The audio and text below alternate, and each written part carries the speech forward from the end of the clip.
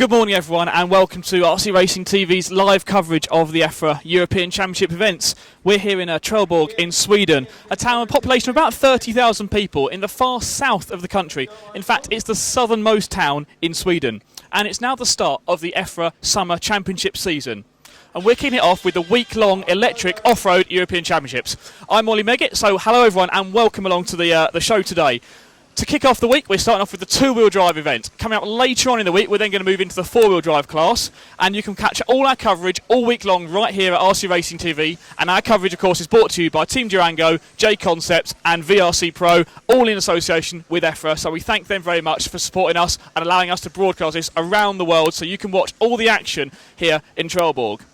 Now, for those of you who know me, know that I've done a number of these events for the European Off-Road Electric Championships, and whenever I've turned up, it's been raining, and that's meant the event has had to change the schedule, change the number of rounds of qualifying, and the drivers have had to adapt to very different track conditions. But this week, we're not going to be experiencing that same difficulty because, as you may have noticed already, we're indoors. We're actually inside a massive sports arena. It's normally an ice hockey centre here, but they've converted it into an off-road dirt track with a huge pitting area as well to go alongside it.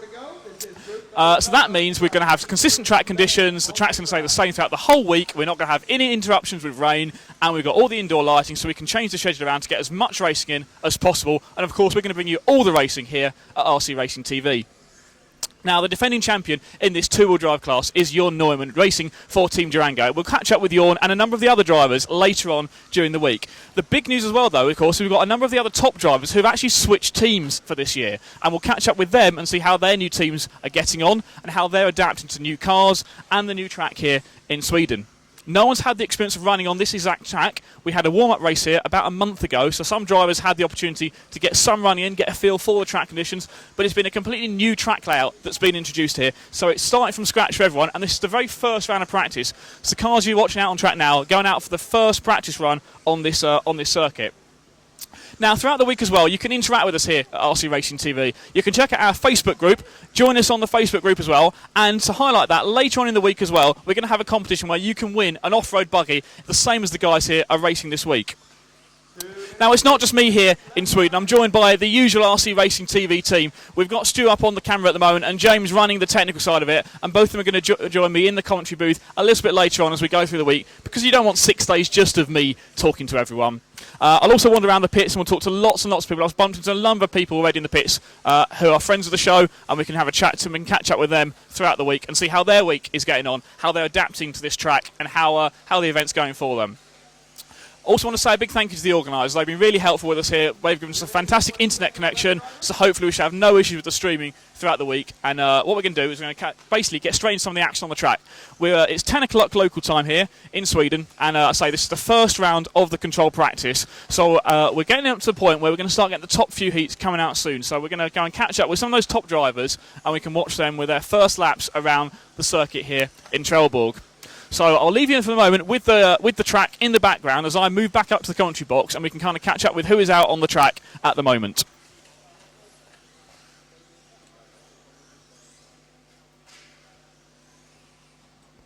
So our commentary box here located right next to the circuit, which means I've got a fantastic view of the track for the whole week. And we've got some other cameras dotted around the circuit which we'll be showing you throughout today and as the event goes on. But today is a whole day of practice. We move into qualifying starting about lunchtime tomorrow, and then the final start at lunchtime on Wednesday.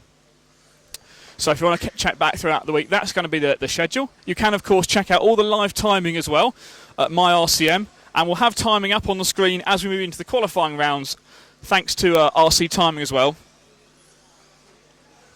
So as we move into qualifying tomorrow, we'll get all the timing up on the screen so you can watch your favourite drivers alongside, you can see their lap times and things, along with the footage of them actually out on the track.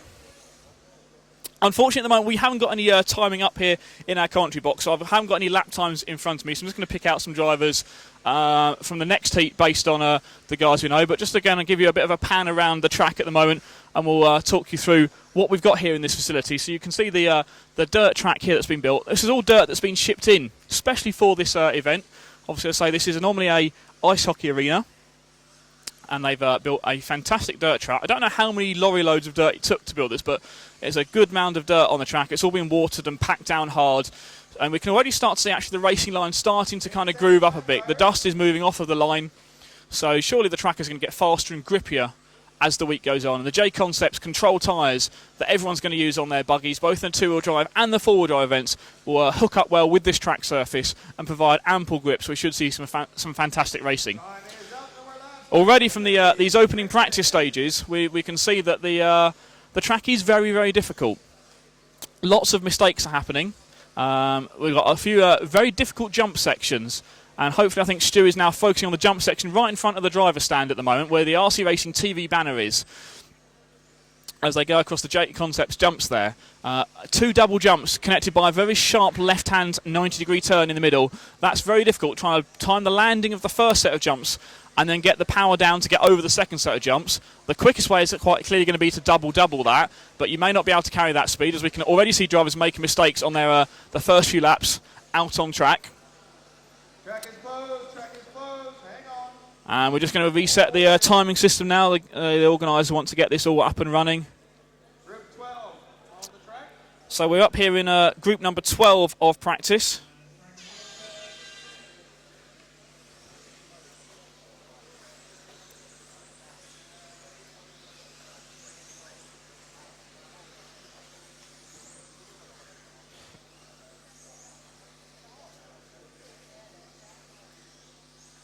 We've got about nearly 140 drivers here in this two-wheel drive event. So we're going to have, I think, 14 groups of practice. And I should now be able to grab my my notes here and look at who is going to be out in this heat. And there may well be a few people we want to kind of keep an eye on in this one. But we'll let Stu get used to the track here as we follow some of the cars around this circuit here in Trelleborg.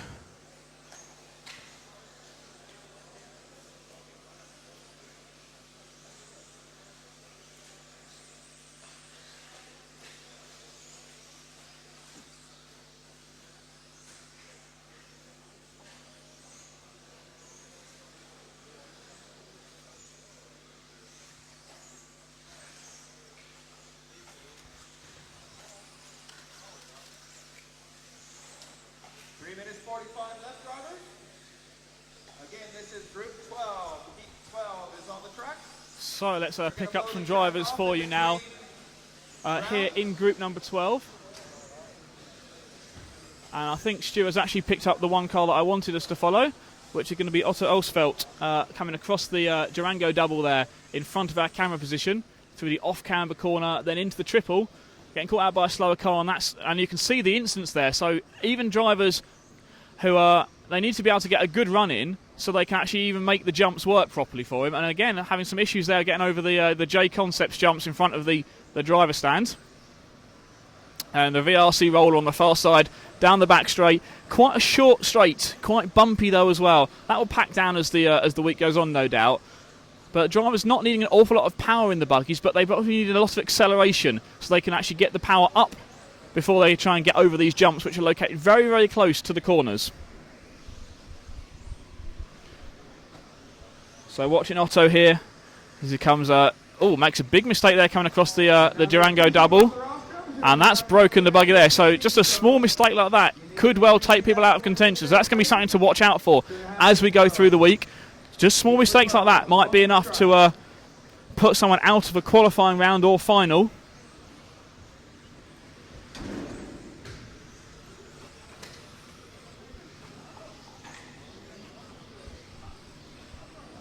And of course, drivers not having to use number stickers on their buggies at the moment, so it's going to take us a little bit of time just to pick up everyone on the track.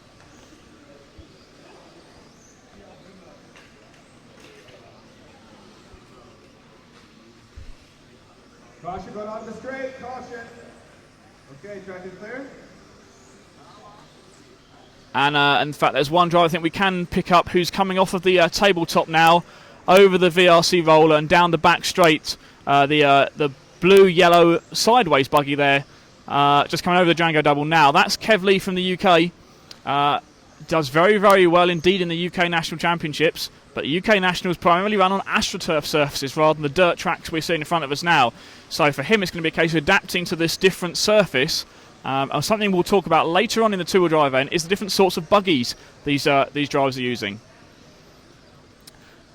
And as we talked earlier about the drivers changing manufacturers, that can well have an influence on some buggies are very good on the AstroTurf surfaces, some on the carpet, some on the dirt, and some a mixture of all of them. So we'll see who's running what different make of buggy, what setup, where the motor location is, the classic rear motor buggy, the newer mid motor buggy, or as is now becoming very popular, particularly on the carpet circuits, is a front motor buggy with the motor mounted very, very forward in the chassis.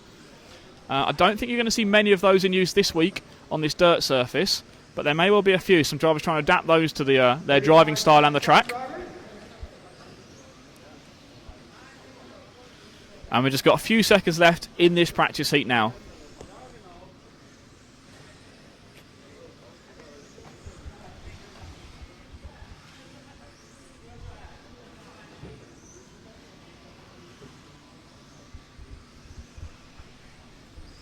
One person just noticed standing at the side of the track, not someone racing here this weekend, is Shinadachi coming over here from Japan to work with the Yokomo team. Yokomo are a team that's expanding the number of drivers they've got in Europe at the moment. So he's over here in a purely technical role to support the team. He's now taken on a role as a development driver, development mechanic for Yokomo. So we'll catch up with him and some of his drivers as the week goes on. So that gives you an idea of the sorts of different people we've got here. It's not just the drivers and the regular pit crew, but there's a lot of people from the manufacturers in attendance as well, as the guys are using an event like this to try and learn how their buggies work on this different surface. I guess it's quite similar in a way to maybe some of the US style indoor tracks with a dirt surface, although we're not as high grip as some of those you might see in the States are. And it looks like it's Lee Martin's buggy that Shin is holding there, but Lee's not up in the seat. Lee's in the next one. Kim, I need to see you over here, please. Kim.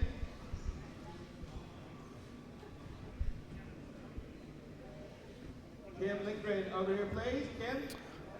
And sitting on the track just after the Django double, we've got the Schumacher buggy of Tom Cockrell, red and white car, going over the triple now.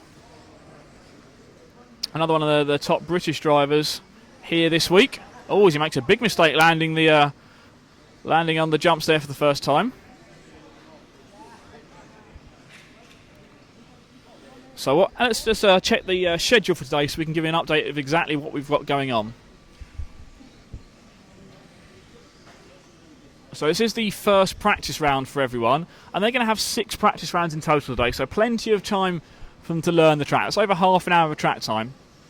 Then tomorrow morning there will be 2 more practices for everyone, and then qualifications kick off at just after midday local time here in Sweden, 1 hour ahead of UK time.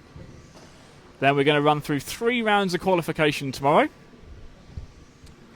And following that on the Wednesday, there will be a brief practice session for everyone in the morning just to groove the track back in. I think that's really important in the off-road racing. It's good to see the organisers have managed to find time in the schedule to put that in, to put a round of short control practice in, groove in the track surface, and give everyone the best possible racing conditions.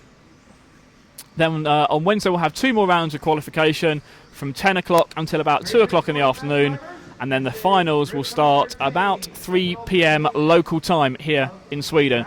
And then basically repeat that whole schedule again on what's going to be Thursday, Friday and Saturday for the 4-wheel drive class. So 6 days of non-stop action here. And someone I've just noticed out on the track in his typical colour scheme, the purple, orange and yellow car, messing it up as he comes off the triple there, going over the RCTV jumps, then onto the J Concepts jump in front of the driver stand. That's Robert Bataille, the 1/8 buggy world champion. As he goes over the VRC roll and down the back straight now. He's obviously a nitro buggy specialist, but racing on the electric class as well this year, stepping up, looking to get as much track time as possible. This is going to be something very new for him. He's done a lot more electric racing this year, but every race is a new experience. We'll see how he gets on as the week goes by. who else we got out on track? We've got I've seen the fluorescent yellow, blue and white buggy going over the triple now, and then into the TV jumps, and then the J Concepts jump. That's Peter Pinish from Austria, a former European champion in this class. He goes around the tabletop, across the roller now and down the back straight. One of the many team associated drivers here this week. No doubt we'll have a catch up with him later on. And I've also seen Craig Drescher, very well known driver, back from when I started racing many years ago. European champion, British champion multi times. No longer racing in this class, but is here as a team manager, team support for Team Associated. So one of his drivers out on track at the moment.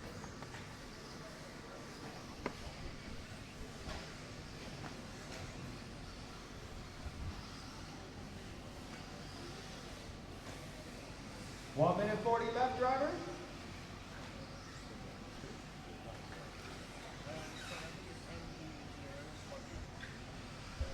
And in fact, we're looking at Peter, and Peter is the fastest car in this heat at the moment.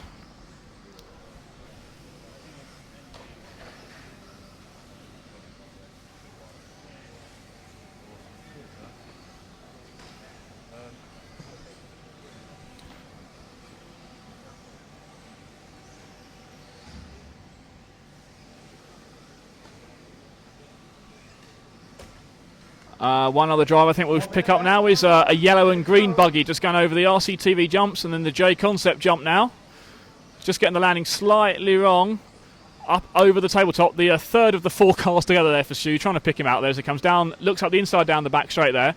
That's Wesley Van Helmond, youngster here racing for TLR. Very quick, has proved his speed over the last few years. He's really come on in terms of his on-track capabilities. So we'll look to see how high he can get himself up the orders. He just clips the outside wall on the back straight. It's a NASCAR style wall along the back straight. Don't want to make any mistakes on there. There's no opportunities for a marshal on the main straight, so hopefully no one crashes on the straight, but if they do, that could prove very difficult for them. In your last 10 seconds now, drivers.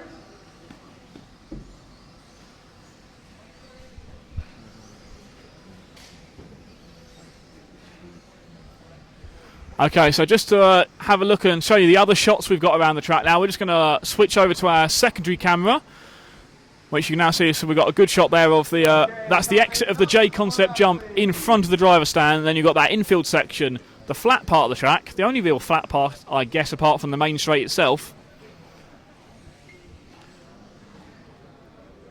And we can see the drivers still managing to mess up the landings even after their first practice round.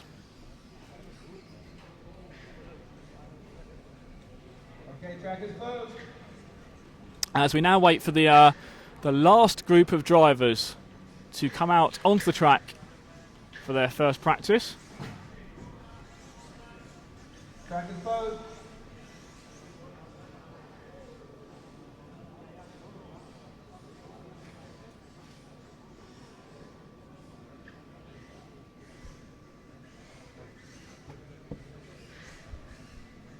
Track is open.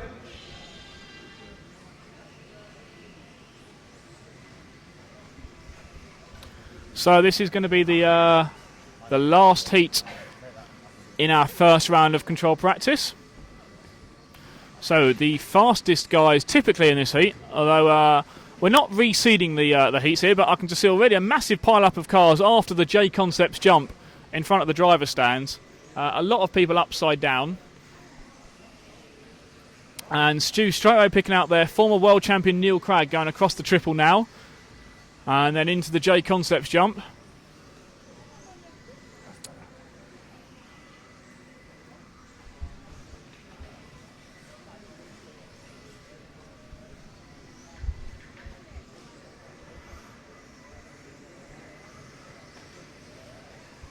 And then if Stu drops back to the car behind, just going across the triple now, we'll be able to pick out Jon Neumann in the red, yellow buggy with the black wing and fluorescent yellow wheels, just getting very wrong there, coming across the J Concepts jump. Defending two-wheel drive European champion. He's been fast for the last 5-6 years, really. many titles to his name, and hoping to back it up again this week here in Sweden, as he gets that part of the track very, very wrong as well. So no doubt as we go through the practice rounds, he'll find that opportunity to use some more speed.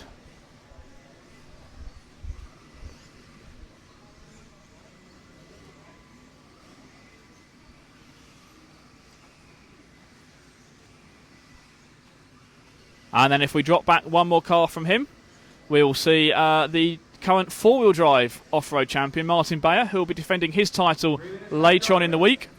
Running the X-Ray buggy now, up across the tabletop he goes, then over the VRC roller.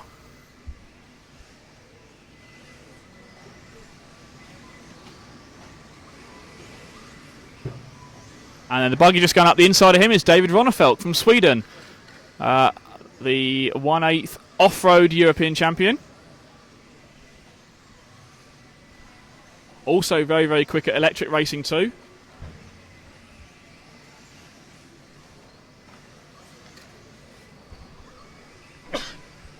Don't try and think there's any sort of local advantage for someone like David being from Sweden, because there isn't. This track built specially for the event.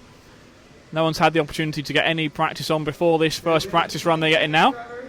So there was a warm-up event about a month ago for the organisers to check how the track worked, make sure the dirt was okay, but they've built a completely fresh track layout for this event.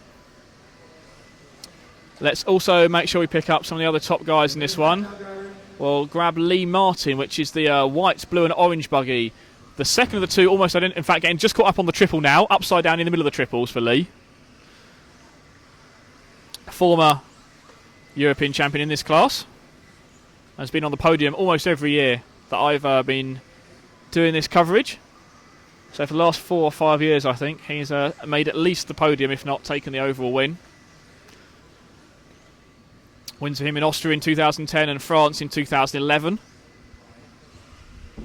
And showing the way around this track at the moment. He's actually the fastest person out here in this heat. So it's a good start there for Lee Martin.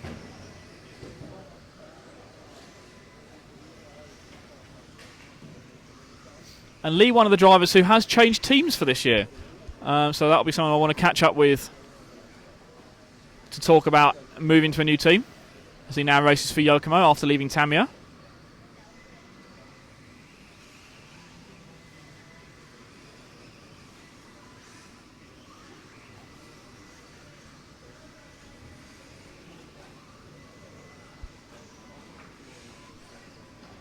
And talking of drivers switching teams, the other big name switching team is going to be Hupo Honigel. And Hupo just landing off the triples now. And then going to the J Concepts jump. Moving from Durango over to Team C now as he comes up onto the tabletop. And then across the roller, down the back straight. It's the white, orange and blue coloured buggy. 20 seconds left, driver. So we've got about 20 seconds left in this one.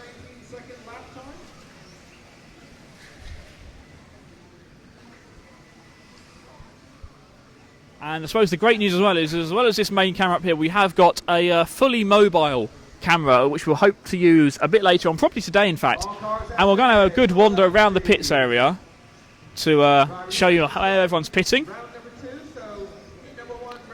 I don't know if Stu can actually pan around to the right-hand side now and have a look at the... you can see the massive bitty design tent there. That's actually... Behind that is where the pit area is, not even under that. Behind that's where the pit area is, so about half of this ice rink being used for pitting.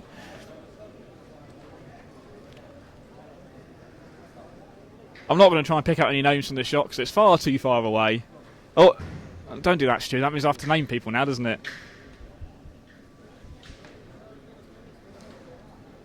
People working feverishly on their cars there. They've got a day of practice to get the cars sorted out.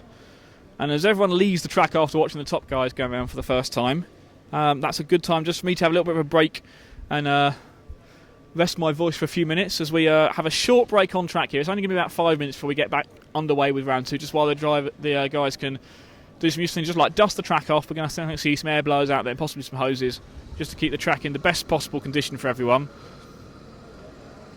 As we say that, one of the air blowers powering up now to come out and just dust all of the loose dust off the track.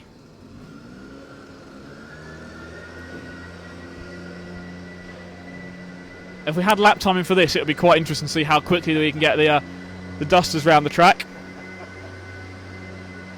I want to go.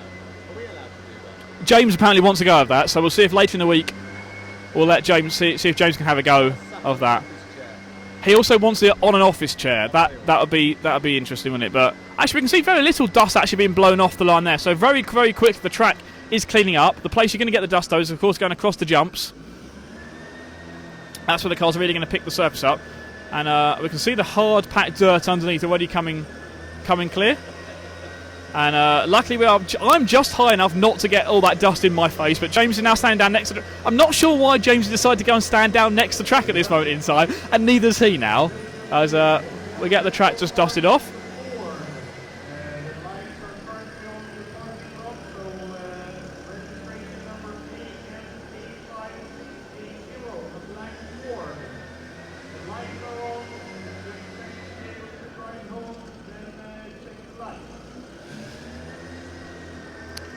And I'm just going to have a quick word with Stu Noble here, as he's taking a break from doing the camera, and the lead's not going to quite reach any further, so Stu's going to have to lean over a bit. Not a problem for Stu because he's so tall he can lean anywhere, basically. What do you think of this air blowing around the track, Stu? It's really good. Keeps the track clean, so it'll be fast. There we go. That's the key thing. That's all Stu cares about, is whether the cars go fast or not. So no doubt we'll actually see the track almost kind of what they call blue groove up, where you see a very dark racing line appear. And if we're going to have this sort of like this impact every round, which I think we are, we're going to have this break every round just to dust the track off. That will really help keep the track conditions the best they can be for off-road racing. One thing I suppose it's worth noting as well, if you're new to electric off-road racing, they do something that's a bit different from some of the other classes. Every round of qualifying, they rotate the running order of the heats, so it doesn't always run from heat 1 through to heat 15, which always keeps us on our toes because we can never remember where they're starting each round, unless we look at the timetable which we've got in front of us. But it also means that he's not always having the top guys out at the end of each round, and I think even the last round they ran backwards from 15 down to 1. So that means they get different track conditions every round. You see the amount of dust that's coming off now, so it's going to be a fresh track for heat 1 this time, but as we go through the week, you're going to see the fast guys out on this fresh track later on and see if that affects the speed they actually carry in the cars. It might not do, or it might do. We'll see how that works out.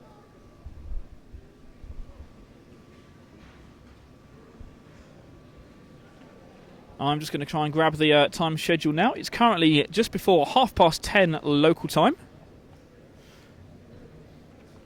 And thanks to RC Timing, I've got a time schedule here in front of me which says the next round should start in about 4 minutes' time. And during the practice, we're going to run straight through from 1 through to Group 14. So the top guys are going to be out later on. So if you are going to want to tune in just for those top guys, they're going to be out from around about 20 to 12 local time. So that's in, 1 hour and 10 minutes' time before they are out again. You see those top guys out. The drivers for heat number 1 starting to get ready, starting to get themselves up onto the driver's stand.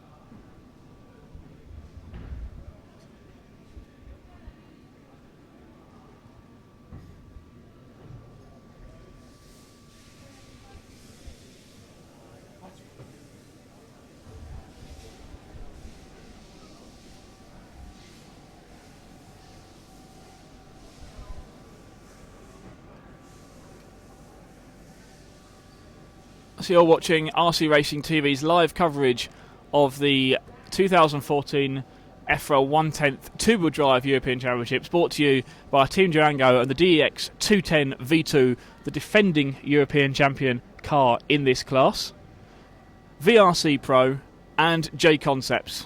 And it's all thanks to EFRA that we are here. And the Trelleborg's Motor Club, the hosts for this year's event.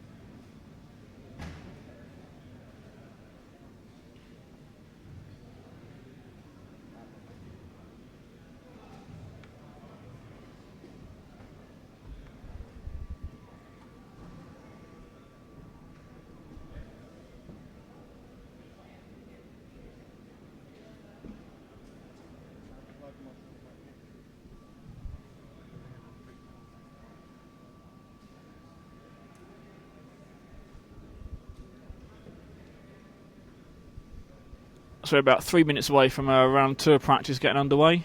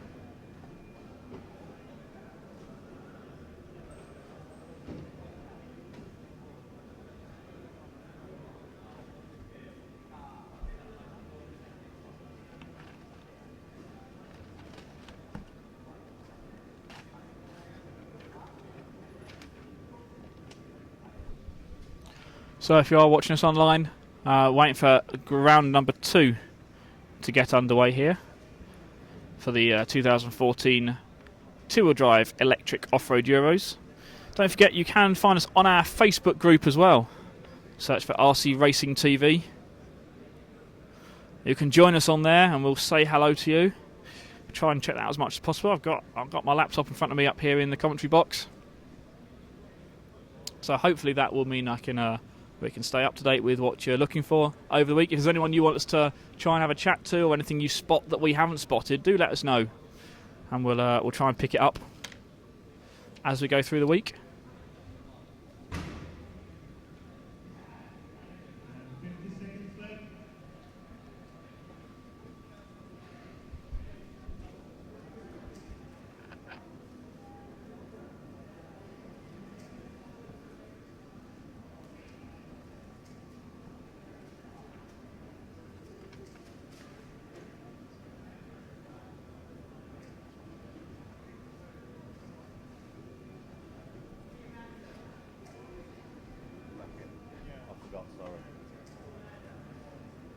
Yeah, it's not even flipping, it's fine.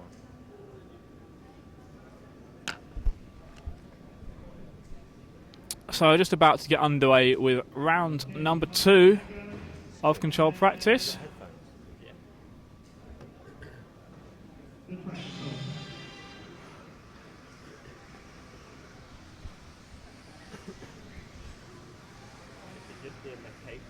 And we can see right in the middle of the pitch there, Hoopo taking a seat to marshal this heat. Heat number 1.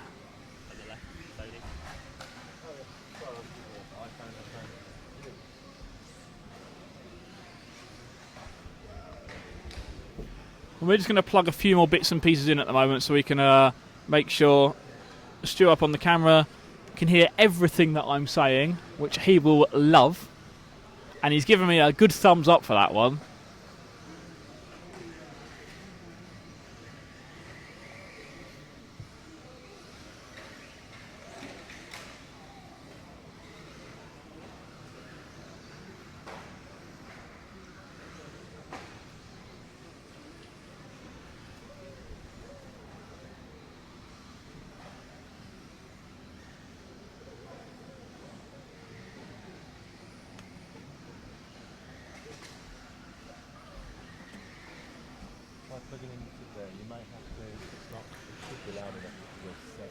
So it is group number 1 out on the track at the moment. It's on the highest It's too loud, you can knock that down. You don't get a lot of adjustment. Let's see what you get.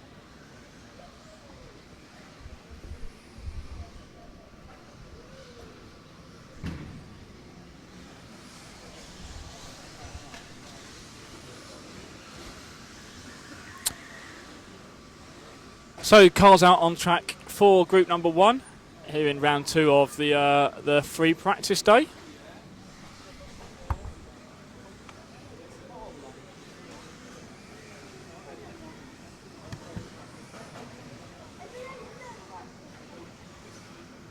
And these guys now their second opportunity to learn the track here at Trelleborg in Sweden.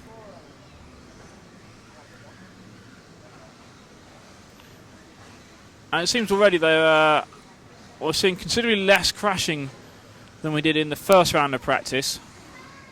So people learning the track layout, learning how to attack these jumps here.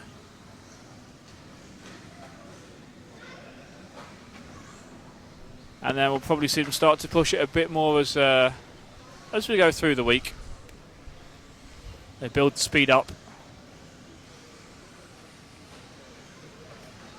All of these heats are sorted by the EFRA section chairman, Paul Worsley, and they're based on everyone's results at European Championships over the last 5 years or so. Taking into account the different track conditions that people experience.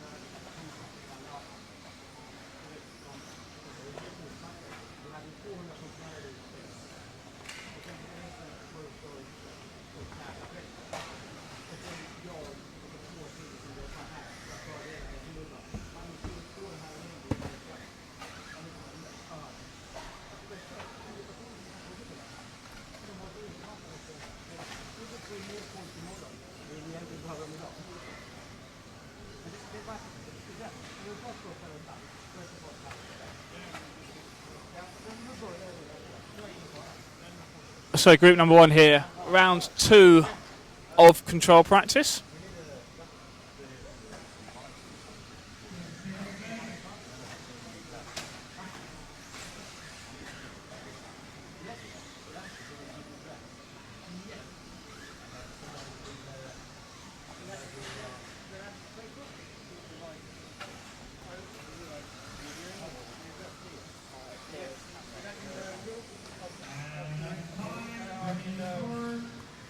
And that just about wraps up group number 1 of round 2 of control practice. And while we're here, actually, let's just move down the media centre, and we'll talk to Phil from Neo Buggy, who's going to be sharing the media centre with us all week. Start off with the facility here. It's pretty spectacular, isn't it? Converting an ice hockey arena into an off-road dirt track. Yeah, it's not the first thing I'd expect. You know, you've got ice here now, all of a sudden they've brought in a load of dirt. I'm not sure how it's going to look afterwards, but they've done a pretty awesome job, to be honest. Yeah, I'm not looking forward to. Well, we're not helping to clear it up, luckily, are we? No, I think we're going to get out of here pretty quickly on Saturday night, to be honest. Yeah. Hopefully, we won't play ice hockey on the dirt. But how are you doing anyway, Phil? Good to be here in the off-road electric Euros. Yes, indeed. It's my second event in my, I guess, short career at a sort of big event in Sweden. The last one was 10 years ago, the World Championships in 1/8. So it's kind of nice. I have family here, and so I've been visiting them a little bit. And a couple of, I guess, first-round problems, which is normal for any race, but it seems to be going quite well. Things are settling down. Track looks pretty slow, to be honest. It's a bit like slow-motion RC to watch it, but I'm sure it's going to improve slightly. Also when we move towards, I guess, four-wheel drive, but yeah, tent scale for me is a bit of still a new thing, despite having been to the Worlds. So you're certainly focused on your 1/8 buggy stuff really as well, but tent scale, we're seeing a lot of 1/8 buggy drivers racing tent scale now, aren't we? I mean, especially to people like Rob Bataille moving across to 1 tent scale after his World Championship win. Yeah, definitely. I think it's been a trend over a few years now, and it's just a case of where you get the absolute pro drivers who are paid professionals. They need to do more than one class. They can't just motivate their paycheck by doing one class. You have Miguel Matias, who's a good example. Ron Falk, he's used 10 scale, I think in particular in 2012 when the Euros was in Ferring, the same track as the 8 scale Euros, and he obviously did quite well there. I think at the end of the day they need to motivate their salary, and also especially two-wheel drive is fantastic practice, and they get more driving finesse almost. I think that translates through any class they're racing. I think that's absolutely true. Yeah, the more track time you get, the better you're going to be. Yeah, definitely. I mean, especially in two-wheel drive, you have to be so much more precise on throttle, and that will have a big effect, especially on fuel mileage in 1/8 scale. You won't just go like trigger happy. Yeah, that's definitely having a big impact. Well, I'll let you get on with all your photos and your reports and stuff. We'll no doubt catch up with you across the weekend, but thanks for joining us now, and we'll talk to you later on. Okay, thank you very much. So there you go, check it all out, neobuggy.net for loads more photos and stuff from Phil as the week goes on. As we're into Group 2 in round 2 of the control practice.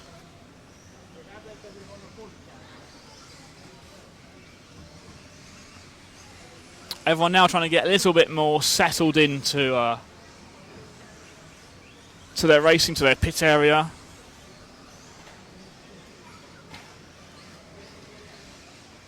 And so current local time just before 11:15.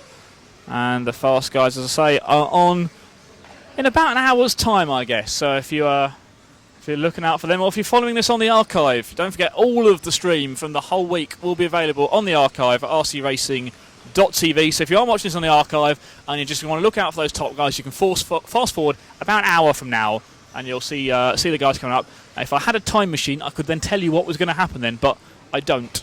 If I had a time machine, I probably wouldn't be using it for that either. Hopefully we should have timing later today. Ah, fantastic. So, we should have some live timing up on the screen as well later today. So as we get into the later practice rounds, everyone gets a few rounds onto their belts, gets up to speed, learns the track. We can see on the screen how everyone is doing. But as you just heard from James there, join me up in the booth now. What's your first impressions, really? I mean, I suppose from your point of view, I was looking after the technical side of things, really, primarily this weekend for us.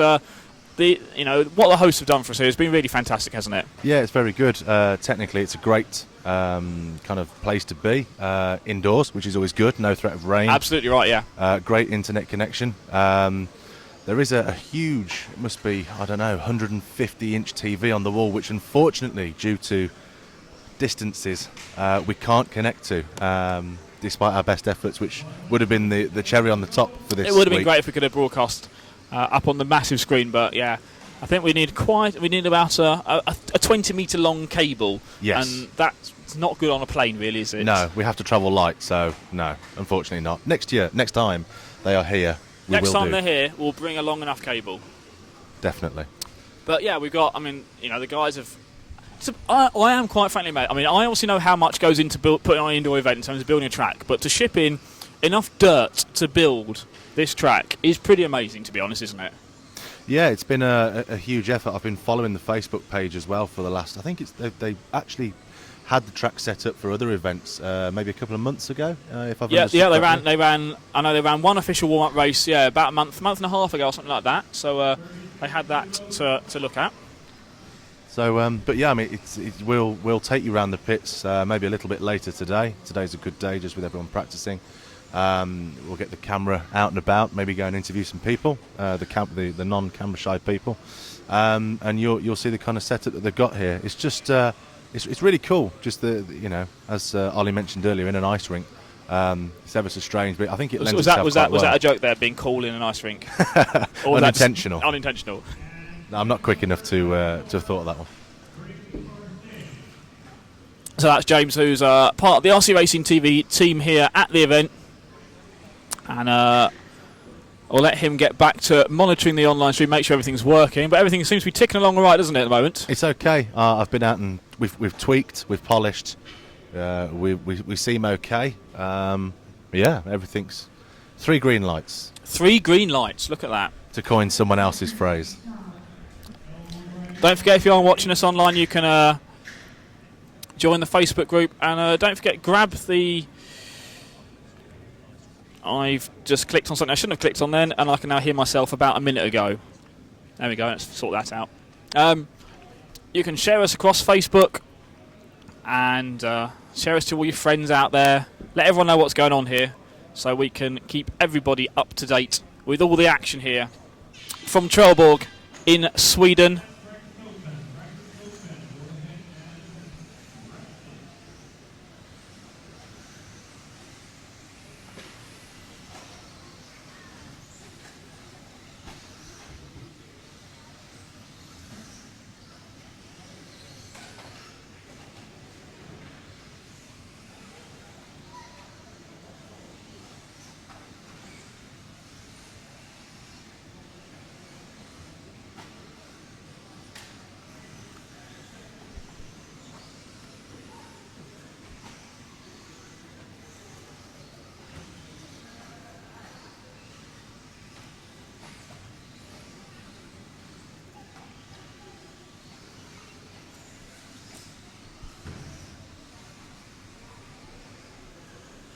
Do you know which group we have out at the moment, Ollie? I think this is group number 3 out on the track at the moment. Am I right in my non-RC knowing world, as I'm just the technical guy, that would be the 3rd best group, or is it random at the moment? It's actually works the other way. So the best guys are in group 14. It's not completely 100% fixed that way. They spread the drivers out a little bit, so you don't get all the top drivers racing each other every single round.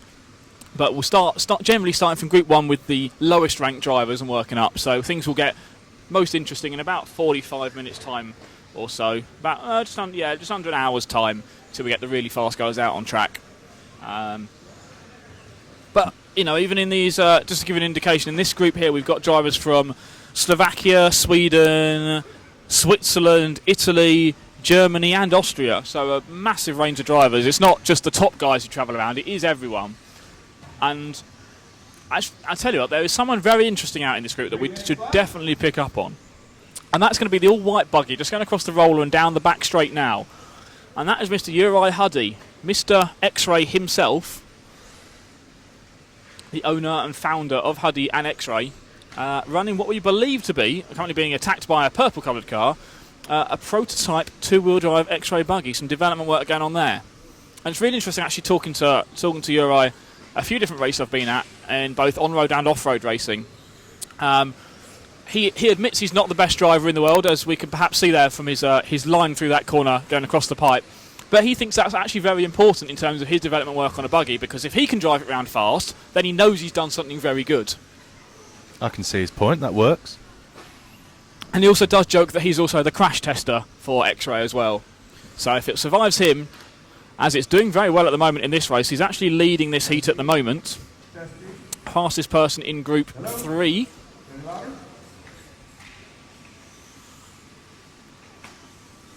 I wonder what he'll be like when we take the camera around the pit lane. Some manufacturer drivers tend to cover their cars very quickly when we walk around with cameras. They do indeed, yes. And I'm not sure how much that they'll be this year. I guess in many ways this is perhaps the biggest race everyone's going to come across this year, the European Championships. There's no World Championships in this class this year.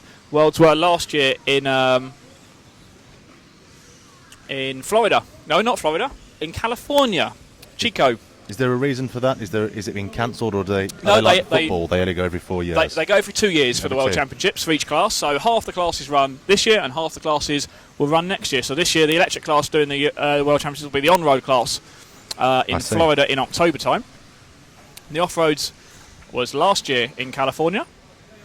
That was run by Jared Tebow for Kosho and Orion in two-wheel drive. And Lee Martin, one of the drivers here, former European champion, was second on the podium. So that's one of the things I want to have a catch-up with him about later on.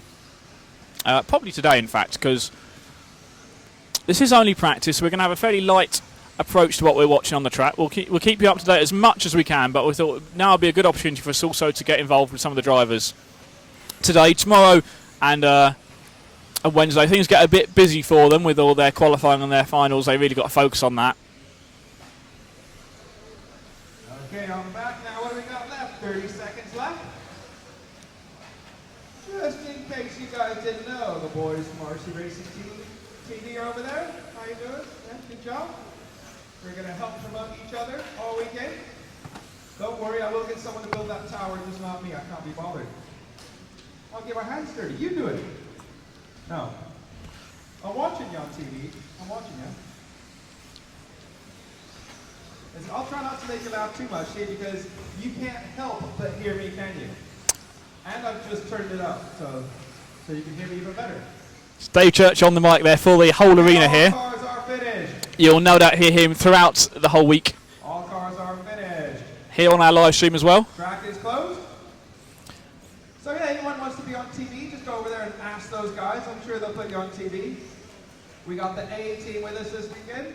They sent the B team to some other meeting somewhere else. It doesn't really matter. This is where it's at. And I can get away with saying this because I'm me, of course. And no one really cares.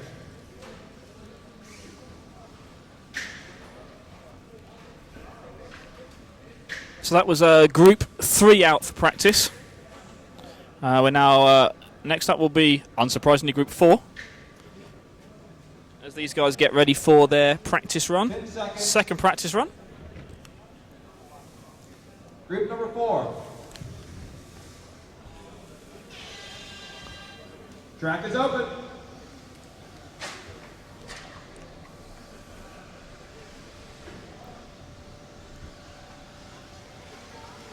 And so this is Group 4 out on track now for their second practice run. Group 4 is underway. Heat number 4 on the track. And we'll give them a couple of laps just to find the track again, find out where it goes. Okay, group number 4, free practice, round number 2.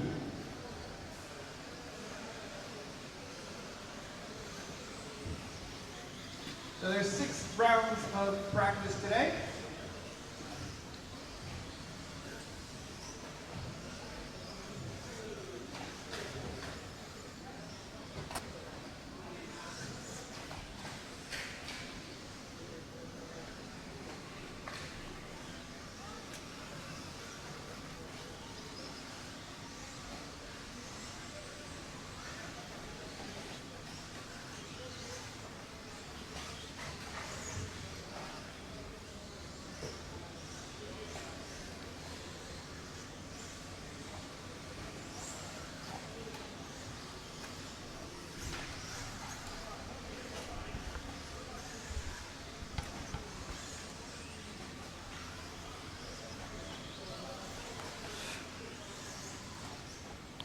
And so at the moment, I'm just letting Stu film whichever cars he likes the look of, 20 seconds left. which no doubt will be a number of the Durango DX 210 V2 buggies. No one can be bothered if they want to go over and build that tower for the RC Racing TV guys. I know they'd like it built. Try to tell me to build it, but I don't want to. They don't want about it.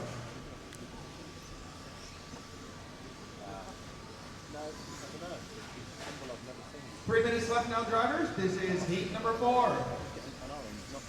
Oh, and just to prove to you that I am actually on Facebook and checking all the messages, I've just had a message from a superstar driver telling us that he's working very hard and watching this event at the moment. So hello to Chris Granger out there, current UK Touring Car National Champion. Not sure why he's watching buggy racing. There's not many flat parts here, Chris, so don't quite know what you're going to learn from this, but maybe you'll learn something anyway. Or maybe Chris is thinking of making a change to buggy racing. He's bored of doing touring cars, so he's given up with touring cars and going to move on to electric buggies, perhaps, and that's why he's racing it now. Stu was just shouting something at me there, but I didn't hear at all because I wasn't really listening. Apparently Chris already races off-road. Sorry, Chris, I didn't realise. Maybe he's just not very good at it. I don't know.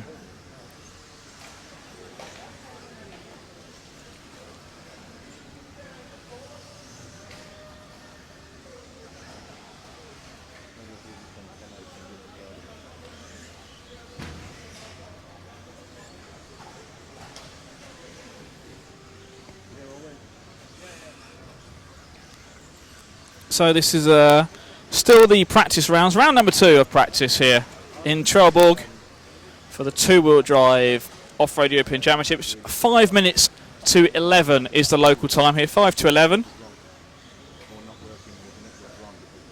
And our coverage brought to you by Team Durango and the DEX 210 V2, VRC Pro and J Concepts.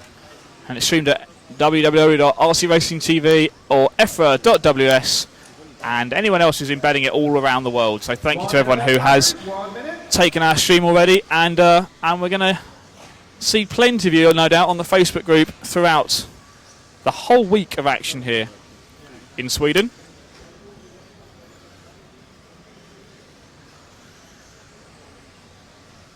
Well done, Ollie. Chris Granger deserves to have the P ripped out of him. Definitely. Yeah, I'm watching you, watching me, watching this. This is where it's going to get really confusing now. If Dave Church is watching along apparently on the other side of the hall here, and 25 seconds left, drivers. How you doing, Mr. Maltenkamp? Car's all right? And now sending me messages from the other side of the hall. So Chris Granger, Dave says hi and points out that you're not a great off-road driver. I'll leave that as his opinion, not mine. Maybe focus on touring car stuff. Time is up. Number last. Bring them, please. So that looks like it's the end of group number 4 of practice, as I've broken a set of headphones. I now need to switch them over to another pair.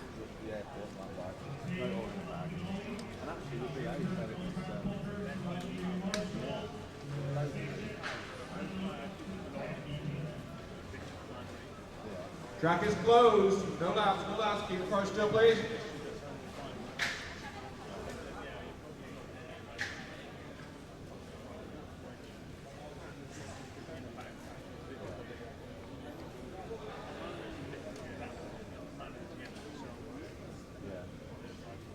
Wow, Ollie, I can even hear myself. That's pretty good.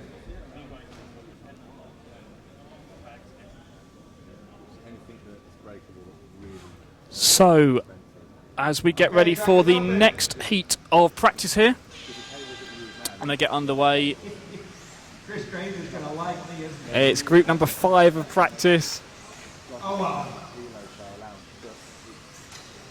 Group 5 out here for practice round number 2. Let's go, Marshall.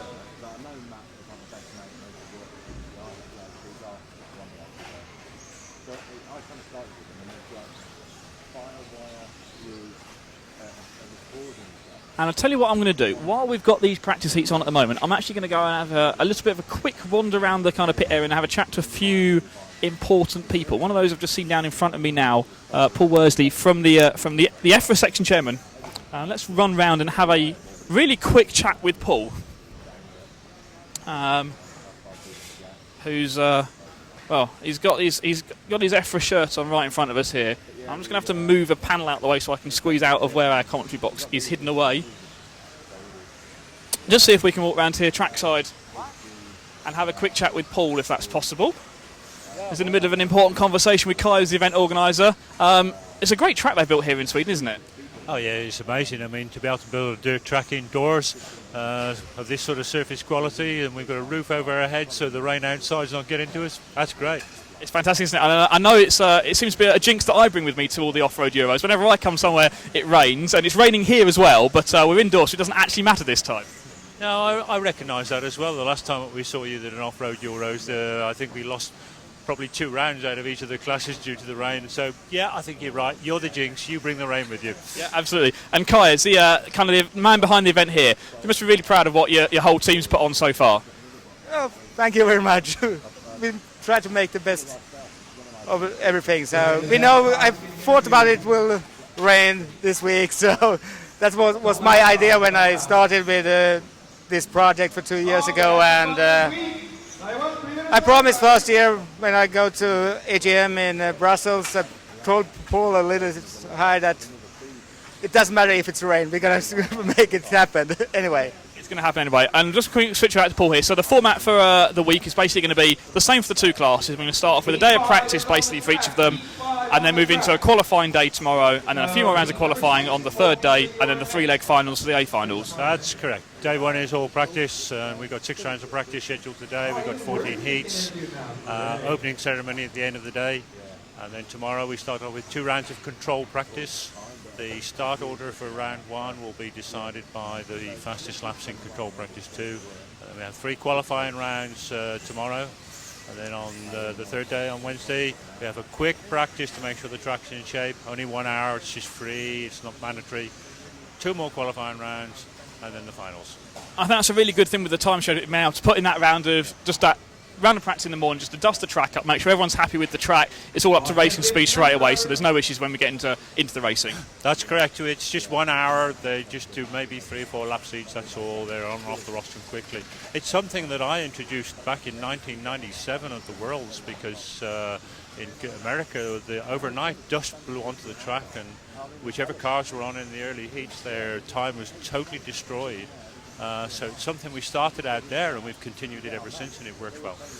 Thanks. I'll let you two get back to your, whatever you were discussing, no doubt, about the event, and I'll crack on walking around the pits. But that's Paul Worsley and Kai there from the event organising team, sorting everything out this week for us here in Sweden. Again, a big thanks to them. We're just trying to introduce you to some of the other voices you're no doubt going to hear throughout the week here on RC Racing TV. Hopefully you can still hear me as I walk round to the far side of the circuit from where our camera is located, up into the other commentary box where Master of Ceremonies for the event, Dave Church, is sitting.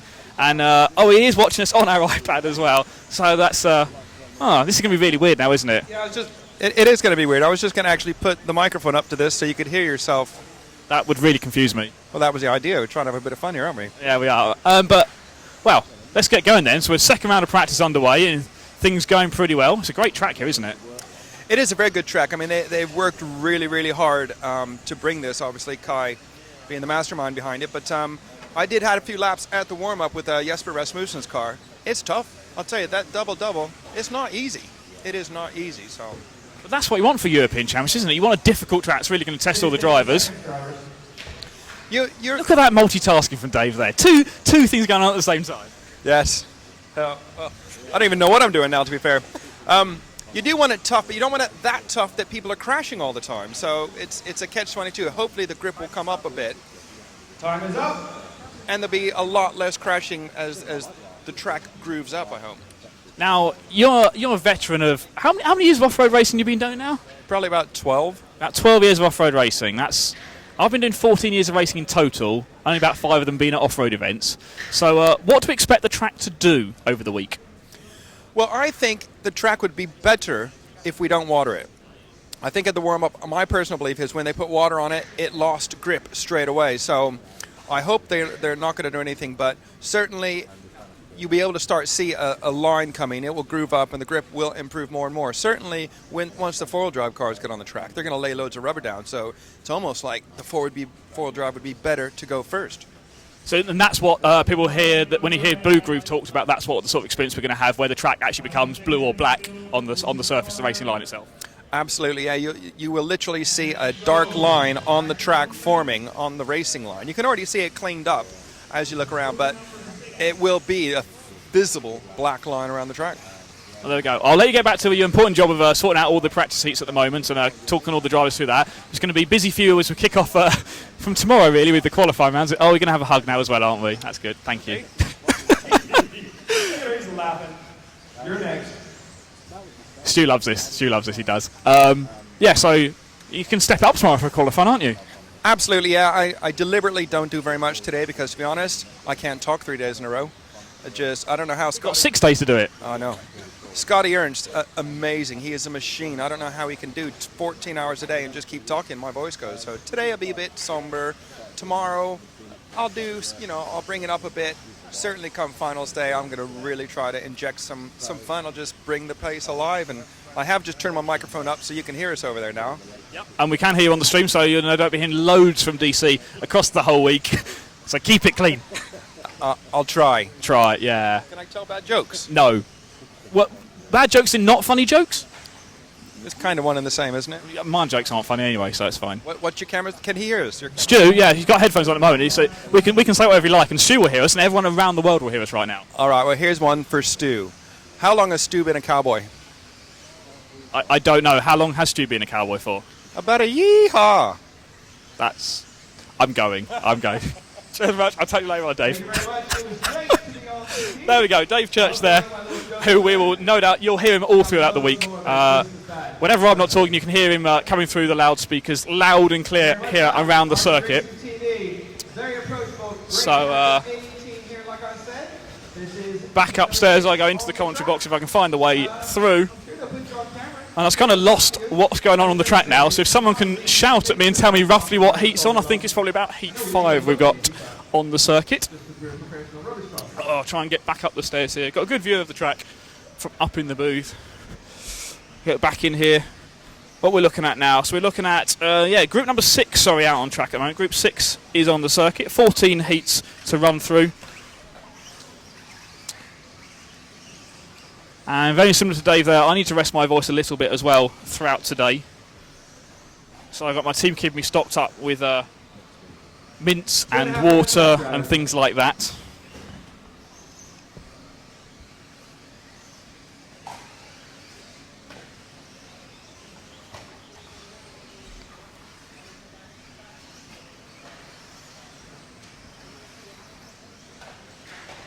And just to let you know, Chris Granger has now replied to me. I'm sure you're all dying to know what he says. He says, I'll have you know I'm very, very bad at off-road. So there you go, you've heard it from him as well. 1 minute 55 left, drivers. I'll tell you what, Ollie, I look pretty good on camera from here. Oh, well. Do you think it's putting off our drivers? Well, maybe Calais. He'll get upset. This is group number 6, 1 minute 40 left. Let's look at some times. Daniel Kovacic, 19.8. Boom, Calais, 20.1. Henry, 20.3.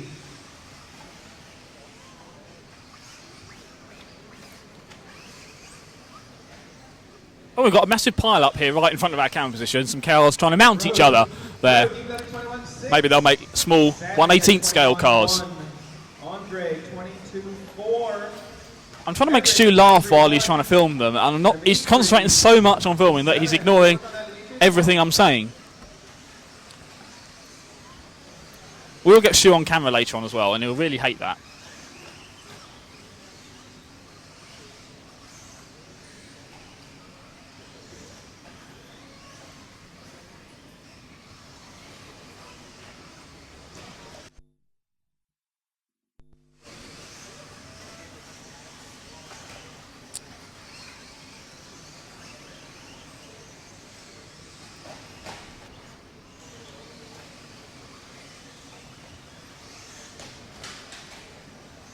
So hopefully, if Chris Granger is still listening along, he can send the link out to all of his Schumacher team, and then we can all watch the Schumacher guys driving around a little bit later on here at the Trelleborg circuit.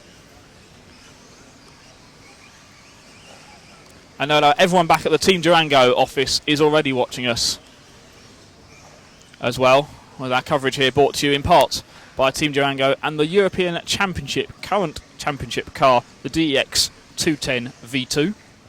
We thank them for their support, supporting us here at RC Racing TV and making all of this possible so you can watch all these people racing many, many miles away from where you are now, wherever you're watching around the world. Don't forget, get on the Facebook group, say hi so we know where you are.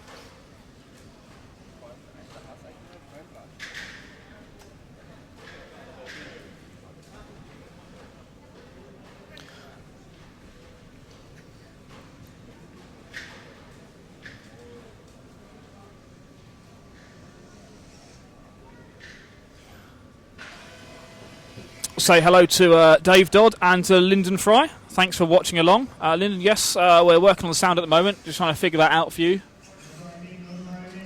Track is closed. And hello to everyone else who's watching along. Raymond, Nick, Mark, Graham, Mike, Tom, and Carl as well. Hello to all of you. Hope you're enjoying the coverage here. This is heat number 7 on the track now. Round number 2 of practice.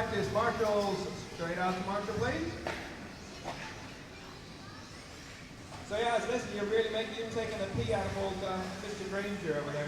Fantastic. Everyone back at Durango, UK, is it watching us? Oh, Mr. Scully? Oh, he is a stressy person. And that's why we don't give Dave Church the mic too often. Group number 7 on the So, people. Group 7 out on circuit now.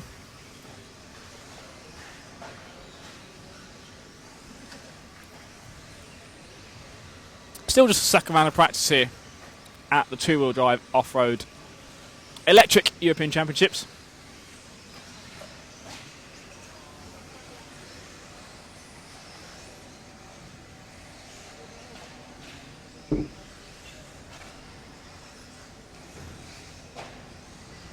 Three minutes, 45 seconds, drivers.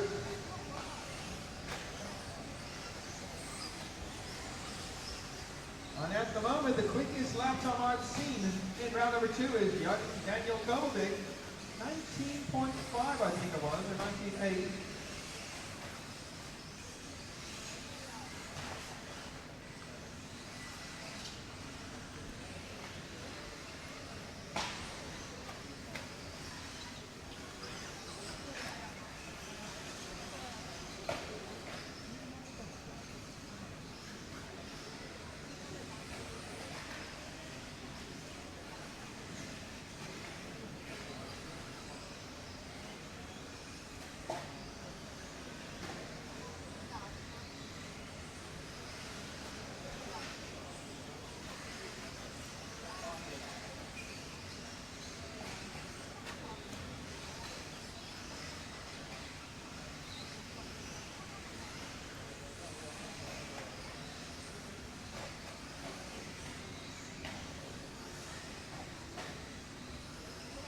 Two and a half minutes left, driver.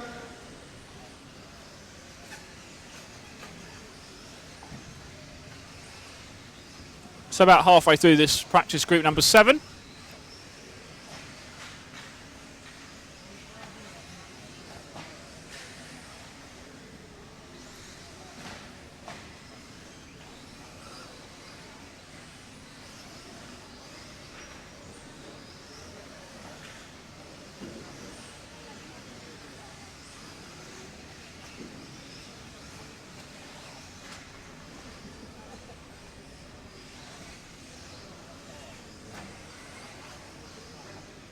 Heat number 7 on the track. Heat number 7 on the track.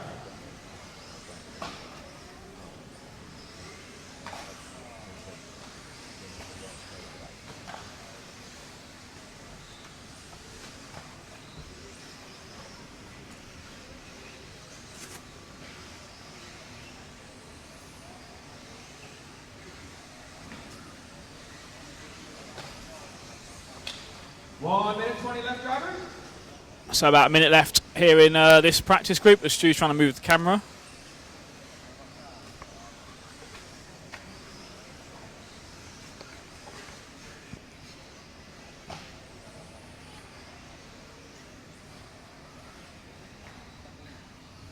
One minute left now.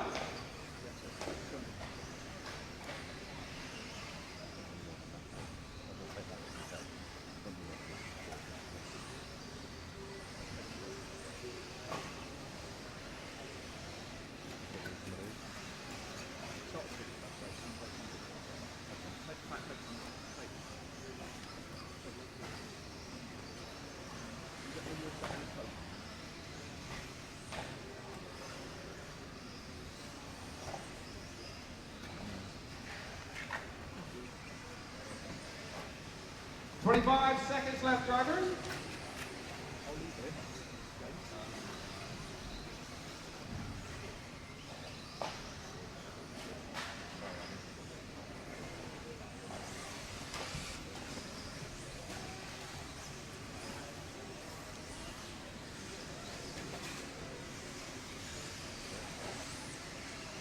Okay, time is up. No more laps. Bring her, please.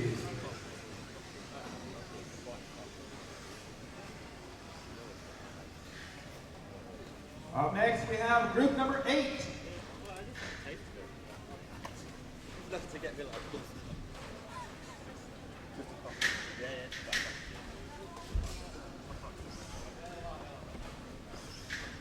All right, so up next will be group number 8.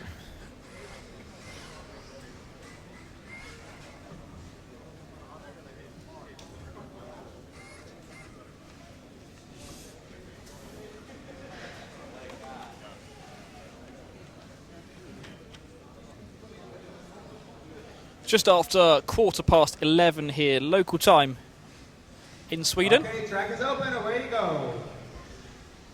So about 25 minutes until we get those top guys coming out again. But out in this one, we've still got a number of fast drivers who will be out on the circuit.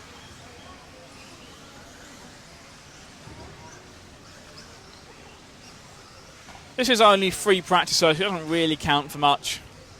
Just an opportunity really for drivers to get their cars set up. Of course, they put them all into groups, so everyone gets the same amount of track time. Everyone knows when their track time is going to be on. Everyone has got the same opportunities. And there's a nice wheelie pulled there down the back straight.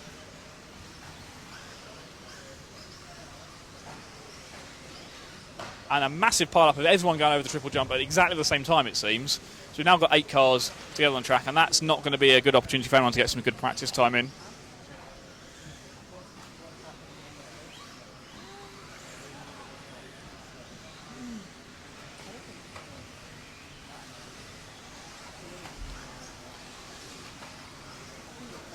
So group number 8 in round 2 of the control practice day here at the 1/10 two-wheel drive Off-Road European Championships. 3 minutes 45.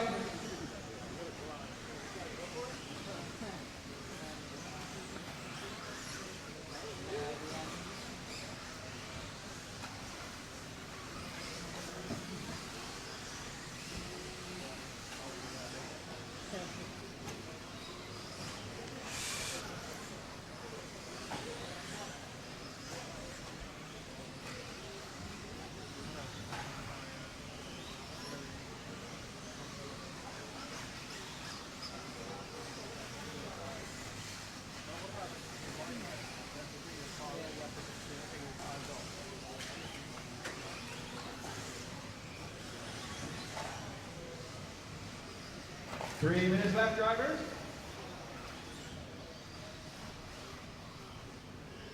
How you doing, bud? I'm alright, how are you?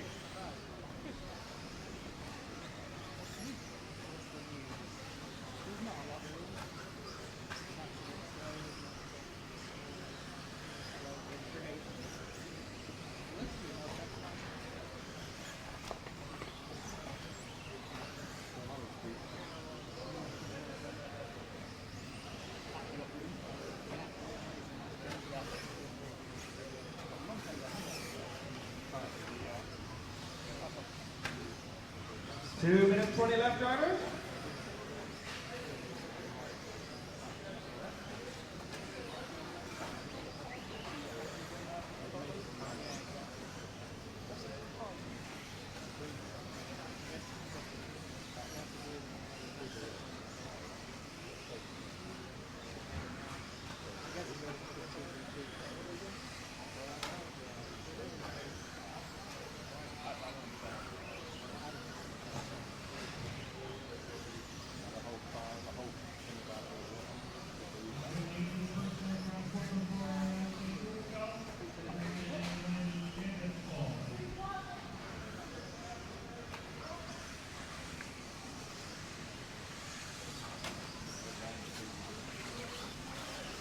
One minute 30 left, drivers. Group number 8 on the track.2 minutes left here in group number 8.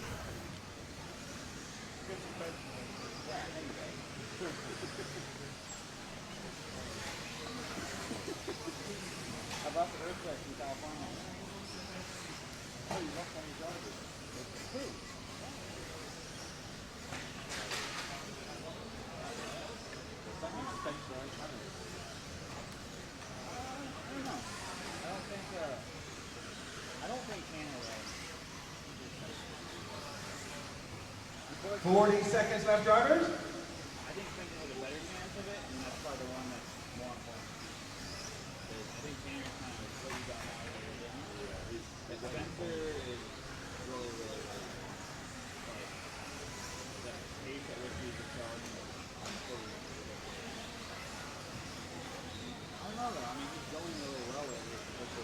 Few seconds left here in this practice group.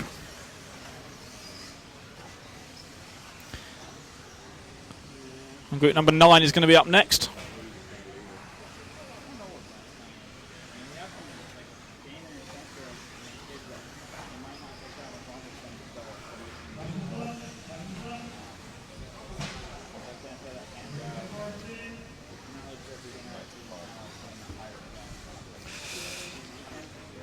So that's about the end of group number 8 of practice.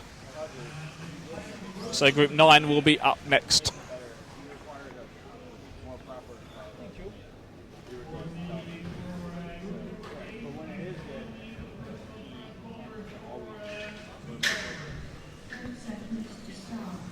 So group 9 going to be out on track next. I'd like to continue my coverage of the facilities here. Would you? It just gets better and better. Oh dear. So what have you now found? There's a cafe. Right. And they have freshly baked pizzas. Freshly... I'm back in 5 minutes. It gets better. Oh, right. Okay. And they serve beer. Straight from the fridge. This is going to get really downhill during the week, isn't it? Yeah. Yeah. Lots of beer. Lots of beer from the fridge. The creme de la creme. Yep. Reruns of Heartbeat with Swedish subtitles. Oh, that is what I've been missing for race meetings. Now, I'm going to get shouted at because I normally end up talking about beer in most broadcasts or podcasts, and people shout at me. I'd like to point out the cafe does also serve a wide range of cold drinks and hot drinks too. Yes. Soft drinks, teas, coffees. Yes. All those sorts of things are available as well. Next but if people would like a beer, those are available. Yes. I'll be sticking to Coke and water by the look of it, as I try and keep my voice in some sort of shape. We have a decision and here we go. to make. Hang on, we have a decision. For those of you, we really should try and get sponsored by them if we're going to talk about them this much, because we no doubt will. As you know, around Europe at the moment, there's the share a Coke promotion going on where they put everyone's names on bottles. There aren't ever any bottles that say Ollie on it, so I'm used to that. I can do better than that. Okay, so what options have I got for names this time? Well, you can either be Jessica or Sebastian. I could be Jessica or Sebastian. Well, I think that's a pretty easy decision to make, isn't it? I think so. Yeah, it's Jessica. Isn't it? Definitely. Yeah.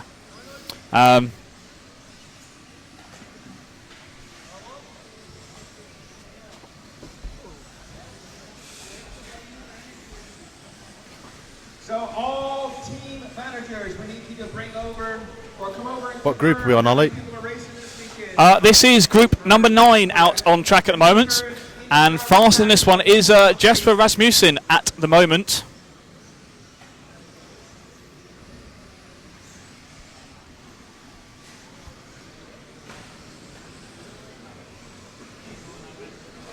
Jesper is a pretty quick driver, one of those up-and-coming drivers certainly, who's someone we can probably keep an eye on as we go through this week.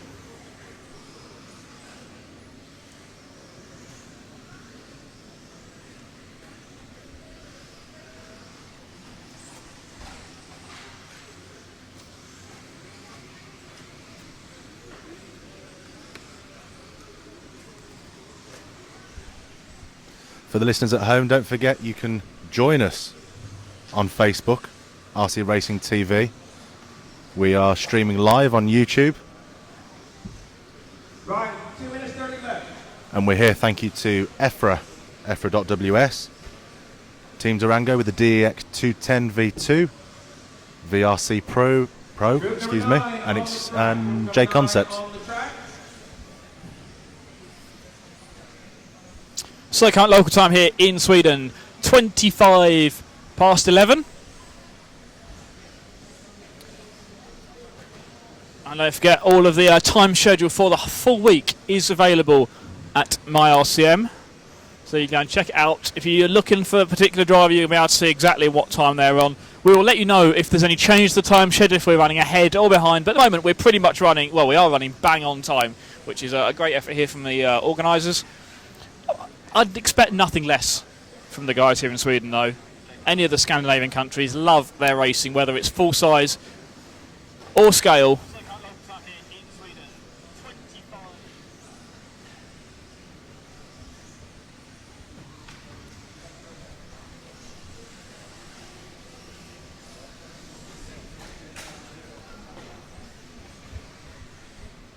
And the number of drivers standing at the side of the track has certainly started to pick up in the last heat or two, which means one thing and one thing only. We are drawing closer to the end of the round, which generally means the faster drivers out on track.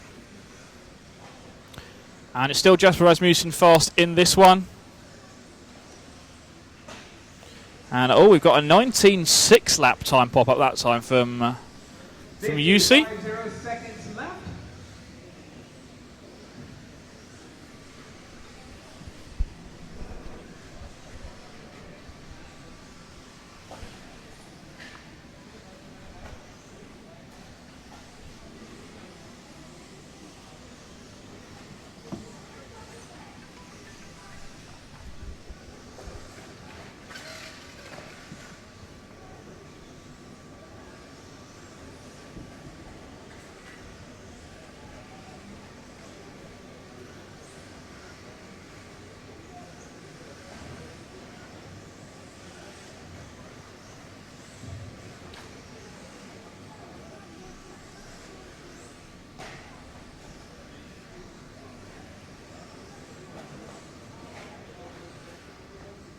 Time is up.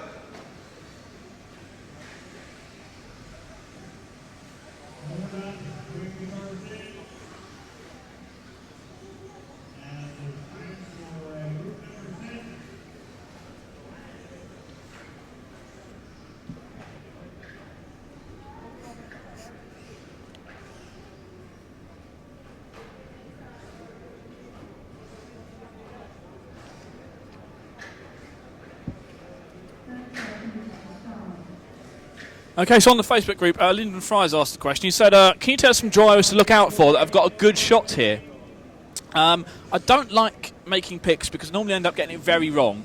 But we've been talking about this in the lead up to the event, and certainly here in the two-wheel drive event, some drivers that I think it's going to be worth watching out for. Well, you've got to start off with a defending champion, Jörn Neumann, racing for Team Durango. That's a, you can never rule out someone like a defending champion. That would be a stupid thing to do, even for me. So Jörn, definitely someone to watch out for. Who else is worth watching out for? Well, Lee Martin, former European champion, multi-time podium finisher. He's going to be right up there and challenging. Second place at the Worlds September last year. In fact, I'm basically going to read out the list of the drivers that have been put in the top few heats and kind of go through them. Neil Cragg, someone to keep an eye on, former world champion in two-wheel drive. Hugo Honegal, multi-time Euro champion. David Ronnefeldt, current 1/8 champion of Europe. Martin Bayer, the four-wheel drive champion. He's certainly got a stronger shot in four-wheel drive, but we've got prototype buggy here for the two-wheel, so we'll see how that goes. Those guys definitely worth keeping an eye on, as are Peter Pinish, Tom Cockerell, Ellis Stafford, Robert Bataille. Also Mark Reinhard. That's going to be a very interesting one to watch. Mark's had some very up and down results in buggy racing. He can be ballistically fast, as you'd expect really from a three-time on-road world champion. But his off-road results have been mixed, but we'll see how he gets on this week. Miguel Matias, Oscar Levin, also worth watching out for sure. Kev Lee, Martin Creel, those are names to keep your eye on certainly. Stefan Pfeifhofer, Otto Osfeldt. It's basically wide open here really. I think that if I'm being honest, my prediction for the battle at the very top is going to be between Jörn Neumann and Lee Martin. That's what I think. I could be wrong, but that's how I think it's going to go. And then I think you've got about 30 other drivers who are going to be there battling for the A final, and realistically that could be a podium place. We've seen already how difficult this track is, how easy it is to make one small mistake. And that'll be the difference between being TQ in a round and being 10th, being 11th, being 20th even in a round. And that's what's going to come down. It's going to come down to the odd points that you drop here and there, not only in the qualifying rounds, but also as we move into the three-leg A finals. One bad A final, that gives all your opponents a chance to make up some extra points. Whether you're one of the top drivers or one of the drivers who's just snuck into the A final, I think basically anyone has got a chance of winning it. From the top half of the grid have got a better chance, but anyone who can make it into the A final, you can't rule them out for winning the European title this year. So a very rough answer there. Lyndon, I apologise for not wanting to pick anyone too much, but I would say really if you are looking for people, Jörn and Lee are the two people to keep your eye on, but everyone from the top 4 heats or so, you know, is on with a shot of the A final. There's no doubt about that. Someone else I guess we should really mention out here at the moment is going to be car 4 in this heat from Poland, Michael Olowski, driving the Durango DX 210, the red and white buggy coming down the back straight. He's had some really good results recently. He's had some great results in the EOS series in particular. That's primarily a carpet series, and we're racing on dirt here, but no doubt his skill levels are increasing as he becomes faster and faster at off-road racing. So we'll see how he gets on. I mean, you've got a lot of people like that who I haven't mentioned perhaps so far, but have definitely got a shot of making it into the main, and then we'll see how they get on. Looking at some timings at the moment, though. 1 minute 30 left, drivers.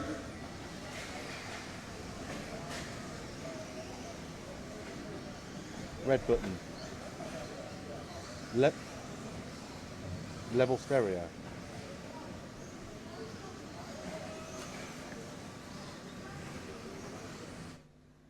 Group number 10 on the track.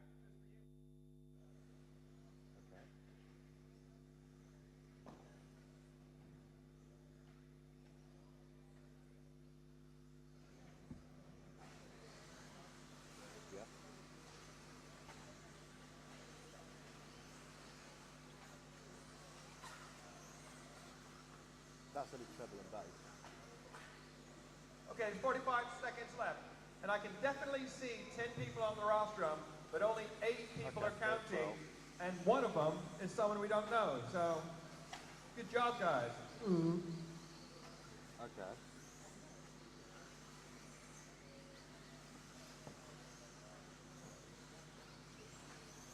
Okay, well the picture is mono, the buttons will be I think high is mono, which is the position it's in now.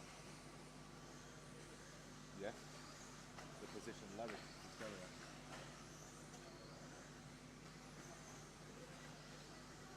I can see it, yeah. Now. Time is up. No more laps, no more laps. Up next, group number 11, or heat number 11. The bottom 2 white dials are random at the moment. Do you want those both at 12?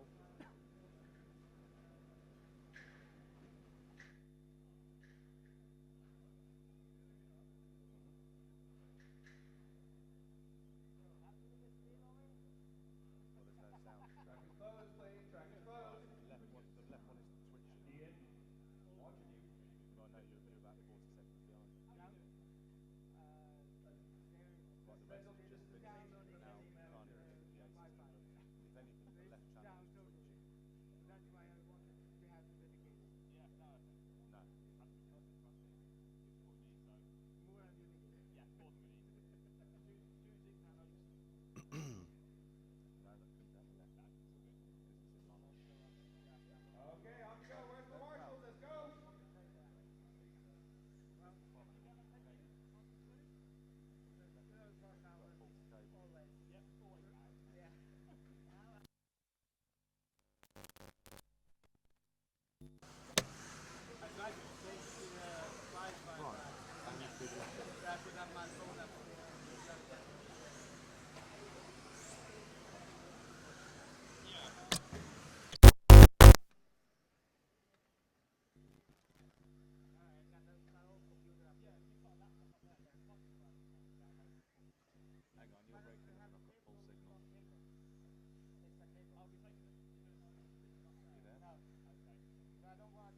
Ah, there you are, yeah. That's right, you're breaking up and I've got full signal.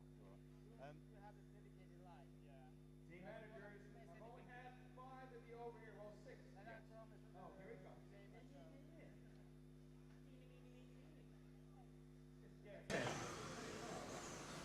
I got the 6th one now. Make that a 7.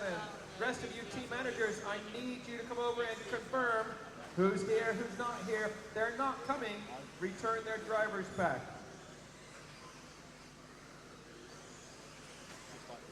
Three minutes and 40 seconds, drivers.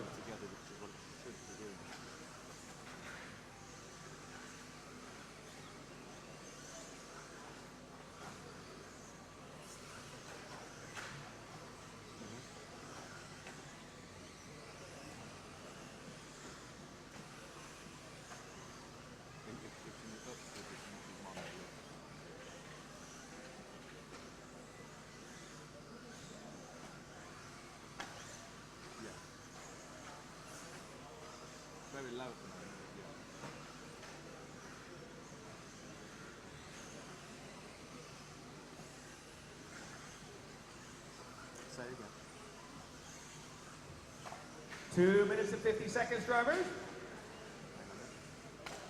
Got some hot drivers on the track now. Wouter on the track. He's on the track. He's a hot driver. Fast lap is 20.3 for Marcus.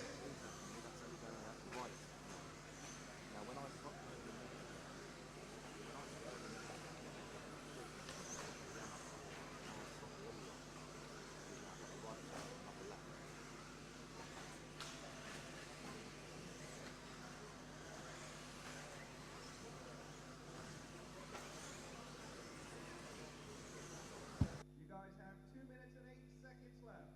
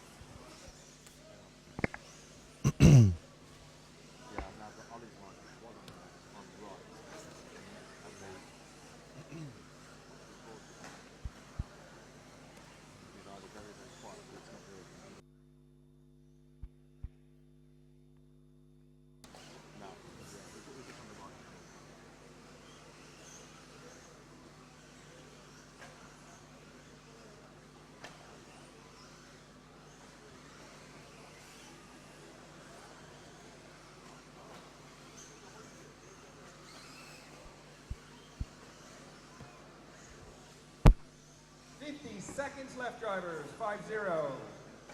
Hot lap at the moment is 20.3 still.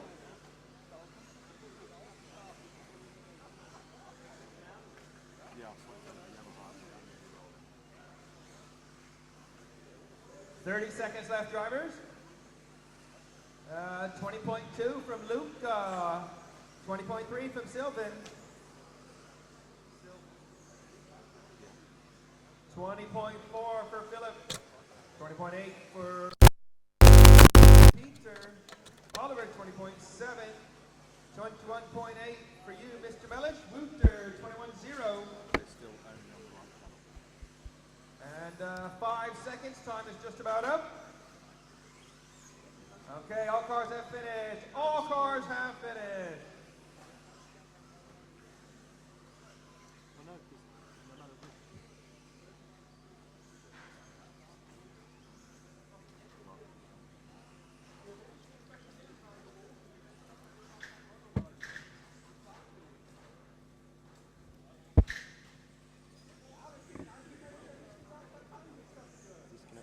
Track is closed.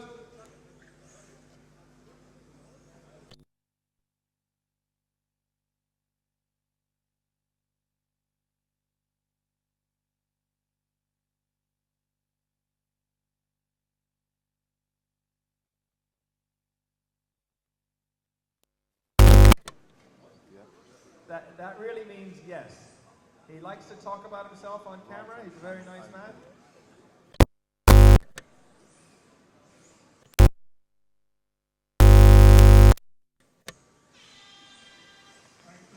Track's open. Right hand channel open.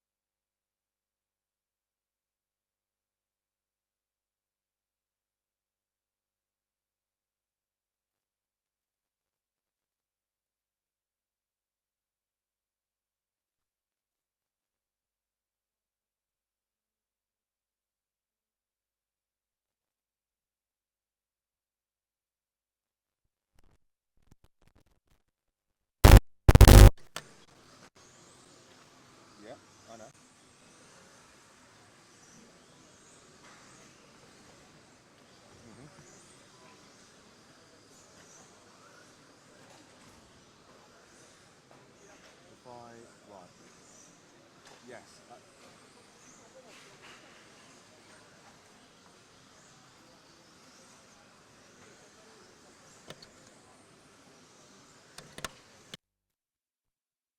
3 minutes, 20 left, Robert.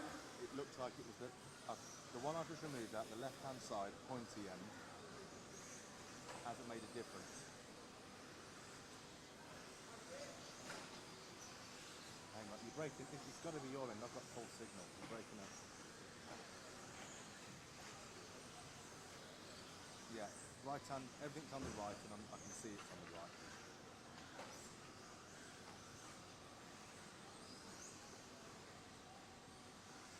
Say again, you're breaking up, I can't understand, I'm really sorry.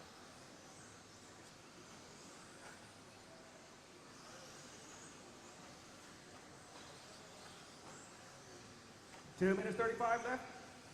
Okay.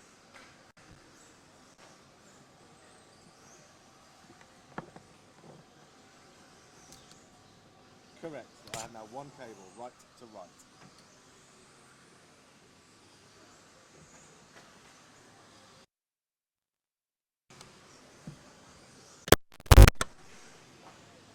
Now we have left.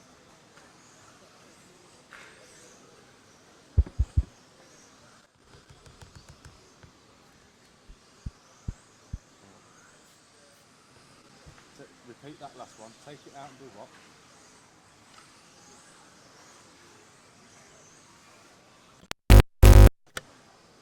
One minute 45, driver. Only left hand side. Yes.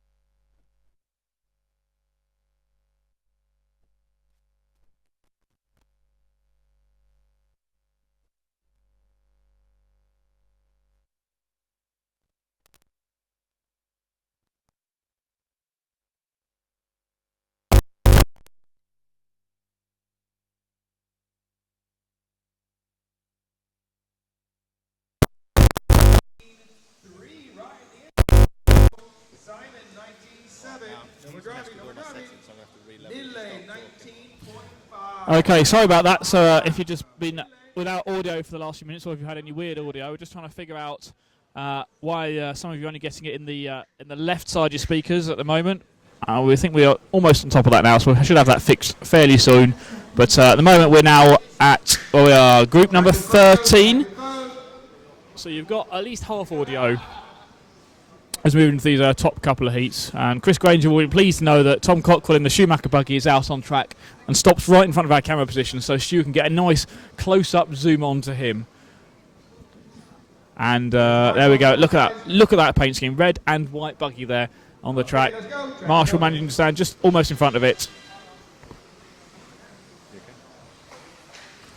So here we go. Then this is group number 13. So just this one and one more group in the in this practice round.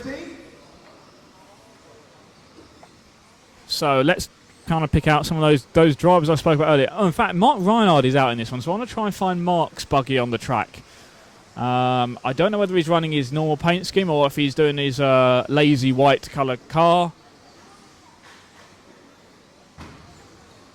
Or even if he's actually out, he's not even counting in this one at the moment. So I don't even know if Mark's here at the moment or even on the track.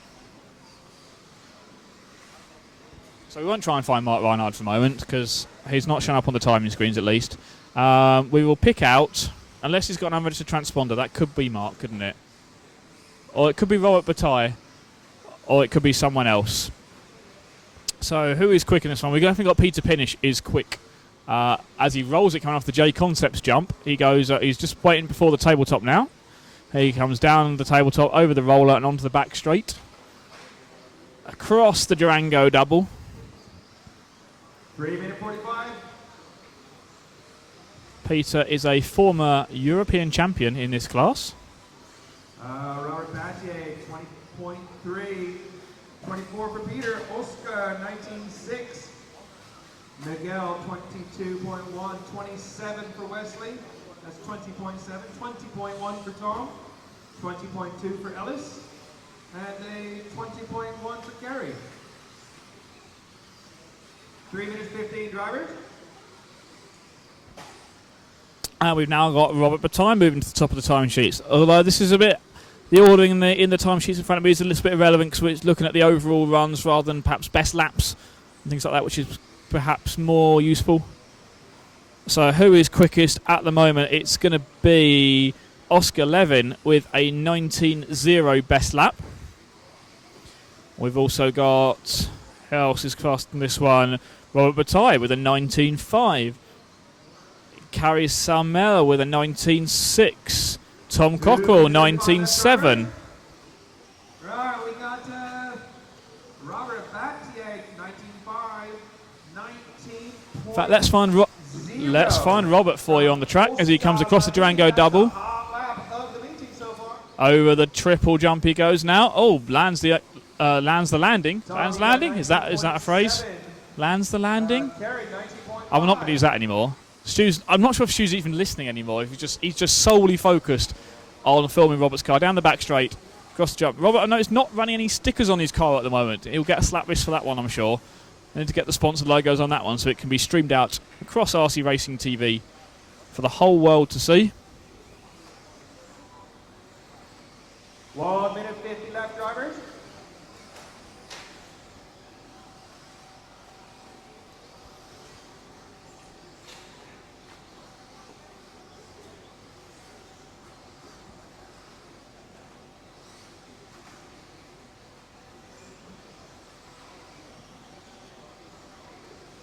One minute 30 left now. Robert Battier, 19.3. Peter, 19.4. Oscar, 19.0. Wesley, 20.0. Tom, 19.7. Kerry, 19.5. Miguel, 21.2. Ellis, 19.7. With 1 minute left, drivers. Looks like Stu's now found Ellis Stafford there. With the blue and orange coloured buggy with the yellow wheels going across the triple jump now. Barging someone out of the way almost as he makes the landing. Then gets sideways going over the J Concepts jump.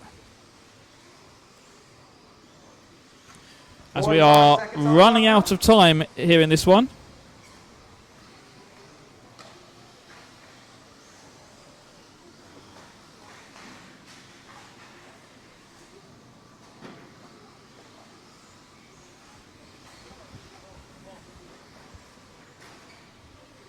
Seconds left, driver.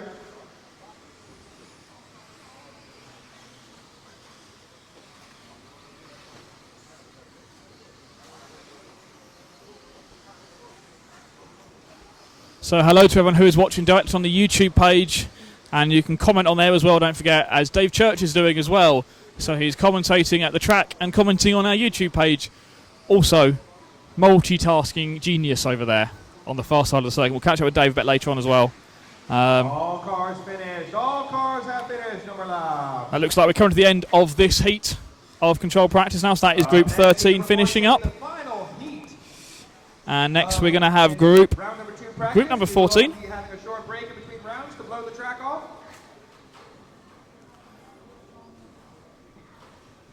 I want to apologise for Robert, but he does actually have stickers on the side of his car. They're just quite small. So maybe that's a lesson for everyone who is putting stickers on their body shell. Make sure they're big ones so that you can see them nice and clearly on TV. You never know, Stu Noble might be filming you at a racetrack very soon.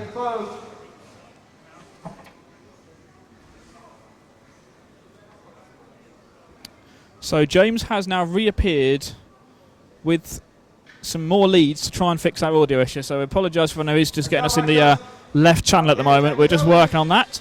As the guys for the top heat, I guess, we'll keep calling it the top heat. Most of the fast guys out in this one here. And who are we going to pick up first? I'll let Stu decide who he wants to film. Who's he filming? He's going to default to Jorn Neumann, the defending European champion. Goes over the VRC roller, down the back straight now. His bright yellow wheels on the Team Durango DEX 210 V2 buggy. Looking to make it back-to-back titles this week. In fact, what I should probably do at this point is grab my list of former event champions so I can tell you how many titles everybody has got. And I'll just scroll down. See, I have prepared myself well for this one. I have got pages and pages of notes in front of me. Just need to now find the right page, which is going to tell me what I need. And hopefully it's this one here. Yes, it is. So Jorn only won the last Euros, 2013. It was Lee Martin who won 3 in a row before that. So apologise, Lee, for not giving him the credit he was due there. As now Stu's confused me by picking up David Ronnefelk instead for Kosho Team Orion driver. Going across the triple now into the TV jumps and the J Concept jump in front of the driver's stand he goes. The current white buggy European champion goes across the roller and then down the back straight. The yellow, orange and green coloured cars from Sweden, but no real experience on this track. Track specially built for this race. And we just heard there from Dave Church on the main microphone that Lee Martin just put in the fastest lap of the meeting so far. The first sub-19 second lap with an 18.9. So maximum speed there from Lee Martin, the former European champion, 3-time Euro champion, who I think Stu is now picked up. No, who is Stu? I can't see. Who are you looking at now? 18.9 for Ronnefelk. And confusingly, that's a very similar colour scheme to Lee, but not actually Lee's car. Lee coming across the Durango double now in front of us. Stu corrects himself with a little bit of a smirk on his face, and we'll just we'll edit that one out. Don't worry, Stu. We'll edit that one out. That's fine. That's fine. So Lee Martin here, now running for Yokomo. Goes across the tabletop, gets right up on the pipe there. Across the roller he goes, down the main straight now. Fastest person, still the only one with a sub 19 second lap time. No, David Ronnefelk sticks in an 18.99 last time by. So, those two guys very, very fast at the moment. Everyone else in the 19s. Let's have a look. Petri Strom with a 19.6. Neil Craig, 19.5. Hupo Honigel, 19.3. Jorn Neumann, 19.4. He won't be happy with that. We've got a 19.3 from Christopher Svensson. And then everyone else is in the 20s or 21s. Martin Bayer with a 21.1. Slowest person to see at the moment. I'm sure he'll pick it up later on. As we see Shinadachi making a tyre change on Lee Martin's car at the side of the track.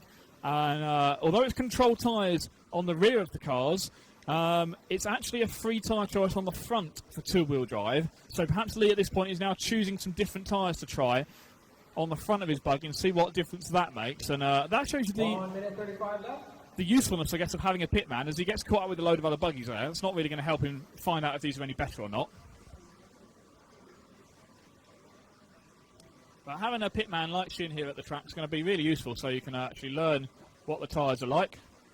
And interestingly there, Lee cutting the track to run one part of the track again, on purpose cutting the track. So he actually runs the same couple of corners and tries the jumps out in the middle of the circuit rather than having to run a full lap every time. And here Lee comes now, so he's now got different tyres on the front of the buggy. It's the only one I've seen change tyres so far. And he's going to get taken out by another car there on the landing of the triple. Not sure what he's going to learn from this so far, but not going so well at the moment. And I suppose the interesting is, of course, we've talked about the drivers crashing on this difficult track. I will expect to see most drivers making one mistake in each of their qualifying runs, and that might be the key. If anyone can get a perfectly clean qualifying run in, they may well get away with 0 mistakes and push themselves right up the leaderboard. We've got about 30 seconds left in this last practice heat for round 2 of control practice. And have we got anyone else dipping under 19s? No, it's just still David Ronnefeldt and Lee Martin with 18.9s, both of them with 18.9s at the moment. As we now 15 seconds left, riders. pick up, that's Neil Cragg there, with his red, white and yellow associated buggy. Down the main straight he goes.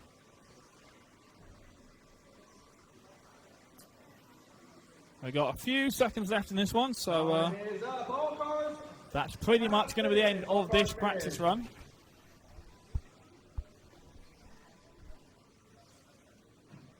So 2 rounds of practice completed.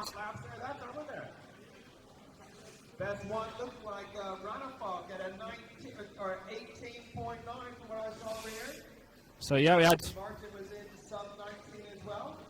Lee Martin, David Ronnefeldt, the fastest 2 cars on the track. Get to watch our head referee blow the track off. You can talk about it now because you can't hear me. Our sound is fixed.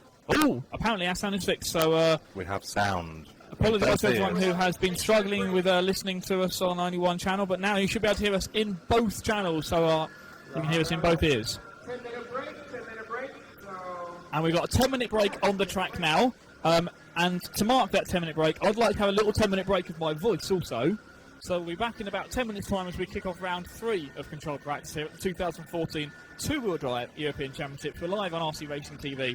We're brought to you by Durango and the DX 210 V2, VRC Pro, J Concepts, and of course EFRA themselves. So thank you all for listening in. We're back in about 10 minutes' time as we kick off round number 3 of control practice here on the first day at the Euros.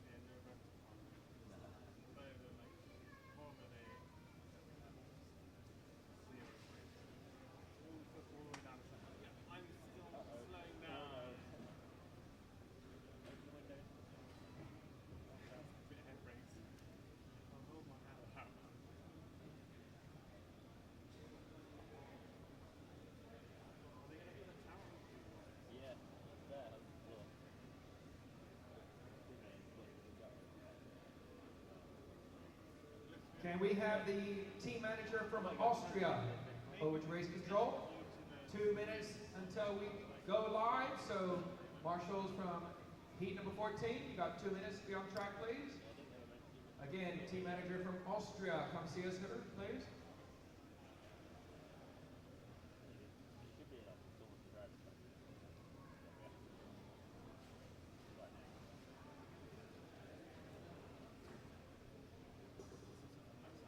Good job, Kai. Otto Osfeld.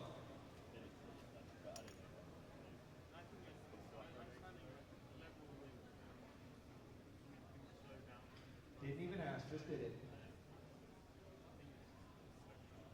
Shows you how not in control you are. 1 minute 30, drivers. Marshals from heat number 12, please. You got 1 minute 30. Go on, spray the car, Kai.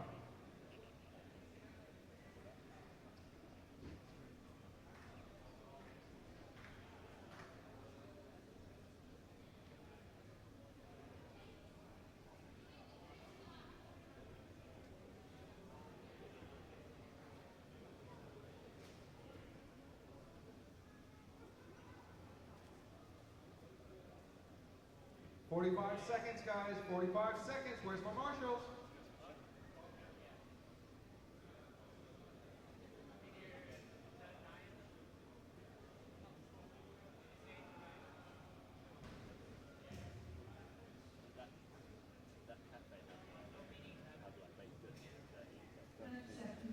Oh.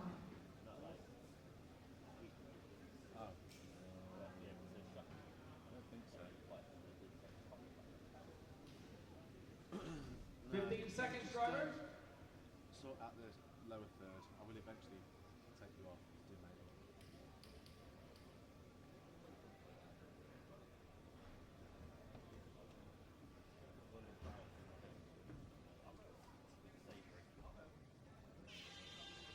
Okay, track is open.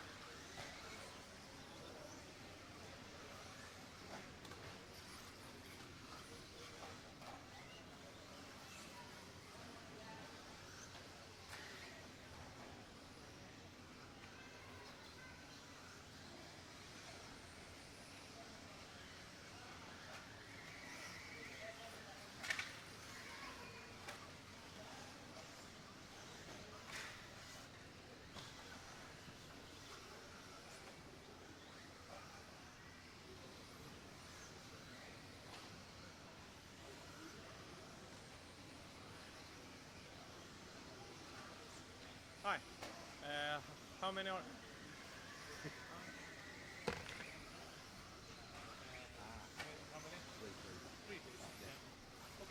Thank you.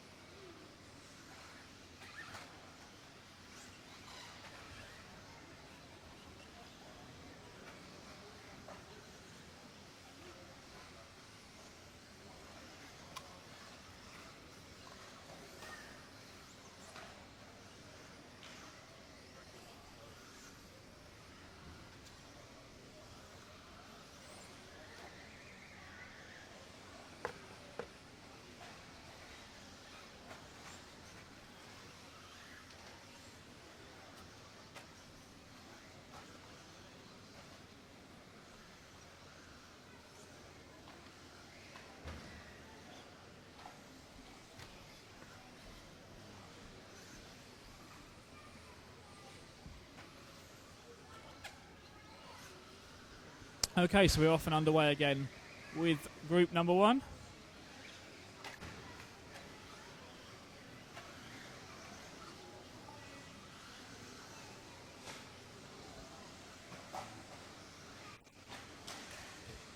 Here at two-wheel drive off-road electric European Championships from Trelleborg in Sweden.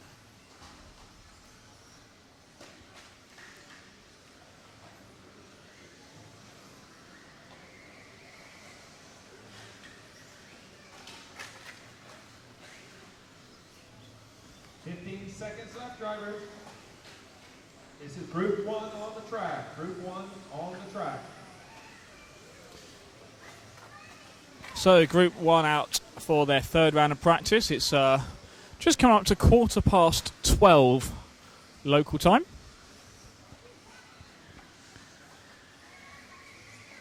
Time is up. No more laps. And that just about wraps up group number 1.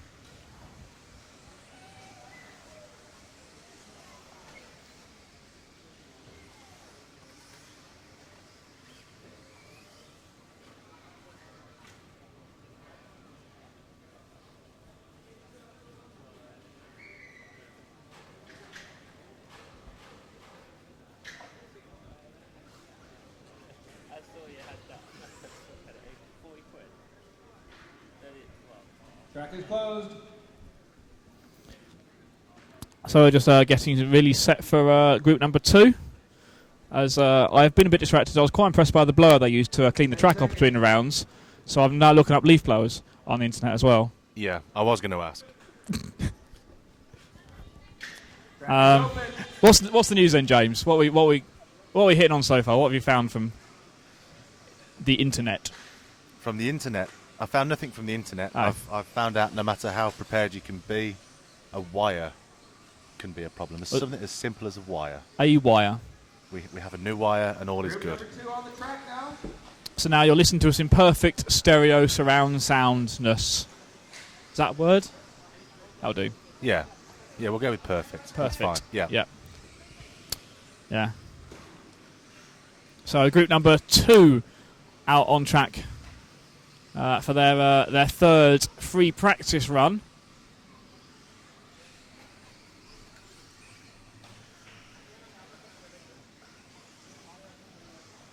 As we build up here through the practice day at the two-wheel drive off-road European Championship, it's brought to you here on RC Racing TV by Team Durango at the DEX 210 V2, VRC Pro and J Concepts, as well as EFRA.ws. And you can find us on our RC Racing TV page, or on YouTube, or Dave Church's Facebook page probably. So group number 2, I'm not sure who Stu's following around at the moment. Oh, there is following a car. I thought it was just following some empty track. But no, it's definitely a car in shot at the moment. Here's a question for you. Okay. A question from me. Okay, question from you. Are there any rules about how often they can blow the dust off the track or spray the track? And then if there are, because surely obviously there'd be advantages, disadvantages, grip, etc. Absolutely right. Yeah, to be honest, there's no real rules about it. The approach the organisers have taken is they'll do that only at the end of each round. Okay. So they'll blow the dust off, and if they're going to treat the track in any way, they'll do it then. What will happen during the qualifying rounds is they will reorder the heats each time. So it won't always be heat 1 that starts the round and run through to heat 14.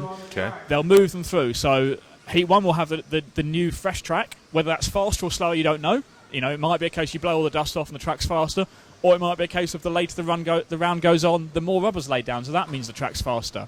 Okay. So they rotate the order of the heats. So round 1 of qualifying will be heat 1 starting off. In fact, let me pull up the full time now so I can even let you know accurately what's going to happen. When we move it, so this is what's going to happen tomorrow and on Wednesday. And we actually start qualifying about lunchtime here, local time in Sweden. The first qualification tomorrow will start. Round number 2 will then start with Group 4 of qualifying and then run through to 14 and then 1, 2 and 3 at the end. Okay. And the final round tomorrow will start with 7, go up to 14 and then finish off with 1 to 6. And then we've got 2 more qualifiers on Wednesday. And that will start off with 10, 11, 12, 13, 14 and then 1 through to 9. and the final round of qualifying will run in reverse order from 14 down to 1. So they'll fix the track between each round, fix the track, maintain it, whatever they need to do to it, and every time it'll be a different group and different track conditions that they'll experience. So any advantages or disadvantages will be negated come the end of qualifying. Thank you for the explanation. Quite welcome. Checking out our Facebook group though as well.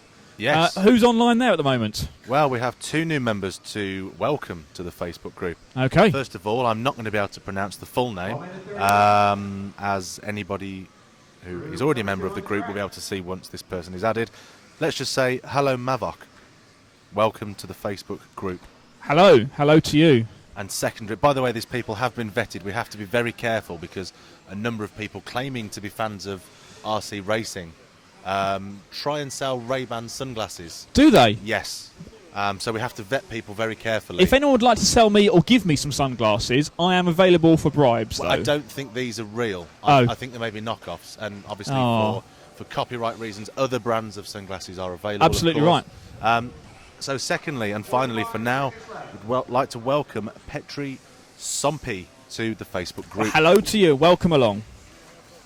Thank you for being part of the RC Racing TV Facebook group. They're joined.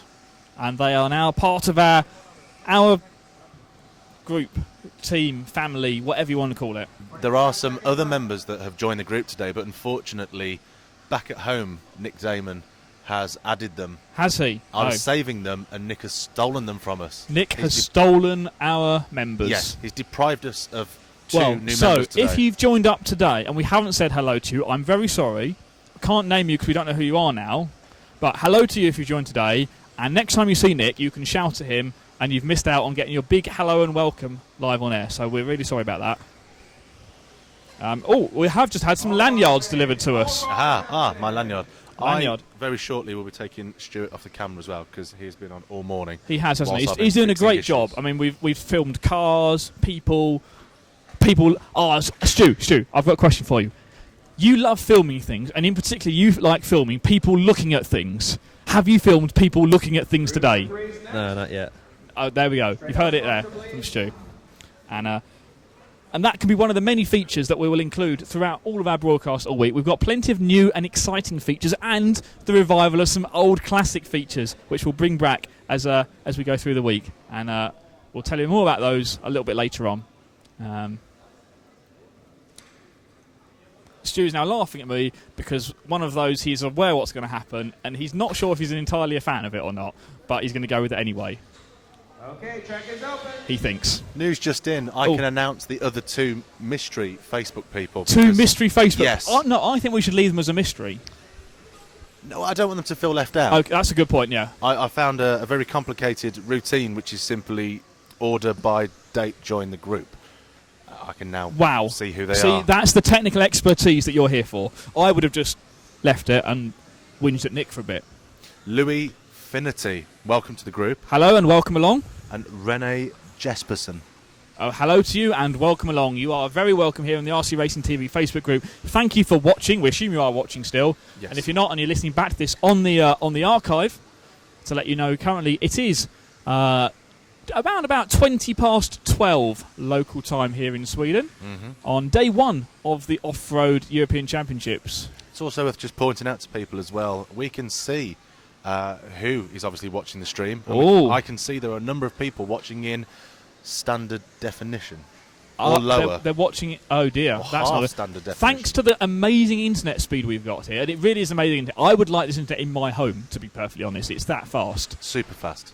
You can watch us in HD. That's like you can then you could plug it into your plasma screen at home. I have actually done that. Yeah, I'm sure you have. You could, if you're at work, maybe go down into a meeting room. I never watch RC racing at work. No, do you know? No, never do that. No. But if you are watching at work, maybe take go down to one of the meeting rooms or something and put it on a big projector screen in the conference room. See if you can do that. Yeah, maybe in your lunch break it'd be irresponsible to do that during working hours. But if you've got an external meeting, you've got people who want to just keep entertained while you're doing something, you could just put us on. Yes. So hello to everyone watching out there. If you are watching us in a meeting in an office, that's quite specific. A very, very specific shout out there. Watch us in HD. Look for the cog, usually in the bottom right-hand corner. and crank it all the way up to 720p for some beautiful, sharp RC action. Yeah, Stu's not just filming this for fun. He's putting effort into this. So, you know, let's watch it in proper HD as it it's kind of basically, watching HD, I think, is basically like looking at it through your eyes at the track. Yes. Yes. As Yes. opposed, if you put it like a lower one, then you're sort of looking at your eyes, but maybe through some sunglasses or dodgy spectacles.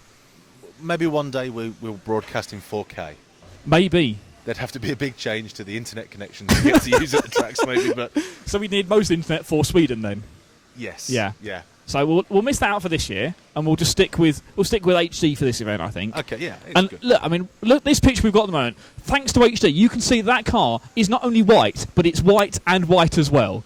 So this is a fantastic example of why we want to be in HD. You can see all the different whites on that car.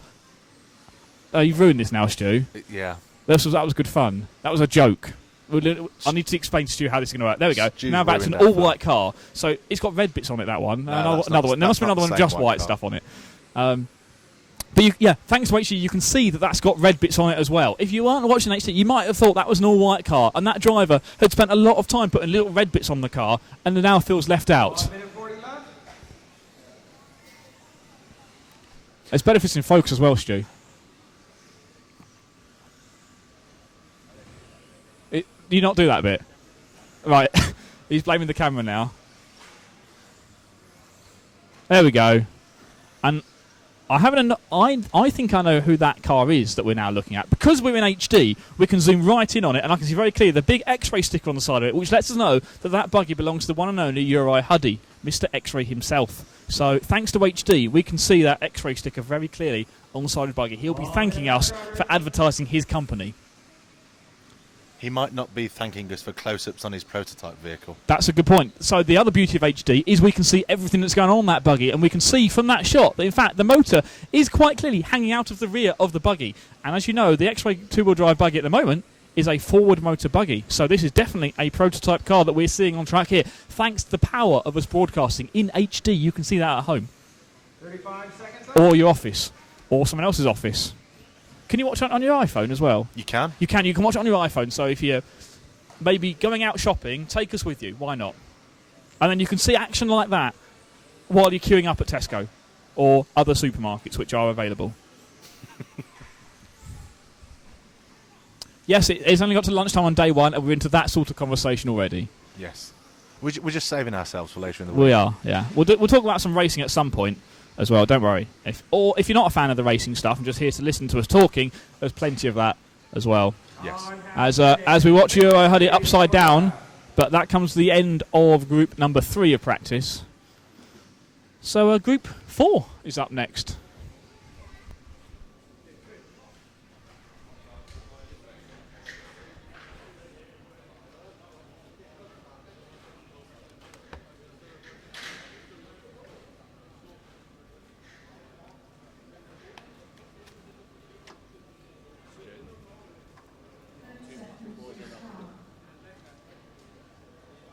Hello to everyone watching on our YouTube page as well.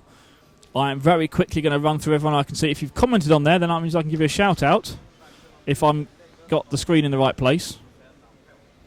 So hello to William White, to Yob4, Steve Curtis Rich, David Church, William White again, Renee Jesperson, Eric Pedersen, The Fanta 5757.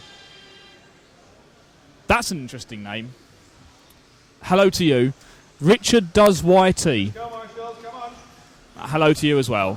Have good or bad. Richard. I assume your name's Richard. Later. It might not be.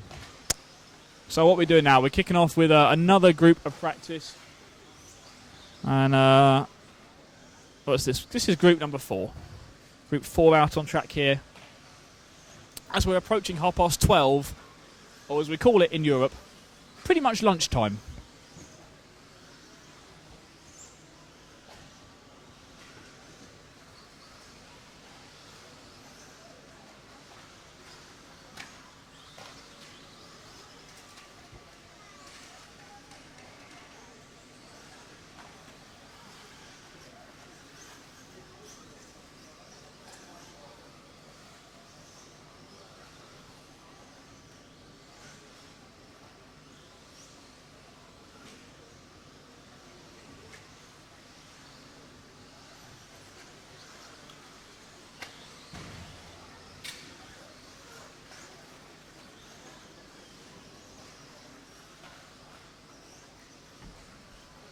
And we're about a minute and a half down into group number 4.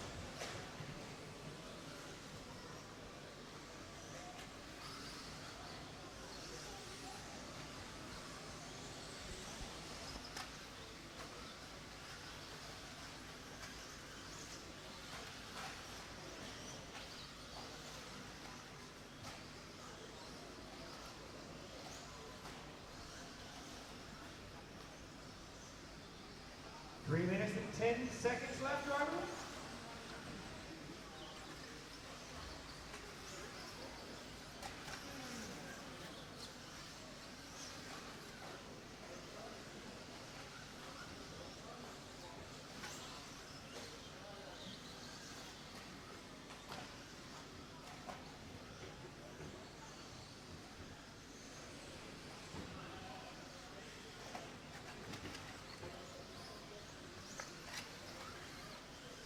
So with about 2.5 minutes to go,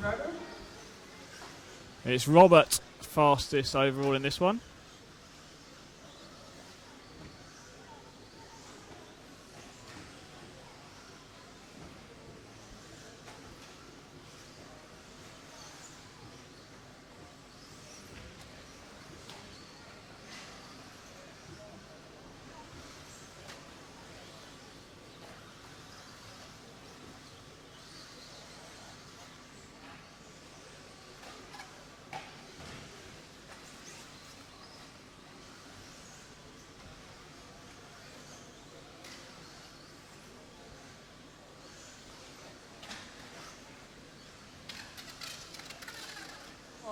Two minutes left. This is Group 4, third round of practice. 1:45 left, drivers.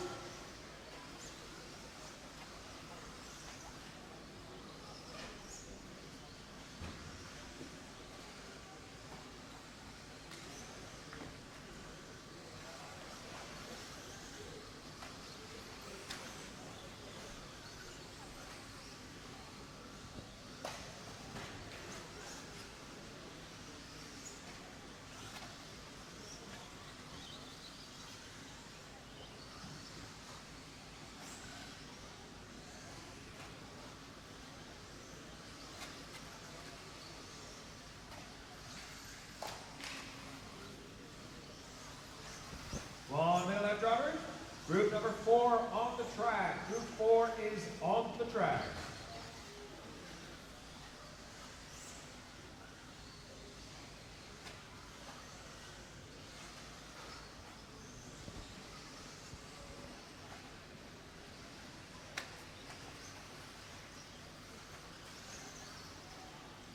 "35 seconds to go. Group number 4 on the track.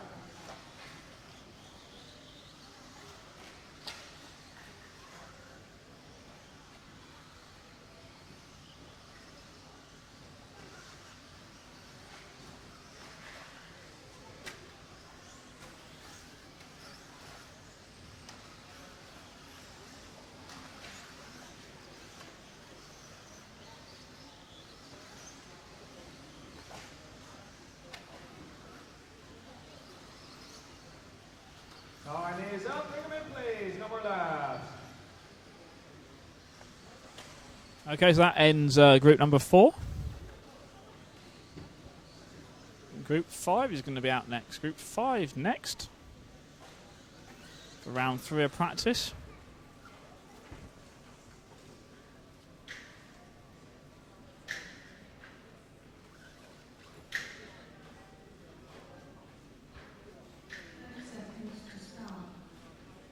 And one of the features, of course, that I want to make sure we fully get to grips with this week is going to be our lunchtime live show. Of course, we're live all day, but during lunchtime, we might as well be more live as well. So from 1 o'clock till 2 o'clock Central European time, and that's from 12 till 1 UK time, it'll be a whole hour of non-stop action. We'll mix some track stuff in with some pit walks, some interviews and stuff like that. Track is open. Yeah, marshal anywhere, please. Anywhere you like. Ooh.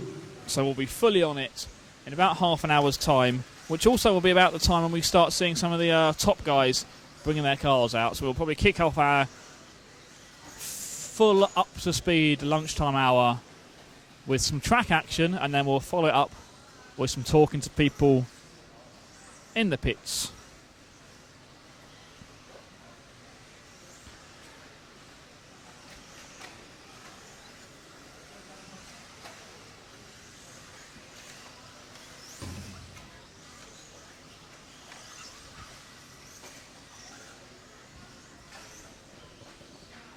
You're watching RC Racing TV's live coverage of the two-wheel drive European Championships 2014 from Trelleborg in Sweden.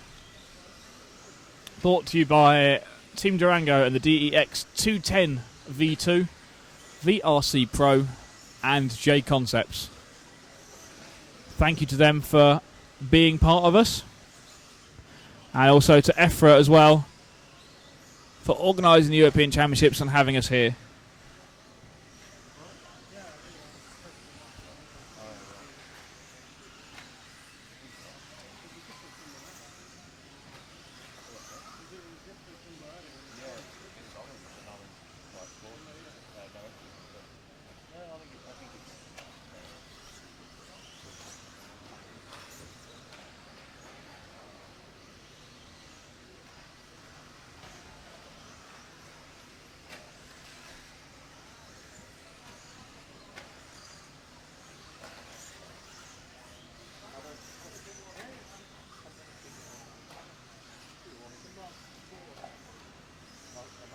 Left driver. Just been listening to you talk, Ollie. You explained it really good. The whole blow it off and the way it works. It's good. No, it's good. You're definitely better than the other one. Definitely. Should I put that on Facebook? Do you have a live chat going? There is a... On the YouTube channel. Is that the one at the bottom? I put something but no one's saying anything.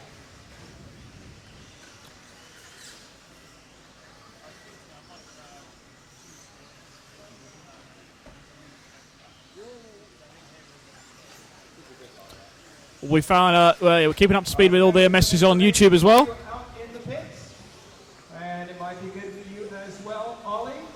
Technical inspection. The cars have to go through technical inspection by 5:30 tonight. 12:30 now, so you've got 5 hours. No checking, no racing. So 5:30 tonight is the last time to get your car checked. And Papa over there, oh, don't mess with Papa. The new lean machine fighting man, Papa, says no gas.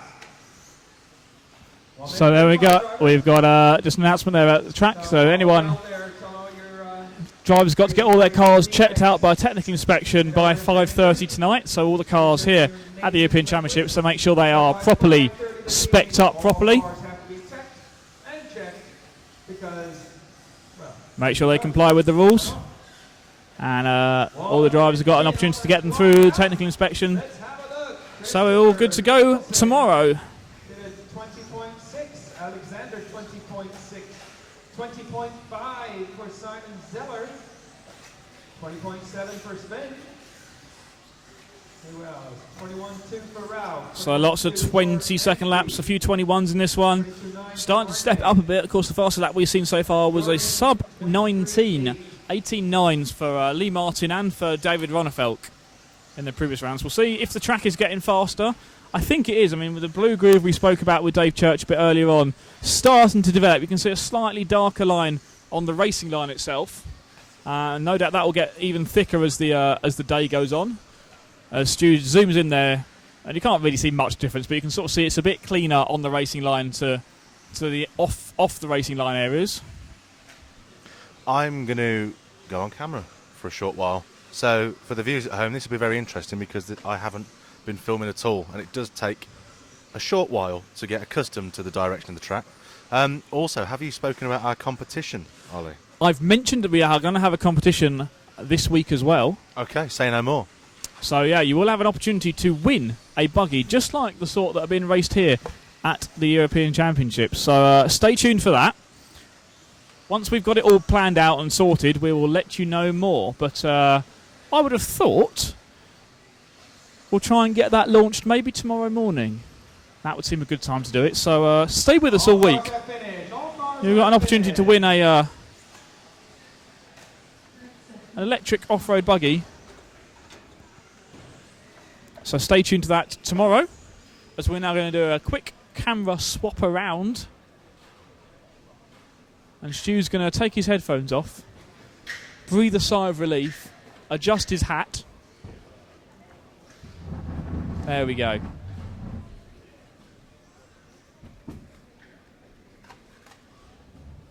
And while we're doing that, we're also moving the media centre around to switch some benches to chairs.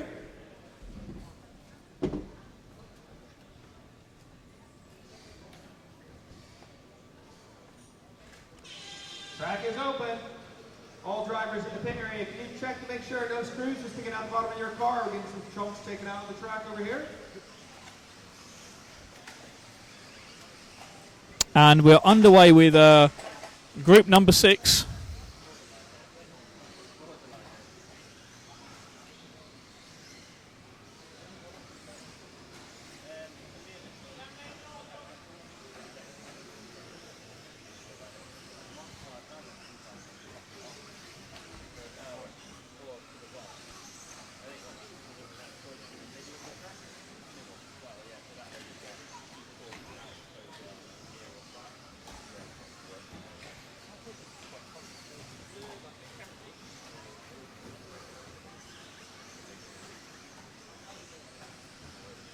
All right, at some stage, we're going to need some track repair. Someone needs to screw the hose. Oh, yeah, the screws on the hose. The track marking. That's a good one for you, Ollie. You need to get someone to screw the hose down. That's what I was told to say, honestly, by Mr. Bolger from Ireland. Thank you, Michael.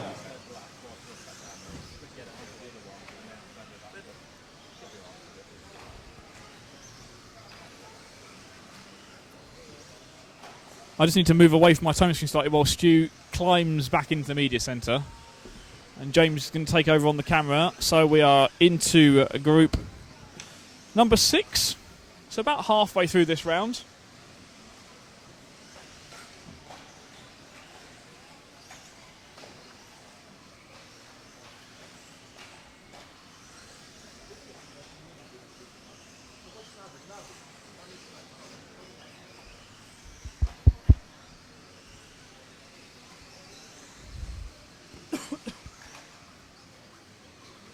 And unfortunately, the buggy is still not running with any number stickers on, which makes it quite difficult for us to pick out who is who.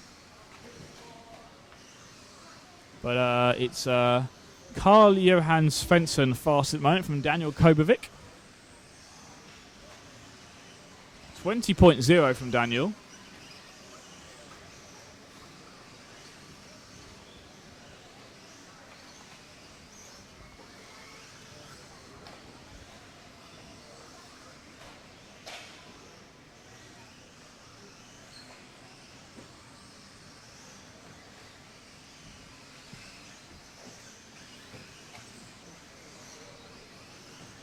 So James picking up one of the buggies going around the VRC roller, down the back straight now. Across the Durango double. Into the triples. And then into the J Concepts jump in front of the driver's stand. Through that flat infield section, back over the tabletop he goes.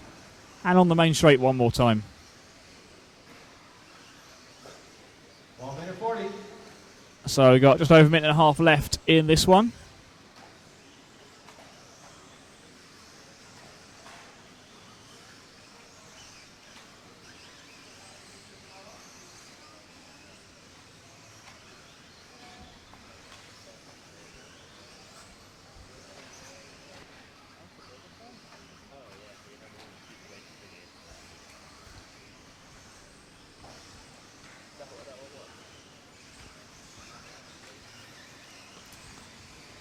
So this is group number 6.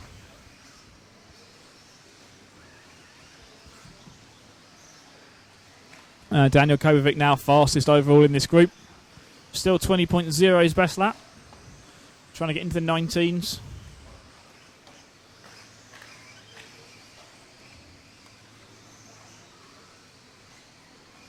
45 seconds, drivers.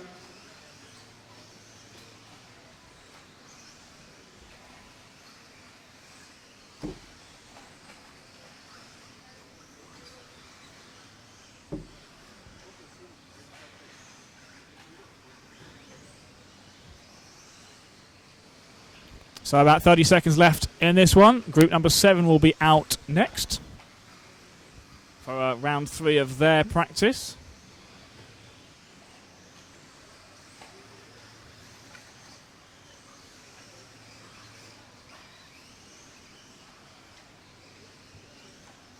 Interestingly, as I look through my notes for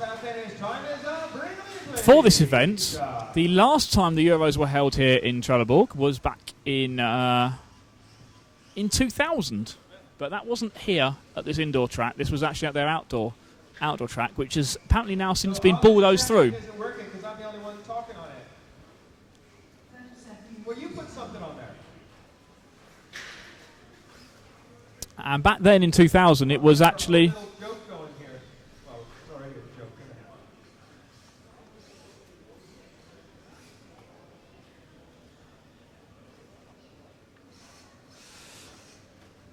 Back then in 2000, it was actually Hupo Honigel who took the European title here in the two-wheel drive class. Last time the Euros were held in Trelleborg. Since then, Hupo won it again in 2006. Okay, off you go, drivers. In his native Vienna, Austria, and in 2009 in Spain. So he may well be someone to keep an eye on this weekend.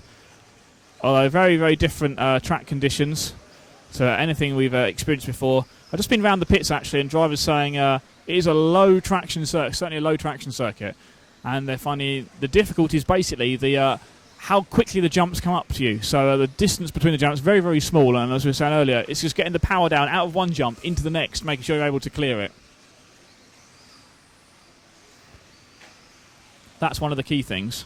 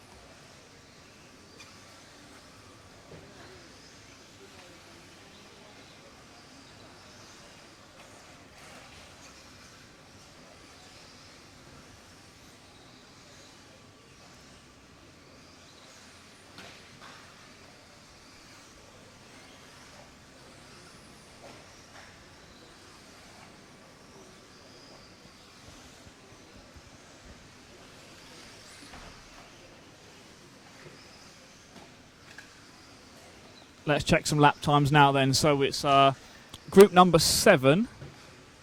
We've got just over a minute and a half left. It's Chris the fastest, followed by Linus. They're hovering around the 21 second mark, 21.6 to 20.9. So actually not quite as quick as the previous group out there at the moment. Don't forget you can follow along with us on the chat at YouTube or on our Facebook group. Just search for RC Racing TV.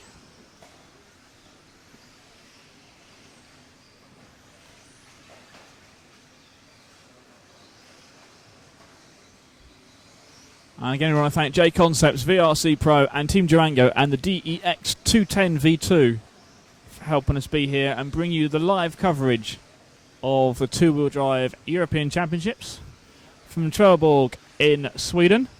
Also want to thank EFRA and Trelleborg's Motor Club, our hosts for this week's event.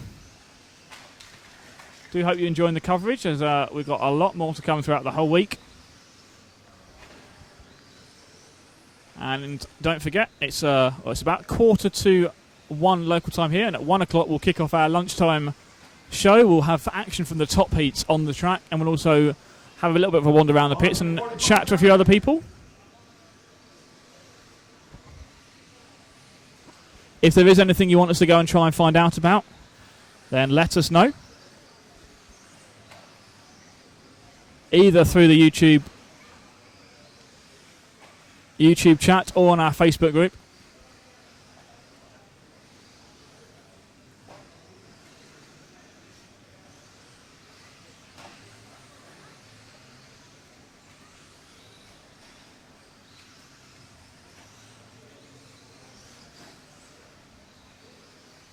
It's group number 7 on the track at the moment.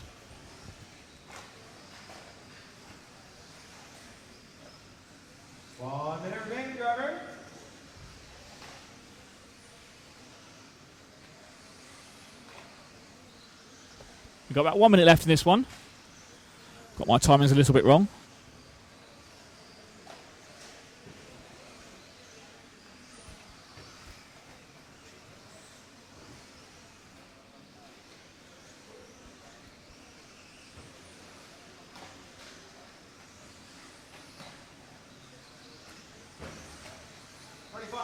Left driver. And I also want to say a big thanks to Neo Buggy as well, embedding our stream on their website. So if you're watching us through neobuggy.net, hello to you as well. And we'll no doubt we'll have a chat with Phil a number of times over the weekend too. So if you're watching us on there, thanks very much for watching along. And don't forget you can also find the Facebook group for RC Racing TV or the chat on the YouTube page as well if you want to get involved.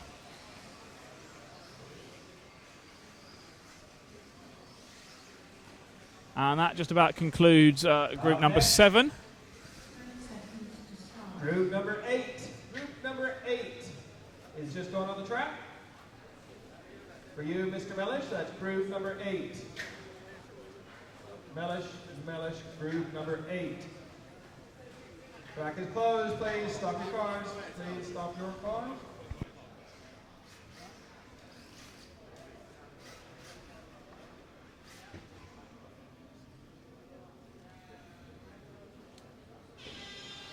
Okay, track is open.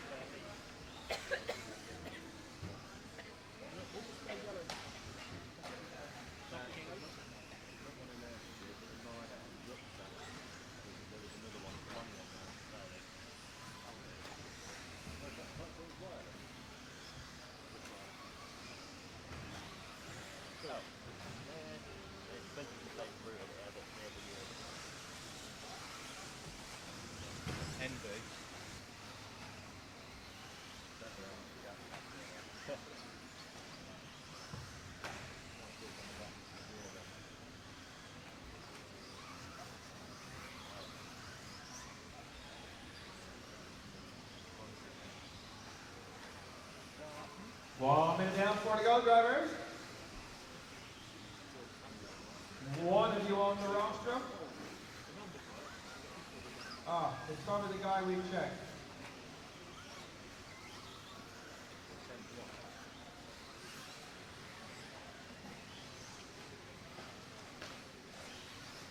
Okay, still one of you needs to correct your PT.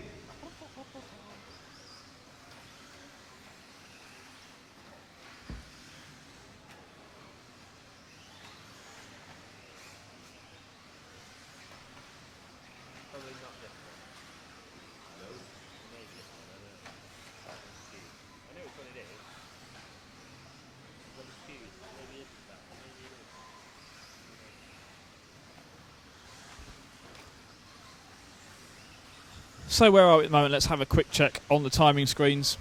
It's group number 8 out on track.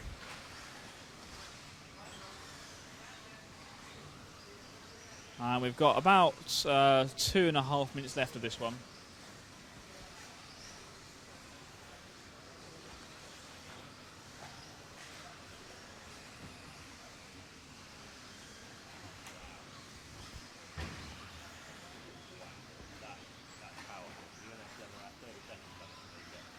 2.5 minutes.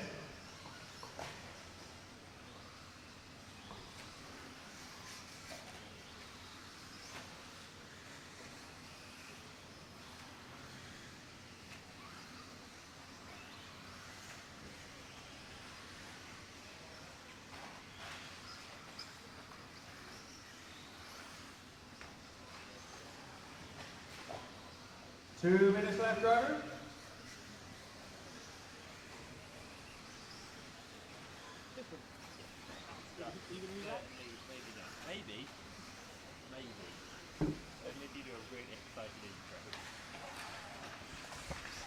So about 1 minute left in this one now. Group number 8, their third practice round. As James has panned over to the tyre prep area. Tyre prepping news for this weekend. Basically, all the drivers have got to prepare their tyres in this controlled area.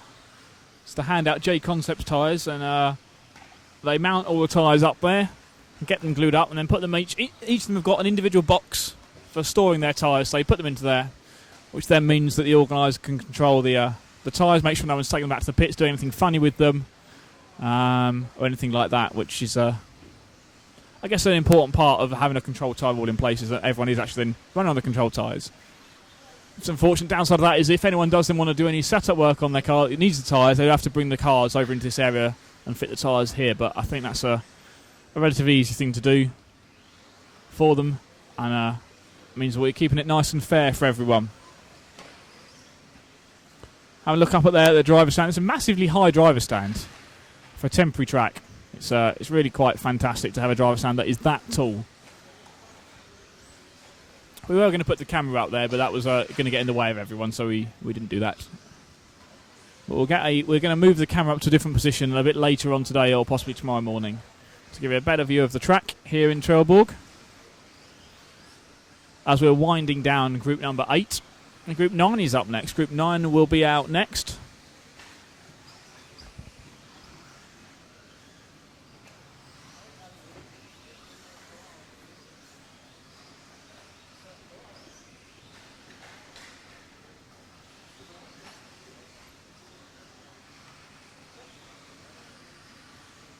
Okay, everyone's done. All cars have finished. Got some interesting comments and questions up on the YouTube channel. To quickly try and catch up with some of those now. Richard does YT ask, is David Ronenfeld at the event? Yes, he is. I did speak to him briefly in the pits earlier, not on camera, and he's quite excited about this. He was very fast in the second round of practice, made a few changes for that one. So he's someone to definitely watch out for. McLogo76 says, what car is Martin Bayer driving? Rear engine buggy, a prototype. Well, yes, it will be, because we think it is a prototype buggy he's running at the moment. We'll try and find out a bit more from him later on. Anything else? Kyosho UK asks, is anyone eating reindeer in the pits? Not that we've seen so far. Go, Marshall. We'll keep you up to date with that, though. That is an important topic. And we'll see what happens. What is the most common motor position, mid or rear? That's something we'll no doubt pick up on as we go through this two-wheel drive. And it certainly is rear motor buggies to the fore at the moment, largely because of the low traction we've got here on the clay surface. So it's going to be a rear motor buggy that almost everyone is running. The rear motor buggies typically give more traction. If the traction is high enough for a mid motor buggy, then they're generally faster, but they're not enough traction, so the rear motor seems to be the way to go. A few people wants to talk to Jesper Rasmussen, so I'll try and catch up with him a little bit later on.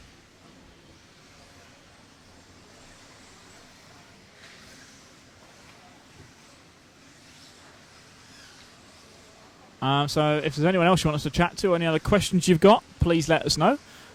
We're going to kick off our lunchtime show in a few minutes' time, and as we go through that, we'll bring you some on-track action, and we'll get some news and views from the pits as well.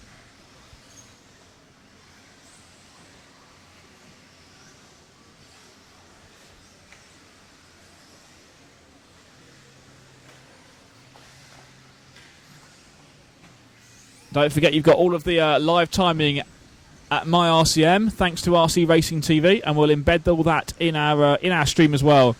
So when we start qualifying, you'll be able to see all of that properly on the same screen. You can stay up to date with us through the Facebook group as well. Search for RC Racing TV.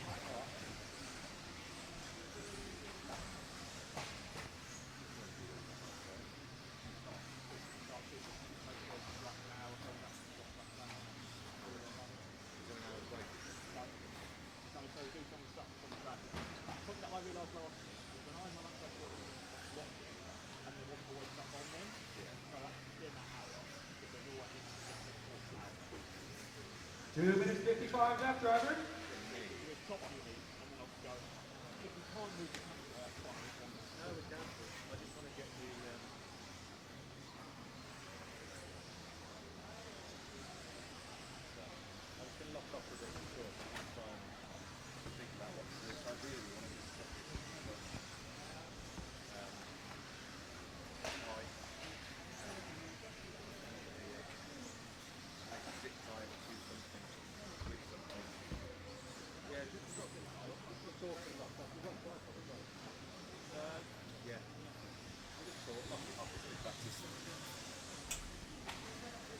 So we're just about, let's check the timings in fact, in front of me about 2 minutes left in group number 9, and we'll kick off our non-stop hour with the next heat, heat number 10, as we'll follow the on-track action first, and we'll let the other guys, James and Stu, get some other bits and pieces sorted out and set up. As Stu just pointed out, that he's dropped a video somewhere. I don't know if that's just really being cool, or if he's just lost. Have you lost the video, Stu, or what do you mean dropped it? Yeah. I've released the round 4 video for the BRCA Touring Car Championship. There you go. So if you want to see more of Stu's stuff, maybe tonight, once we finish live streaming this, you can go and check out Stu's video from there. As Stu also then points out that a marshal in front of us has got his jacket on upside down. Was well done to him. Maybe he still needs to be dressed in the morning. Maybe. Not judging, just saying.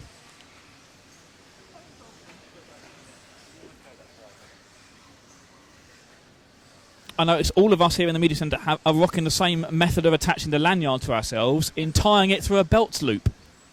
So Nick will be very pleased. Nick will be pleased that I'm not wearing my lanyard in an inappropriate way. Hello to Nick if you are still watching. And thanks for the beer money. I mean, the soft drink money. Always soft drinks, isn't it? Always soft drinks. I'm still looking at leaf blowers. Well, there's a leaf blower window open in front of me, which is a bit distracting, but we are actually on track with group number 9, as my phone has also just fallen off the table. 1 o'clock here local time, so we're going to switch into our live hour of non-stop random stuff, probably, as we follow this track action from the next heat going up, which will be heat number 10. As fast guys start to get their cars ready. I will then get into a pit walk, so if there are any questions you want us to ask for anyone in the pits, please let us know. And we will certainly do our best to do that as much as possible.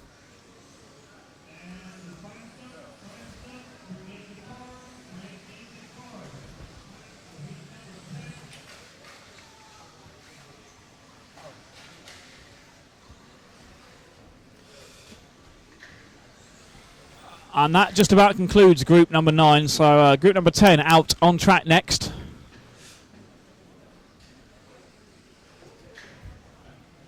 As we bring you up to speed with what's going on so far today here at the Off-Road European Championships. It's the two-wheel drive event, and we are live from Trelleborg in Sweden, far south of Sweden.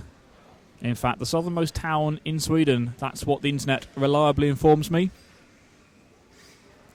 Today, a whole day of practice, 6 rounds of control practice for everyone, getting a chance to get their cars sorted out, get them up to speed, make the adjustments they need to make.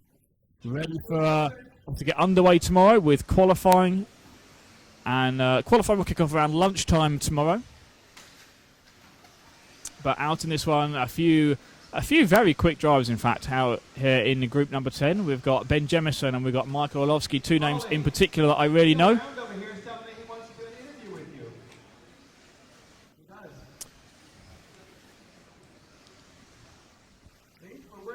And we'll go out and get some interviews with people after these next few heats as well. So, group number 10, their third round of practice.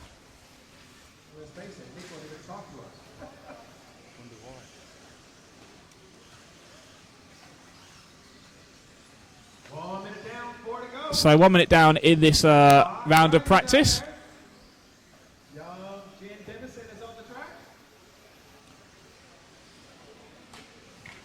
What we're doing now, we're just over 1 minute down. Let's check some lap times for you. It's Ben Jemison with a 20.5.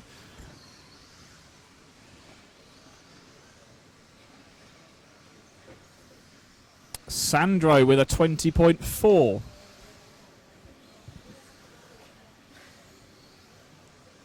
20.9 for Yanni.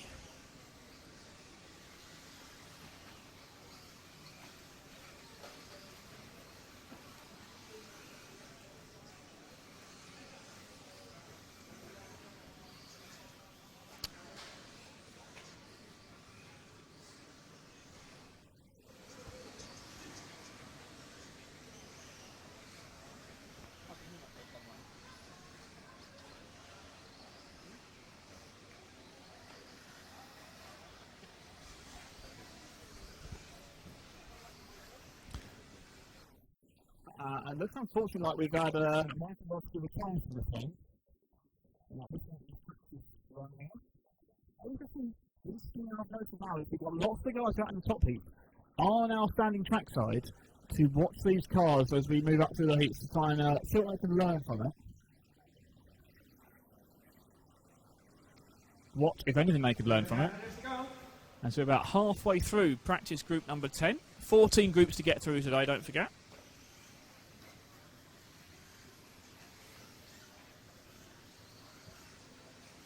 So group 10 out on the circuit. Ben Jemison is still one of the quickest ones, but has had a problem with his buggy by the look of it, and has dropped down the order on the overall standings. But we're looking at the individual lap times really to get an idea of outright pace. Ben is looking pretty quick. Let's give it a bit of a running order update. Who else is looking quick? Yanni Hovey, Joachim Nicholson, Sandro. And we've had Joachim get into the 19s that time with a 19.9. So pace is stepping up. Don't forget we saw an 18.9 from the fastest guys in the top heat in the previous rounds. We'll see what they can do this time.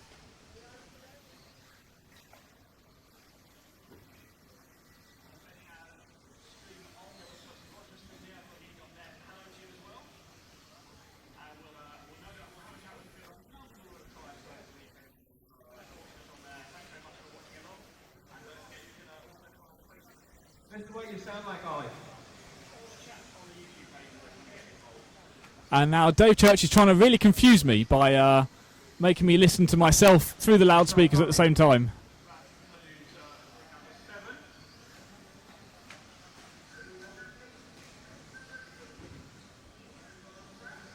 So we can hear ourselves from about 30 seconds ago.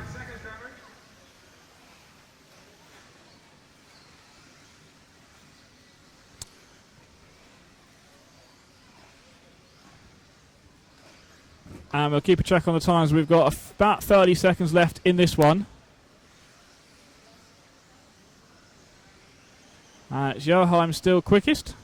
Sandro, Yanni. 19.9 still from Joachim, the best lap in this one. With about 15 seconds to go, so probably one more lap for everyone, they'll let them get in. It is only practice, so they're not going to run full finishing times and things like that, as we will do when we start the qualifying a bit later on. Qualifying starting tomorrow at midday, as we are just after, 7 minutes past 1 here local time. So we're moving into group number 11 now, here on the track. And that's going to mean a few more fast drivers. And to run through them, it's Ruterwine, Luca Roll, Ari Hannen, Ian Mellish, Kenny, Oliver, Sylvan, Philip, Peter and Marcus. So if you're watching the live timing at MyRCM as well, you can try and make sure you're up to date with that at the same time. And hello to you wherever you're watching it around the world. Let me just quickly grab on our YouTube page as well.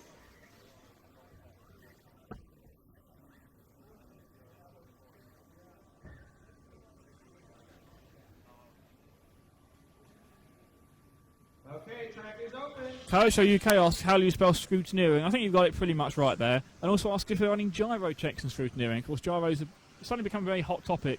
I believe they are, and that will be part of the standard technical inspection that is completed today, making sure everyone's cars are up to spec and they haven't got gyros or anything like that in them. So group number 11 is on the track now. Group 11, and it's going to be This is group number 11. in fact, we'll let them get a couple of laps in so we can see who's actually quick and let my timing screen catch up with where we are.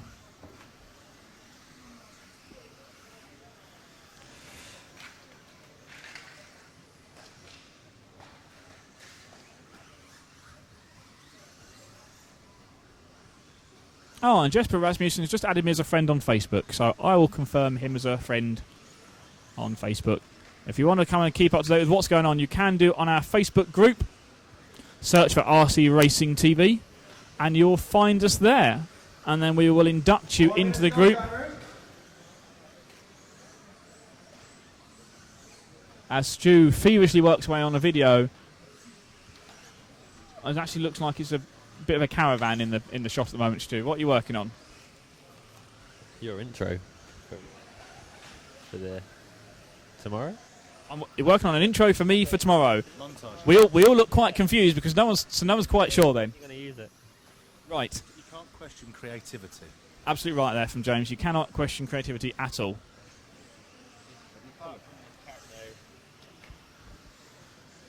You don't. It wasn't very interesting for the viewers at home. We were just talking about a particular video clip that Stu shot on the way here in the hire car in the tunnel. Don't tell people what it is.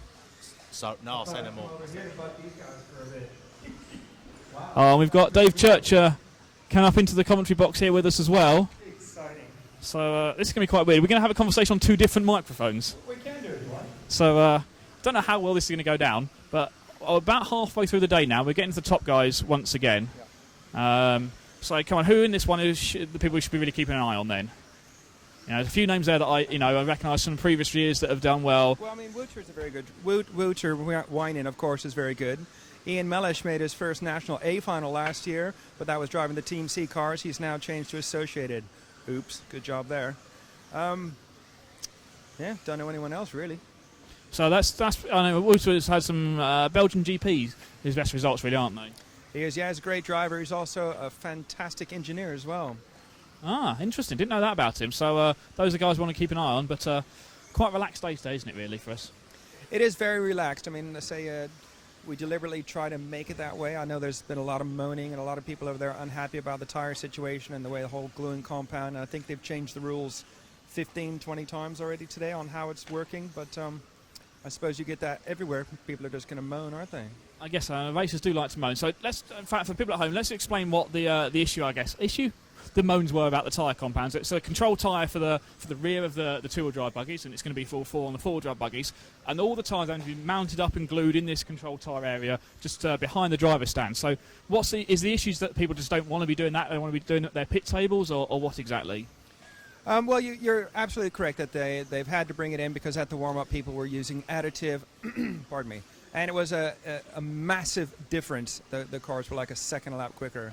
I think the problem really is that they were saying you don't have to get your tires spec'd if you're not going to run them tomorrow because free practice, it doesn't matter.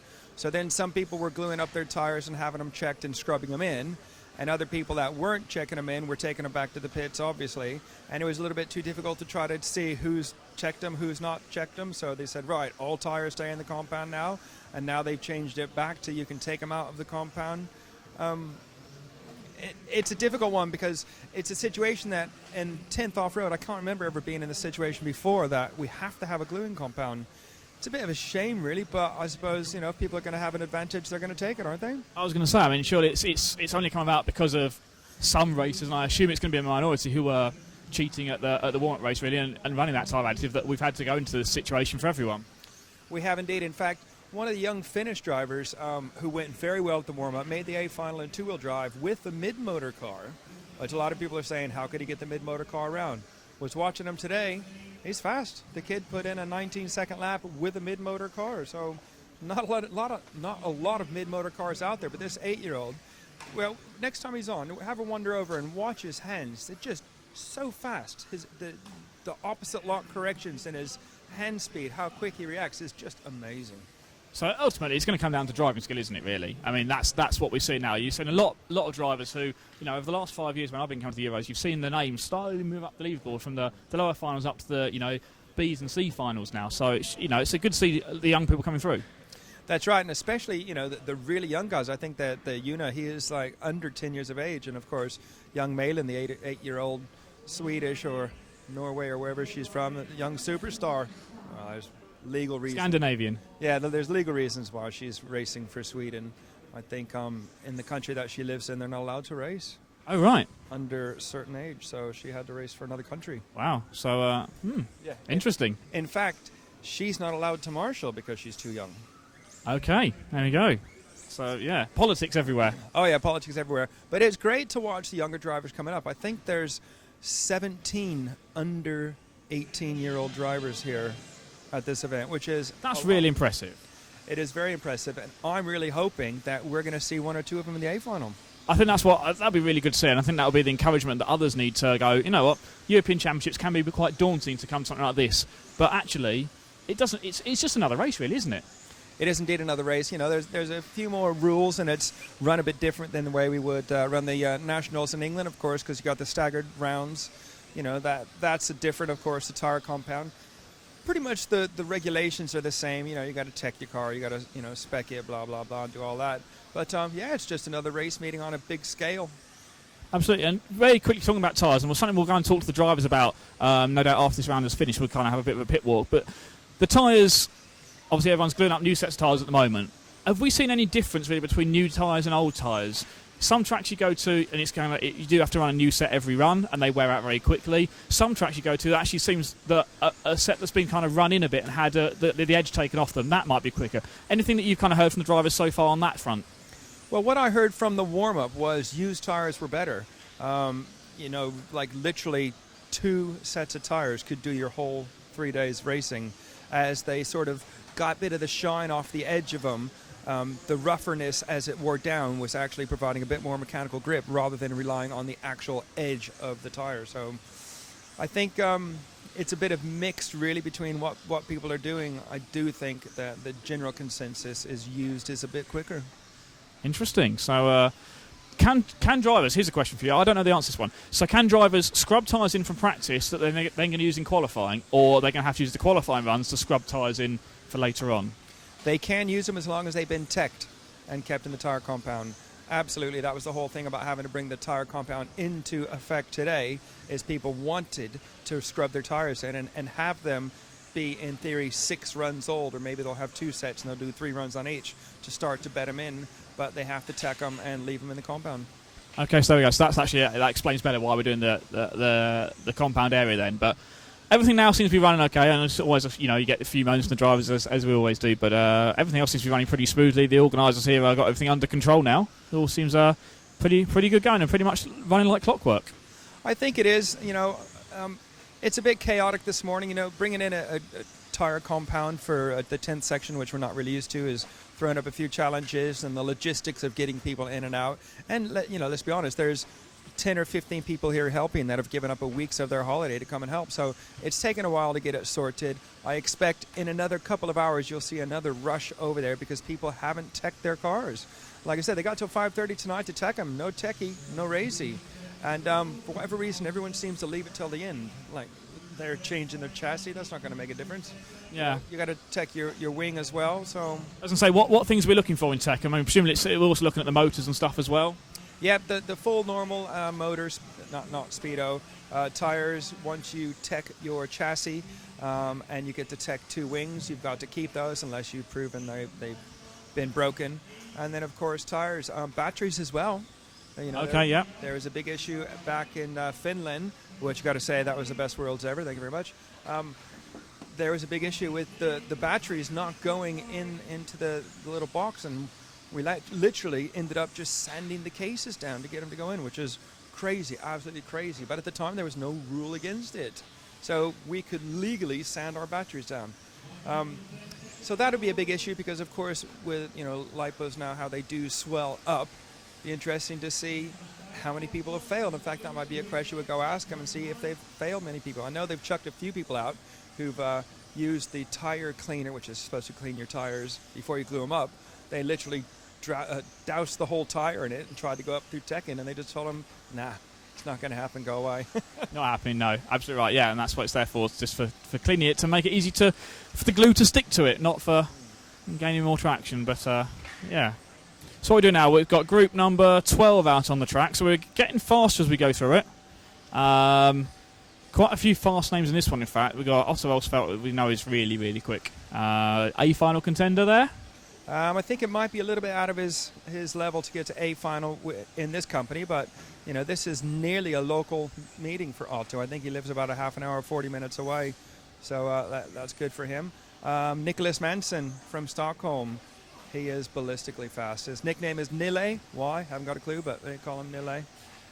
Kim Statinsky, who's done excellent at the EOS series. Yep. He certainly was like knocking on the A final last year and bumping them solidly in the A final. Of course, Team C's got Kevin Lee here. Zacharias, well, he's all right. He's a funny lad, he is. We make fun of him. He likes it. And then, of course, there's the young Una Hattinen. He is the 10-year-old kid from Finland. Winning that heat, in fact, as we just finished heat number 12. Well, watch him as he comes down. Nope, that's not him. There he is. Look. The small one right at the back. The small one at the back. What is he, 8 years old, 9 years old? Look at him. But Stu will like him, because he's got a nice flat brim on his cap. Yeah, oh, he does. Yeah, they get along well, don't they? Yeah. Stu's a little bit taller, though, I think. Wow. He looks a little bit older, but not much. No, not much. No. I don't know if he's trying to concentrate or not. He does this thing where he looks like he's interested in something, and then will just ignore me talking for a bit, but then laugh at something, so he's obviously listening. Oh, he's listening. He's listening. Uh-oh, he's taking the headphones off. He doesn't want to hear anymore. Oh, well, actually, he can actually hear us talking as he's sat right next to us. Oh, well. So it's group number 13, so one before the top guys, I guess. So looking at this lineup here is a pretty impressive B-Heat lineup, to be honest. And we got Peter Pinish, former European champion, Tom Cockrell, multi-UK national winner, Ellis Stafford, well, he's won everything, hasn't he? Wesley Van Helmond, another one of those up-and-coming drivers that we should be keeping an eye on, I think. I don't think Mark Reinhardt's actually here yet. No, I think he's gone to Malaga or something. Just gone on holiday, hasn't he? Yeah. Good job, Mark. Well done, mate. Yeah, but it would have been interesting to actually see Mark here, because I was saying earlier when I saw his name on the entry list, it was like, Mark's had some very up and down results in buggy race, hasn't he? Sometimes he'll be really, really quick up there, and sometimes he'll be not so good. Yeah, I don't think Mark would have enjoyed those 2 times I think, because of securing cars that have grip. Let's face it, there's not a lot of grip out there at the moment, but four-wheel drive, I'm sure he would have been spot on. And I guess the other thing to mention is we got people like Robert Bataille as well, off-road 1/8 scale racers doing the 1/10 events. I mean, there's more and more of them seemingly doing that and doing multi-classes, and it's taken them a few years to go and get up on pace, I think. But people like, especially David Ronnefeld now, he's as quick in either class. He's not a one-class specialist. That's right, and of course you've got the 8-scale world champion of Robert Bataille on the track at the moment, and really nice, Robert Bataille. He'll always talk to you. David Ronnefeld, super nice guy, had great support from his dad, giving him a lot of help, sort of turning him loose in the 10th section where his dad doesn't come along. I think he even went and did his first 8-scale meeting by himself recently as well. So, but again, I know there is rules about being a certain age. I don't think it applies to David, but there's rules. I was going to say, David's probably over that age, or whatever he is. Yeah, but there is rules that you can't go do stuff in Sweden. It's a lot more strict than we would think about. I mean, you would never think that you could come to a race meeting like this and you wouldn't be allowed to marshal because you were too young, would you? No, it's something you wouldn't even think about, I guess. But I guess that's how it is, and those rules are obviously there for a reason, whether it's their insurance basis or whatever it is. But I guess those rules we have to stick to when we're racing in different countries for these drivers. That's right. And in Sweden, they have like a universal governing body, where in England we got the BRCA. In Ireland, they have their own thing. In Sweden, it comes under one governing body for everything motorsport in the whole country. And I mean, even at the last meeting, they've got forms to fill out and sign and send stuff in, and if it's not done correctly, people can be legally liable, which is a bit crazy when you think. It's I guess an unfortunate thing of where we are with our hobby at the moment. It is. I think that it's a great hobby. It's a sport. It is professional now, but we could get into a long debate. I think more from the organizing bodies need to be run more like a business rather than a hobby. I think that's a really good point, and it's something that I know there's a lot of mixed feelings of up and down the paddock with how kind of the things run. But I guess at the end of the day, what matters is it's a good event for everyone, and how that comes about is down to each individual organizer. Absolutely, and most organizers don't get paid much. I mean, they do it for the fun of it. Yes, they might get a bit of money to cover expenses and blah blah blah, but you give up your whole weekend. I mean, what, you wouldn't want to come out here and give up your whole weekend for 50 quid or have to even pay here. I think it needs to change more focus to full-time people really giving it 100% of their time, rather than someone trying to fit it in around their work schedule or their family and friends. It's very difficult. It is tough indeed, yeah. So let's see what's going on the track at the moment. So we should probably talk about that a little bit, shouldn't we? That's a good point. Let's talk about Oscar Levine. Yep. Okay. So I haven't got anyone up on the camera, so we can't follow him exactly. But he's been really quick this year. I've been following his results in a number of different series, different races he's done. So someone certainly to keep an eye on this week, isn't he? He certainly is. Young Oscar took the step from TLR to Team C, which was a bold move because he was thick of thieves with Otto and the Team Losi car. But he's gone on to Team C. He's winning stuff. He is fast. The kid. Well, he's not a kid anymore. He's a man. He is unbelievably fast. Also, another guy who will always take the time to sit and talk to you. He'll help you. The sport's full of people like that. It's great. Absolutely. I think that's something that's perhaps become more evident the more kind of races that we do with this sort of coverage, where you get to go and talk to people in the pits, and they kind of realise that that's a big part of it, is how they want to talk to the media people as well. Absolutely. And just watching that, I don't know if you know, there's a rear-motored X-ray car out there at the moment. Yeah, we saw that. We thanks to our HD camera that we've got for this weekend, we were able to zoom right in on Mr. Huddy's car and notice that there was a motor hanging out of the rear of it. They don't make one of those, do they? No, they don't. I think there's 2 or 3 of them here at the moment, actually. So it's really good to see X-Ray. They put a lot into the sport, and good on them. But we'll see how good it is. Absolutely, yeah. That's the key thing is to be, where does it finish? Yeah, true. I heard a nice little story that an organizer had a phone call from someone from the X-Ray family saying, we can't remember, did we order any tires for the meeting? And the answer was, no, they didn't. That was good. Well, where they got their tires from, I don't know. But hi, Kev. You want to come on an interview, Kev? No, he doesn't want people to walk off. You don't ask people if they want to be interviewed. You just start interviewing them. That's the best way I found. Well, we could talk to him like this. Kev Lee, we need you to come for an interview soon. Well, what do you mean I'm number 1? Thanks, Kev. I know. That's rude, isn't it? He's pretending to work on his car now as well. He does look a bit stressed. Look, I leaned forward like I was going to talk to my microphone. It's really strange actually thinking I'm talking to people, but I can't hear myself because normally I hear myself back. It's weird. Yeah. Okay. don't know where to go with that now. So this is the last heat of round 3 of practice out on track now. Defending European champion Jorn Neumann in this one. Someone asked earlier on one of the chat groups was who do I think, who are the people to watch out for this weekend? And I really put it down to what I thought was going to be a battle between Jorn and Lee. I thought that's what it's come down to. But then David Ronnefeldt in that last round of practice really stepped it up. So maybe it's going to be possibly I'm going to have to put him in as a 3-horse race. Do you reckon that's a sensible set of picks? I do, yeah. I mean, you can never count out Neil Craig either. I think Jorn's going to be more competitive in the 4-wheel drive for whatever reason, whether it's the car or his ability. He seems to go better with the 4-wheel drive. But certainly, I mean, all-time favorite have got to be like Lee Martin because he's at the top of his game full-time paid driver now. He travels around the world. He seems to get his cars dialed in wherever he goes. But yeah, let's hope it's some good, clean racing. I think that's what it's going to come down to. And it's a difficult track, so we are going to see mistakes. But you got guys like Lee, who can run 5 minutes at 90% and not make the mistakes. But then if he needs to suddenly pull out a fast lap, put the power down, then you can see something quite special. That's absolutely true. And I think this track, well, certainly with two-wheel drive, you can go flat out. And these doubles, they are hard. It's not easy. You have very little time to get the traction down. So you've got really, really short kind of runs, particularly for the ones in front of the driver stands. You just got nowhere to really. The power to put the power down is going up the up ramp. That's right.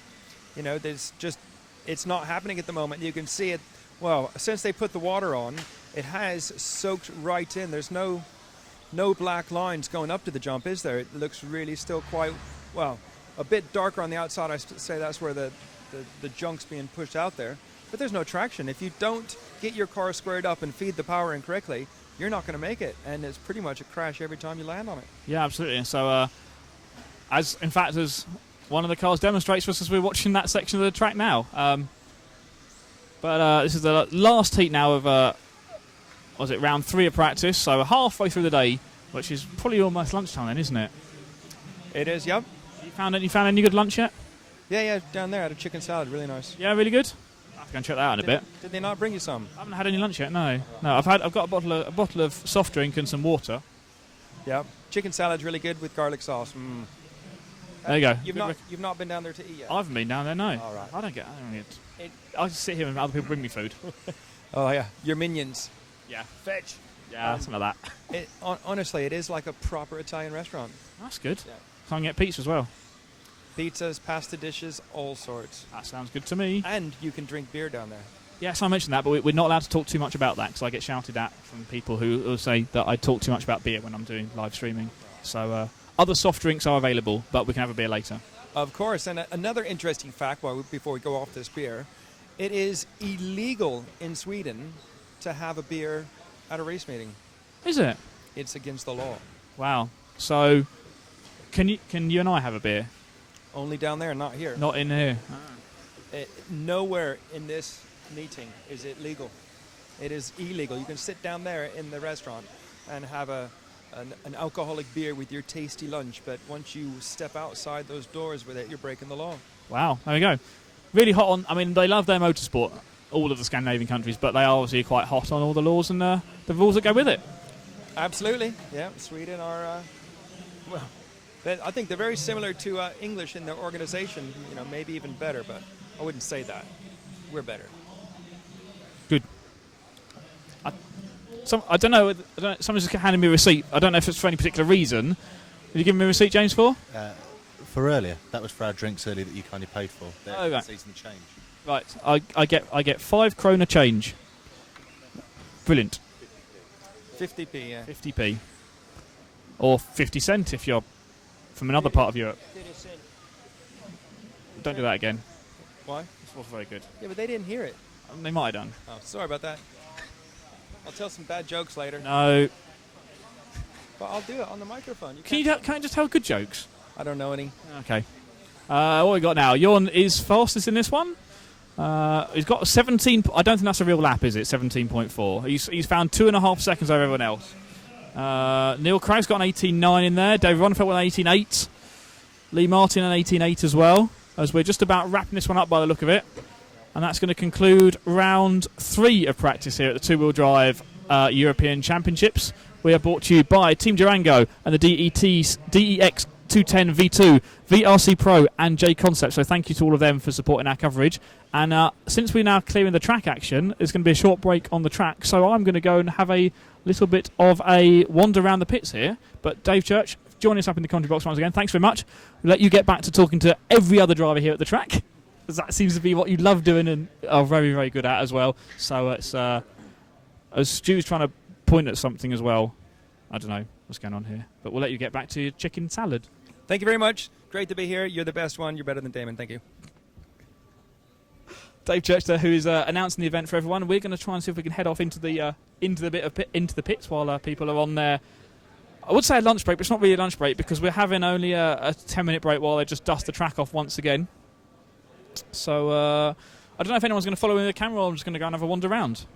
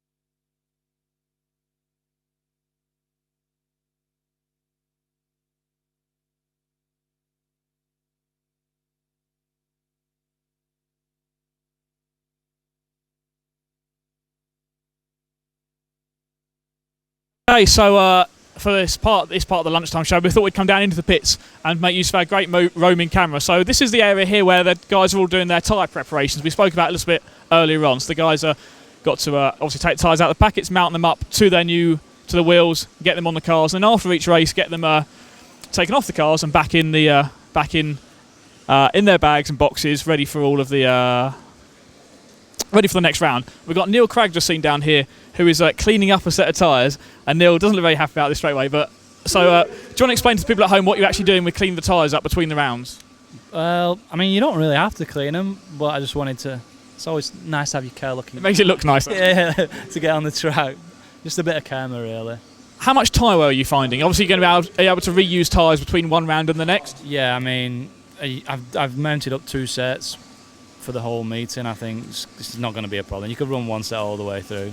And that includes all the qualifying and the finals tomorrow as well, or just for the practice day? It should be. You should be able to. There's no tyre wear at all, so you should be able to go all the way through. All the way through, and then no advantage to having new tyres at all? No, it's actually a slight disadvantage. As the tyre breaks in slightly, and then it just stays the same all the way. Although I run new tyres then, and they were fine. So probably not really any difference between new or old tyres? No, it's probably not. It's just easier, 1 set, all the way through. All the way done. Well, I'll let you get back to cleaning your tyres off then, and I'll catch up with you probably later on today or tomorrow in the qualifying round. No problem.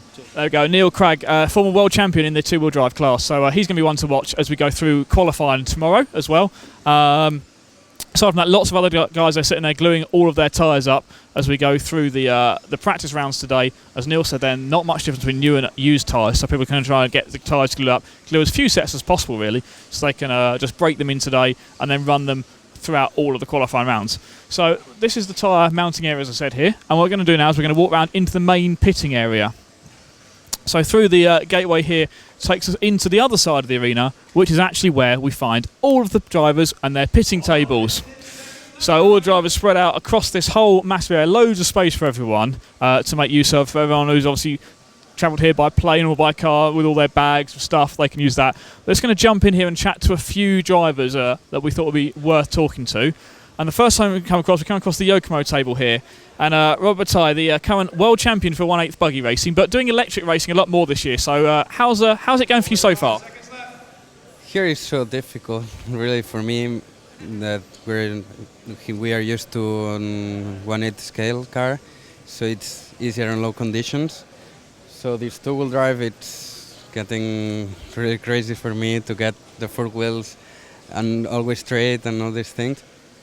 But at least just learning about the class and just all electric people and just to see a new class. Yeah, absolutely right. And I think, yeah, as you go through that, you're obviously a very accomplished driver, but learning a new class is very difficult. But you're picking it up well. You've had some great results back in Spain as well. So all going quite well for you. What's your expectations for this week? I don't know. On 2-wheel drive, I would like to make A main, but I don't know if I will get it because it's so difficult. I'm just not so confident with my driving. My car right now is going so well on the last hit, but I have to be more consistent to get the A main. But on 4-wheel drive, maybe it's a little bit easier for me, coming from the 1/8 and all this. But however, A main in both classes will be my goal for this week. Well, good luck with that. We'll let you get back to work on your car, and we'll catch you probably later on during the week. Yeah, thank you. Thank you very much. That's Rob Bataille there, the 1/8 world champion, but racing electric cars this weekend. We're going to come around to the other side of the Yokomo table, and 2 people sitting next to each other here. I want to talk to both of them really at some point right now. In fact, we'll start with Lee Martin, former European champion, lost the title last year. That wasn't good, was it? No, but sometimes you have to lose them to win them again. That's a good way of putting it. But you've had some great results. I mean, world championships. It could have gone one place better for you, but not really much better overall, could it? Yeah, I mean, it was really close at the Worlds, and I was a little bit unlucky at some points. But yeah, it was still really happy to get second either way, so it was really good. And motivate coming into this race, I bet, then? Yeah, for sure. You know, new team, new stuff. Yeah, pretty motivated. Shin's obviously here helping, which spurs me on and stuff, so yeah, it's good. And let's talk about that change from Tamiya over to Yokomo now. How are you finding the new team? How are you finding the cars? Yeah, it's good. I mean, it always takes a little while to adapt to new stuff, so it's just taken a while to sort of learn what I need to do in certain circumstances. But, you know, I'm getting better at home with them, and you know, our mid-motor car and two-wheel at home's really good. Even compared to the front motor cars, I'm competitive with them, which have a distinct advantage in a lot of people's hands. But yeah, you know, we've got it good enough to keep up with them, so that's good. Four-wheel drive's been good from the start as well. It's just obviously learning it and adapting it to Astro. It's pretty okay to adapt it to dirt, but when you go to Astro and it's a bit bumpy, and at home there's a lot of guys that run on the tracks a lot, so to get to the right pace you need to be straight off the bat is a little difficult, but keep trying. And I guess the car is primarily designed in Japan, where they don't really have Astro services until quite recently. Itabi put an Astro track in, so you're doing a lot of kind of development work as well as that side of your role. Well, I like to, and if they need me to do stuff, I do. But I think Shin has most of it covered, to be honest. He goes testing a lot there, and he came to one of our nationals a month or so back, and I think it opened his eyes a little bit to how different our Astro is to what their Astro tracks are. Okay, so even it looks like the same surface, it's actually very different. Yeah, if you're running on Astro, you run on Astro, but Astros can be completely different in themselves, and then the bumps take into account can be completely different, and it really changes the way tracks are. Whereas our tracks are outdoor, so they have a lot of natural undulations and bumps. The Astro can be really grippy or not grippy at all. So yeah, it can be quite different to a manicured indoor track where, you know, stuff might be working. When you go outdoor, it just doesn't work. Doesn't work. Yeah. And what's it like working with someone like Shin? You know, you got him here building everything for you, really, haven't you? It must be easy. It is a bit, yeah. I mean, I've had a few tough years with obviously Tamiya. Not tough in terms of results, but tough in terms of doing all my own stuff. And there was only a few races where they ever sent someone. So it's really nice to have the support from the company, and they're willing to put money in and send these guys to come and help us, and it really shows their dedication to our racing scene in Europe. They really appreciate it and think it's, you know, one of the highlights of the RC world is Europe. So I think it's really good to see them here. Absolutely right. Yeah. Well, we'll let Shin keep working on your car. We'll let you get back to whatever. You got two cars here. So what's the difference between the two cars? Is one his and one yours? No. Well, yeah, kinda. I suppose this one was mine from the warm up. So we knew what we were doing with that one. And this was stuff we wanted to try but didn't have at the warm-up. So we've done two cars. That was the first time I run both then. And I think we're going to go with the second car and see how fast we can get that one. That's really what we've been doing this morning. We've been to and fro in just stuff we need to decide before we work on minor details, like what tyre we're going to run on the front and what insert you want to run and what, you know, car you want to run. So I think now we're there, you know, we get another few runs to really try and go fast.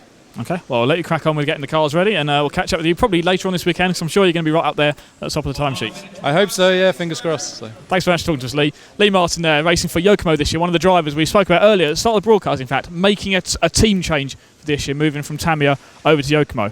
We'll take a bit of more of a walk around the pits and see who else we can kind of bump into, and I'll just have a quick look around, see if there's anyone else I want to grab now. There is one more driver I want to grab from the Team Durango camp, Johan Neumann, the defending champion, if he's around, but I can't see him at the moment. So what we'll do is, well, you can just stay there and we'll just pan around the pits and we'll show everyone exactly what we've got going on here. So we've got tables lined up with all the different drivers from all the different countries around Europe, kind of split up. It's by team and it's by country as well. So a bit of a mixture of the two different things there going on. Got the associated team over on the right hand side. In fact, let's go and have a chat with Craig Drescher from the associated team. So one of the other guys who's here, not racing, but here to support the team. I think that's a real key thing. We've got the guys like Shin over here from Yokomo. We've also got Craig who's here from associated as well. And I'll see if we can have a quick chat with him while we're actually here.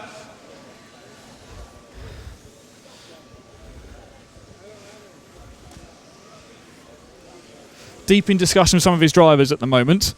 Just want to butt in and have a quick chat with you, Craig, if that's all right. We're live on RC Racing TV at the moment, streaming out to the world. You're not racing, so what are you doing here? Helping everybody. So we've got a big team of guys here from all over Europe, Scandinavia, and basically, I guess, 40-odd guys here. So helping the guys get the products out there and do the job with them. Now, you're a very accomplished racer yourself, or you were in the past, with all the titles you had in the bag.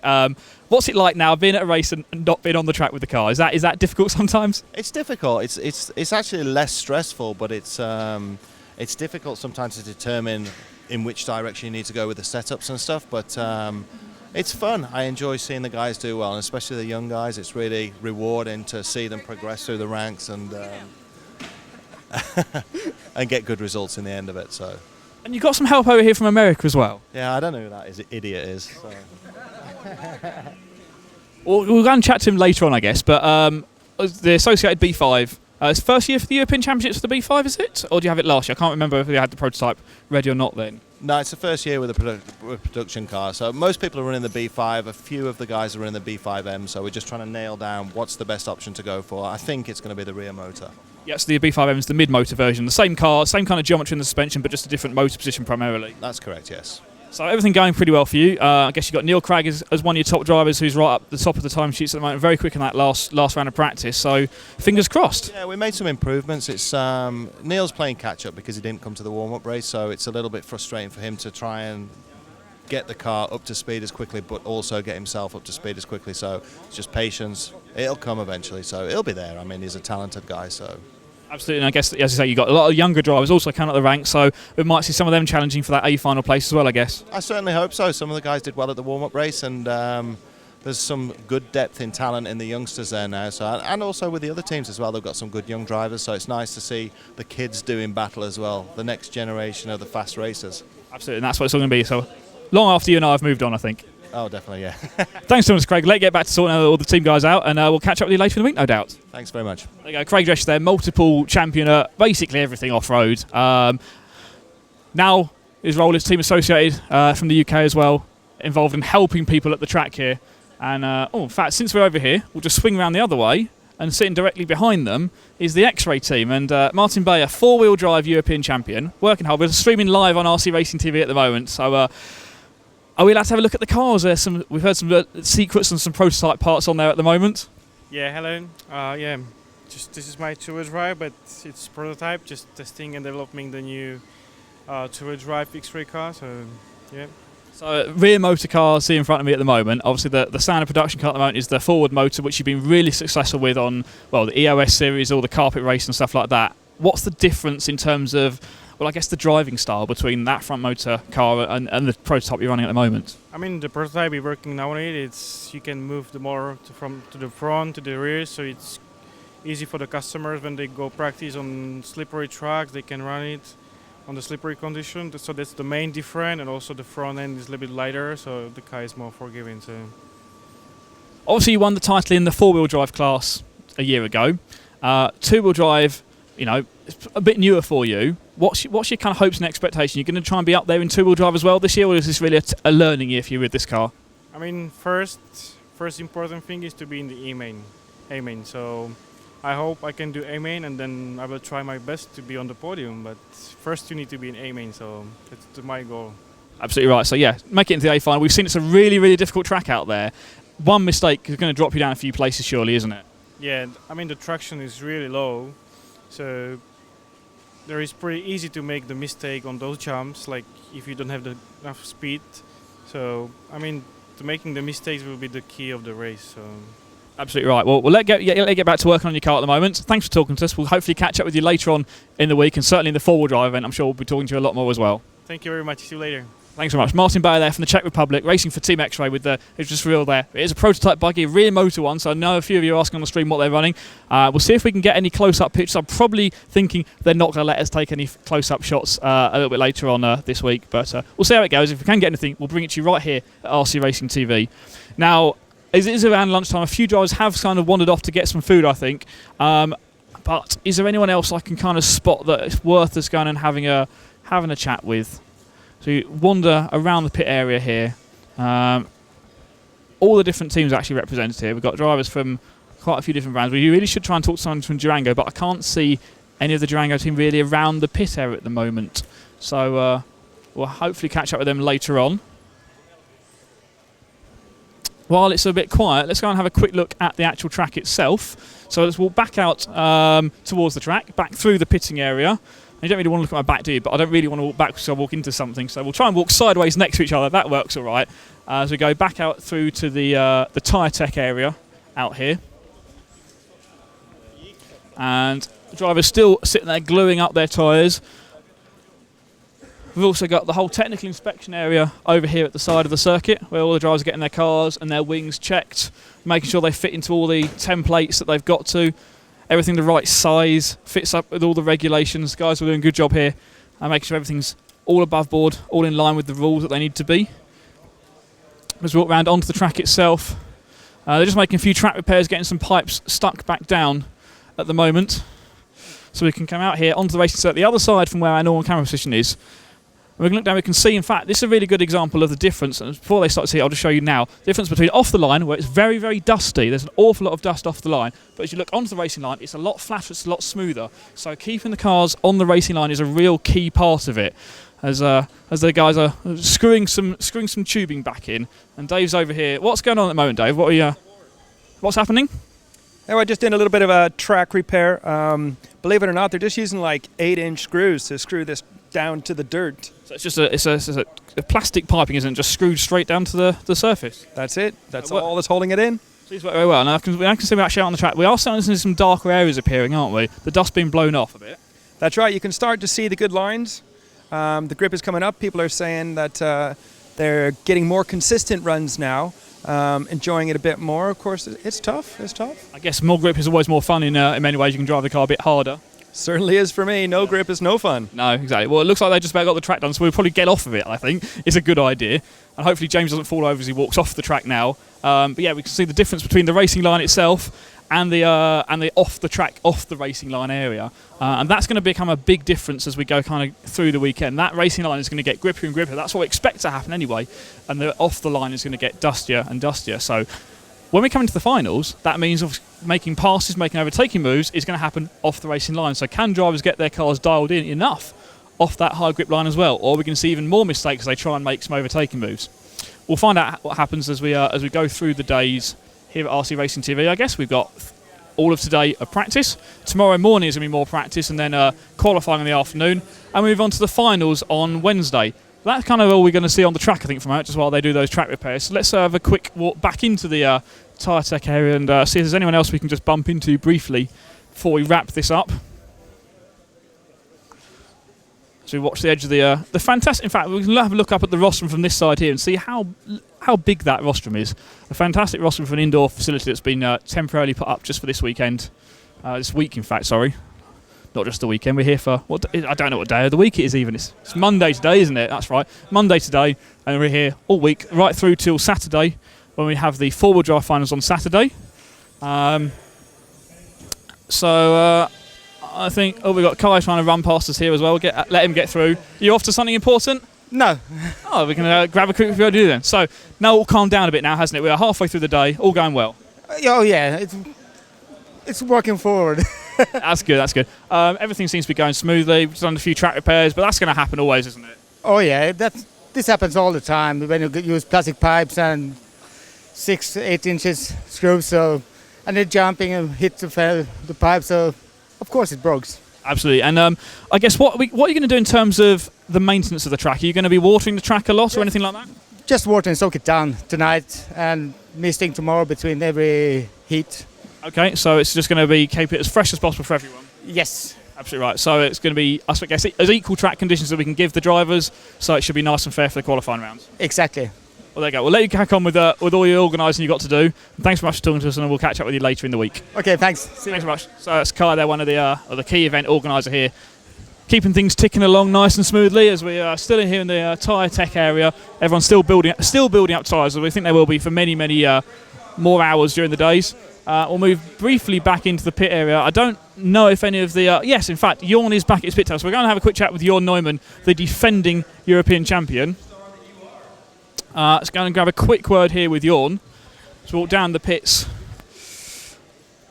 And he's going to pretend to ignore me for a bit, but I want to jump in here and grab Jorn. We're just live streaming on RC Racing TV.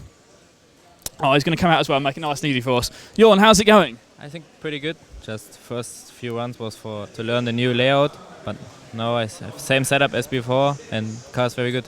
Yeah, obviously you're here for the warm-up race about a month and a half ago, something like that. Car was good then. Anything new, anything different on the car you're trying? Yeah, we have some small new parts where the shock tower is in a different position, but that's all. Yeah. And Gerd made the parts and is proudly wearing the German football T-shirt today. We put one more star on his. Oh, you've made the star ready to go on there. Yeah. So are we going to have any stars on your car soon? Yeah, hopefully. Hopefully. We got European champion last year in the 2-0. 4 stars, but European Championship titles. You do, exactly. So we're going to make it 5 this week? I try. You'll try. Anything that... What's going to be the deciding factor? I think to make like no mistakes, because the track is very hard to make 5 minutes without mistake, and I think that's the key. Okay, well, there you go. The key is not make any mistakes out there on the very difficult track. Thanks for talking to us, Jon. We'll let you get back to working on your cars, and we'll catch up with you, no doubt, as we go through the qualifying and finals of the next few days. Okay, thank you. So there you go. Jon Neumann, the defending European champion, racing for Team Durango. That just about, I think, wraps up our lunchtime show for the moment, as we are, about 10 past 2 local time. I'm going to make James walk slowly backwards down here. He's not enjoying this still. In fact, I could make the season just walk past you now, couldn't I? And we'll do that. So there we go. I'm going to stand next to Bin. That's not a good idea, is it? Don't stand next to Bin. As Phil's filming something behind us, we won't interrupt him. I think we'll sort of head back up to our commentary box to kind of wrap this up. And in fact, if Stu's listening up in the booth, he can switch us back over.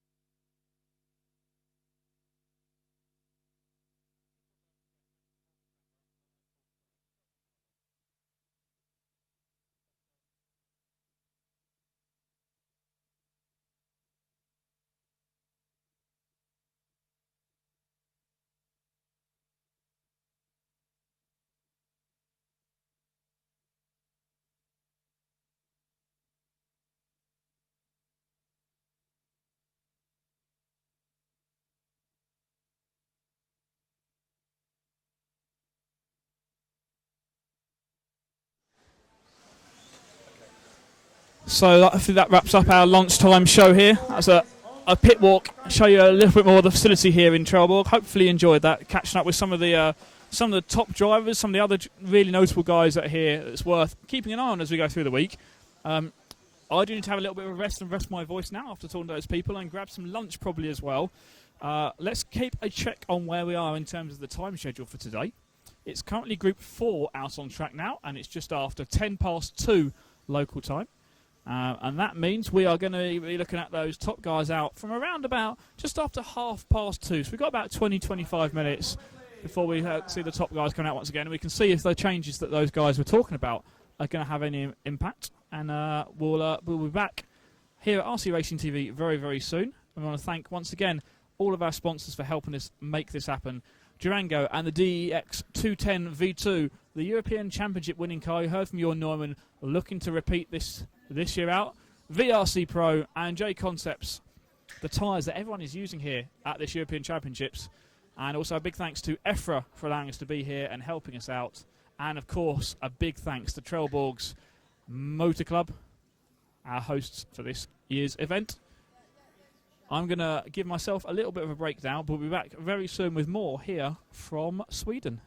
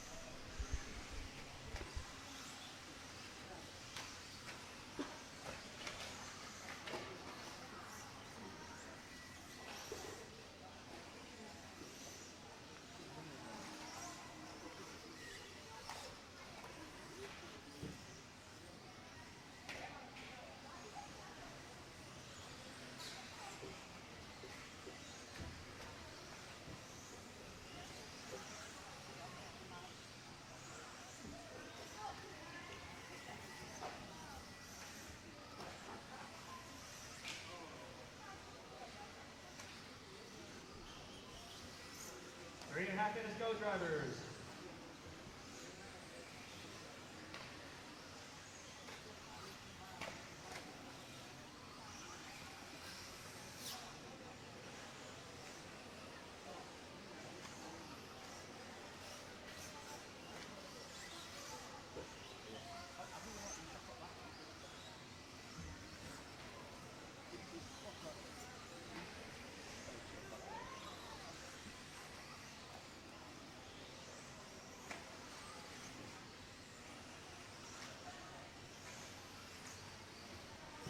.2:45, 2 minutes 45.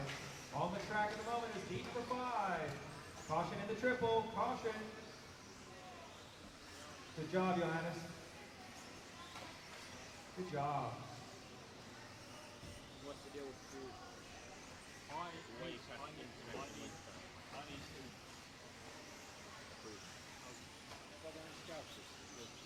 I think having done that, time, they might take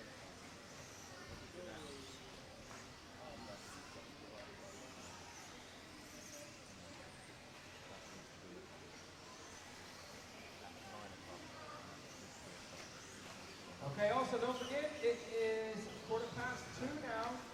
At 5:30, technical inspection will close. You need to make sure you get your car checked. Wheels and tires, wings, batteries. Got to get it all done today.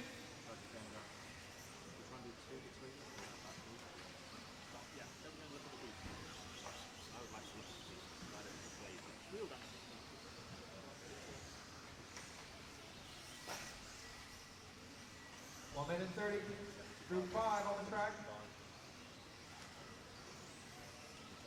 So you can also continue to glue tires up and get them checked throughout the week, but you must have your car checked today. The chassis has to be registered today. If you don't register it today, you will not be in the meeting. 1 minute left, drivers. Group number 5 on the track.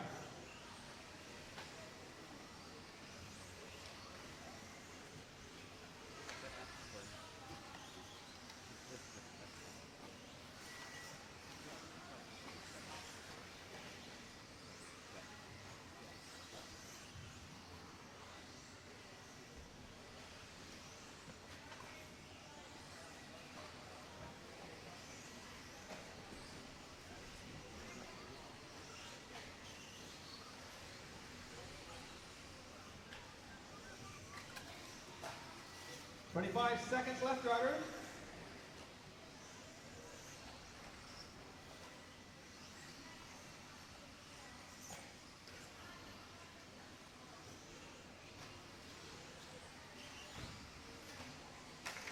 There you go.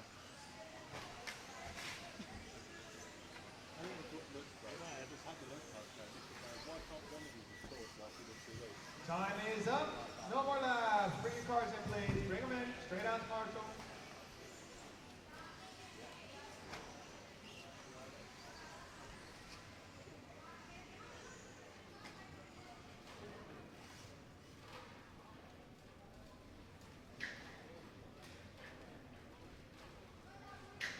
So I think you're too cool to wear the high vis, are you?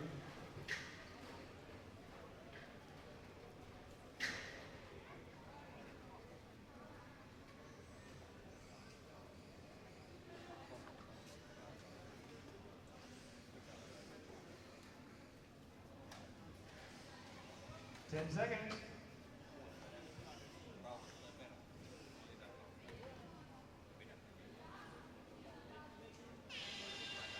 Off you go, drivers. Track is open.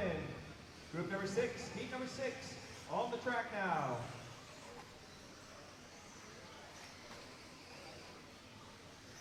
Marshall.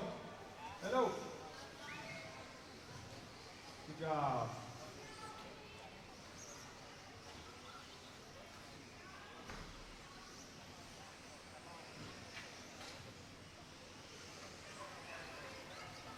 Group number 6 on the track now, drivers.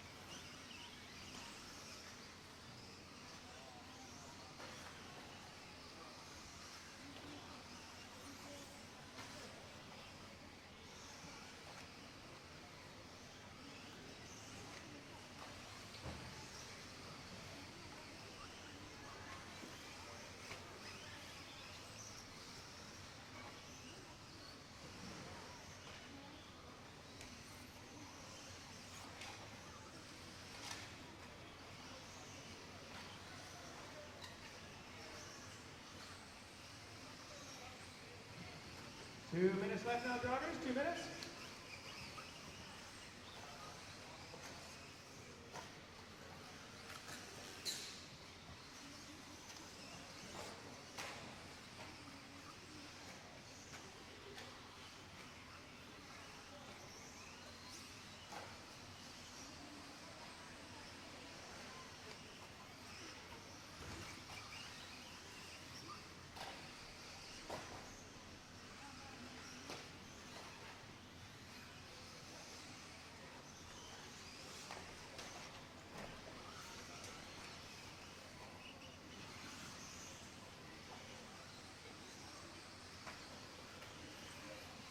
One minute, 20 seconds left, drivers.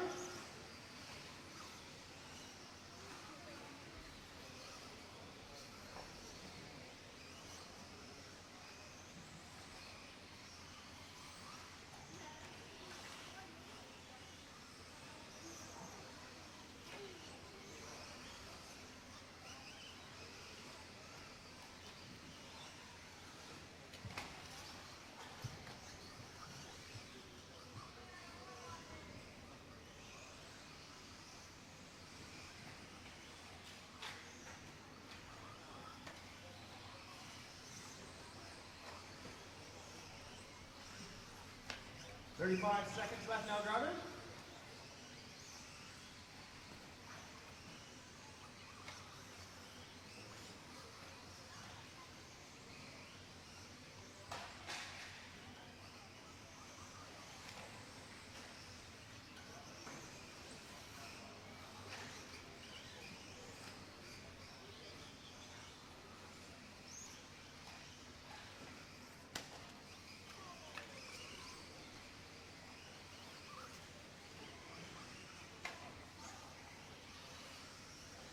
Time is up. Pull your cars in, please. No more laps.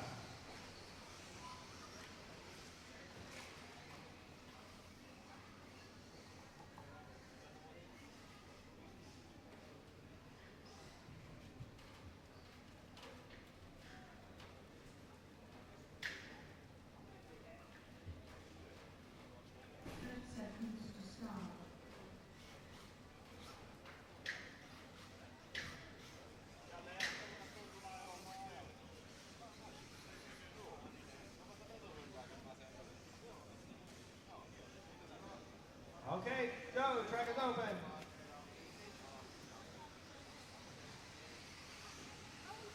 Let's go, marshals. Come on.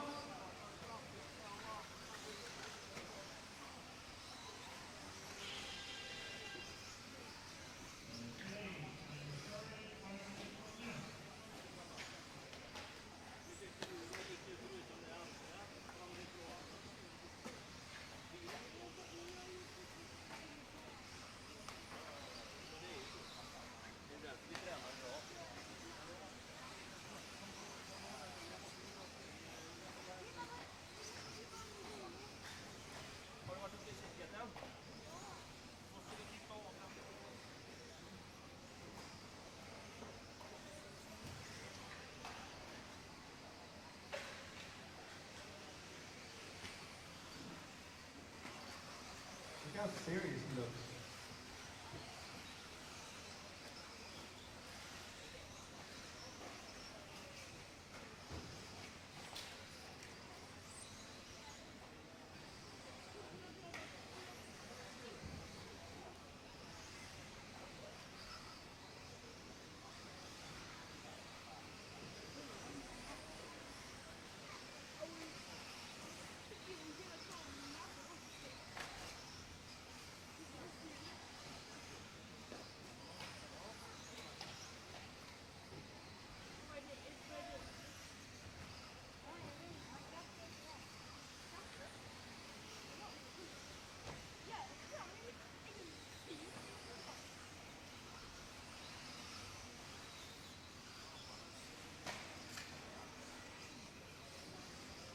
Group number 7 on the track. Group 7 on the track. 3 minutes, 15 seconds to go, guys. Driver.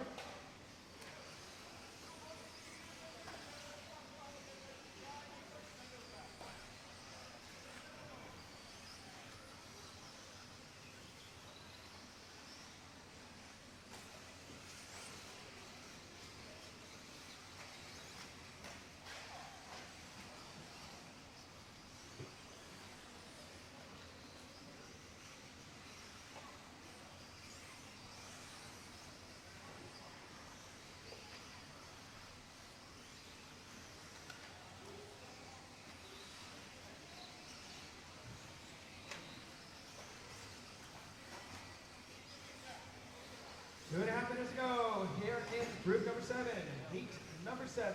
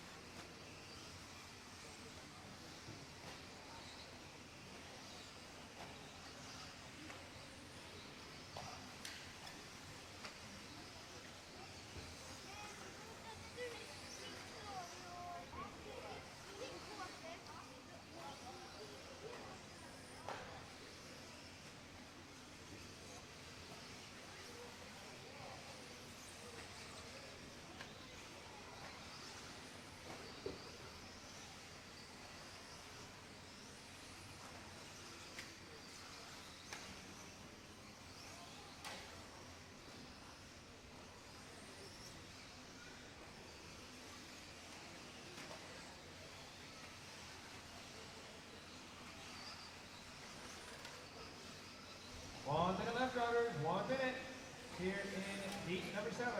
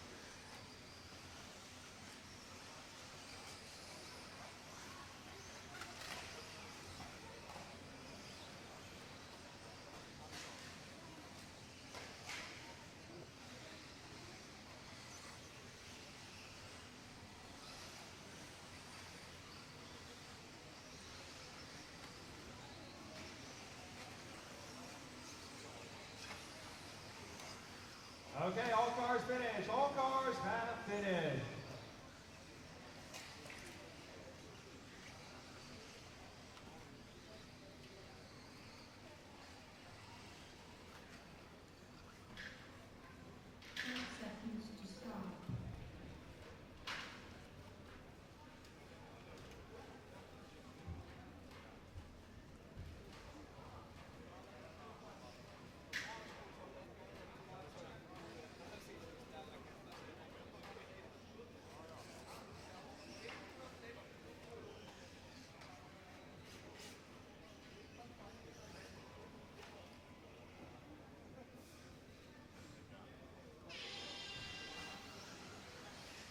Away you go.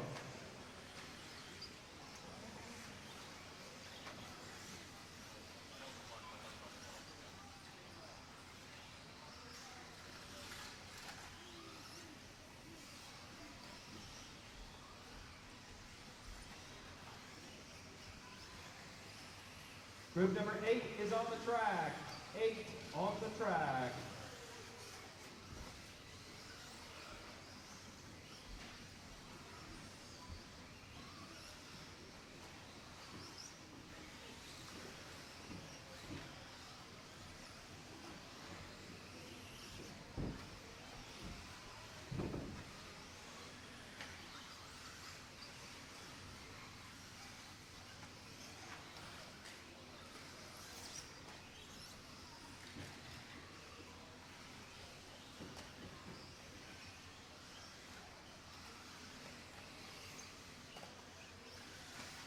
Three minutes and 45 seconds left here in group number 8. We're currently 6 minutes and 50 seconds behind our posted schedule. Trying to make that time back up. We'll certainly catch it up in the break.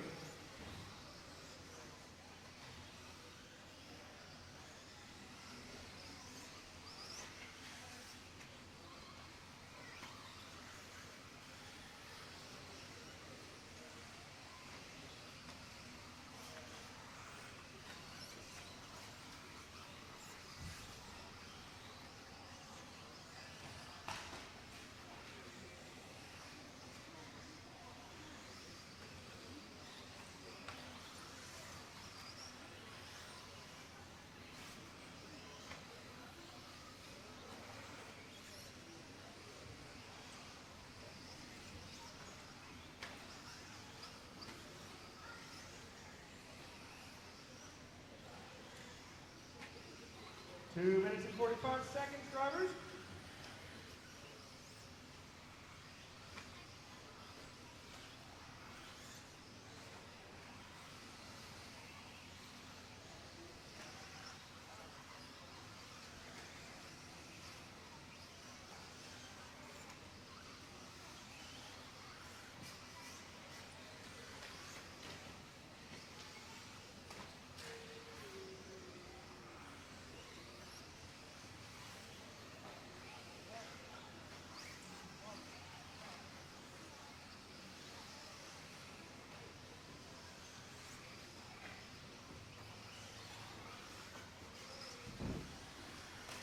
Two minutes left here in group number 8. 2 minutes left.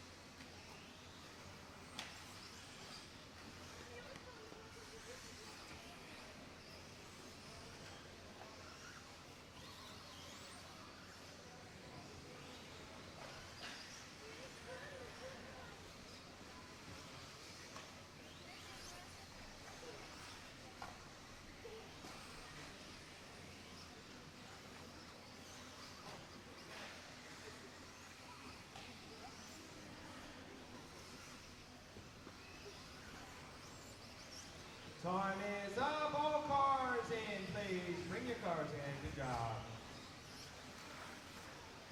Good job. Good job.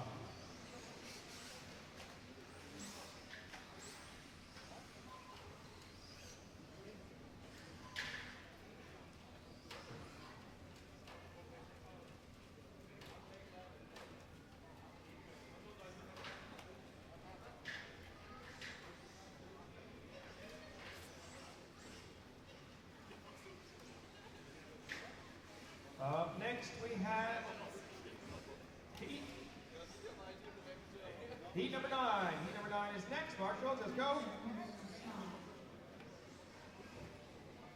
Hold your cars, please. Hold your cars. Especially you, Roundy. You silly guy, you.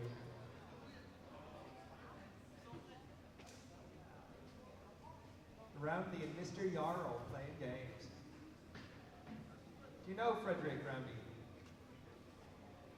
Roundy? Frederick Roundy? Off you go, guys. Off you go.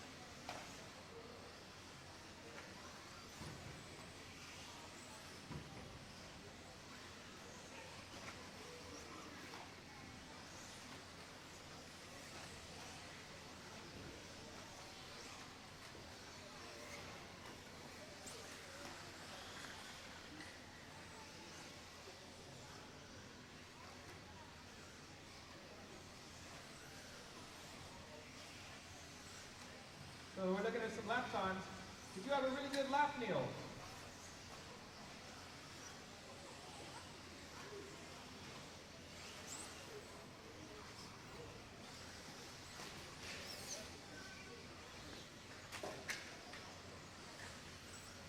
Well, it says you done an 18.7 second lap, Neil. That's awesome. So I'll discount that one again. And the Jarlmeister over. Let's have a look at what you're doing, Frederick. Yeah, tough time for you, Frederick. 23.3.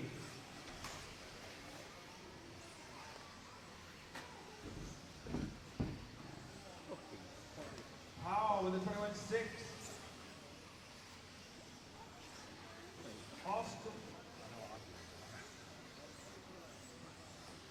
Oscari, you did a 20.4.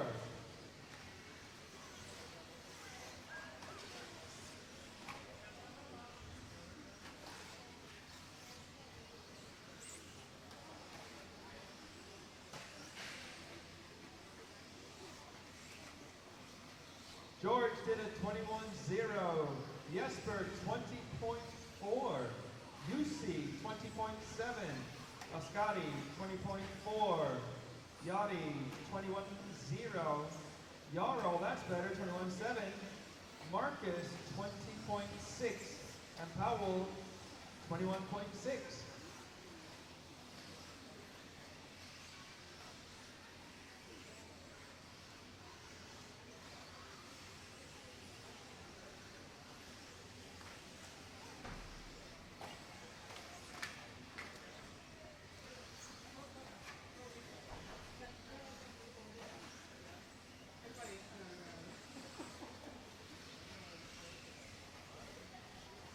Are you trying to drift it around the whole track, Frederick? 1 minute, 10 seconds left here in group number 9. We are running 7 minutes behind schedule at the moment, but we'll make that up in the break.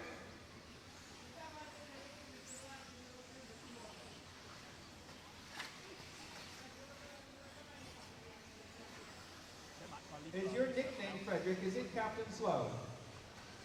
What I'm being told over here. 45 seconds left, drivers.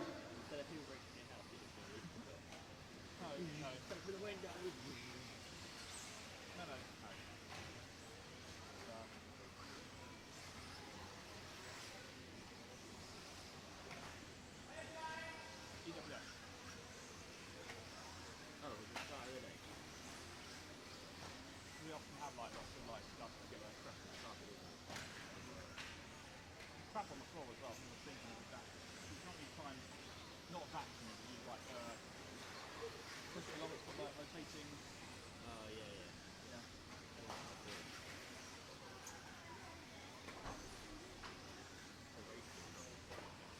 Time is up. Time is up. Bring it, please.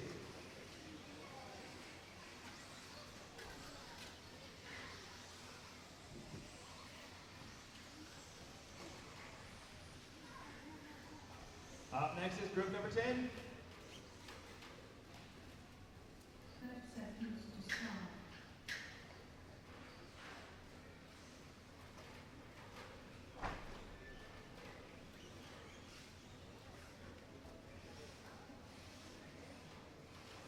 Hold the cars, please. Hold the cars.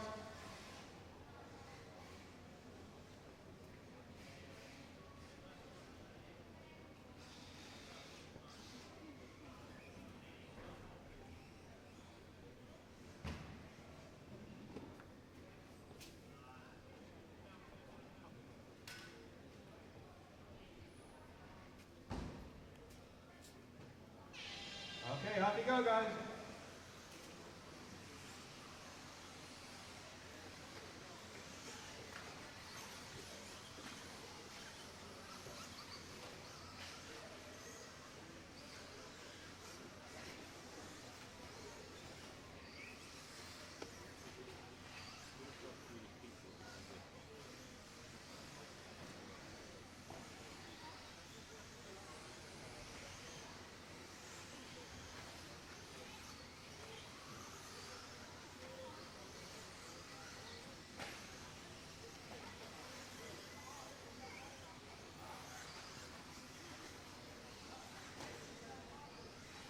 Group number 10 on the track. Group number 10 is on the track.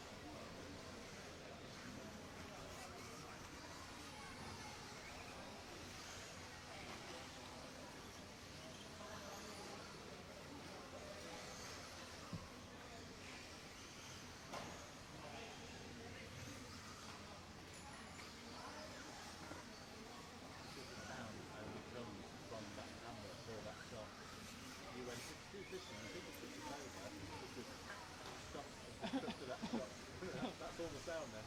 If somebody's got in the comments on YouTube, and that was a it's over. 2 minutes 45 seconds left, drivers.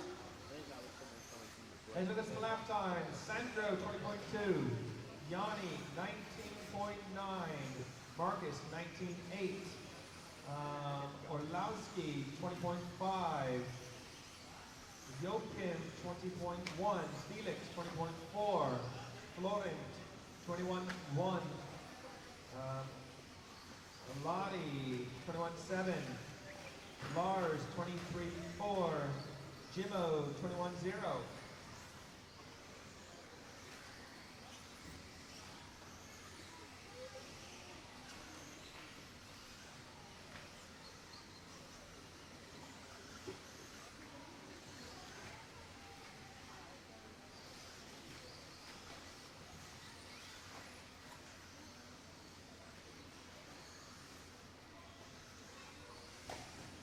One minute 40 left, drivers.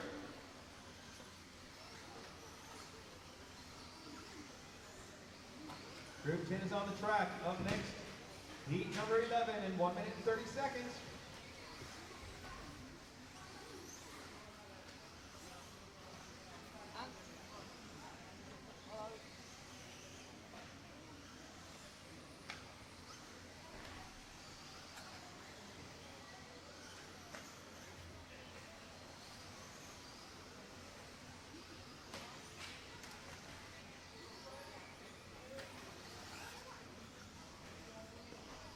One minute left, drivers.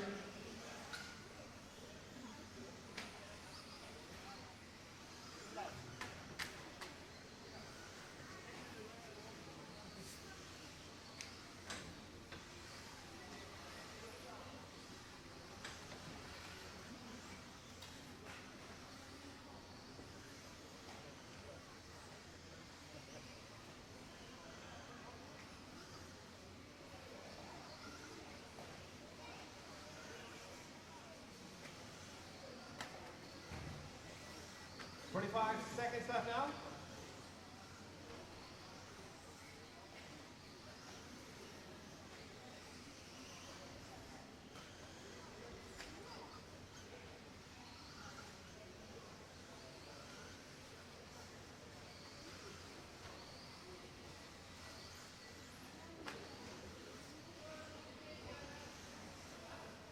Time is up. Bring them in, please. No more lap.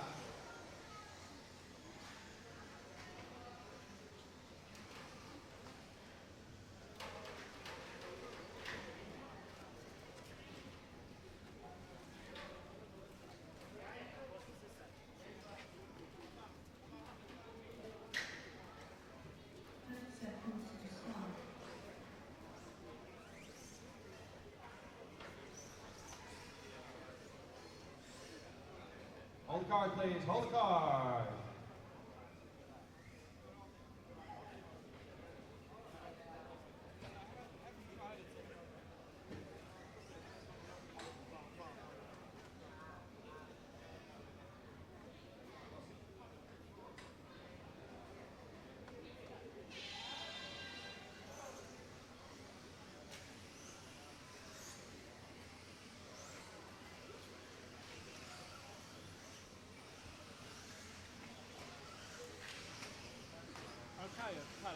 bite to eat there, so I'm.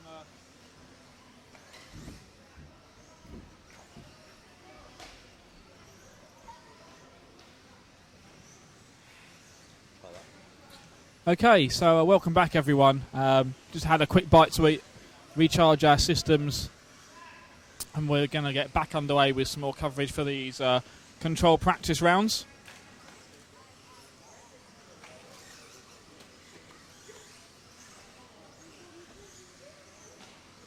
Let's get you up to speed with where we are at the moment. It's group number 11 just taking to the track now. So we start to step up the speed a bit.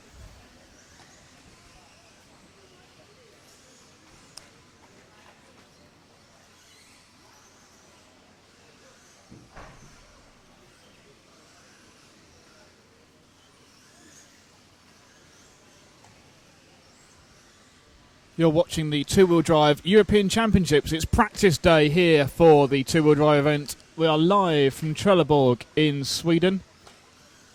Broadcasting live at rcracing.tv with thanks to EFRA and the Trelleborg Motor Club. And of course thanks to Durango and the DEX 210 V2, VRC Pro and J Concepts.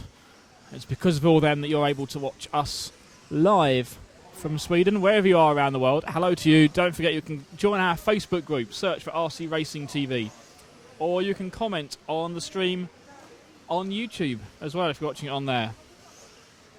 So hello to McLogo76. Hello to Valerio, to Mike, to Frederick and to Barry as well. Hello to all of you watching on that stream.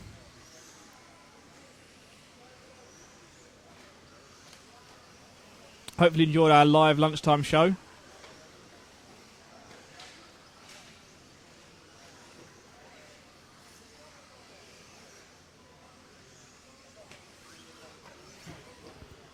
And don't forget, if you missed anything from today's action, you can watch it all back on the archive at RC Racing TV. At the end of the day, every single second that we broadcast is archived and will be available for you to watch whenever you like.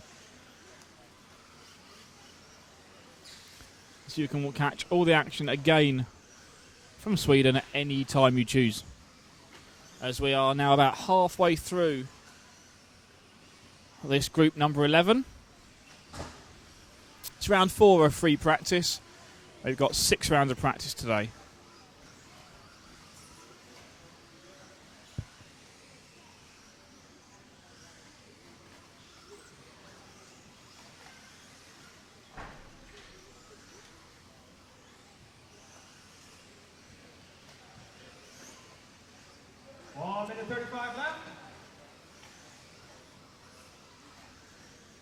Checking some lap times in this one. We've got Philip Stocker quickest with a 19.6. Luca Rao with a 19.8. Everyone else is in the 20s at the moment.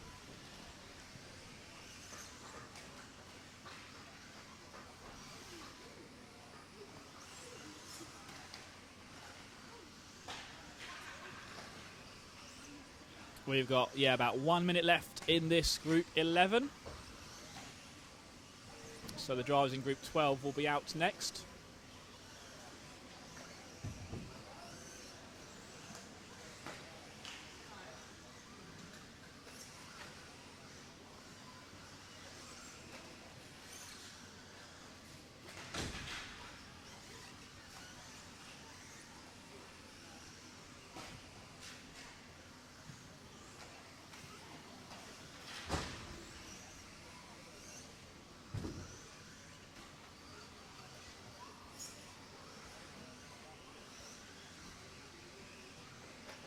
About 20 seconds to go in this one. Philip Stocker, Peter Forster, Marcus Lind, overall are the three quickest ones, but the individual lap times show us that Luca Rao is one of the quick ones in this one with a 19.8. We've seen Peter just put in a 19.9.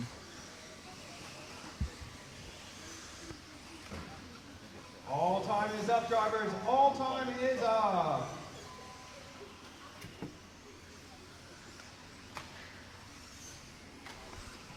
So that's just about the end of group number 11.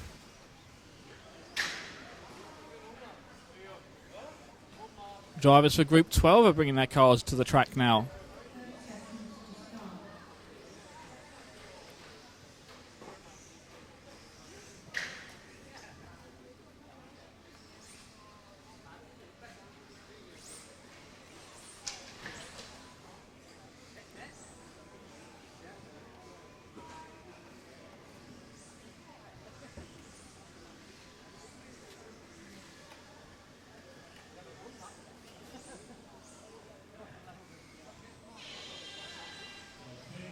So Group 12 taking to the track. Marshall in the middle, Marshall. Thank you.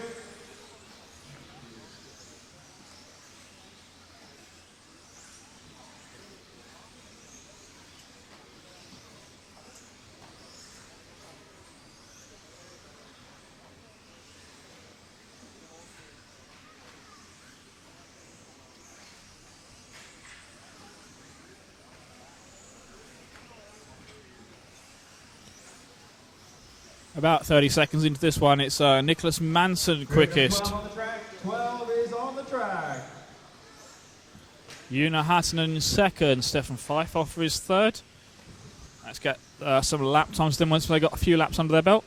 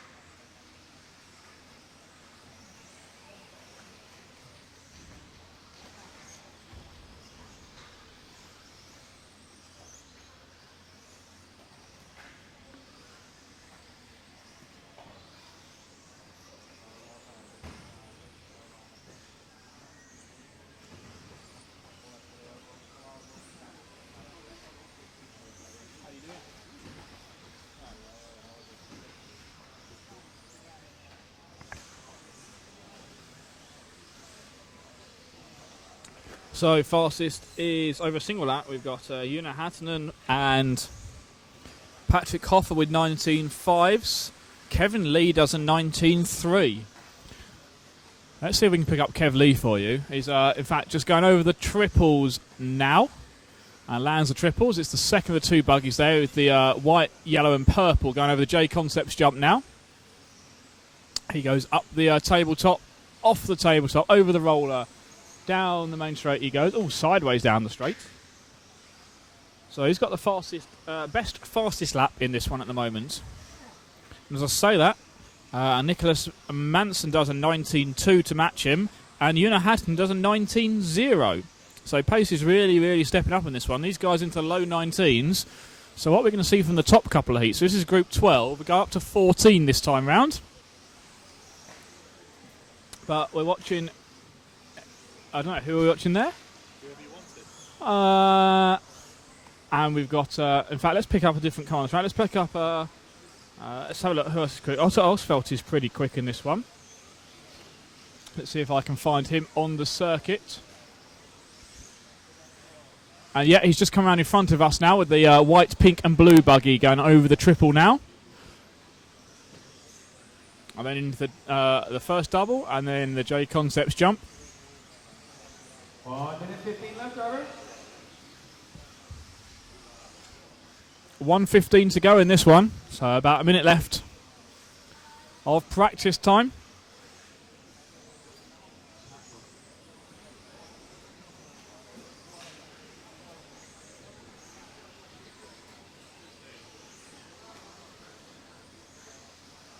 And as we have the time ticking down to about 45 seconds to go, let's also pick up one of the other fast guys. Let's have a look at Simon Moss, which is the red and orange buggy on the triples now. And then he comes onto the jump in front of the driver's stand. 35 seconds, drivers. Up onto the tabletop and back off of it over the VRC roller and onto the main straight. That's Simon Moss from the UK. It's a 19.4 best lap, right up there in terms of pace. Best lap in this one is still going to be Yuna with a 19.0. Otto's done a 19.0.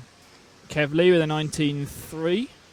Nicholas Manson 19.2. Martin Creel 19.5. Patrick Hoffer 19.3. Simon Moss 19.4.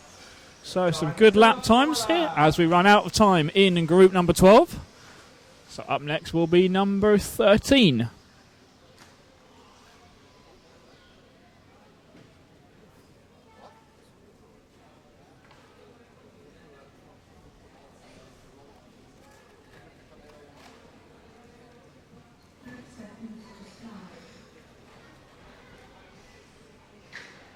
Drivers pick their cars up, put them into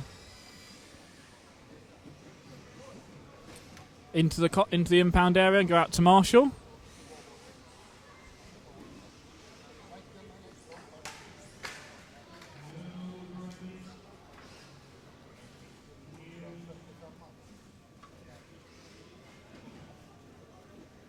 Okay, track is open. And here we go with Group 13.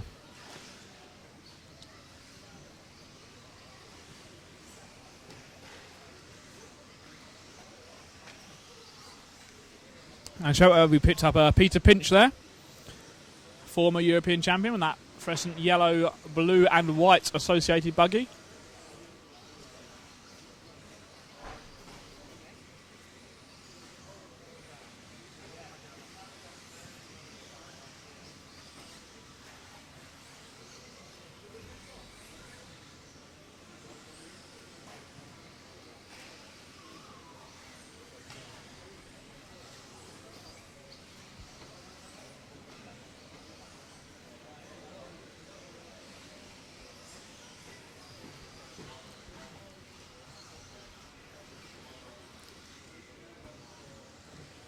And we're about 1 minute into this one, and it's Wesley Van Helmen quickest, followed by Peter, Carrie Samela, then Elliot Stafford, Robert Battier, Tom Cockrell, Oscar Levin, Miguel Matthias. That's the only 8 buggies we've got running, we think. So we're standing here with Peter Pinish.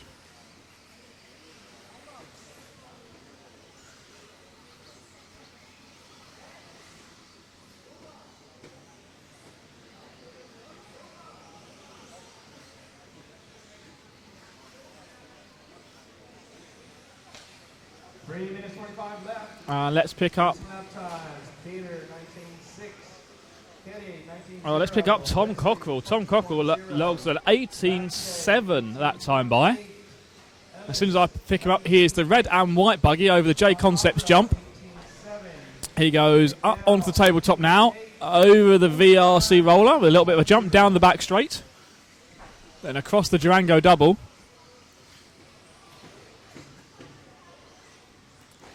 Super fast lap from Tom with an 18.7. I think that's the fastest I've seen so far.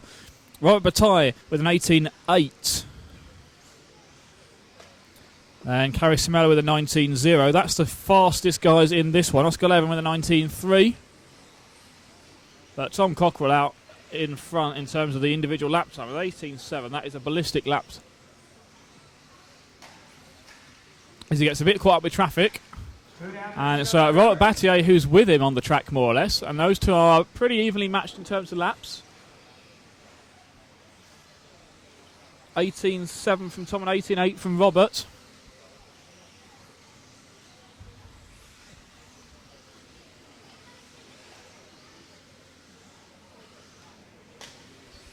As we're about halfway through this one, halfway through group number 13. Round 4 of control practice. On the first day of the two-wheel drive off-road European Championships. Local time now, just about 3:05.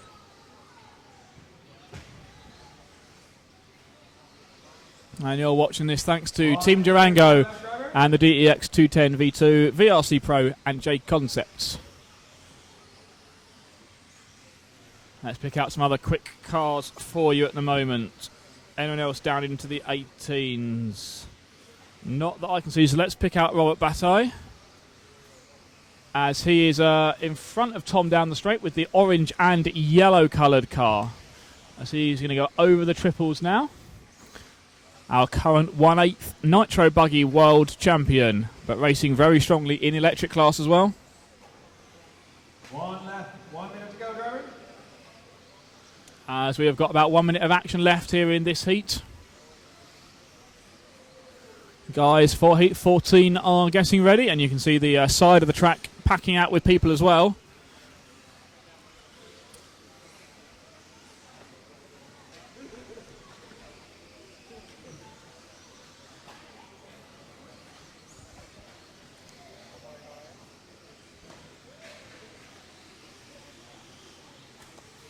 Seconds left now. So we've got about 30 seconds to go in this one.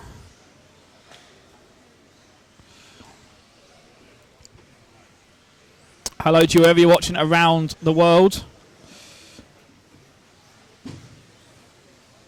Into your last 10 seconds now, driver.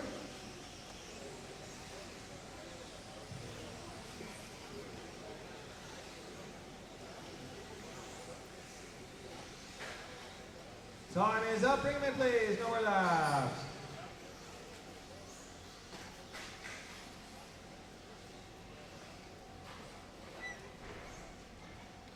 So that wraps up group number 13. So out next will be group 14, the last group in this round.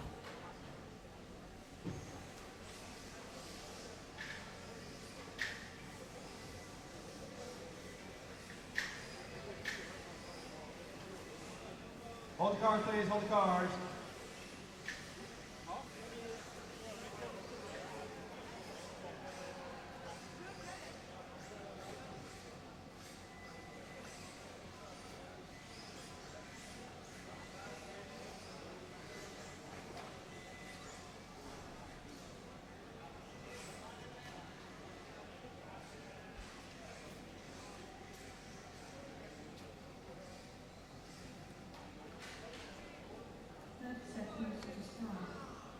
So last heat in round 4 of practice for today. And hopefully we can run through most of the drivers up on the driver's stand. And nearest the camera you've got David Ronnefelt just next to him with his hat on backwards is Lee Martin, obviously keeping the sun off the back of his neck. Lee, you're Norman next, I'm just adjusting his cap. We've got Hupo Honigel a bit further down there, Martin Bayer as well. Track is open. And Neil Craig being hidden by everyone there. And right on the far end, we've got Phil from Neo Buggy filming in some of these laps as well. So if you miss anything from us, you can also check out Neo Buggy for some more laps from this top heat of drivers here. So here we go. Let's try and pick up someone. Who are we going to pick up? I'll let you choose. James? And you're going to go straight in there for Neil Craig, the yellow and red buggy going over the triples now in the middle of the circuit. We spoke to him during our lunchtime show. We'll see how the changes he talks about, how cleaning the tyres off is going to make a difference. Let's have a check on some laps as they come round and complete their first couple of laps. In fact, everyone isn't actually going to complete a lap. They're just going to start the clocks running for them, so we'll give them a lap or two just to get things sorted out. Those that are obviously the first ones around the track will get their lap times just come up a little bit sooner. And in fact, Neil Craig has just popped in an 18.9 on his opening lap, so he has got a lot of speed in that associated buggy at the moment. And he's definitely closing in on a big pack of cars in front of him. I think that was Hupo Honigel going flying, but also mixed in there with his countryman Lee Martin.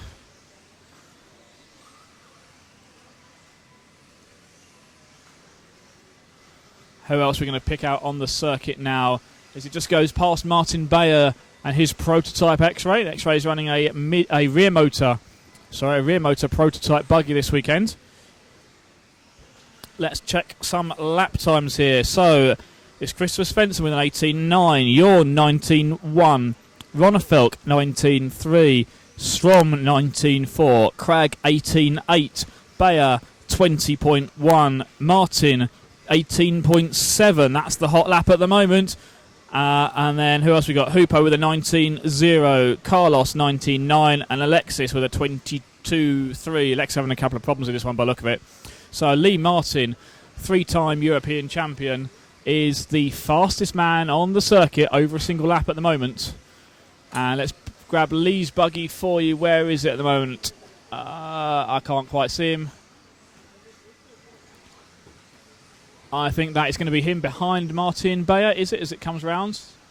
Yes, it is indeed. So on the triples now goes Martin Bayer, and Lee Martin just gets past him there. So Lee Martin over the J Concepts jump is the fastest man at the moment. Let's just make sure that nothing's gone any quicker. And in fact they have. It's Neil Cragg faster with an 18.5. That is a hot lap there. So Cragg 18.5, Martin 18.7. The two British drivers out in front with this one. Oh, but we've now got a new fastest lap for Jörn Neumann with an 18.3, 2/10 quicker. So Jörn Neumann comes down the main straight now. The red and yellow coloured buggy with the black rear wing going over the triples now.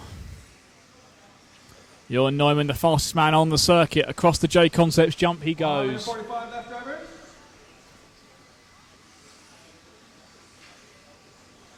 Down the back straight, here we go, across the Durango double. Team Durango driver, fastest man on the circuit at the moment. Anyone else challenging him? Cragg with an 18.5 still, Lee Martin 18.7. We've got about 1 minute left in this one. This is Group 14, round 4 of practice. Still 2 more rounds to go. And 18.3 is the fastest lap we have seen this weekend for sure.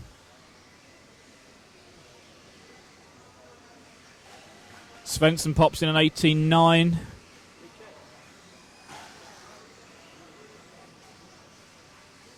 Ronnefelk 18.3. Sorry, 19.3 for Ronnefelk. 45 seconds left. 45 seconds left now, driver.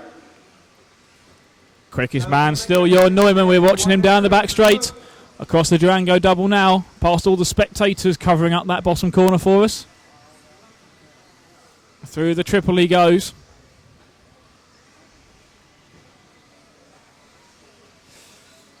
A Durango DEX 210 V2, the fastest car on the track at the moment.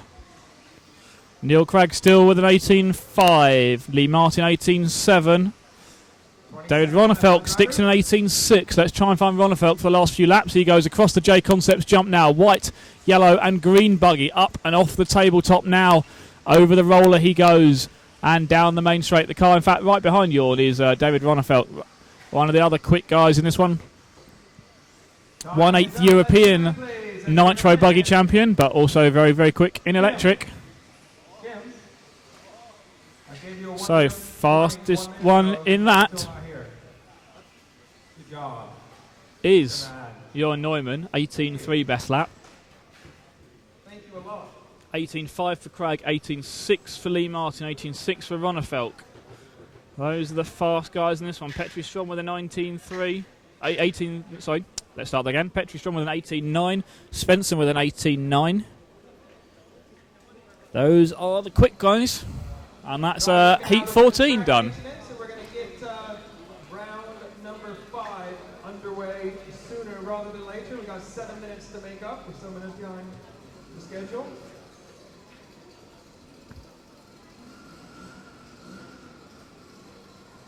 Also in the pit area, there's about half of the cars have not been teched. You have to tech your cars today.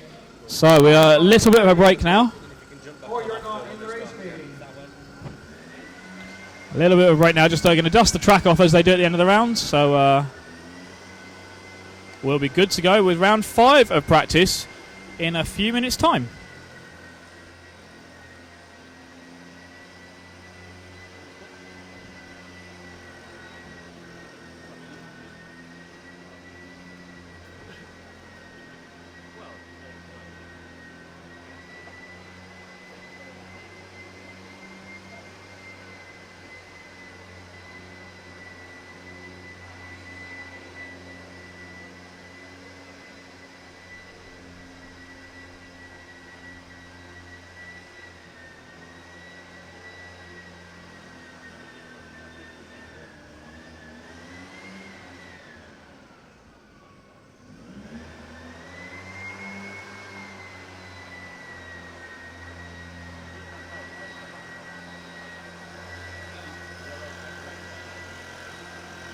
Okay, we're going to start in 1 minute and 30 seconds.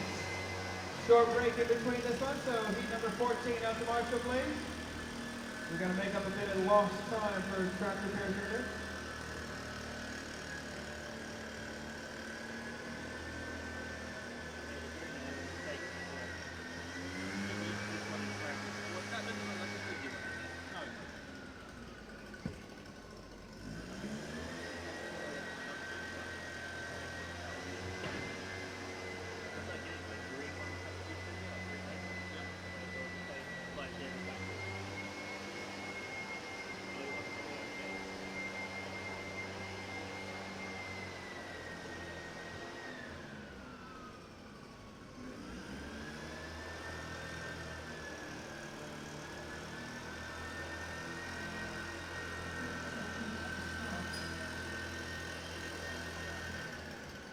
No, do not go. Sorry. Blame the man on the computer.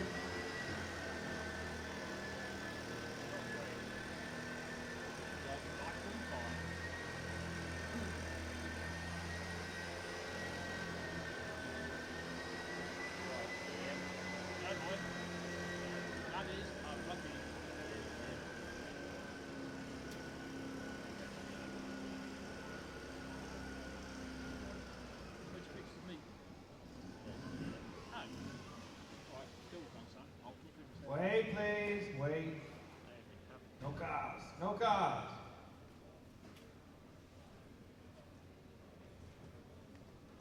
We'll all wait for Mr. Svensson, who's... Here we go. Taking my time. Let's go, marshals.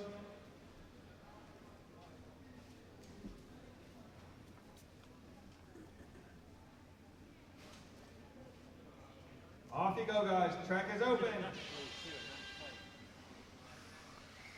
like the whole Walker's Crisp salt vinegar flavour. Well, yeah, exactly.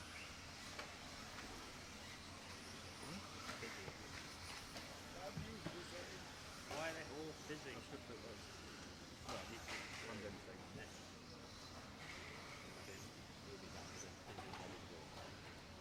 Can I shut that? Close it to there if you need to get to it. No, just put mine on top, so I'll wait for it to. You want to get that program? Sleep, that's dreadful. You can double click it, you can close the lid. It stays on. Yes, I do. I use it for dual screening. No, it's not through the App Store. It's one they've released directly. You get this one? It's like a double Z. Is it free? Yeah. Oh, yeah, I don't pay for things. And then you... oh, hang on. I'll do that now, because it might be quicker doing that than it will be waiting for it to install. No sleep. No sleep. Reddit thread. That won't be that.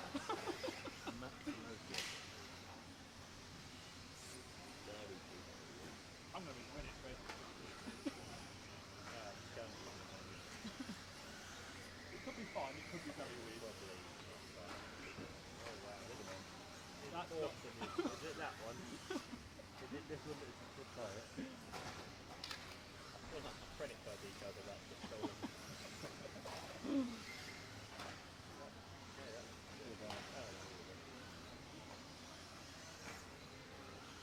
Have you ever done it? Imported from the side.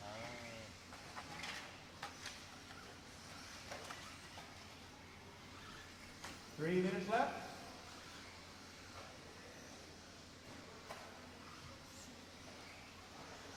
Really love that. Yeah. It looks too cool for what it is. It looks like maybe in a second like better than back. And loads of noise. Wouldn't be out of place in a movie. It depends what movie. Well, yeah. If it's it was in Titanic. Alice in Wonderland.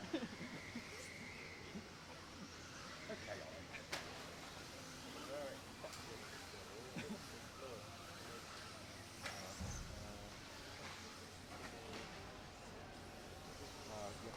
oh, yeah, then it won't open even if I say okay. Right, open. Okay. Yeah.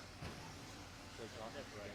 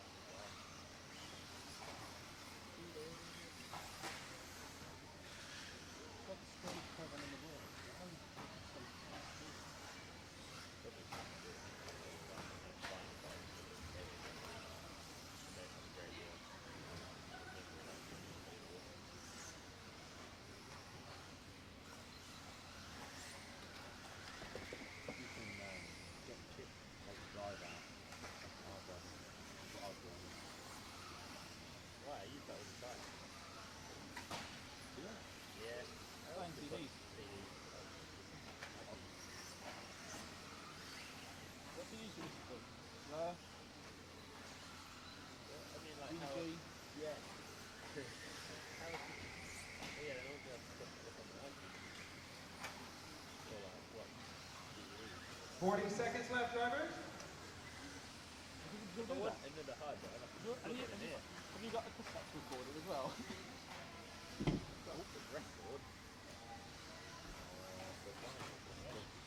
Have you? They're going to finish at the exact same time, aren't they? No, that was decent. Now I can't play that anyway.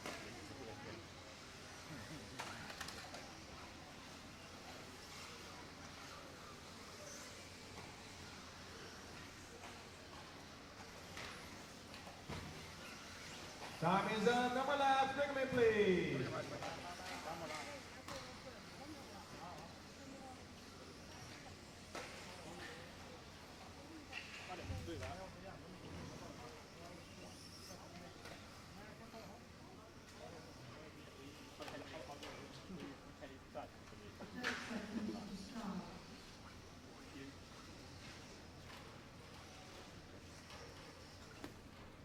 Up next is heat number 2. All right, so it's nearly 3:30 in the afternoon. You got 2 hours left to get your cars teched today. 2 hours left before technical inspection closes.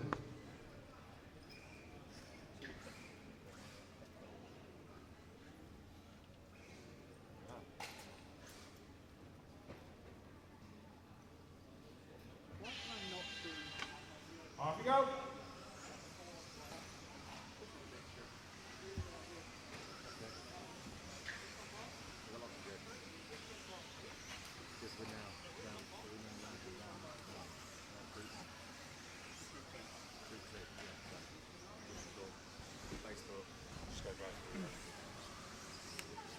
Okay, so we now move into the, what are we, 5th round of practice for today. I guess practice times don't really mean anything. I just happened to bring up the overall ranking list, but the way that we're being sorted at the moment is just combining the 2 best runs, which is, to be honest, is pretty pointless. Why is that? Because I guess they're not all doing the whole 5 minutes. Some of them are stopping, change the cars halfway through. Okay.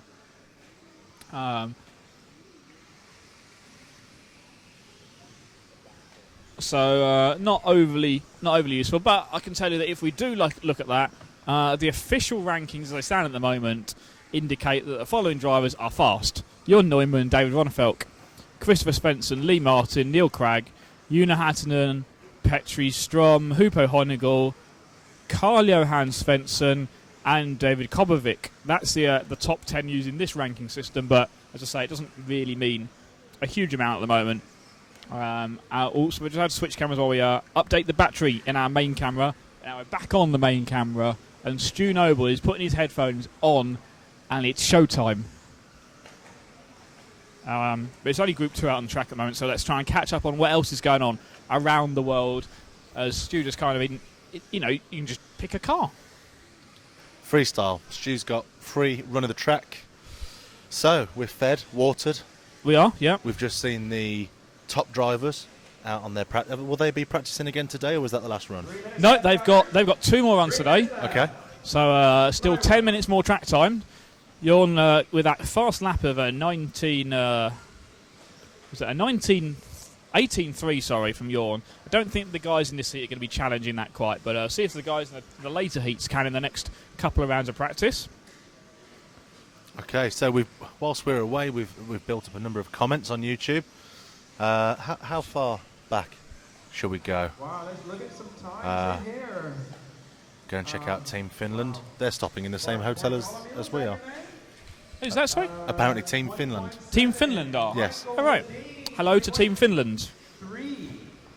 Maybe we'll get a pint in with them later.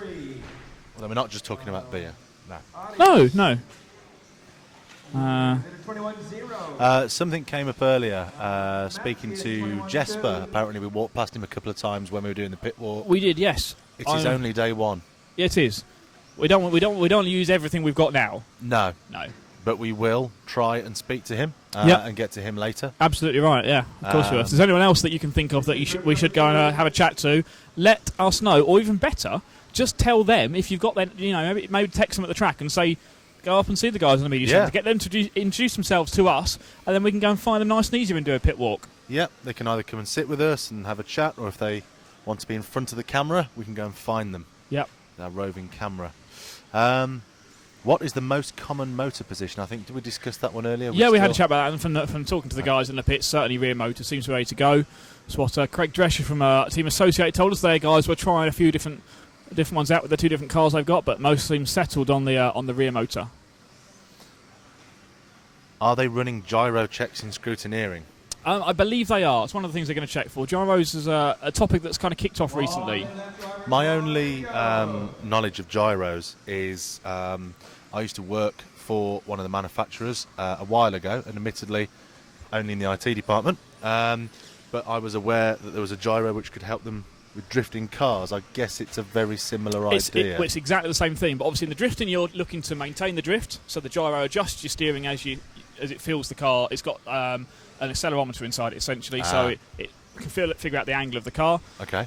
And then conversely, in you know, I guess racing, where you want the car to be pointing forwards rather than sideways, you'd switch it round, so you'd have it so it'll perhaps adjust your steering for you to get the car pointing straight. Okay.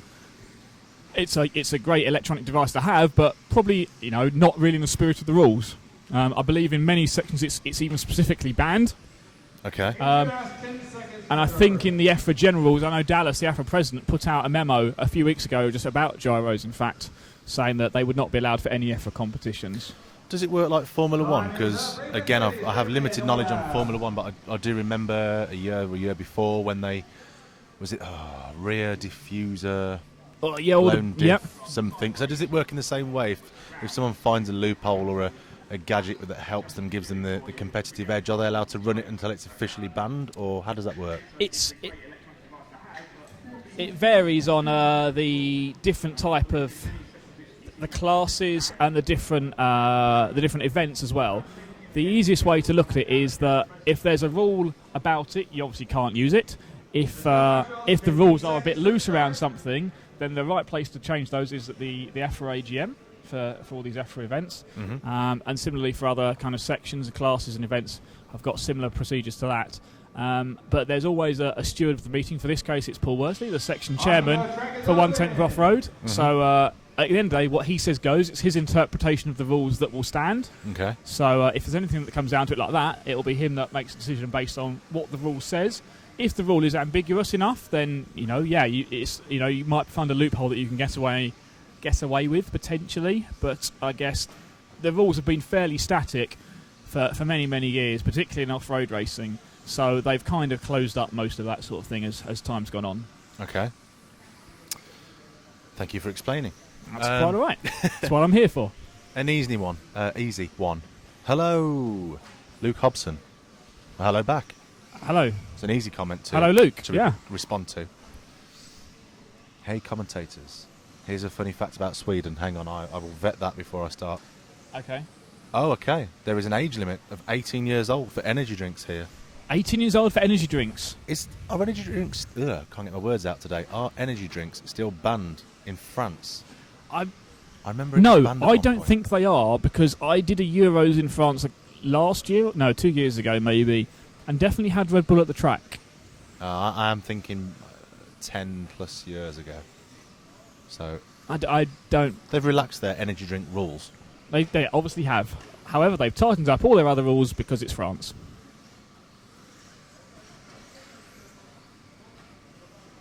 3.5 minutes to go, drivers. Rene, really glad you enjoyed the interview with Lee. More interviews like that to come. Absolutely, over the yeah. next week. No, Lee's a great person to talk to, and I've spent plenty of time speaking to him at different Euros over the years. So, we always know he's a good guy to go and speak to. And switching over to Yokomo this year, a big change for him, but it seems to be working all right. He's very fast at the moment. Yes. Sorry, I'm sorry for my short response there. I'm just trying to work something out here. I think we may have missed a celebrity, according to our comments. We seem to have missed the one and only Take That star, Gary Barlow. Apparently, is here. Yes. Am I missing a joke here? Or? There is a joke there. Yes. Okay. Craig Drescher, who we interviewed from Team Associated, apparently, according to some of the RC community, bears a resemblance to the Take That I didn't see singer. it myself. No. Not sure if that's changed following the tax stuff that's been going on in the last few years with Gary Barlow, but we'll skip over that. Okay, yeah, I'll be sure to have a look at him when I see him again later. Yep. And try and see the in fact, resemblance. if we had a printer, we could print out a picture and hold it up next to it, and then we could let you decide at home. But unfortunately, we don't. So okay, maybe we could make a competition out of it. Maybe we'll work on that. Yeah. Hello to Mucklogo76. Sorry, I don't know your real name, unless your real name is Mucklogo76 and you've had it changed by Depol. Kudos to the RC Racing TV. Great coverage of the event. Thank you very much. Much appreciated. Always. Yeah, thank you very much. Glad to receive feedback of what we do, good or bad, constructive. Yep, absolutely. If you don't like what Stu's doing on the camera, let us know. If you don't like what James is doing, let us know. If you don't like what I'm doing, I'm not that bothered. Group 3 is on the track. Will the names of all the drivers be visible during the live races? Hopefully, yes. Basically, for that to happen, we have to take our information from our race, from the race system here at the event, and we have to pipe that into our graphics computer so that we can do that. At the moment, we are missing a cable from their system to ours. We are working on that. We've requested it. We've been told it will be ready for qualifying tomorrow. So hopefully, yes. That was a very geeky answer there. It's not as geeky as it could have been. I do have to hold back. Go over and see them. Quite approachable. That's a very good point there from William White for the live feed of the race statistics. Go to my RCM. No, it's for us. This is, so many people watching. Not used to that. But yeah, the pictures are coming through fantastic. Cameraman's doing a good job. Shane, you didn't build that other stand up yet. Don't worry, we'll do it later. We'll do it later. I need a certificate. I'm not allowed in Sweden. 15 seconds left, driver. So anyone that wants to go over and talk to the guys at RC Racing TV, they'd be more than happy to have you over there. Oh, I was just seeing one here, Max Mort saying, what do you think of Una's speed when he's only 10 years old? Something that Dave Church picked out for us to watch as well. Really, really quick guy, and yeah, being 10 years old, that's pretty impressive. Well, once we get some number sticks on the cars, it makes it a lot easier for us to find the cars on the track, to be honest. So I'm very much relying on the drivers that I know the paint schemes of. It doesn't really help when people run all white body shells, but luckily not too many people doing that.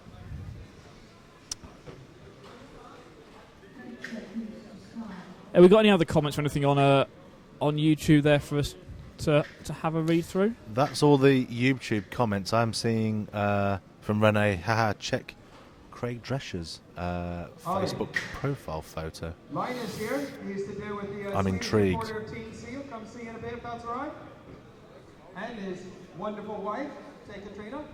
Would she talk on camera? Yes? Okay. Right, track is open. Away you go.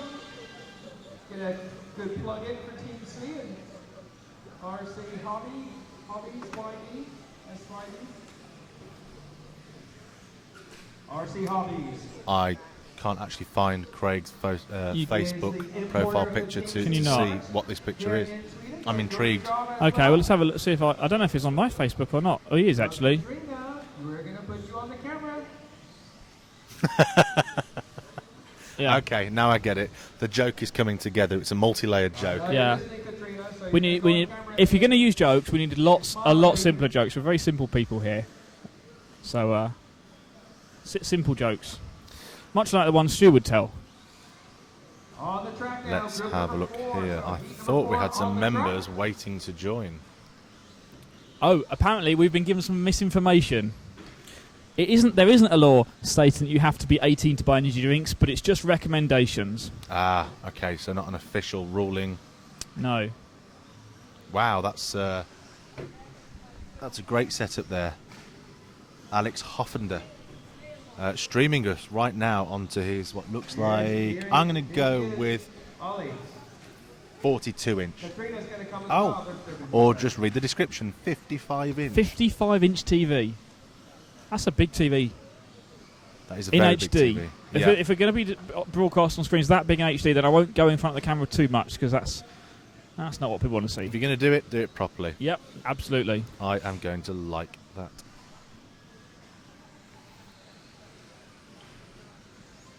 I'm confused. I thought we'd had some people waiting to join the group. Maybe not. It seems like Daniel Robovic has a leg injury, says Rainy Jesperson. Will this affect his performance at the race? I'm going to go with no. That's just my opinion. No, he should be okay. You don't really drive with your legs, do you? No, as long as he can walk up the stairs to the rostrum. Going over, Katrina. She's really nervous. I mean, proper bricking it. Who are we being told is coming over for an interview? Fine. We're going to watch you over here. We're having someone be sent over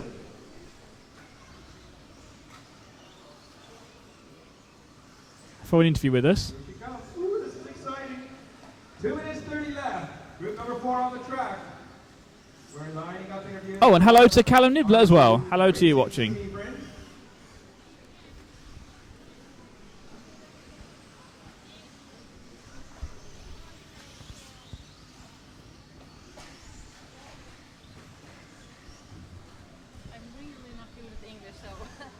Hello, so you're Katrina, yes? Yeah, that's right.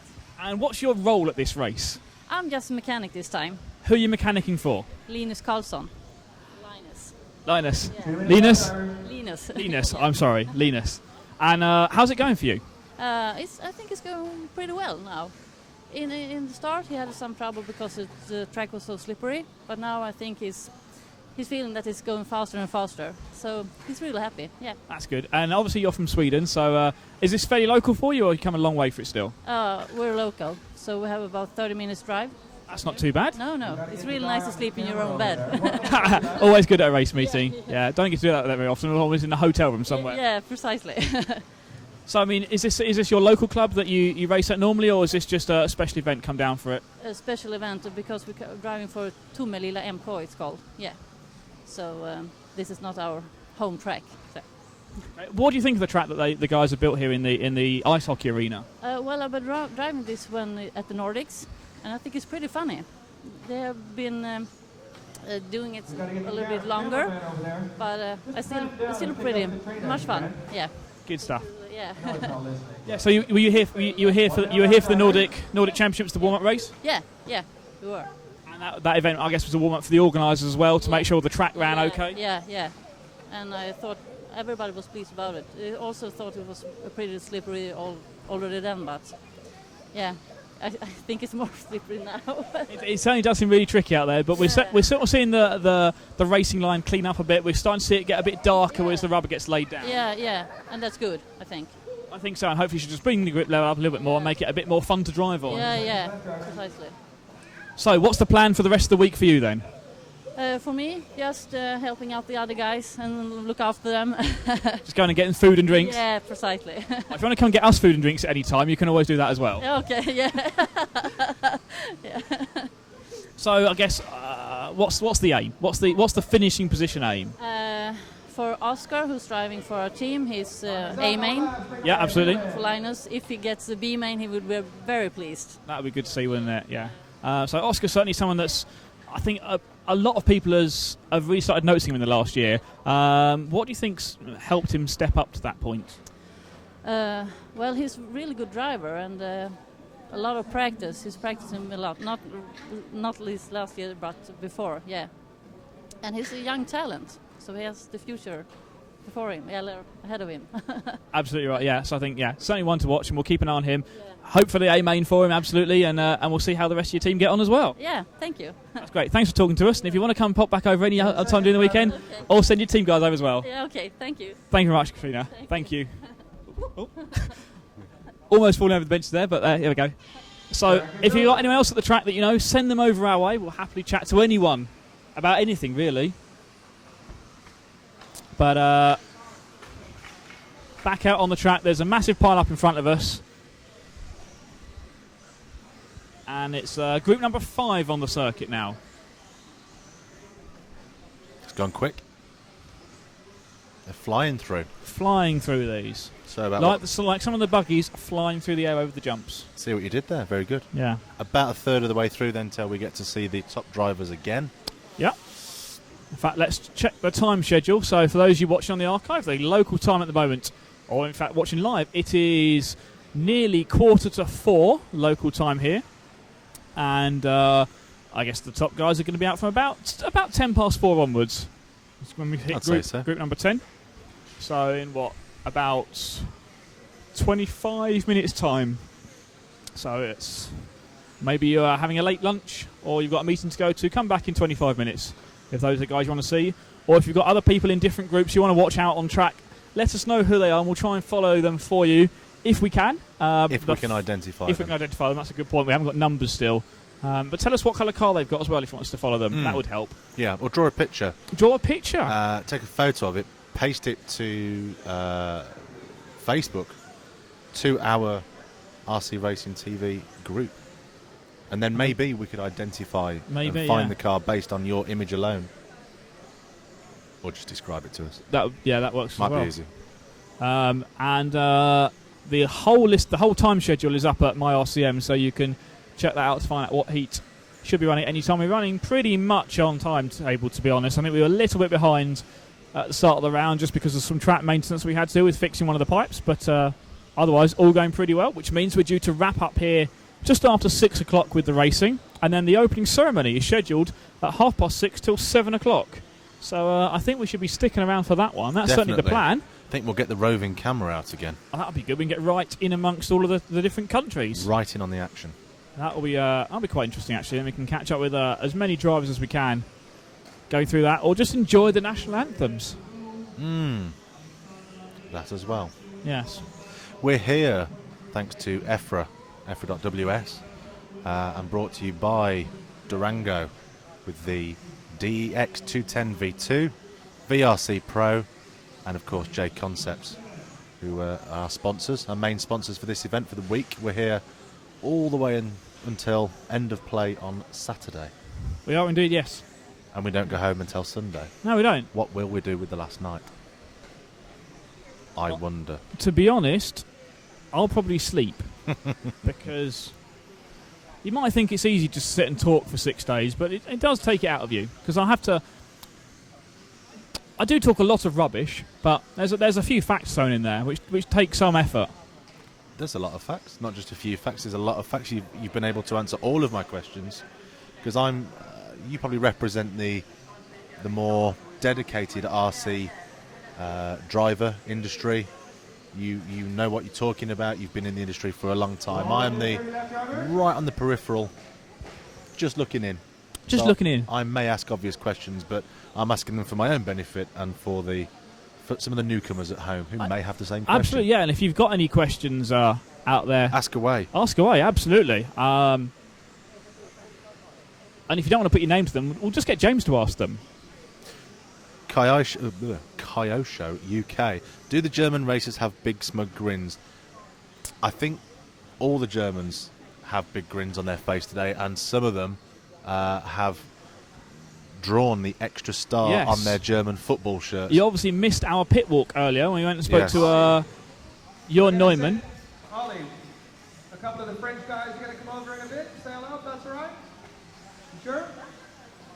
Just tell me no if you want to know. Okay. Yes, yes. Vive la France. Only du fromage. My only French. 30 seconds left, drivers. Pit walk earlier today. We spoke to Jörn Neumann and his mechanic Gerd from Team Durango. Was proudly wearing his German football shirt today and has drawn on the extra star. And we then discuss, if you missed that, in fact, you can watch it back on the archive at the end of today. Everything from today is going to be archived at www.rcracing.tv. So check us out. I don't even know can you scroll back right now? I'm just trying to get the amount of minutes for you. Oh. It's around... Hang on.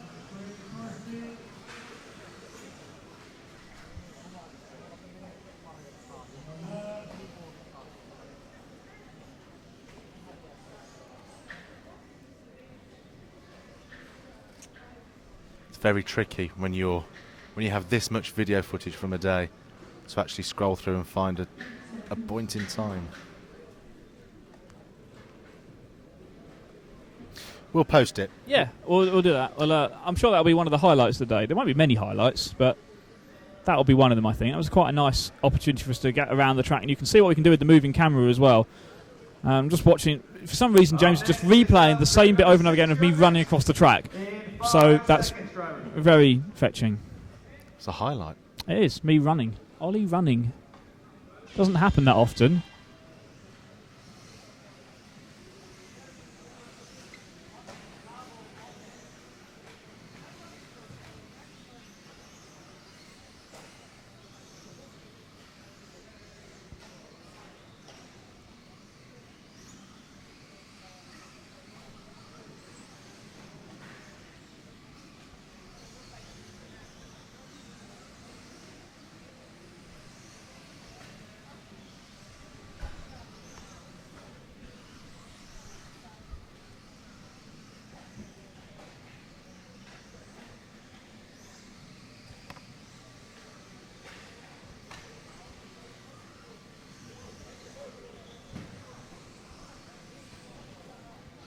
So let's have a check where we are in terms of the on-track action. 1 minute down, 4 minutes left, guys. It is group number 6 that we're seeing on the circuit at the moment.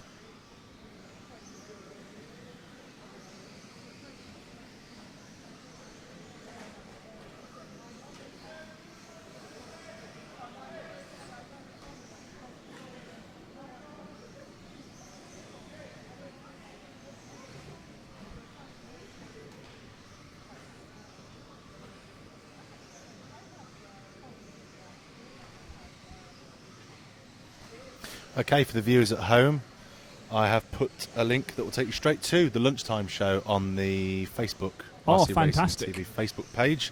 For anyone wishing to have a look at what we did at lunchtime and the people that we spoke to. Just Yep. remind us of who we spoke to. See if I can remember off the top of my head. We spoke to Rob Bataille and Lee Martin from Yokomo. We spoke to Craig Drescher from Team Associated, also Neil Craig. We spoke to Martin Bayer from X-Ray, had a sneaky hint at the X-Ray prototype buggy that they've got here. We spoke to Jorn Neumann and a brief appearance from Gerd from Team Durango. And we had a look at the track and the tyre gluing area as well. I think that was about it. There might have been some more people in there, so sorry if I missed anyone out, but plenty of exciting stuff to look at there. I think you covered everything. And neither of us fell over either, which I was quite pleased with. Aha! I thought we had quite a few people waiting to join, but I Right. couldn't find them. Facebook hid them from us. Oh, no. So in a monster... In fact, no, give me a few minutes. I need a few minutes to vet these people to make sure they're not selling goods of the counterfeit variety. Okay. And then we have a monster Facebook joining. Right, okay. Well, Session. we'll get the fanfares the ready.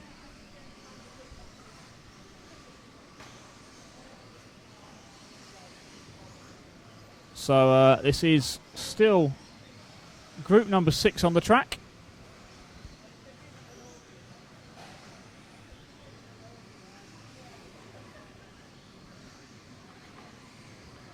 We've got about 1.5 minutes left in this group.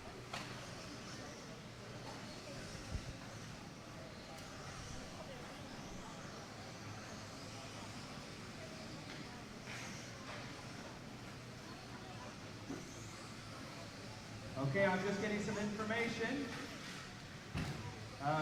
74 people have not checked their car.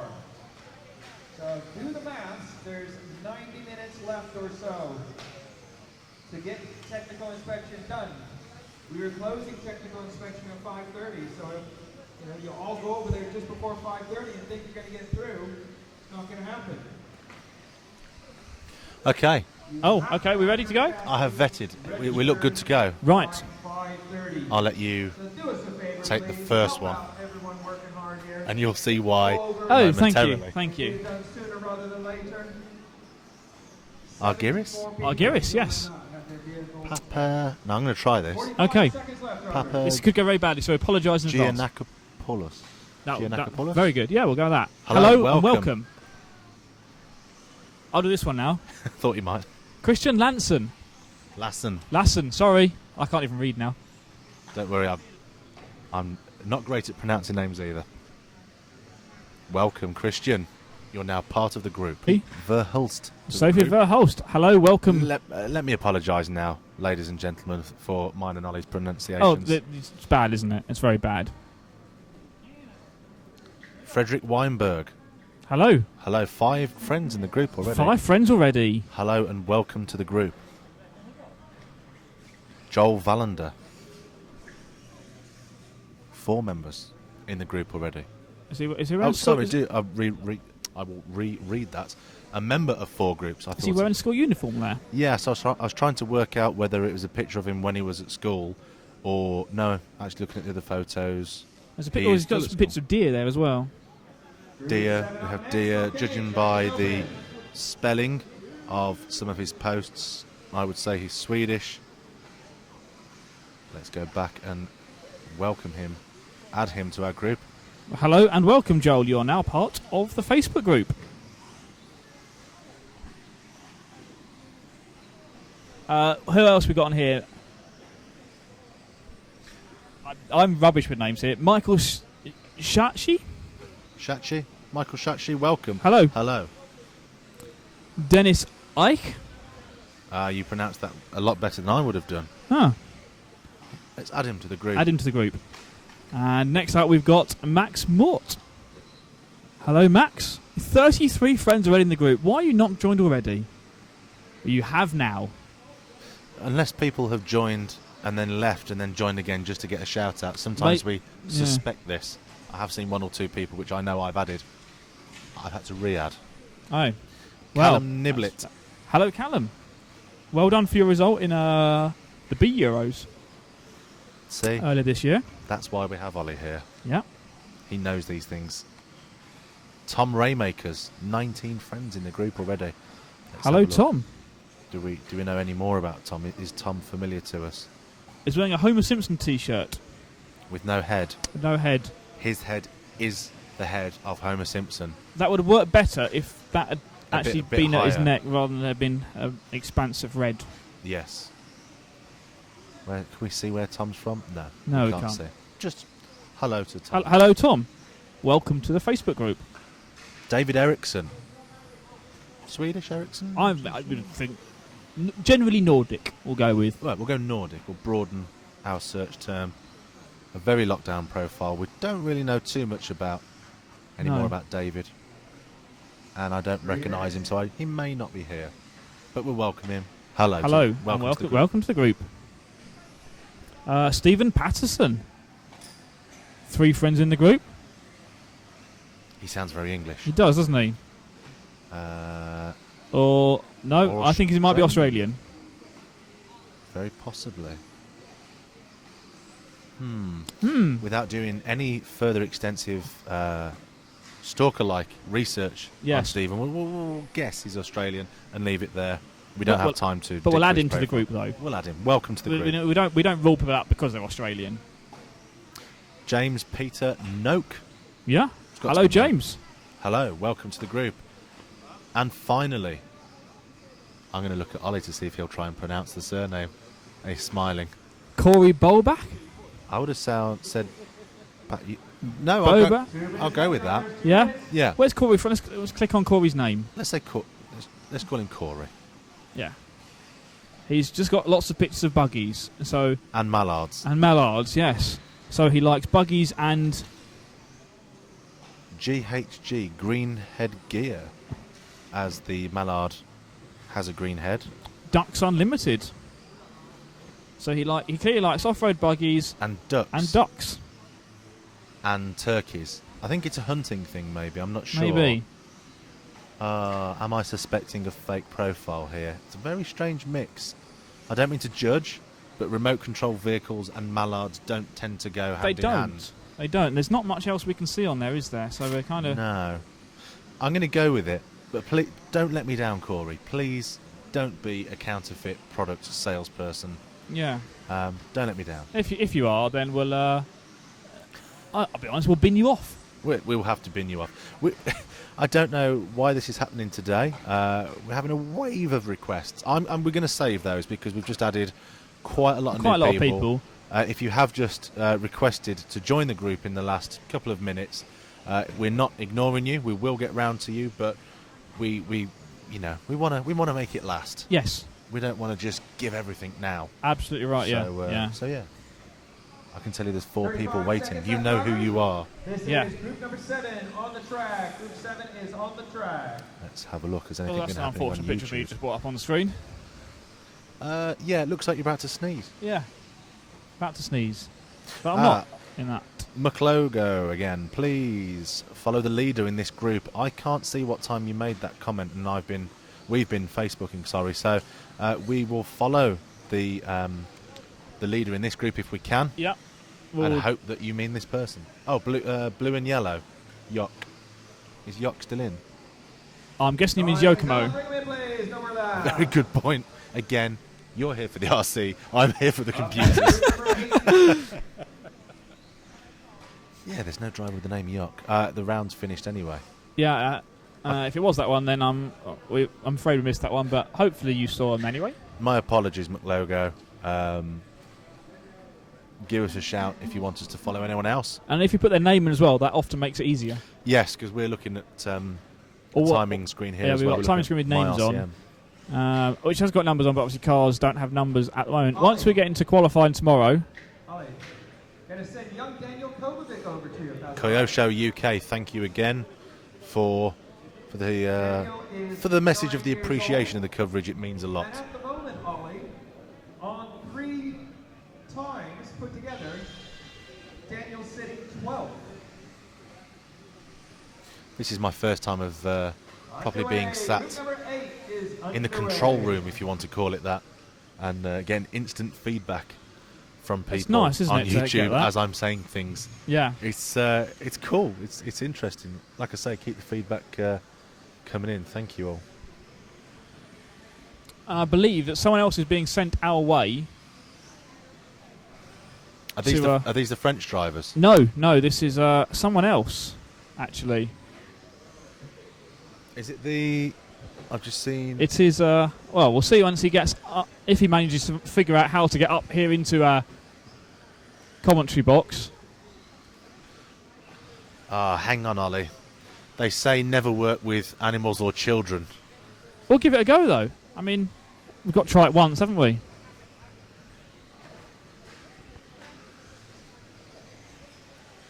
One minute down, 4 to go. Over to you.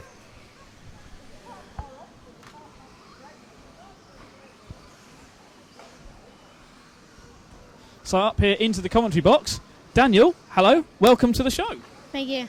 So you're 9 years old. Is this your first European Championships? No, I drive world in USA in Chico. Yes. And one European champion. One European Championships before this one. So my friend Dave Church tells me you're sitting 12th overall after as we're going through the practice rounds. How's the car so far? It's good. Yeah, really good. You're running the team associated car? Yeah. Yeah. And it's all working really well for you? Yeah. What's your aims for this week? Where do you want to finish? I drive Stilling and I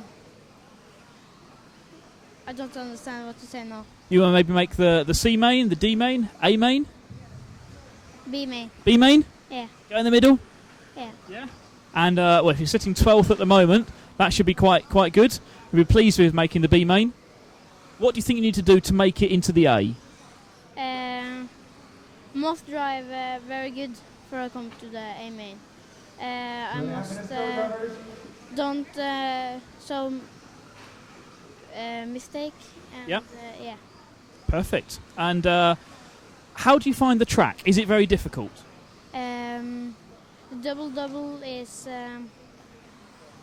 little tricky. A little tricky. But everyone else, all the top guys are managing to crash on there, but you're finding it okay? Yeah. Yeah. So what's your plan then? You're going to keep racing for many more years? Yeah. Enjoy racing? You have your family with you at races? My father. Your father's with you as well. That's good, isn't it? And does he do a lot of work on the car, or do you do a lot of work? I have more. I must have more steering, and it's my track. Now my car good. Your car is good. Excellent. Well, thank you very much for coming to talk to us. Good luck with the rest of your racing. Thank you. And hopefully we'll talk to you later on, and we'll maybe talk to you in the four-wheel drive event as well. Yeah. That's great. Well, thank you for talking to us. We'll let you get back to work on your car. Good stuff. Young Daniel Kopovic there, just 9 years old, and a great person to talk to. So, there you go, James. Proved you wrong. I didn't say we shouldn't talk to him. No. I just said that the saying is you shouldn't work with children or animals, and actually... But we work with Stu. That's very true. Yeah. Which does he fall into? No comment. It's definitely not a child. Yeah, what a nice lad. Yeah, absolutely. Was he Swedish? Where's he from? I'll just find out. He is... No. Yes, he is Swedish indeed. Swedish? Yeah. Very good English. Absolutely, yeah. That's one of the great things about coming to particularly races, in fact all across Europe really, is the number of drivers that actually can speak English to us really well, often better than we can speak it. It's amazing how many people do speak English across Europe. Travelling around with RCTV and in my main professional job, everyone luckily speaks English. But yeah, he was a nice lad. Absolutely, yeah.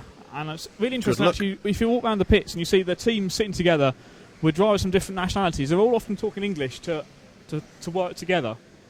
It's a common language between them. I think that hopefully helps us. We're talking to the guys here for RC Racing TV.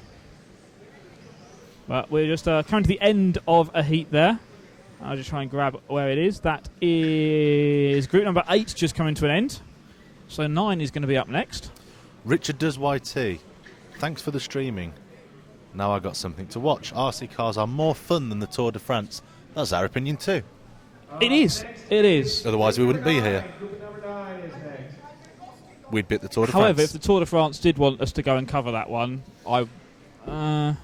it would be difficult. Yeah. We don't have cameras on cars, do we? No, and mobile internet, no. Well, logistically, it's very difficult. Yeah. And we're not very knowledgeable with bicycles. So. No. Some might say that bicycle racing is very similar to car racing, but I don't think it is at all. What group's up next? 9 is up next. We've got a request, and it's come in 2 races before we need to. So we will do this. Go on. Group 10, blue, Group yellow, white. Question mark. So maybe he's not too sure on the colours, but Ben Jemison. Oh, good old Ben Jemison. Yeah, we will. What do you know about Ben then? I'm guessing he's English. He is English. He is English. He's a great character. He's good fun. In fact, I will go and talk to him when we do another kind of walk around the pits if I spot him. Competition, first places. Here we go. Let me try and think. He's. What's his racing achievement? What's his racing? I believe he's made some A finals at UK Nationals. Okay. He's I think won a couple of the Opel races they do.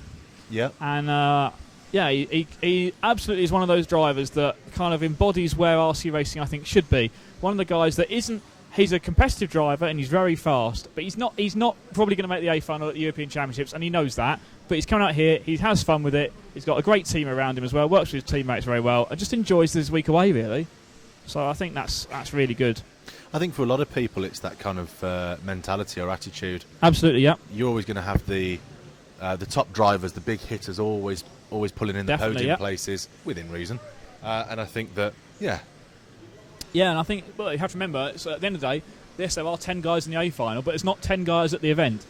No. It's the other 120 that make the event actually happen. That's the most important thing. With any event we go to, any Euros, yes, we do kind of tend to focus a bit more on the guys at the top, because that's who we know a lot of you are tuning in to watch and see the close racing action that we always get at the Euros between the top drivers. But you have to remember, we have got about 140 drivers in total entered for this meeting. So, without them, this event just doesn't take place. You can't run a race for 10 people. No, you can't.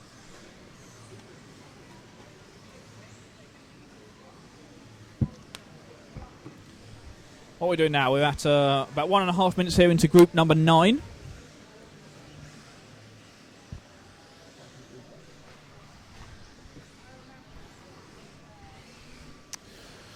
Ollie has popped to the little boys' room and left me to commentate.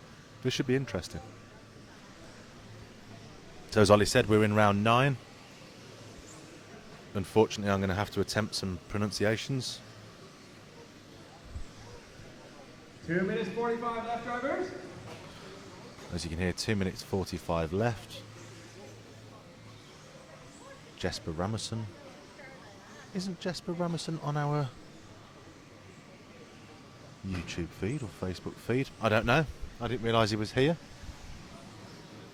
Marcus Burrer, Daniel Pearson. Let's see who's top. Number 1, vehicle number 5. Oh, it's a pronouncer. Jussi Luparava with a 23.84. Followed by Jesper Ramerson, and third Neil Round. Of course, this is only practice. It just allows the drivers to get used to the track and the surface, the turns, etc. It's good to watch the drivers bed into the track over the number of days that we're here.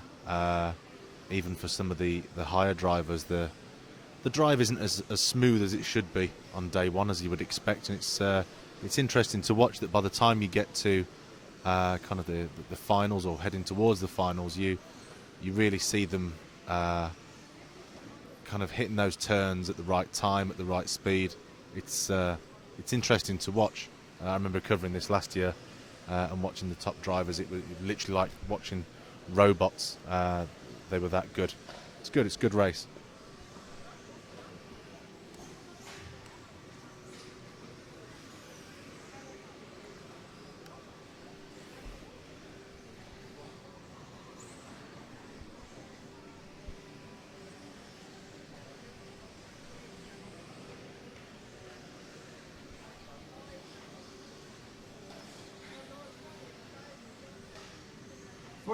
Seconds left, drivers. So still with Group 9. 45 seconds left. Standings haven't changed. Jussi, followed by Jesper, followed by Neil. First, second and third.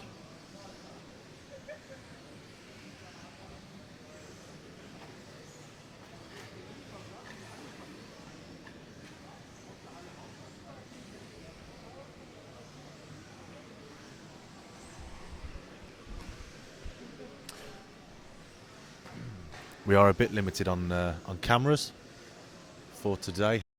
We'll be fixed tomorrow with the arrival of a piece of equipment that we need.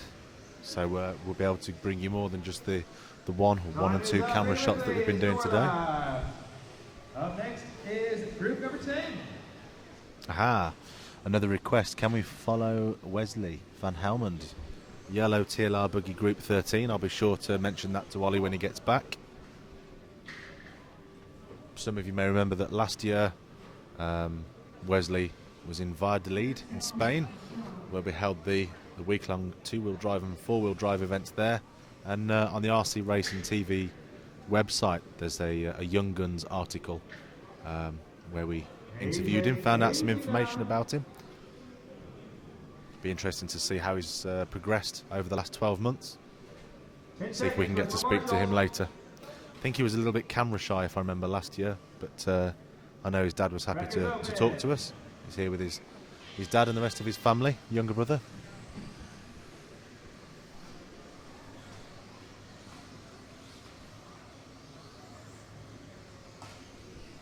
PV Ping Pig Super Pigs, lol. You need to tell us what you're lolling at. There could be many things that you could be referring a lol to. Group 10 is on the track. Group 10 have just started. So, Group 10, we were asked to follow. Let's see.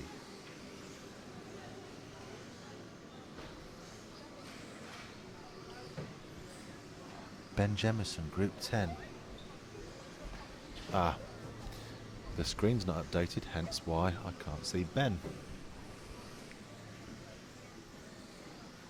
Still just waiting for the information to come through from the race system. I'm sure then we'll be able to look out for Ben for you. Oh, is Ben out in this one now? I think so. This should be Group 10 coming out now. I think the viewers will be glad that you're back, Ollie. Why? I've been babbling. Have you been filling?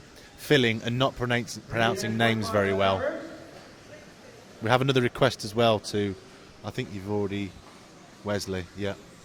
You've got that Yeah, one. I saw that one just below that one, so we'll definitely pick up Wesley in one of the later heats.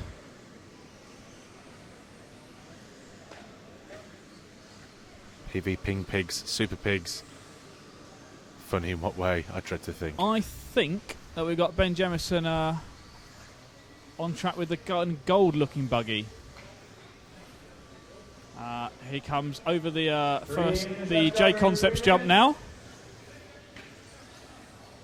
And then he goes up onto the tabletop, the middle of the three together, in fact, just getting turned around.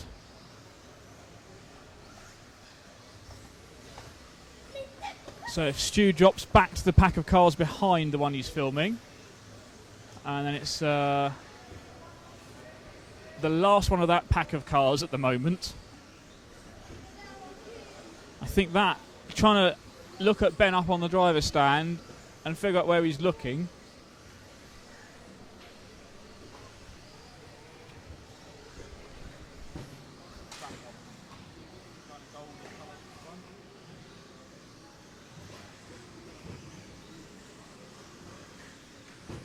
So over the J Concepts jump now. Goes up onto the tabletop, back off it, over the roller, and down the main straight. I think that's Ben. Have we lost timing here, or is it stalled? It seems so. I think they're updating the information over a different connection. I'm not sure. Because I was going to suggest that you can use the progress. We're getting the same screen, yeah. Yeah. You can use the progress bars to see when they're about to pass the loop.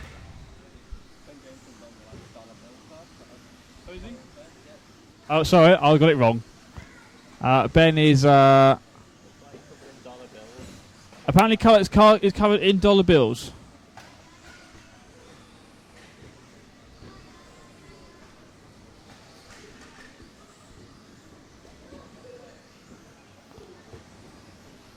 See, Stu knows more about this off-road racing than me sometimes.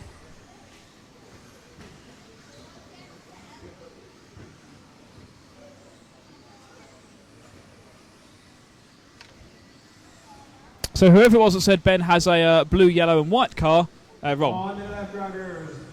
1 minute left in group Mathis here says Ben drives a blue body. No, it's definitely got dollar bills on it. After this round, we've got a request to follow someone in... after this one, Group 11. Right. Ian Mellish. Have posted on your Facebook page. Let's have a look.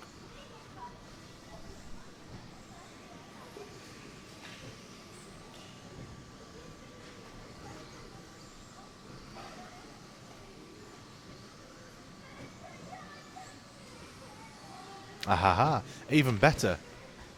So is that a grey coloured car? Grey with a red, white, green, black stripes going through. Interesting. Nice colour scheme. Yeah, so unfortunately we haven't got any live timing in front of us at the moment, so we can't let you know exactly where things are. So we're just going to have to do this a little bit by eye. But I see that that's the Durango of Michael Olowski that Stu's picked up for the end of this run. That concludes, that'll be Group 10 finished. Ben, $100 Bill Jemison. Ben, $100 Bill Jemison. Is that an RC inside joke? I wasn't aware. I haven't spoke to him enough to...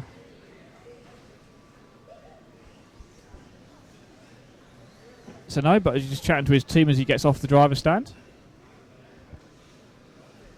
Okay, so we're going to have to kind of guess this now because we still have no race data. So we're now on group. This must be group 11 up now. And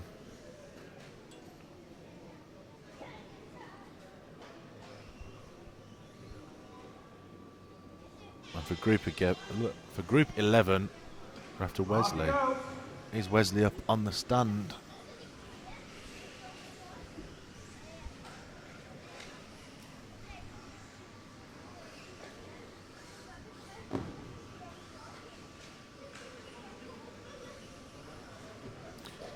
I can't see Wesley from this position.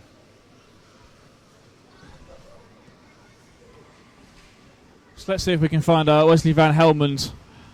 No, sorry, we're looking for Ian Mellish, aren't we, in this one? In group Wesley, 11. for group 11. In fact, we've seen him straight away on the middle of the track. He goes over the J Concepts jump now in front of the driver's stand. Oh, gets the landing very wrong there. As he goes through the infield, up onto the tabletop. Over the roller and onto the back straight.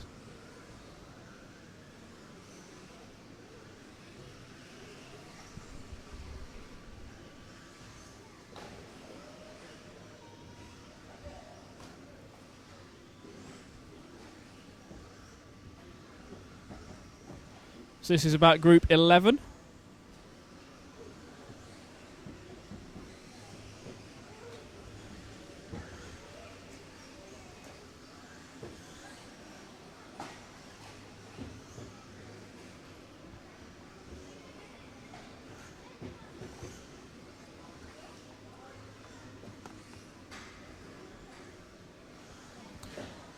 And so unfortunately we haven't got any timing screens with us at the moment, so I can't give any lap times or anything like that.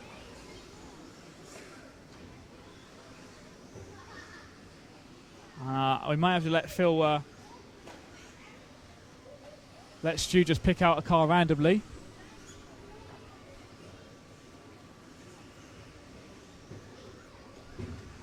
As I was looking at Phil from Neo Buggy while talking about someone else. That's very confusing when you do that.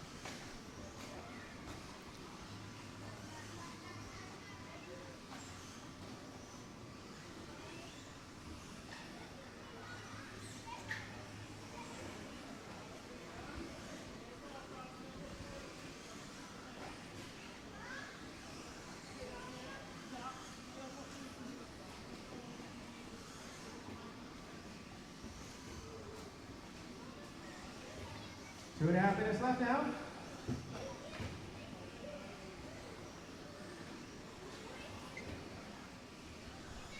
Just remind the viewers at home as well, we are streaming in 720p. Do make sure you get the best experience possible by changing your viewing quality, usually in the bottom right hand corner. You click the little cog and then some numbers Little pop cog. up and just click on the biggest number. You want the biggest number? Yeah. Because watching in 240p isn't going to be as good. No. It will be blocky and a shame.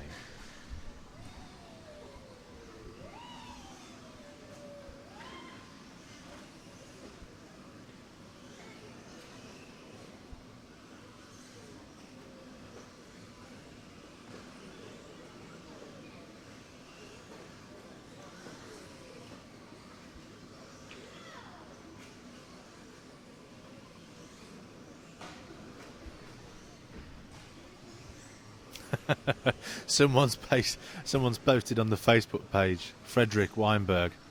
James Parry, would you learn some Swedish word?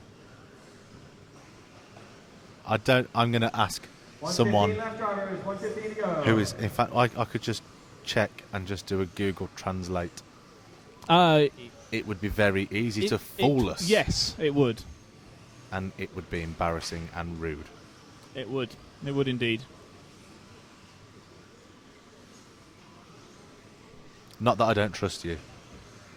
There are certain regulations that we have to adhere to as Yep. broadcasters. Absolutely.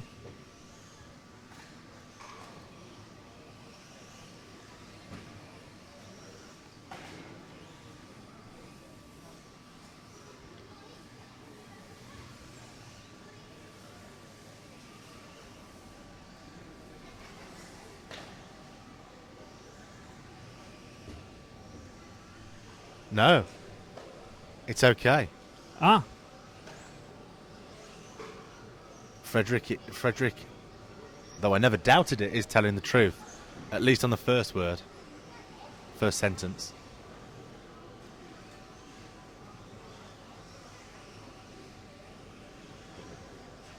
Okay. You're learning Swedish now, are you? It looks that way. A good lap. Et bra varv. Et bra varv. I don't know if I'm pronouncing that correctly. And good driving. Bra. It's the O with the 2 dots above. Isn't that the? Doesn't add a? Is that an elongated or an It's one of those. Yes. Yeah. It's either going to be bra court or bra kurt. Okay. Well, I shall leave the Swedish to you. Okay. I struggle enough with English as it is. Okay. I will handle the Swedish side of this Okay. of this week. If you could just and the technical and the computers. I'll do the Swedish and the computers. You do everything else. Everything else. Literally everything else. Oh. Yeah. You crashed already, Simon. Not even supposed to be moving and you crashed. Good job. Track is open. I know the guys are trying to reboot the live timing for us, so we appreciate their efforts at the moment. As soon as we get that back, we'll be back. I'm just laughing. Andy Woods, watching the Euros practice. I should be decorating, but RCTV has won. The That's same good. thing happens to me when I'm decorating the rest of the team. When you're decorating the rest of the team? Is that what you just said? No. No? No. Okay. When I'm decorating and the rest of the team are covering an event. Right. I'm not decorating the rest of the team. Good. But yeah, I have best intentions of trying to do DIY and watch RCTV in parallel. That doesn't happen, does it? No, I tend to drift. Especially when the TV is back up, we'll know that it's fixed then. When it's fixed, we'll have to get Stuart just to show everyone the size of this TV. Yeah. It's probably... It wouldn't fit in your lounge. Oh, and as we say that, Hooray. it's back. Number 12 on the track, 3.5 minutes ago. And there isn't anyone that we are particularly wanting to follow in this one, or have been told to follow by anyone. I'll just check some lap times, I guess. We've been asked to follow Ian Mellish, haven't we? We've done that one in the previous heat. Have we? Sorry, I've been busy updating myself with what's going on in our world of social media and have missed that. My It's very apologies. important that we stay up to date with the world of social media, because that's what we are partly here for as well, to make sure that you can interact with us throughout the whole week at RC Racing TV. It is now 25 minutes past 4 local time. We're into Group 12, so the next couple of groups are the quick guys as well. So don't go anywhere. Don't move a muscle.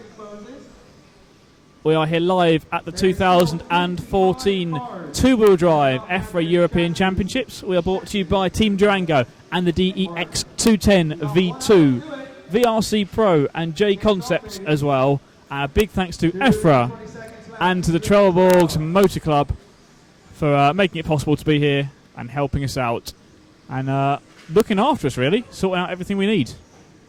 They're going to build a new tower for us tonight, so that will be grand. We'll be able to see lots of different things as Stu watches a number of cars And 1 hour left.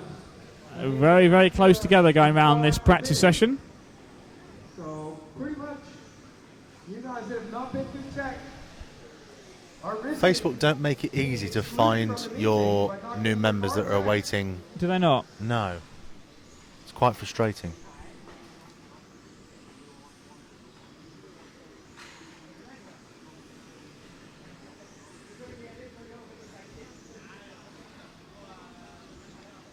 So we've got This means your car has to be about 1 minute left.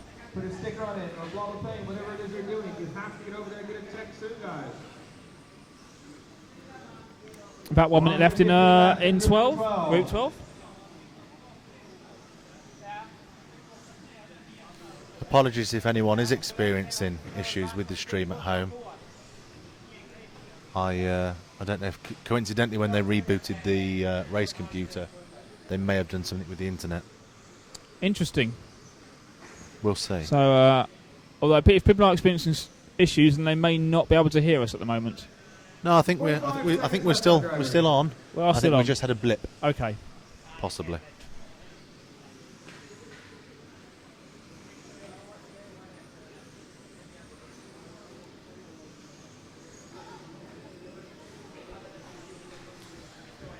So it's about 30 seconds left in this one. Have we got Kev Lee?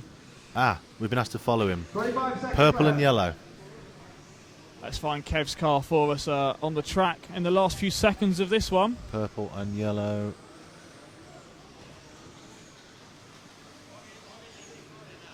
It's difficult to... Each good has 10 seconds.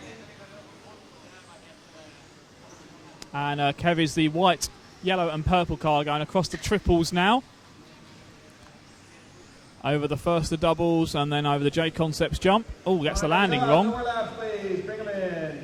So we found him just in time to watch him crash. Would it be Stefan?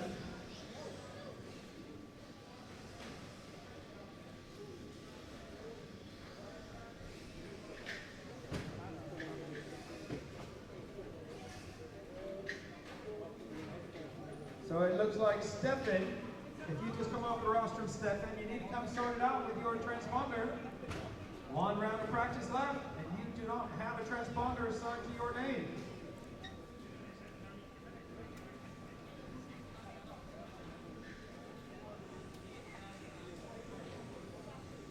So we move on to Group 13.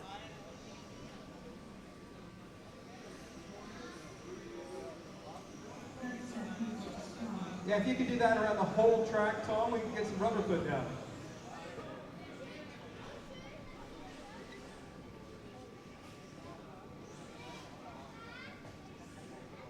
Hold the cars, please, hold the cars. Come on, Marshall, just go, go, go.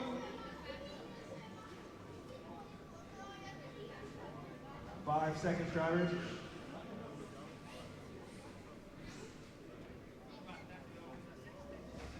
Okay, track is open. Let's go.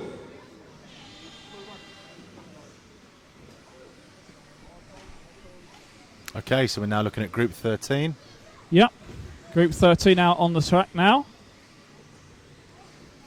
Of course, we're here this week in Sweden because of EFRA, EFRA.ws. We're sponsored by Team Durango with the Dex 210 V2, VRC Pro, and J Concepts.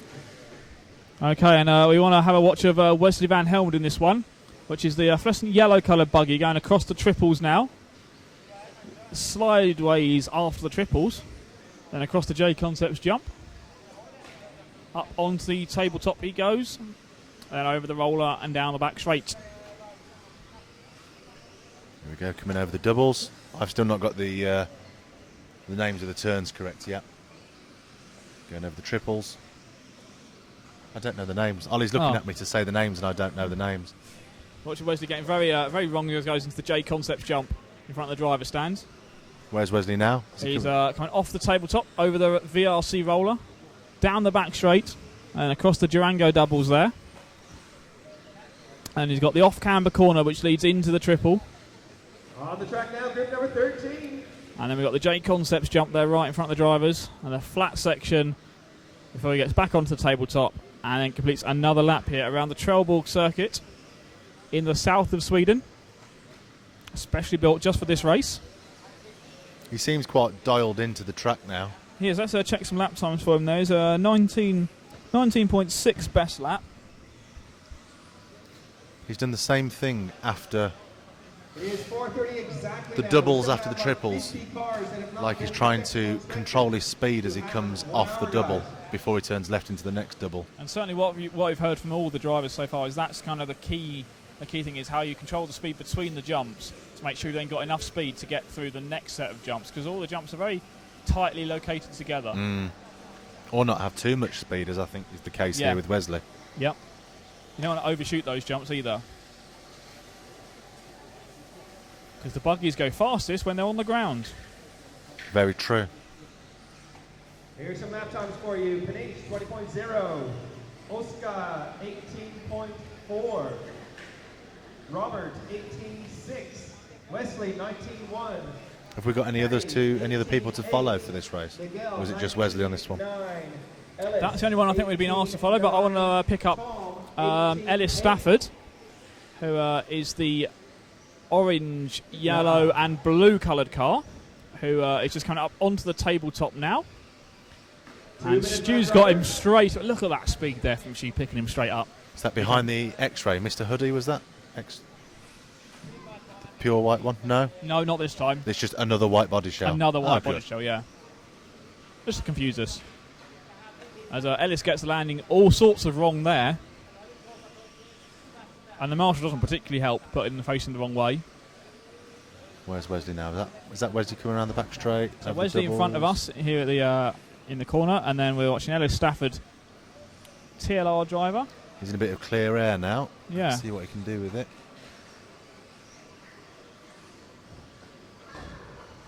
It is really interesting as a non-RC racer to watch these guys just get tighter and tighter on the track, even during just a single race or a single practice.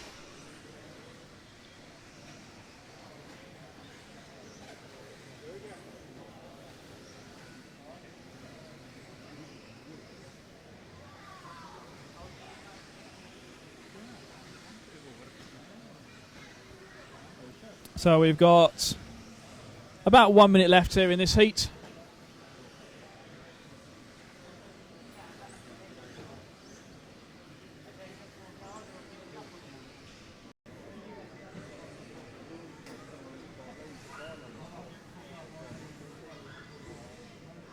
Good job. Wait, listen. Off you go then. So here we go then, group number 14, last heat in round 5 of today's practice rounds. And I want to try and pick out as many of these guys as possible, so we'll kick it off with Johan Neumann. And Johan is going across the triple now, the yellow, red, with a black wing. We'll try and get through everyone if we can in this heat, so we'll probably only watch a couple of laps of each of these guys. Johan with the Durango down the back straight now. Durango DEX 210 V2 and the current European champion. And you're starting to see quite a few mid-loaders on the track. I'm sure Ollie's over there telling all the fans out there that mid-loaders are hitting the track now. And who else we got behind them? We've got David Ronnefeldt looking very, very quick. And I'll pick up David for you. David is going to be coming up onto the tabletop. And over the roller, the white and yellow and green coloured car. David Ronnefeldt from Sweden with the Kyosho powered by Ryan. Here he goes across the triples in the centre of the circuit now. Nearly loses it mid-air. He does indeed, Did well to save that. And then gets... That's very, very wrong indeed. Commentator's curse. Exactly. So if there's someone you want us to commentate on in particular in qualifying to mess up, let us know and we'll do that. We take requests like a pair of commentator hitmen. Who are we following now? It's a different green coloured buggy. Lee Martin's on a 18.7. 18 point. Let's find Lee Martin then. Where is Lee? That's very fast. So Lee is going to be coming over the roller down the back straight now. Oh, Stu's right on that. In fact, no, that's not Lee. 3 minutes left, drivers. Lee is on the triples now. The other very similarly coloured body shell. Martin, 18.6. It's an 18.6 best lap from Lee Martin there. Neil, 18.9. Hupo, 19.0. Ronnefeldt, 19.3. Petri, 19.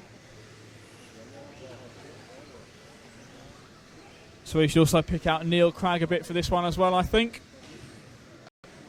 The white, yellow and red coloured team associated buggy.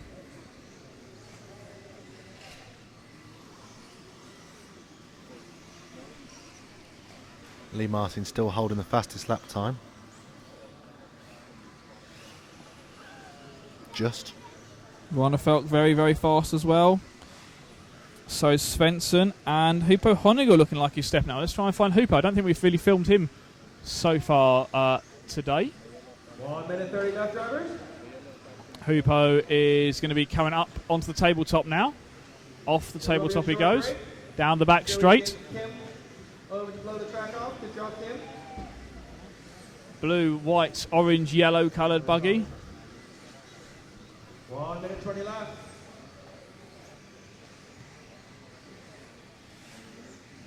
About 1 minute 20 to go. That's Martin Bayer directly behind Hupo with the prototype X-Ray. Eventually spoke to him when we did our pit walk a little bit earlier on, talking about the new buggy they're testing here for X-Ray.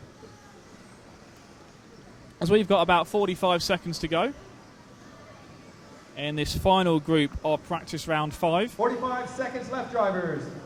Kim Lindgren. Kim.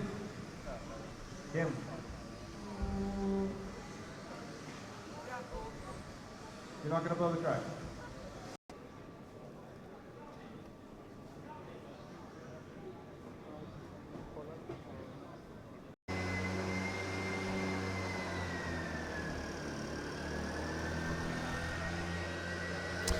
We're back. Sorry about the delay. It's very noisy at the moment as they blow the dust off the track. But we've restarted the PC, and hopefully those of you that were experiencing the buffer issue will now not be. There we go. So we should be back now through to the end of this practice day. We are a few minutes away from getting started again with group number 1. Final round of control practice. Your car's tech, please. Get over there and get them legal for the meeting. And just while we go through the short break, I'm going to let 5 minutes. rest my voice a little bit. So we've got 5 minutes until we get back underway. Of practice.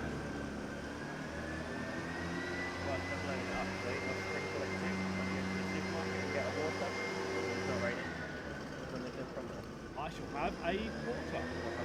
Bill, damn right. I ain't no sparkling.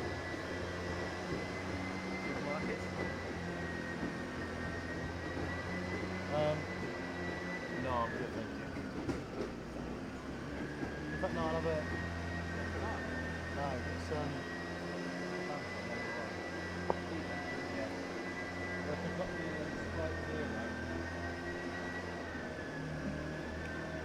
Four and a half minutes till we start round number 6 of practice. Good job, Kim. Good job.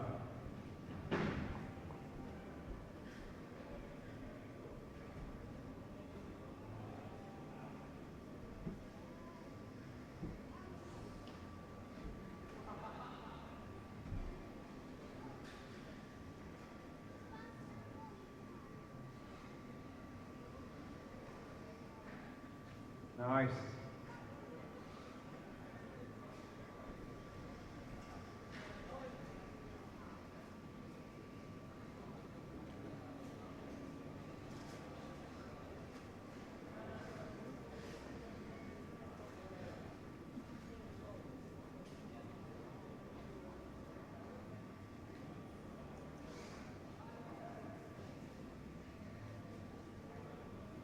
Three and a half minutes, drivers.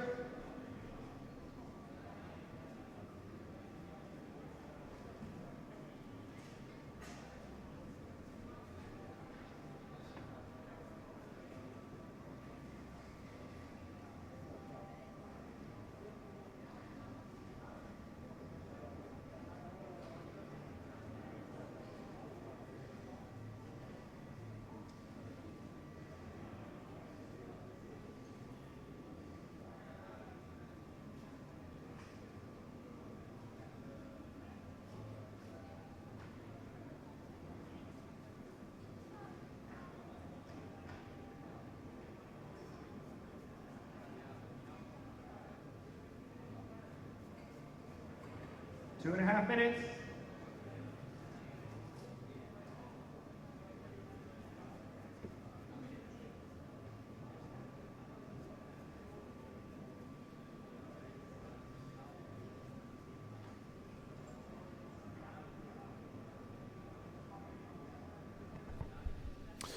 Okay, so we're back. Hopefully our 2 minutes, drivers, 2 minutes. issues are now solved. If you are experiencing any issues, then please let us know via the usual means. We are back round to Group 1. Do we have a full group? It looks that way. 9 drivers. They're just waiting to start.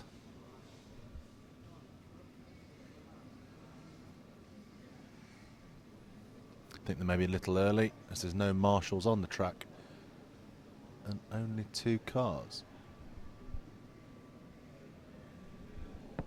1 minute 30 seconds.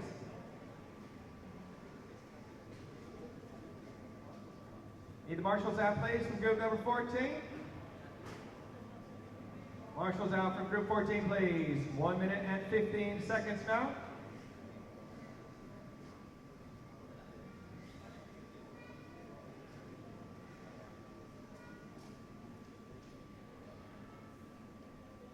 One minute 5 seconds. 1 minute. Marshals out.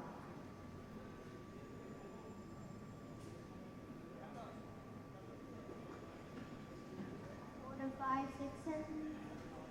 Second.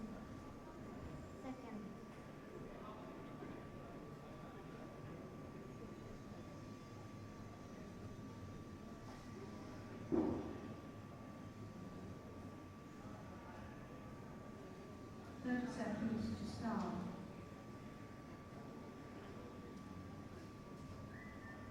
45 seconds.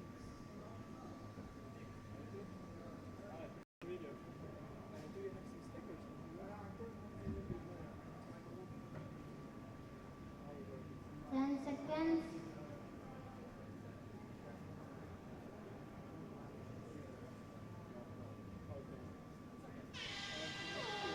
20 hours.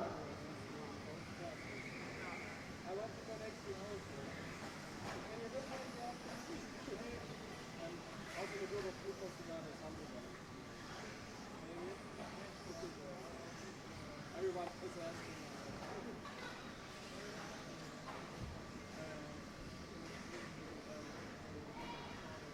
Okay. And Nick's just said, it's better, but it's still buffering. Oh, there we go, that's stopped now. I think it takes a few minutes to realise. This is behind. Oh, there we go. Can we just give it a few minutes? Yeah, Like sure, see what it sure. does. Playing my life.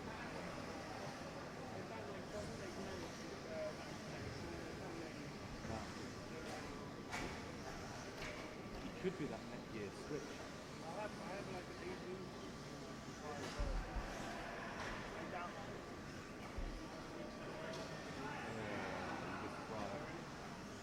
You can get the tiniest little bit. It only shows up when no, because the problem, I think it's the way that switch is handling things. They made it in today, so kids will try one tomorrow.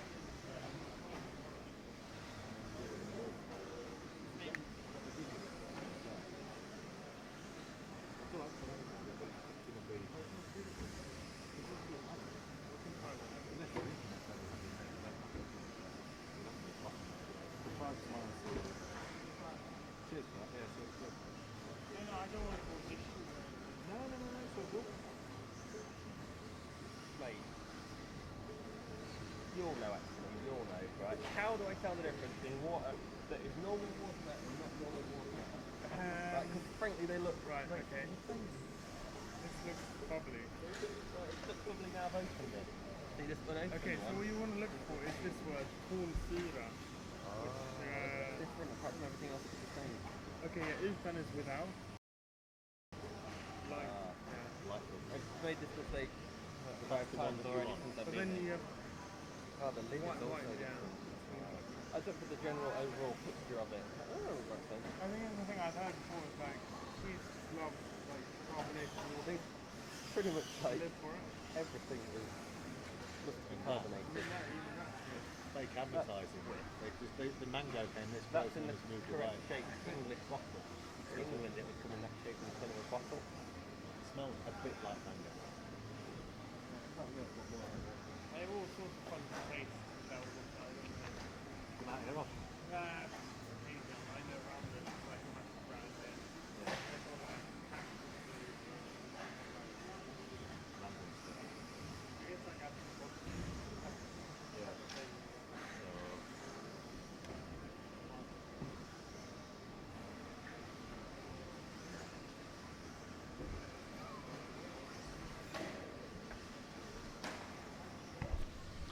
Okay, so whilst we're waiting for Ollie and his extensive knowledge of RC to come back off his break. Oh, he's here now, but I'm going to carry on anyway. We have a few people to welcome to the group. Let me just refresh my page and see how many of you were waiting. Wow. Okay, quite a few. First of all, start off with David Walsh.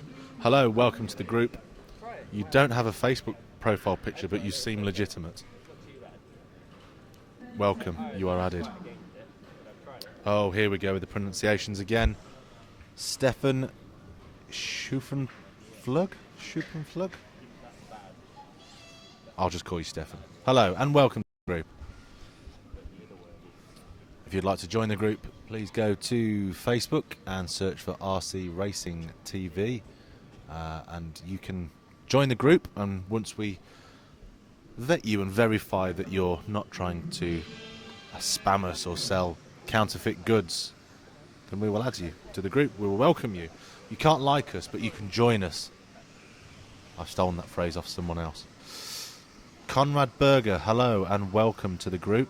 You have what looks like a large scale as your profile picture. I only know that because I filmed it, not because I'm an RC racer.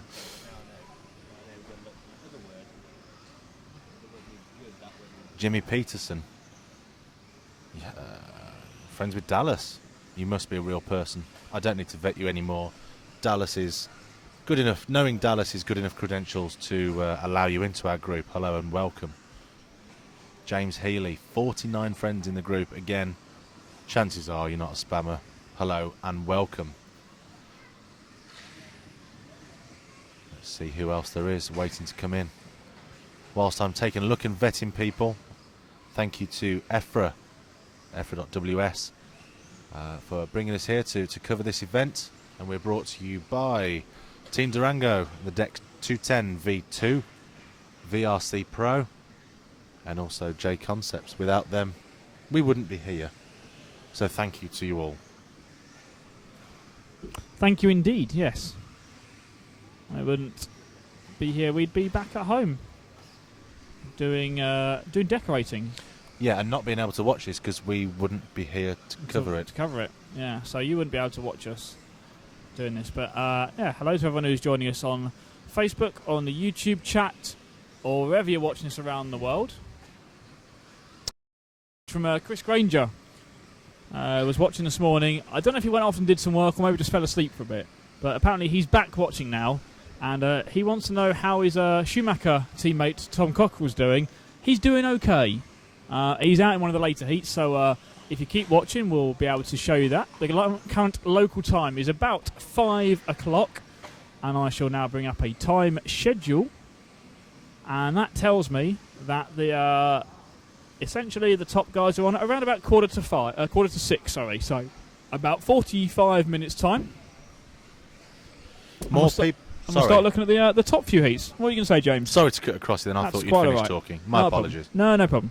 People are will be very, very upset. Because really what you're missing out on now is more on-track action. Exactly. So, well, no, because they can still watch the stream if they're not members. That's true, yeah. They can't. It's not a requirement. No, that's a good point. You can only watch the stream on YouTube if you... Maybe that would be a good way to do it. Still free, but we'd get more more members. More members. But no, we don't. No, we don't follow those kind of. No, if you want to watch, you can watch. Tactics. That's fine. Just come along and watch. Jet, Tyner. Hello, welcome to the group. Hello indeed. Let's see who else I can find.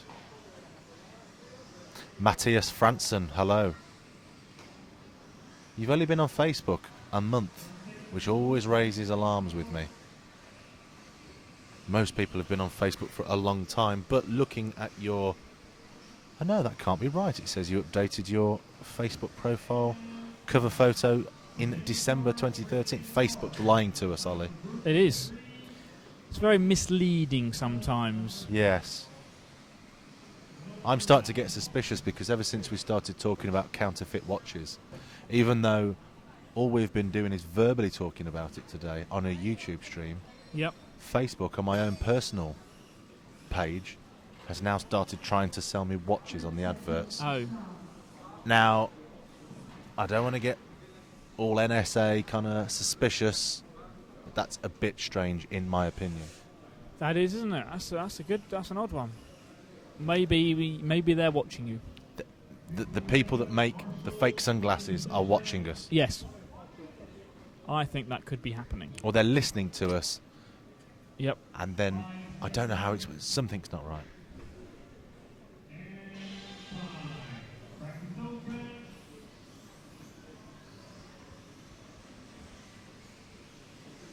Hello also to Brian van Rinberg. Hello. Burke, sorry. Welcome along. I apologise if I'm pronouncing these names incorrectly.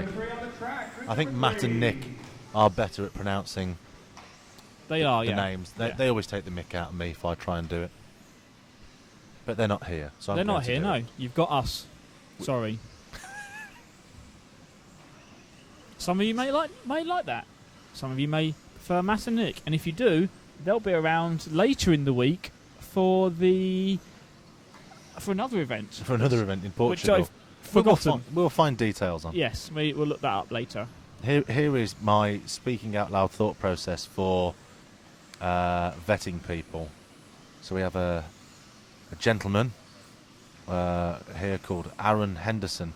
Right. So we looked through and he's got 349 friends of various ilks. It's looking good. He's got NASCARs. He's a big fan of Jeff Gordon by the look of it. Yeah. The problem is these days when people lock their profiles down, it doesn't give you much evidence to see if they're real or not. No. I'm going to go. Scroll down a second. What have we got? Some information there. He's a fan at NASCAR racing. That's his job, apparently. It's a good job to have. That's a great job to have. I'm going to trust him. I'm going to add him. Hello, Aaron, depending on how you prefer your name to be pronounced. Yep.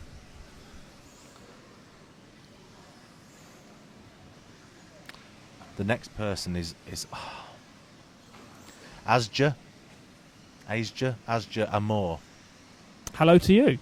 A striking resemblance in his profile pictures, mainly the black and white ones that are a bit arty, to Justin Bieber, especially the one with the sunglasses. Maybe fake, maybe real, who knows? Yep. Sunglasses and his generic touch phone headphones. Yeah. In his ears. Hello, welcome to the Hello, group. Justin Bieber. And finally, we need to vet him. He needs vetting. He's got RC pictures. He's got a man.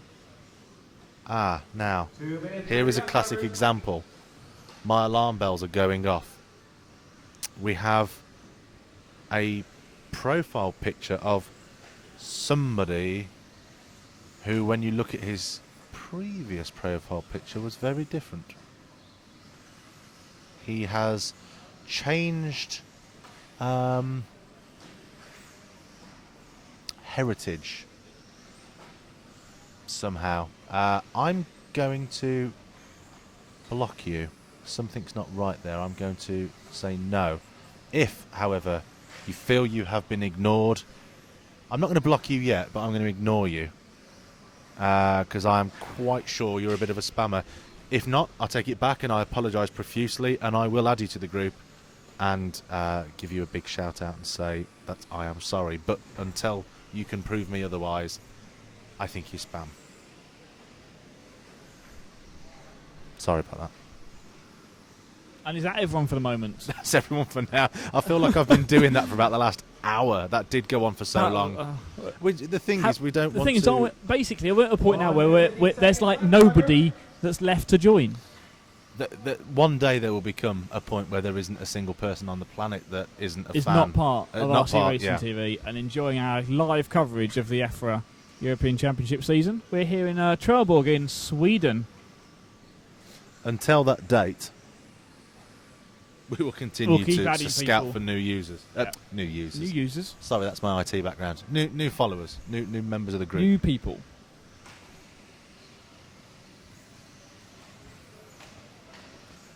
So we're at Apparently, there's 121 people watching.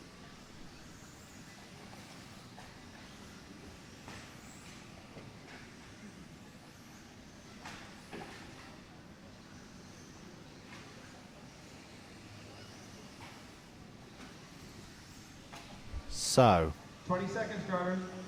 let's have a look. So that was Facebook. Let's jump back over now to YouTube and see They want to interview you.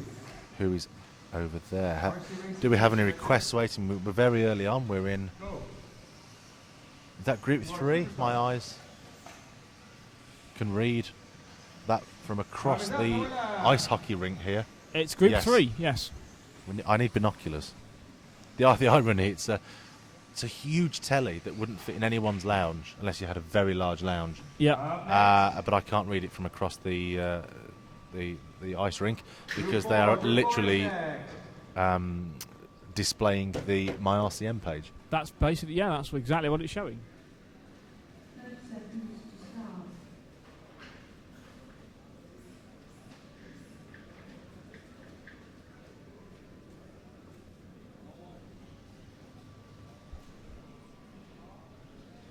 So we're getting ready for group number 4.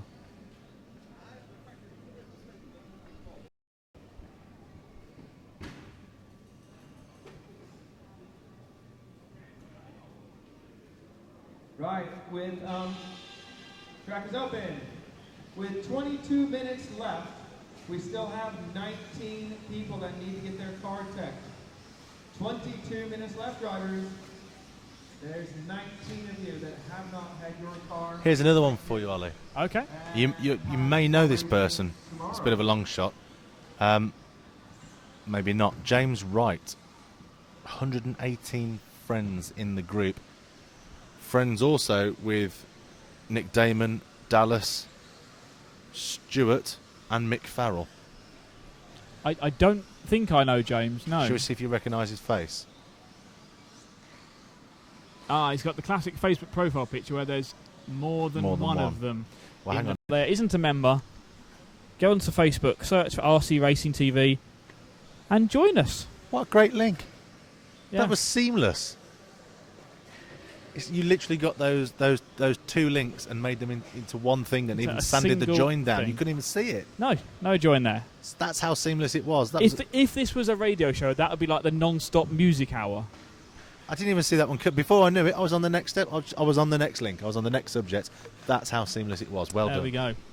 2.5 minutes to go, drivers. Here in group number 4. We're at group 4 on the track at the moment. Final round of practice for the day. Hopefully everyone's got their buggies up to speed by now. We're running out of time if they haven't. And hopefully they've also learnt the track layout too.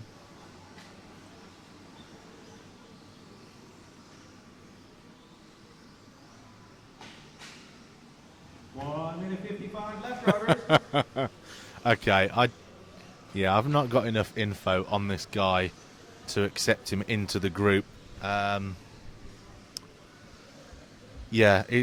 interesting employment background, family based. Yes, but he also studied at Harvard. Married. Oh, it's so difficult. You guys are not making it difficult to try and sift you spammers out. It's like a challenge. I think. And now you've disappeared. Maybe he got scared and changed his mind. Scared. Realised that we were onto you. He wasn't prepared to face the spam screening. Yep. A screen made of spam. Ooh, that's a bit weird. Tastes nice though. It would, but I don't know why you'd make it in the first place. I don't see. There's surely better things to build a screen out of. It depends. It depends on what. I don't know. I think spam would be quite good at blocking light. Right. If you were to make them into 5mm slices. Okay. Exactly 5mm or?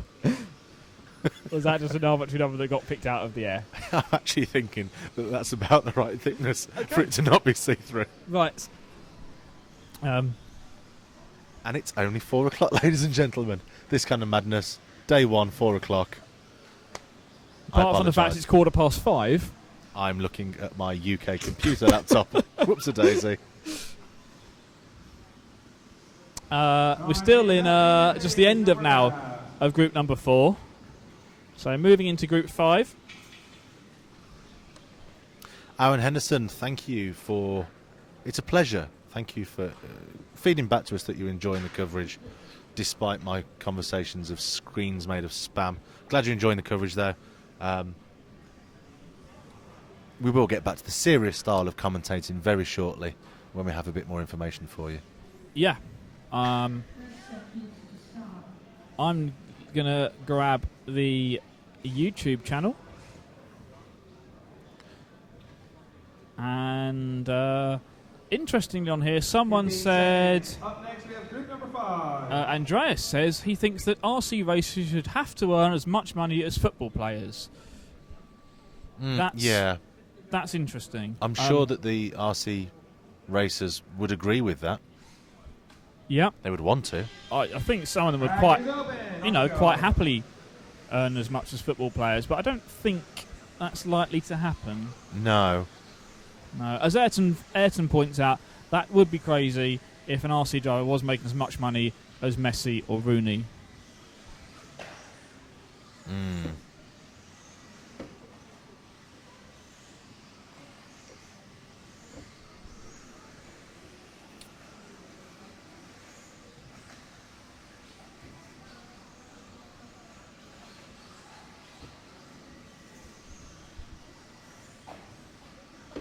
And Callum Niblett asks if we can follow Neil round in Group 9. Callum, I will do my best to find him on the track. I'll also do my best to find a bit of paper to write that down so I don't forget. And I found the paper now, so I'll write that down for you. If you can let us know what colour he is as well, that would help, because we still don't have any number stickers on cars. We will do it for tomorrow, which will make it a lot easier for us to spot the cars. Matthias Forsberg. Matthias. Hoppa.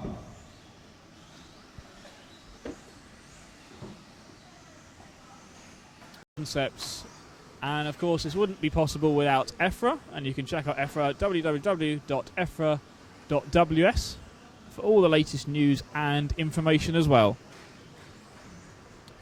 6 rounds of the controlled practice today.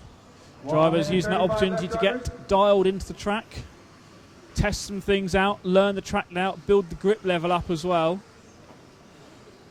So we are coming to the end of day 1 tomorrow. We've got 2 rounds of practice in the morning, so everyone's got a last minute chance to get themselves sorted out, get them dialed in. And then we'll get underway with 3 rounds of qualifying tomorrow afternoon. That is all going to kick off at about lunchtime, so make sure you join us then for all of the qualifying rounds. We will keep you up to date with all the news from the track throughout the day's racing. It's not all about tomorrow though. We've got more qualifying and the finals on Wednesday, and then we start all over again with the 4-wheel drive event on Thursday. We don't even get an off day in the middle.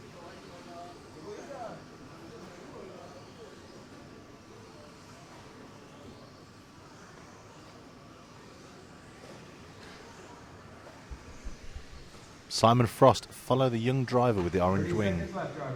Say that again, sorry? Follow the young driver with the orange wing. Follow the young driver with the orange wing. That's only just, is it the guy going over the double, into the left-hand double? About to come round to the tabletop now. Is that orange wing? Or is it this orange wing? I think there's 2 orange wings. This is going to be very complicated. Because on the camera that looks like a pink wing.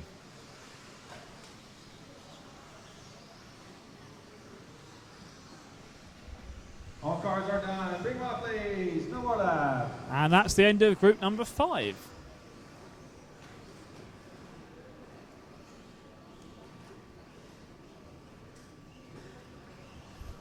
Also from Simon Frost, that's a very interesting philosophy. No, footballers should earn the same as RC drivers.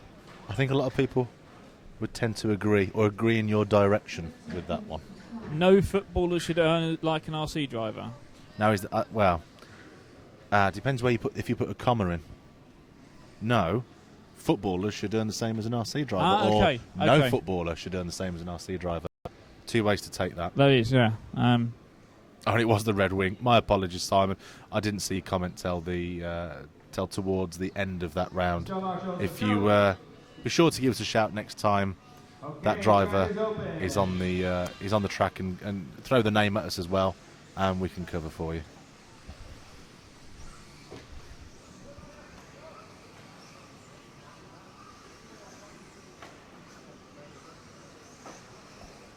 Moving into group number 6. Round 6 of practice. You want it over at tech inspection, please?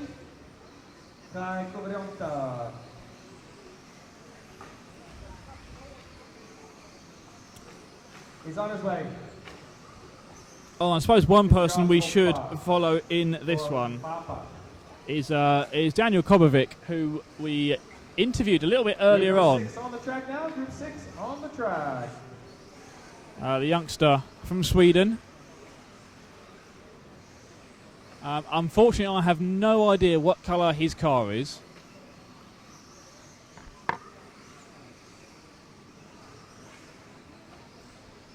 All I do know is he's actually doing pretty well in this one. Out in front on the timesheets with a 19.2 best lap, which is pretty quick. And Stu reckons he knows what's going on, so he thinks he's picked him up on the track. The difficulty, unfortunately, is with someone as young as Daniel, it's very difficult for us to see him on the driver's stand.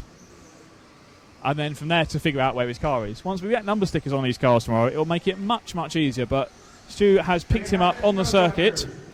It's because we're almost on exactly the same. I for one, am on the same line as the rostrum, so our angle's not very good to see the drivers. Yeah. Stu has probably the best view from there. And we are going to move that camera position for tomorrow.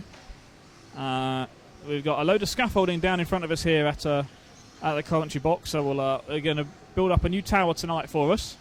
So we'll have the camera up a bit higher, so we get a bit of a shot of the track, particularly the far side of the circuit, which make it a bit easier for you to see the cars out on the track as we go into the qualifying rounds tomorrow. This lady in front of us, I think, is probably the most involved lady I've seen doing these events in RC. She's a racer, and obviously that means she marshals as well. She's now out with a camera taking photos of, I guess, the rest of her team. And not only that, but she showed me where everything was for breakfast this morning. Ah, fantastic. I'll be sure to find out actually what her name is, so I don't just have to refer to her as that lady.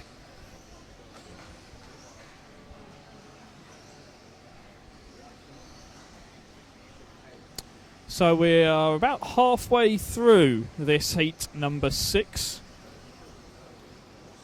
in round 6 of practice.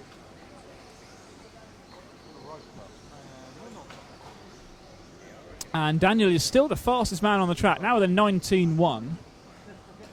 That is some impressive lap times there from Daniel. And don't forget, if you're watching this for the first time, or if you're not, and it looks like it's good fun, I'd like a go of this. Well, you could win a buggy just like the guys are driving here at this European Championships, and we'll have all the details of that tomorrow as we get qualifying underway. Yes. We'll say no more. Yeah. But there'll be a competition which is free.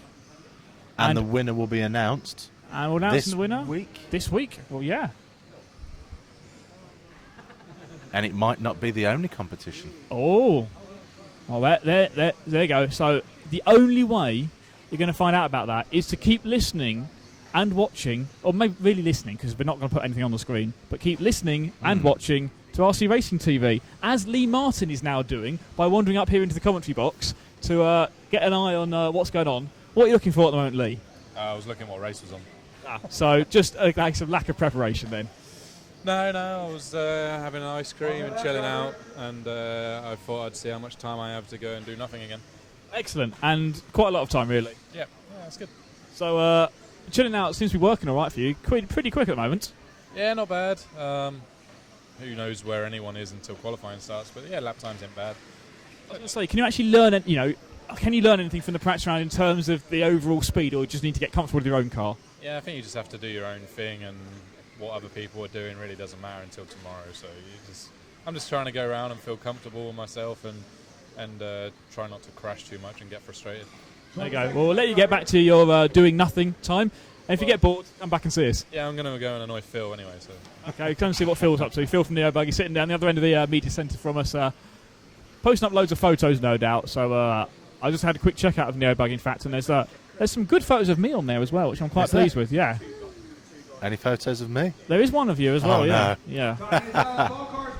I suspected Phil was beside me with the camera, but I didn't want to turn around. There we go. There's one which. Oh, good. That's a nice photo there of us. My big shiny bald head, made worse by the massive earphones that I'm wearing. I may have to remove those. Oh, good picture of Stu there. Yeah, Stu. I think that's a nice picture of Stu we've got. Stu's the weird thing is, Stu seems to find something absolutely hilarious. I think it's quite funny. You're not really sure at all. He's either finding something funny or he's trapped something under his laptop. But whatever it is in a different place for me and for Stu. Stu's looking one way and I'm looking the other way. For more photos like this, check out neobuggy.net and see all of Phil's great photos from around the event. And in fact, if you're posting anything on Facebook, stick a link in the RC Racing TV group so we can go and check out your photos there as well. We'll give you a shout out if you find. It's always a good idea to get some photos of us up there, because we're quite vain like that. Yes. You see a photo, then we'll talk about it for a while. Maybe if someone could give me... I mean, there's lots of good photos. There's another one of me. That's an awesome photo. Yeah. Yeah, that's... Phil seems to be capturing photos when we're pulling strange faces. We need to work on that. We need to be more Phil aware, so we can pose, but not an obvious pose. But look at that. That is a great photo. That photo of Lee Martin's car there, with the motocross flick in the middle of the air. Yeah. That's a great shot. Yeah. Oh, that's fantastic. Well done to Phil on that one. Definitely. I would be proud if I'd have taken that photo. Generally, when I try and take photos of cars on the track, I just end up with photos of track. And then Phil's next photo is nail polish. I'm guessing there's an RC reason behind that. Yeah, he's been shopping on the way here. He could have been. Yeah. I think it's actually for is when they're marking the chassis up, they're putting the stickers on and then putting a bit of nail polish across the sticker, so you can tell if the sticker's been removed or moved. It's a classic RC technique is to use nail polish. There was me thinking that he'd been nail varnish shopping for a significant other before he returns home. No, it's something far more technical than that. Oh, I thought that was me for a minute now.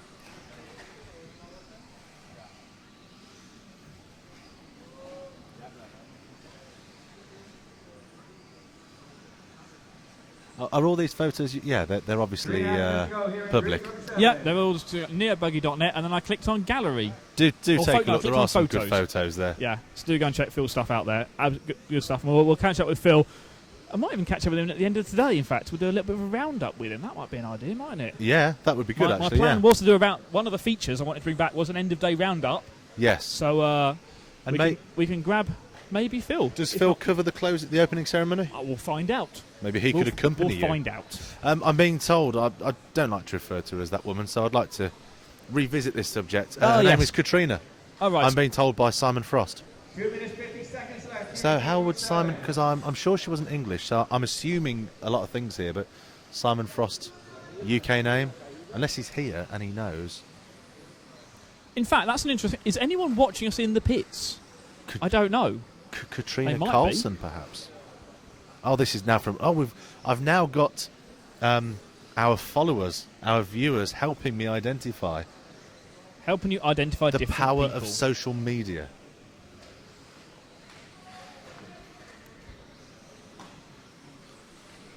And also along with that, someone's asking for Jasper Rasmussen. He seems a popular fellow out there. Yeah, the Fanta 5757, the Fanta 57, or 5,757. It could be, or if you think that uppercase words are meant to be shouted, then it's the Fanta 5757. Okay. one of those combinations, he's requested Jesper again, and we will follow him. Let's make that our promise today. There's been a lot about Jesper on the stream, or on the comments on the stream, I should say. And I will make sure that I also go and interview him at some point, at least once throughout this week. If he wants to be interviewed. No. This is where you're wrong. You don't give people as Stu knows from. I've worked with Stu for many races, even so far this year, and we've now come up with a new theory. If you go to someone and say, "Would you like to be interviewed for our video or for our TV?" they'll say no. So what you do is you just go up there and start interviewing them. You don't get a choice then, and it normally goes all right. Because they're going to look very silly if they just run away. Absolutely, yeah. You've seen how I would run away. Yeah. Phil also likes to do the interviews around the pits, and I think we'll see some from Phil a bit later on Neo Buggy. But Stu's best idea ever is his classic interviewing technique, which is come up with a one rubbish interview. One rubbish interview. Yes. Hey, onerubishinterview.com. Onerubishinterview.com. We could set up a new website here. Quick, buy that.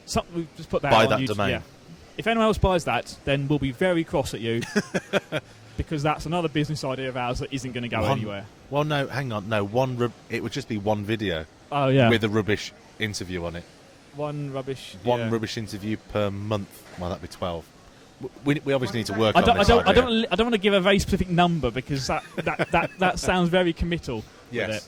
Somerubishinterviews.com would be better. So now that's it. I'm not liking the business case for this website. I don't think we'll be getting any backers. If it's Dragon's Den, it wouldn't really be doing very well. Devon Mead would be all over it, though, wouldn't she? Any venture capitalists out there? Yeah. Well, I suppose we should probably ask them to put some money to RC Racing TV first rather than a breakaway thing. No. Okay. No. We're set up. Onerubishinterview.com isn't. We need to push this new idea. Yes. Let us see what Stu thinks of it. So, somerubishinterviews.com. We're going to make it? Sure, why not? There we go. Fantastic insight, as always. That could be the Stu. first. That could be the first video. That is the first one there. Yeah, why not? Yeah. If you want, maybe.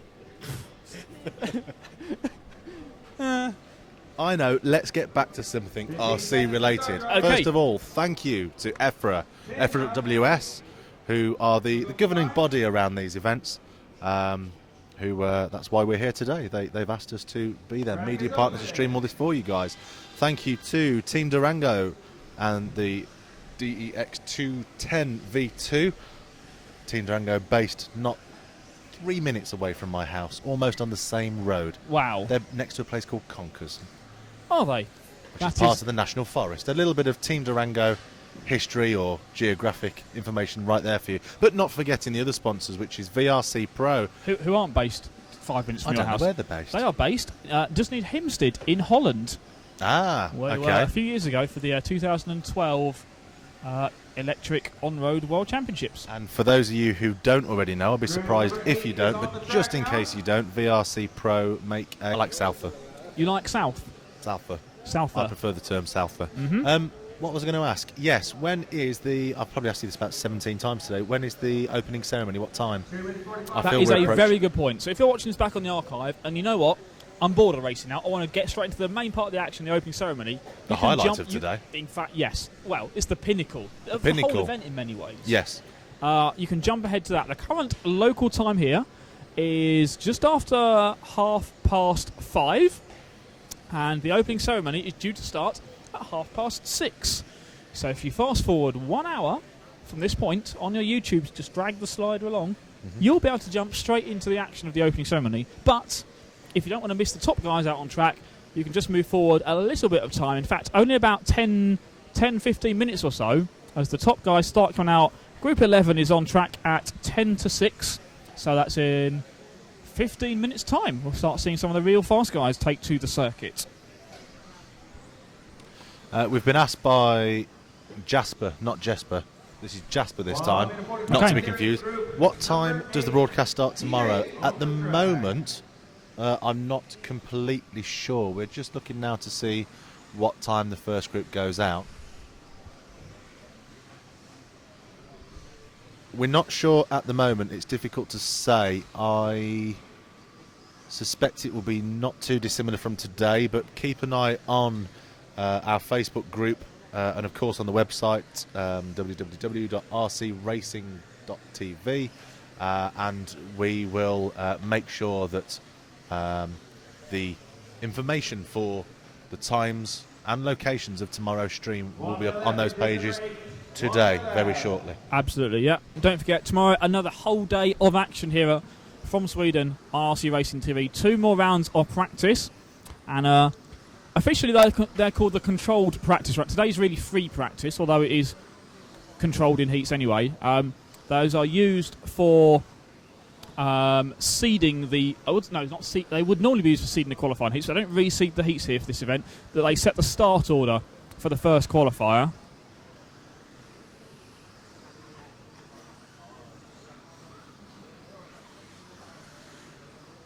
We've got 2 rounds of those practice, and then we jump into qualification, and we've got 3 full rounds of qualifying, which can take us until about 6:30 tomorrow evening. It's another busy day of racing here in Trelleborg in Sweden.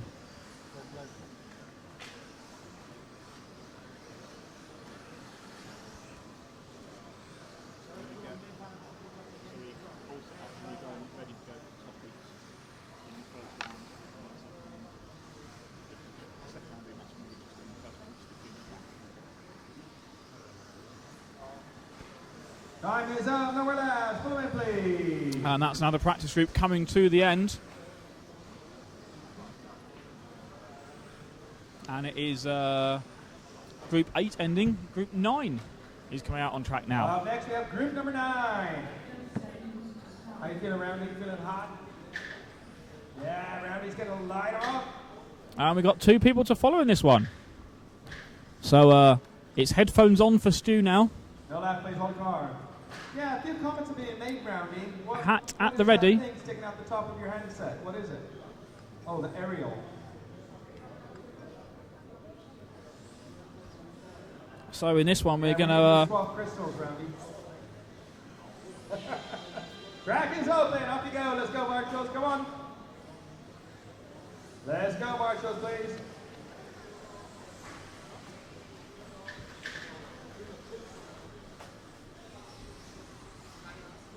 Okay, let's grab Jesper Rasmussen first. That is the purple-coloured car going over the J Concepts jump now, and through the flat section up onto the tabletop, off the tabletop, over the roller, down the main straight. I think that is Jesper down the back straight now. Just going for a flip there as he rolls it over.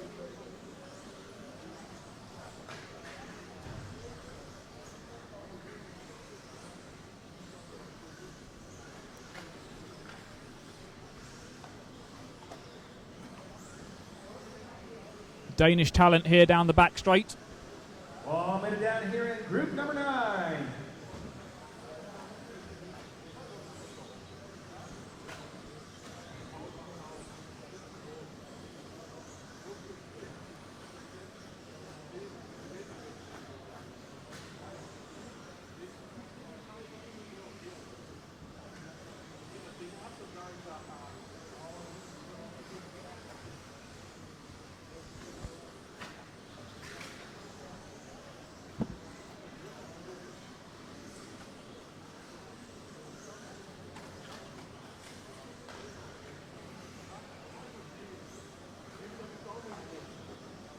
Three minutes, 20 seconds left here in Group number 9. It'd be a bit better over there, Ollie, if you built your tower.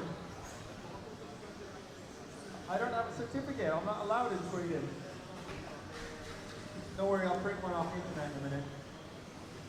And we can now also try and pick up Neil Round.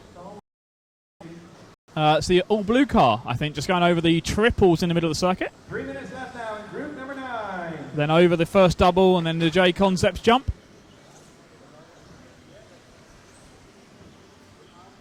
And over the roller. Was that Jesper in the purple? Yeah, we grabbed him for a few laps, I think. So Neil Round we're now following. Yeah, Frederick Jarl getting hooked up, doing a front flip on the second double. Good job, Fred.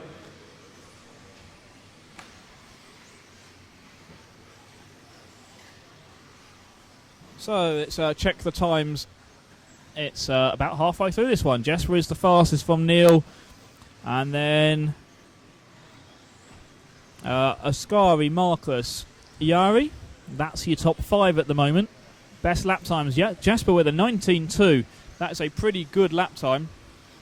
I was just about to say I was going to compare the drivers of Group 9 to the drivers of Group 14 to give the viewers an idea of the difference in lap times. But actually, the top 2 people here, Jesper and Neil, aren't that far off. I suppose in racing terms it's still far enough, but... Well, and I think in the off-road as well, the real key is the consistency. It's not about putting the one really quick lap time. True.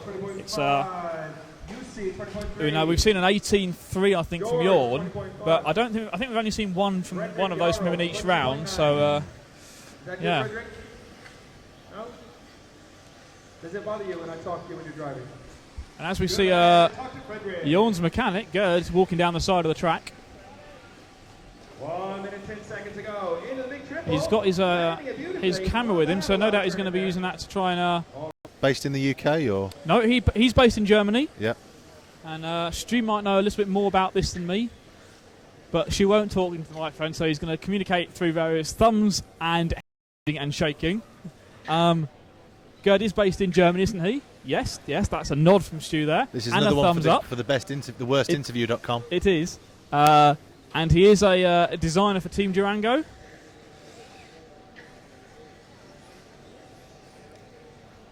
Hang on. He has a role in the design process, but more in the making of prototype parts. There we go. So making of prototype parts, which is interesting, since we hear that Jorn has got a few prototype parts potentially on his car this weekend, or this week. Maybe we should ask somebody else about that. Yeah. Does that mean he works with Adam then? In conjunction with Adam, or are they on separate projects or parts? No, in conjunction. Works in... Everyone works together at Durango. It's just a big happy family. Everyone works together. And hopefully the guys at Durango are back at their office working hard, but also listening to us or watching us at RC Racing TV as... Group number 10 is on the track. May be. It's the last 15 minutes of the day. It is. And we're starting to flag a bit now.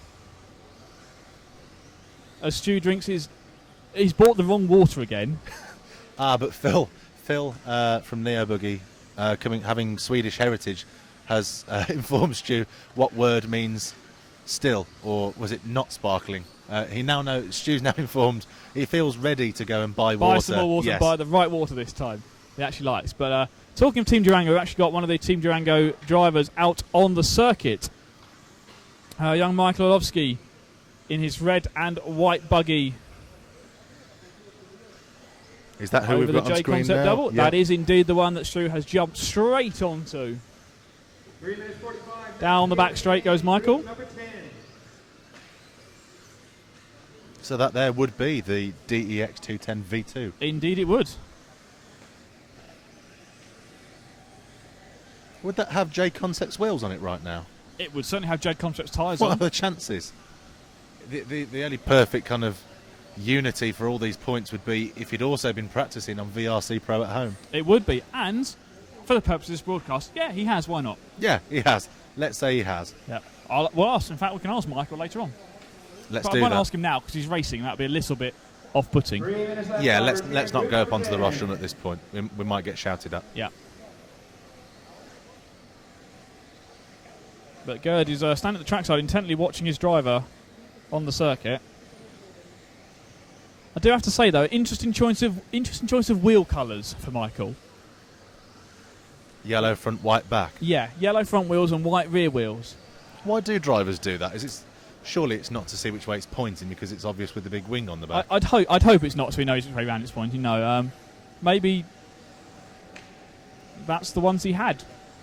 Could be.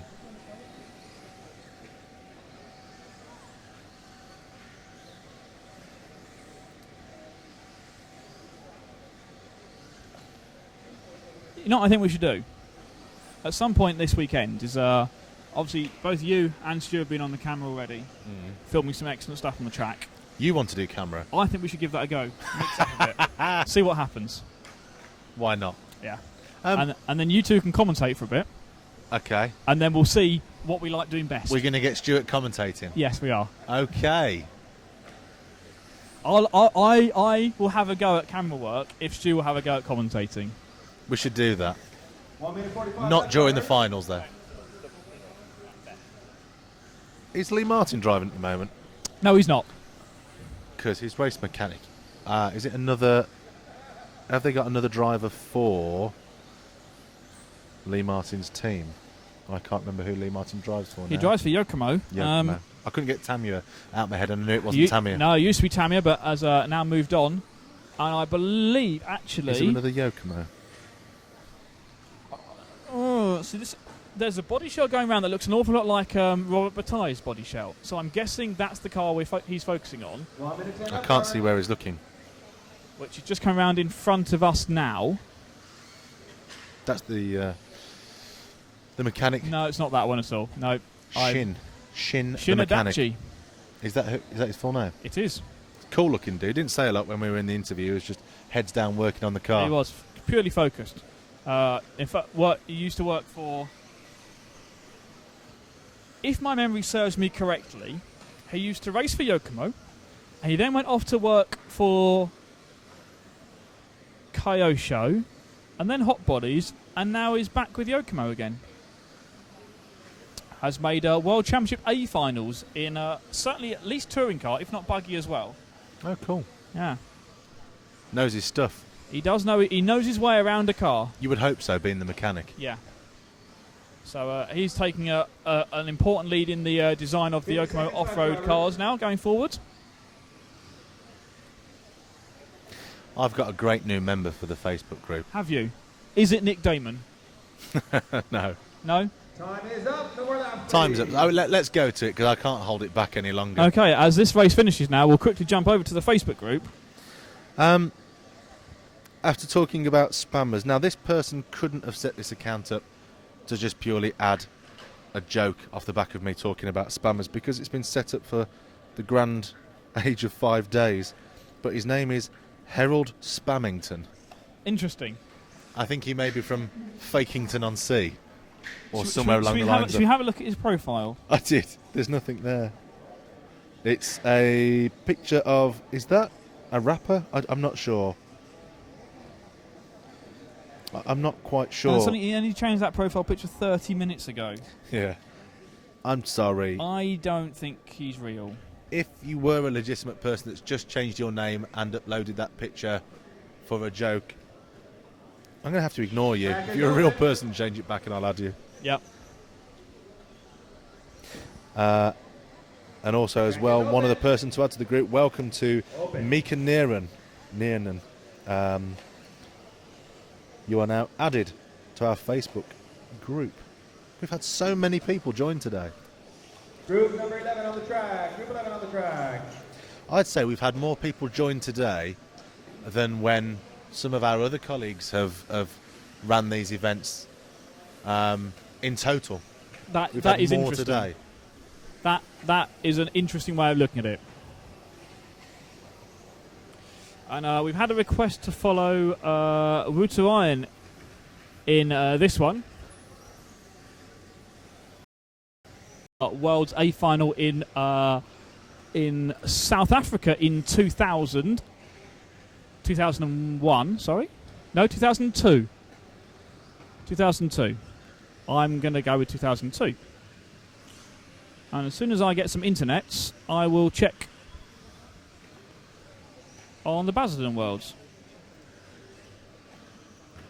I'm just going to pop to the little boys' room and also move our second camera. I was actually going to start incorporating the second camera in as we made our way up the groups. And someone, I think, probably to try and get themselves into the shot, has moved it for us. So I'm going to go move it back. Okay.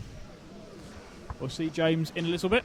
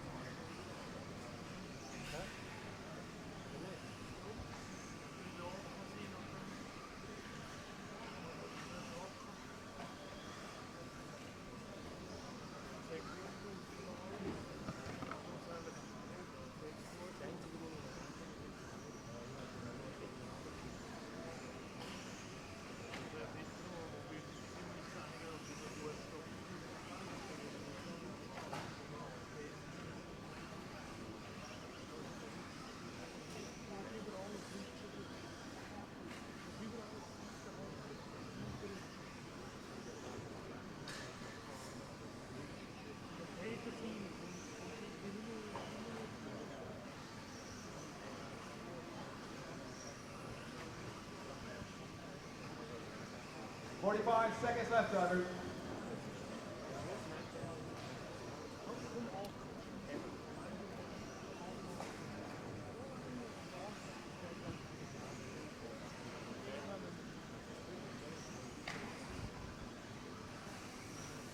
So we've got about 30 seconds left in this Group 11.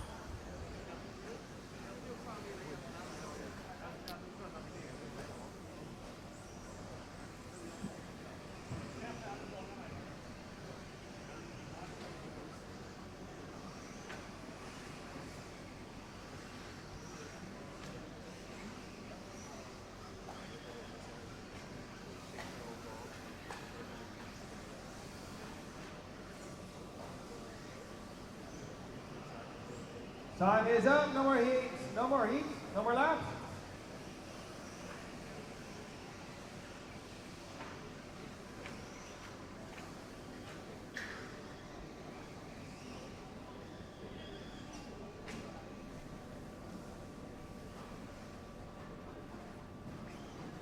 Up next, group number 12.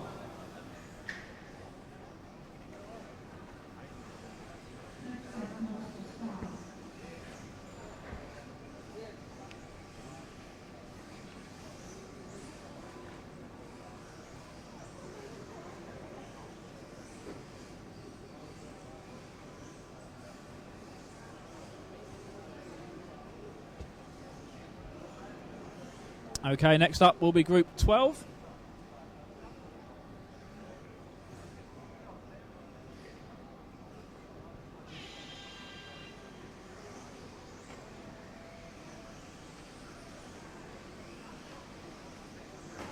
Group number 12 on the track.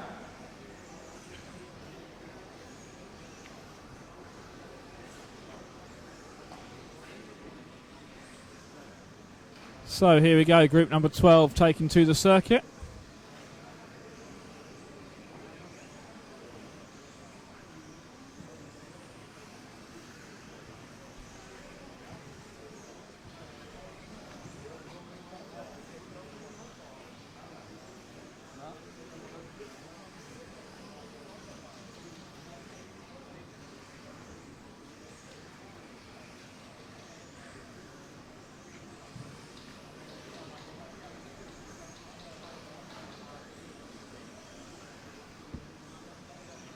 Group number 12 on the track. This and two more.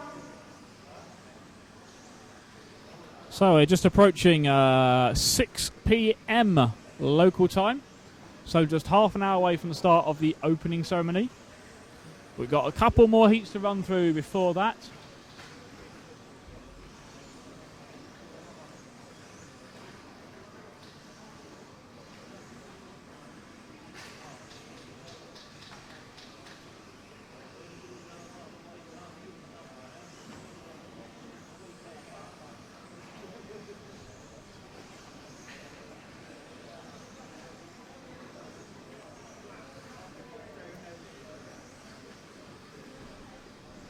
Three minutes 15 left, driver. 3 minutes or so left in this one. Nicholas Manson, Juni Hattunen, Martin Creel, Kim Sitensky, Stefan Pfeifhofer, Patrick Hoffer, Zacharias Villaba, Simon Moss and Kevin Lee. That's the order at the moment. Fast laps from Una with a 19.1. 2:45 here in group number 12. Otto Osfeldt with an 18.9. Sub-19s are good laps around this track. Let's pick out Otto for you. It's the white and pink coloured car over the triple now. Into the first double, then the J Concepts jump. And then up onto the tabletop. Across the VRC roller he goes and down the main straight. 2 minutes 20 left, driver.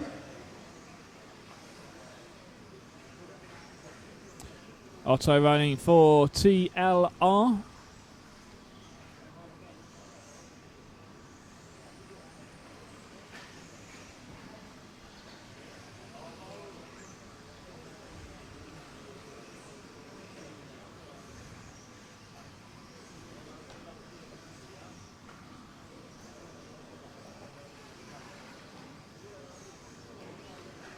1 minute 45 left.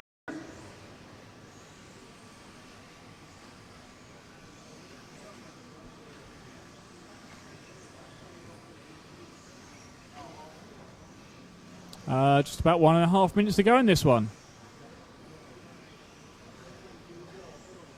Still that 18.9 from Otto, the fastest lap in this one.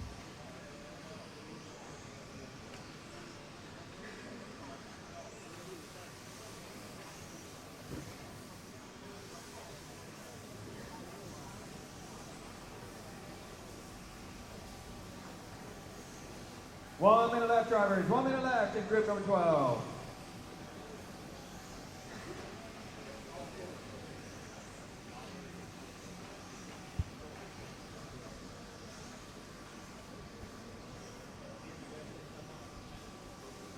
One minute to go. And Simon Moss has put in an 18.9 as well. A British driver for Team Schumacher. And Simon comes onto the triples now. Lands that one into the gaggle of cars in front of him almost. Into the J Concepts jump. Doubles that one rather than singling it. 25 seconds left, drivers. Up on... Oh, getting very caught up on the pipe there. So he comes down the back straight again.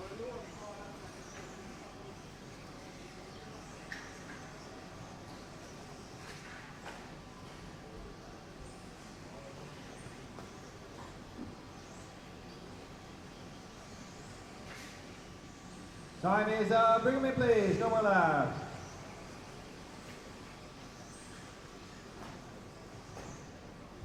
So that is the end of Group 12.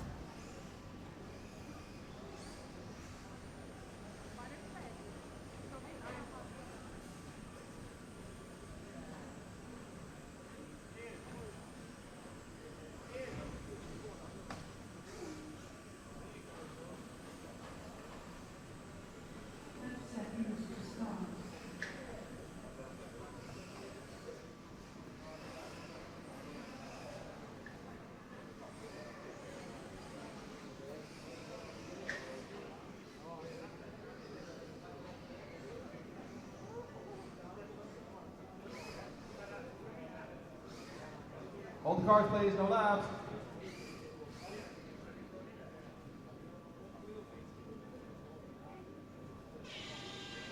Off you go, guys. So here we go then with group number 13. Penultimate group in the practice day here.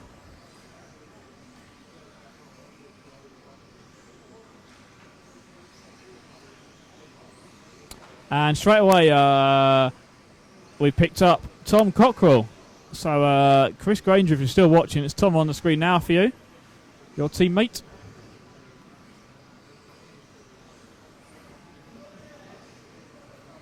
I suppose what would be really good to do is to get those two guys to race each other, both at touring cars and at buggies, and see which is faster overall. We're not very happy at the gluing table. You guys have made a right mess. So do us a favor, go over there and clean up. You. Yeah, you. We're not going to clean up after you. Come on. You want to make the mess? Clean it up. So organizers here not very happy. And Tom's fastest lap 19.2. Everyone in the 19s at the moment in this one. No one into the 18s yet, but Tom is the closest. No, he's not. In fact, we got a 19.0 from Kari Salmela. Peter Pinch with a 19.2. Wesley Van Helmond with a 19.3. Oscar Levin 19.3. Ellis Stafford 19.6. Robert Bataille 20.2. Miguel Matthias 20.0.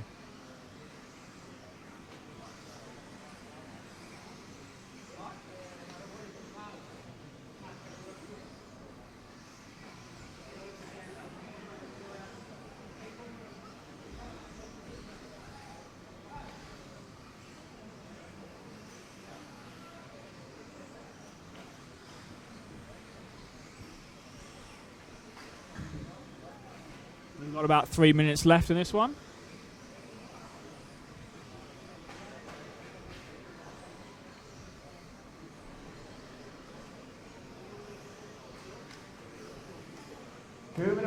left.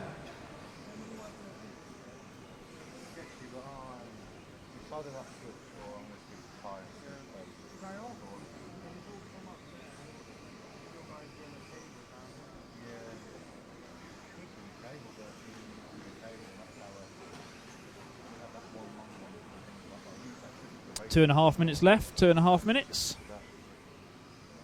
2 minutes 20 left, drivers.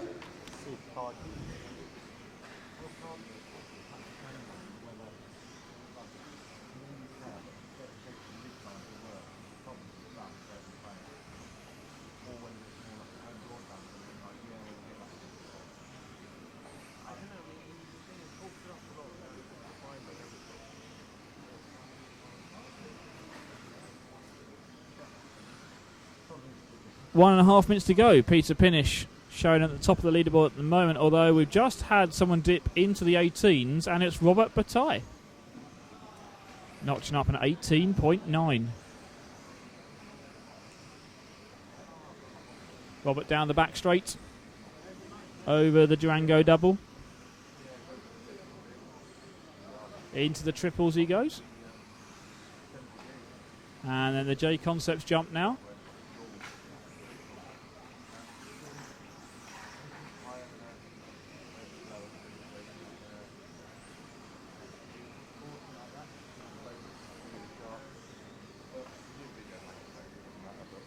One minute left, drivers.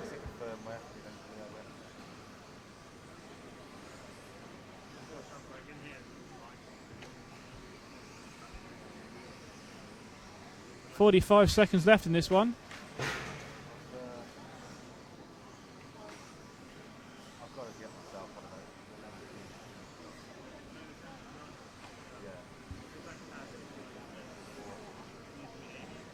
it. 40 seconds left on group 13.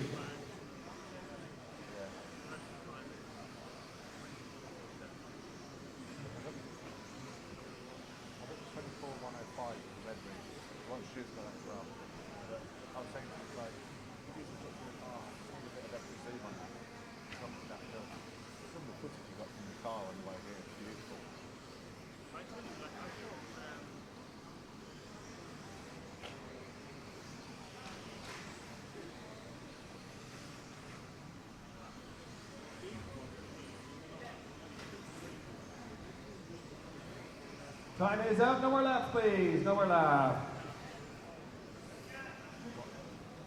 So that is the end of Group 13.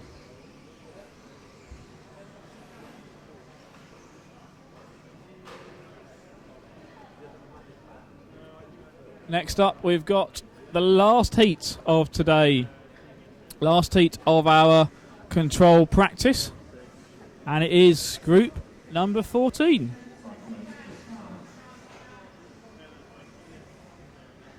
No driving, please. Stop your cars.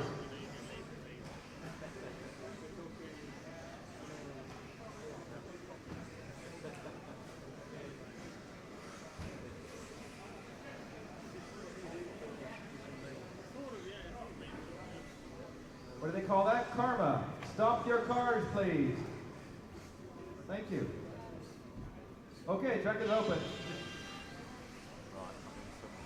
So here we go with the last heat of qualifying.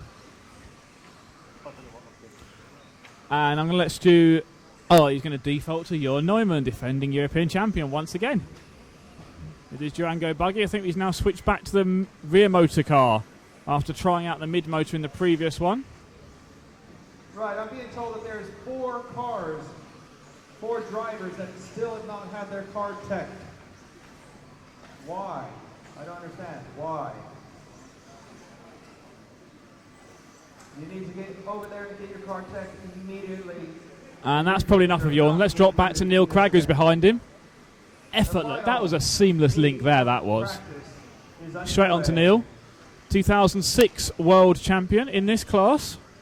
He knows how to get around the track. He also tested the mid-motor buggy, but now gone back to rear motor. Landing a bit funny off of that jump. So he comes down the back straight one more time. Cars bouncing around quite a lot as they go down the main straight. And we shall drop back one more car and see who's next behind on the track.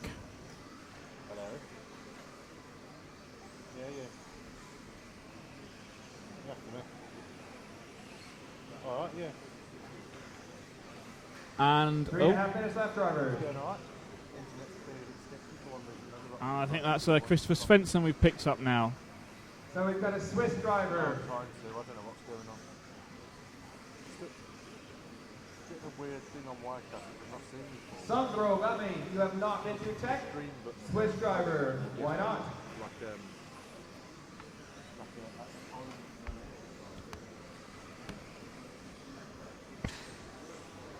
And let's drop to the car behind. From Germany, why have you not been through tech? 3 minutes left, drivers. And we'll wait at that next corner at the end of the straight, and we'll pick up the next group of cars all coming through here together. Alexis. And we've got a load of cars battling for almost positions there, but this is only practice, it doesn't really matter. And we've got Hupo there, the second of the two cars, going up onto the tabletop. Just catching the pipe. We'll talk to Hupo a little bit later on during the week. You better hurry, because time. 2 minutes.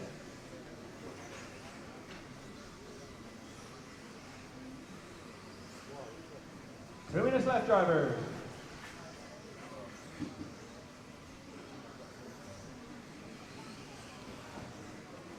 And I suppose we should probably pick up David Ronnefeldt, who is fastest in this one, as David comes around in front of us now and over the triple.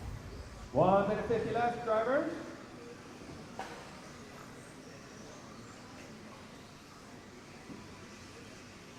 Here's David now over the VRC roller down the main straight. Maximum lock almost in the middle of the main straight, it seemed there.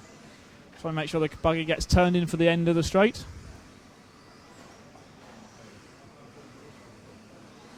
1 minute 30 left, drivers. 1.5 minutes to go in this one. 1.5 minutes left for practice here on day one of the 2014 two-wheel drive EFRA European Championships. Right up on, putting in an 18.3 second lap. And that's a hot lap for Ronnefeldt that time by. You saw it here on RC Racing TV, 18.3. Other quick people, Hupo 18.8, Petri Strom 18.6, Svensson 19.0, Vidal 19.0, Bayo with a 19.2, Alexis with a 20.4, Neil Cragg 19.1, Lee Martin 18.5, and Jon Neumann 18.5. So I think this is at least a 3-horse race now, if not a 4 or 5 horse race. Dave Ronnefeldt stepping up, matching the pace of Lee Martin and Jon Neumann, and bettering it slightly in this round. Seconds left now, drivers. Got the buggy dialed in as Lee Martin gets past him there. We're following, that looks like Martin Bayer now, over the VRC roller, almost sideways. Just almost looks like he can't quite get enough turn at the end of the main straight.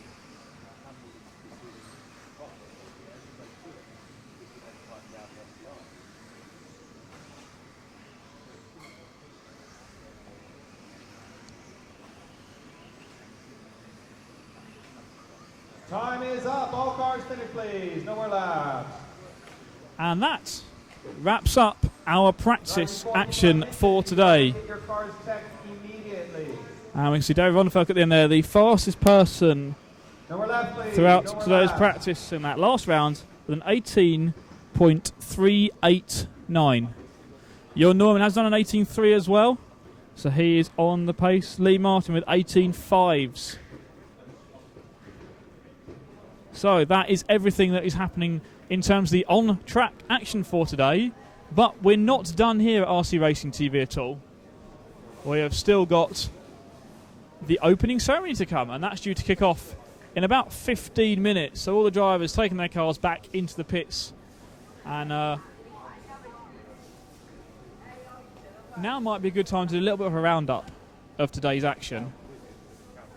And I'll head down into the pits and just see if I can grab anyone who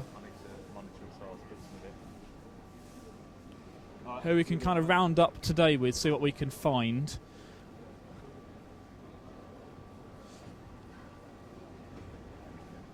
As we wander in. I don't know, Phil's got a few minutes. Just want to kind of round up today's action. Let's come and stand over here. So, Phil from Neo Buggy, it's been a good first day here, and left it right to him, but David Ronnefeldt, Swedish driver, setting an 18.3 in that last round of practice is a pretty good result for him. Yeah, definitely. I just overheard him. He was obviously really happy with his run.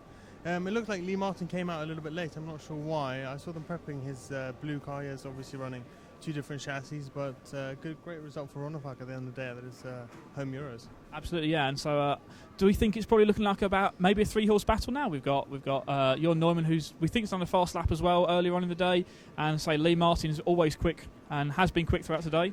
Yeah, I think that's probably the case at the moment. But obviously, I think we have one more round of practice tomorrow, and then obviously into qualifying. I'd probably agree with you. 3-horse battle.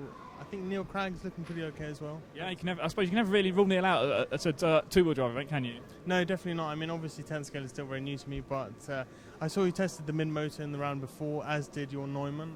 Even he was saying that he looked a little bit quicker with that car, but didn't have enough time to really pursue that setup route. So it looks like a rear motor event this far. Absolutely. So yeah, definitely looks like it's going to be rear motor tomorrow. So probably no advantage to any particular car, you'd probably say, based on that. They're all very similar in terms of rear motor configuration. Yeah, definitely. I think so. I spoke with Jon a little bit earlier, and he was saying that they've moved the whole rear gearbox up quite a few millimeters. Hence, the actual body shell is shorter than before. So obviously that's paying dividends here. Yeah. But at this early stage, again, I can't really see huge benefits from any specific brand of car. Absolutely. And I think also it's always difficult to tell from practice how fast people can really go. Are they hiding a bit in reserve for qualifying? Yes and no. I mean, this morning we were seeing fast lap time in the sort of 19.5, and we're now dipping into 18.1. So I'm for sure. Okay, we have to see what the track's like tomorrow, if they're going to water heavily or anything. It looks looking quite dry, I have to say. So I think we might smash through that 18-second barrier tomorrow. I'll see if that happens. We got, as you say, we got practice in the morning, and then we kick off with the qualifying tomorrow. So 3 rounds of qualifying. We'll catch up with you during the day tomorrow as well. But otherwise, you can check out neobuggy.net throughout all of the action tomorrow to find all your fantastic photos and write-ups, and some of your videos as well from the practice rounds we've seen you filming as well. Yeah, absolutely. I'm all around, sticking my nose in places where it shouldn't be. And yeah, thank you also for you guys, doing fantastic live coverage. Stu on the camera all day long. That's a tough job. He's looking a bit tired, isn't he? I know. He needs like a tall stool to sit on or something. He does. Yeah, we need a very tall stool for Stu. Okay. That's true, and I'm expecting a good hat tomorrow as well. Oh, he's nodding there in approval. Definitely good hats. Thanks so much, Phil. Let you get on with taking photos, and we'll catch you tomorrow. All right, see you. Thank you. So there's Phil from Neo Buggy, and we're just now basically going to wait for the opening ceremony to get underway. It should be out here in about 10 to 12 minutes time if we stick on the time schedule. I'll have a wander around and chat to some more people while we're waiting for that, I guess. It's a nice easy part of the day now, because nothing's really going to happen. Kind of start it off and run it. Yeah. Oh, Dave Church, there we go. Let's come and talk to him once again.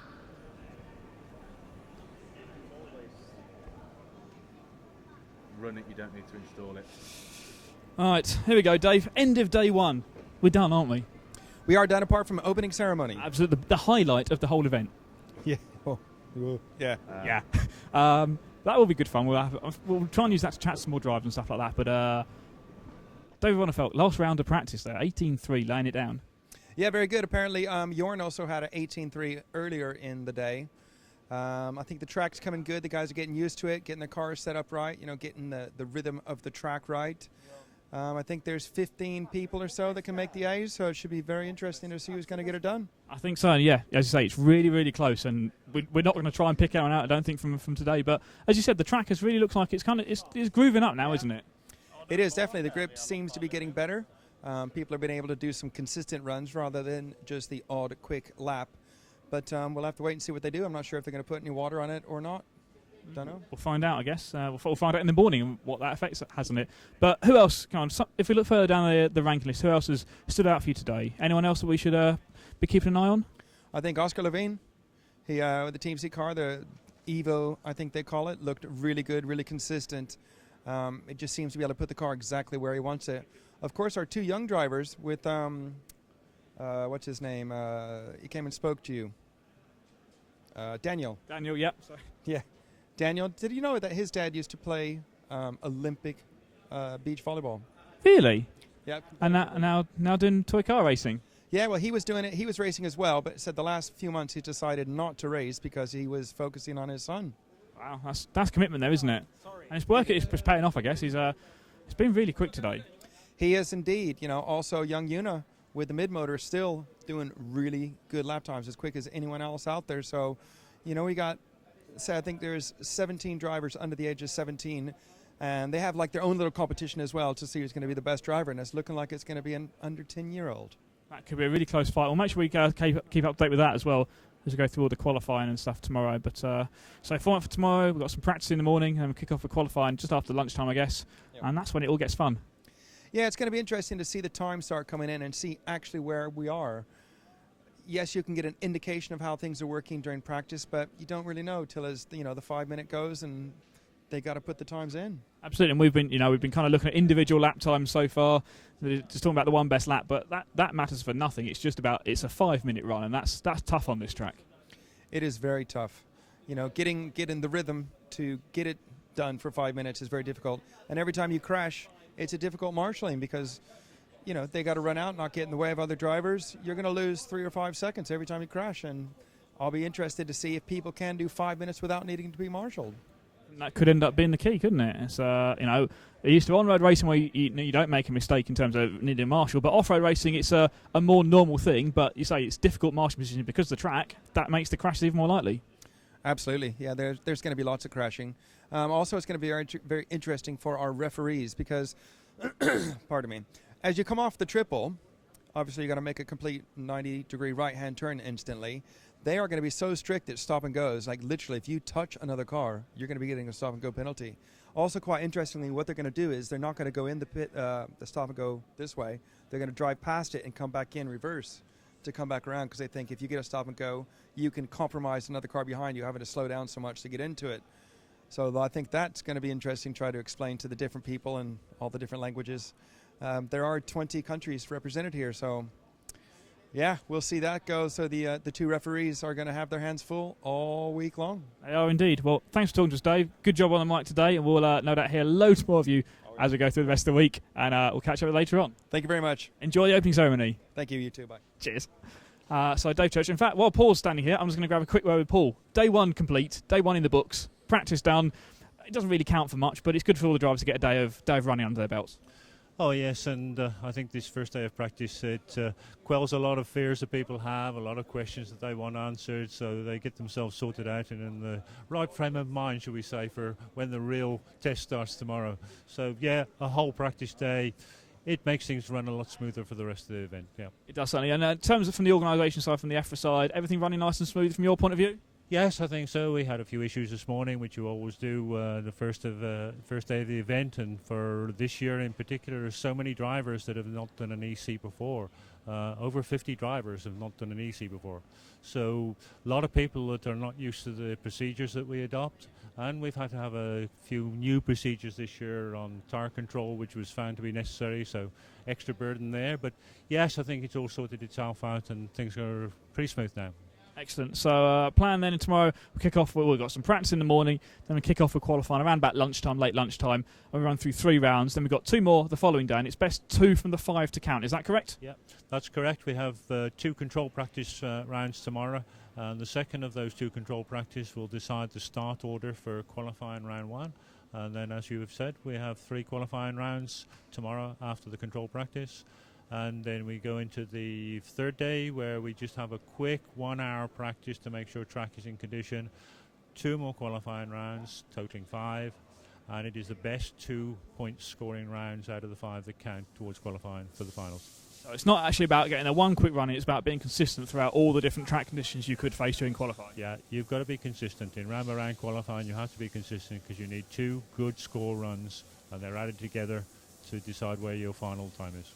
And today we've been maybe focusing perhaps on the individual single lap times. We were just talking to Dave Church a minute ago there. It's about a consistent 5-minute run. That's what you need, and probably not crashing on this track. Yes, exactly. I mean, we've seen some quite fast laps from people who we don't know very well, and we're quite surprised at the speed that they can do for 1 lap. But they've got to do it for 5 minutes, and it's no good doing it for just 1 lap. It's got to be all 12 or 13 of them that are like that at least. Otherwise, then you can crash and burn so easily. Absolutely right. Well, I'll let you get on with we've got opening ceremony coming up, so make sure you stick around for that, and we'll catch up with you, no doubt, throughout the rest of the week, Paul. Yeah. Thanks very much for talking to us today. Okay, I should be here. So Paul Worsley, the section chairman for EFRA for 1/10 off-road. So he is the man that makes all the decisions, if we need to make any decisions this week. I know you can't really see me now, but I'm going to try and dive in. I think we should talk to the person who is fastest today, and that is David Ronefeld. You're not going to be able to see me because I think he's on the far side of the pits. And I hope that Stu will wave at me if we kind of go out of mic range. I think we should be all right. So I apologise now if we don't quite make it. And I'm pretty sure you're not going to be able to see this because David is about as far away from our camera position as anyone could be in the pits area. So I don't know if you can just about see through. I'm just going to interrupt you here while he's checking Facebook out there. As David Ronefeld, fastest on day one of practice here at the European Championships. That's a pretty good feeling, I guess. Yeah, it's pretty good. The day has been, like, sometimes it has been good and sometimes bad. I've changed a little bit on the setup and finally it's worked out for me in the last one. It's still quite, like, you can't see really the lap times and stuff, the overall times, I mean, because they're counting the first lap, so it's, you know, some drivers that has a long first lap, they get a little bit further down in the list, but they should be further up. So, yeah, I don't know if I'm first, but if you say so, I'm happy for it. So we're just looking at the we've got a list based on the best single lap, so you've got the fastest lap of everyone so far. So that's got to be a good boost anyway for confidence. Yeah, for sure. I mean, the car has been fast all day. I just struggling with keeping it consistent, but in the end. Now in the last two practices, I started to find easy car setup for the car, and yeah, so far it has been pretty good. And I guess is the consistency going to be the real key thing into the qualifying rounds tomorrow? Yeah, for sure. I think if you can stay on the wheels, I mean, for sure you'll get top 10 run easily. I mean, they're so easy to make mistakes out there. Yeah, my main goal is just to keep it on the wheels. Absolutely. Well, good luck with the qualifying. We've got a bit more practice in the morning. Anything you want to try out tomorrow morning before we get into it, or is it just going to be a case of use that to get your eye back in? I think I'll just try and scrub some tires in for the qualifying. It seems like they are best in the second run, and then like you need to get them scrubbed in, and then they are pretty good. So yeah, that's my goal for the practice tomorrow. Okay, so just scrub some tires in and get ready to go. Yeah. Absolutely. Well, good luck, and I will catch up with you during the day tomorrow here at RC Racing TV. Thanks for joining us. Thank you. There we go. David Ronefeld with the fastest lap from practice day here at the two-wheel drive European Championships 2014 from Trelleborg in Sweden. We're just waiting for the opening ceremony to get underway, so I'm going to go and grab a word with the second fastest man from practice. Now, we spoke to him a little bit earlier on, and I do hope you can still just about hear me and even possibly see me as I try and climb round here. And I'm just going to interrupt. Oh, Dave gets everywhere, doesn't he? Let's have a quick chat with Jorn here. We are live on the stream. I don't think they can see us on the camera. We'll hear us on the microphone anyway. Let's go over there, son. We didn't unplug it this time. But so we think you're about second fastest if we look at the single best lap from today. But that's a pretty good start to your title defence, isn't it? Yeah, it is. Like we were pretty fast in the beginning, and then we tried some like mid-motor car and other things. It was okay, but I think for tomorrow when I go back to my normal setup, I'm very fast again. So still lots of things to test out, I guess, as well. Yeah, because our rear motor car is very good. Not many to test, just the mid-motor car. We tried.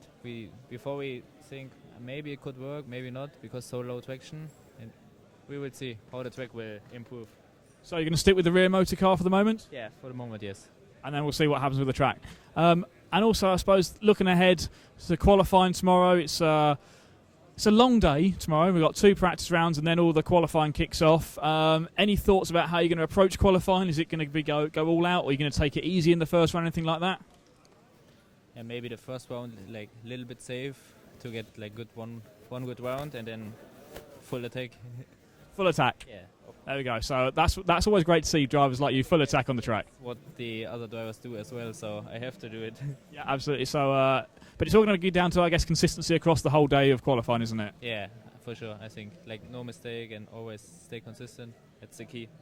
Perfect. Well, we'll let you prep up your tyres. They're going to be qualifying tyres we're looking at now, or are you just getting some more ready for practice? Yeah, we can prepare the front tyres for two drive here, but the rest we have to prepare in the tech area. So I make some here. more easy. There we go. So I'll let you get on with making tyres. Jon Neumann, second fastest over a single lap, but defending European champion, looking good for tomorrow as we go into qualifying here at the two-wheel drive European Championships. Thanks for joining us. Good luck tomorrow. Yeah, thank you. So there we go. Jon getting all his Durango stuff ready to go. As we are still a few minutes away from the start of the opening ceremony. And the drivers getting their, getting their cars re-prepared, ready for tomorrow. Relaxing a bit now we're kind of done with the day. I'm not sure where I was going to stand, so this is going to be fun for Stu just to try and follow me around. Just see if there's anything else I want to try and catch up on to round out today. I don't think there's anything in particular I was going to do. And we just heard the announcement there, 10 minutes until we start the opening ceremony.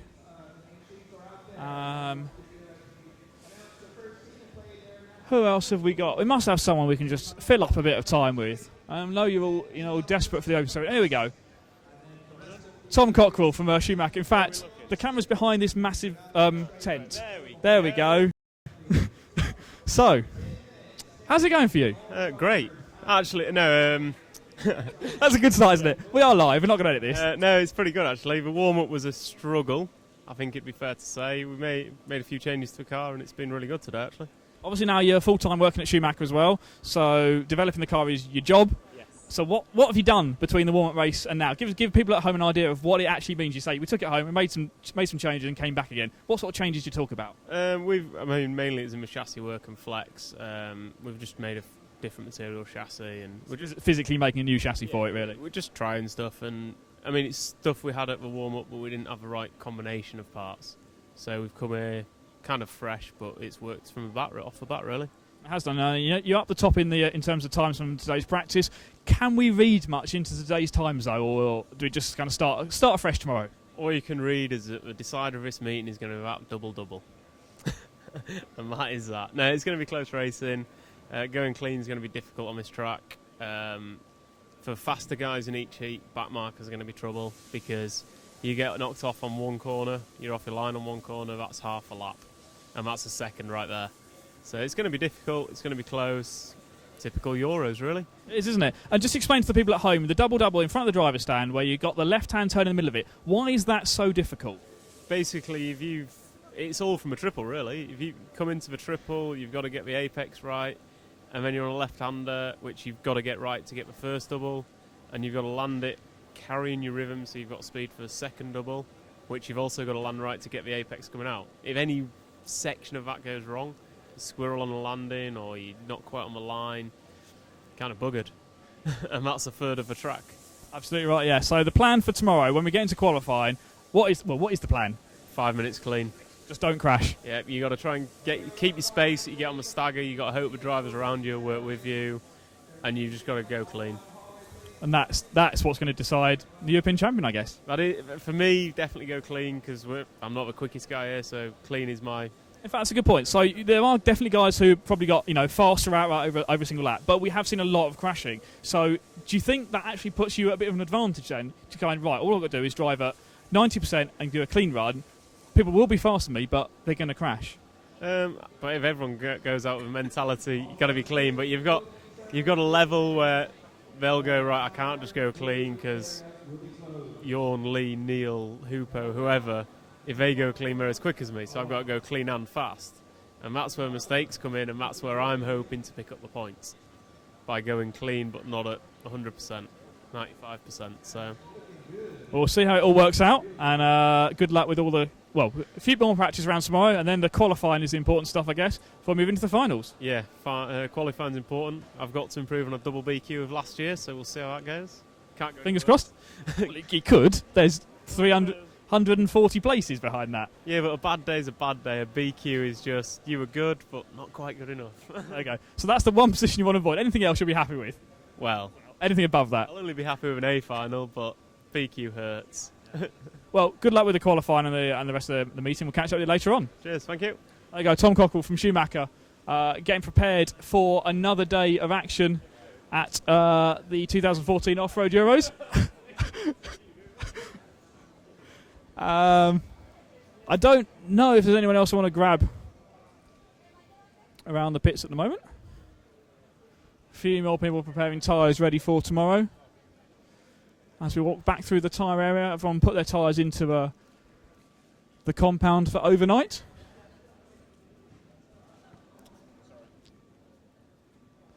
And I think we are almost ready to go with the opening ceremony.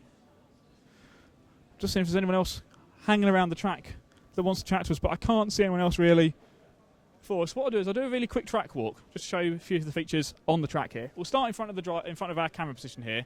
Stu's legs are really hurting him now, aren't they? He's put in a very odd pose, so he's trying to hold the camera.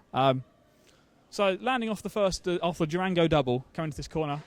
It's a fairly flat corner, but it's quite bumpy actually in terms of there's rises and falls all the way through the corner. They're getting the power back down after this corner, driving up towards this off-camber corner at the start of the triples here. And as Tom Cook was saying, this is quite key, going from this point here, hooking this apex up to launch yourself over the triple jump there. Landing the triples, it's then a very tight hairpin right, before another really short burst down into the first of the J Concepts doubles, right here in the centre of the circuit. A very steep incline to get out the first one. Landing the second one, immediately turning left and getting the power down again to get a good straight run up the next double. Landing off this double, trying to avoid the middle, obviously landing on the down ramp of the double there. Then getting to the flat section of the track on the far side of the circuit from where our camera is positioned. Into this nice flat section here. It is actually fairly flat. We can see a lot of black traction marks down on this part of the track. Round the hairpin turn, and then up onto the final tabletop here by race control. On the tabletop, back off of it, over the easy roller, onto the back straight one more time. So that's the lap around the circuit here in Trelleborg. And all the drivers you can now see walking past our camera position. We're getting ready for the opening ceremony. So we're about to kick it all off. So I don't even know where I'm going to commentate on this from. That's right. So he sits back down, puts his handset away. Yeah, take it easy, don't worry. Give me something to throw at you.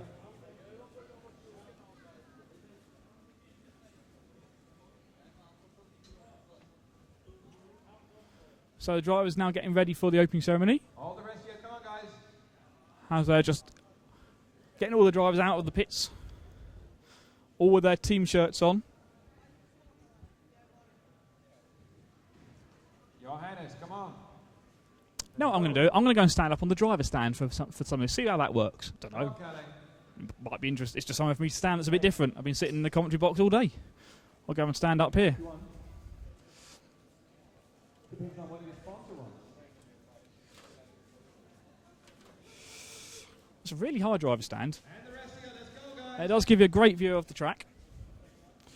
And if I turn around, it gives you a great view of the pits as well. So you can see everyone working their way out of the pits. Almost all of them with their team shirts on.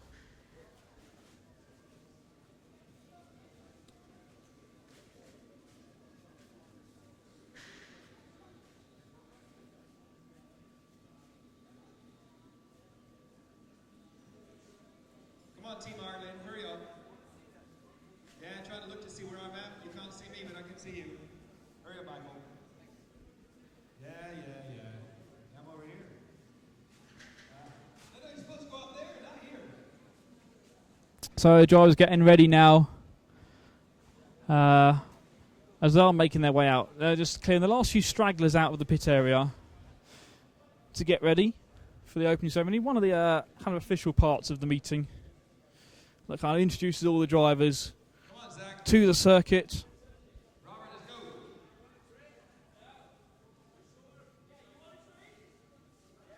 Still the finish, guys. Come on, Yuna. I can see you. Let's go.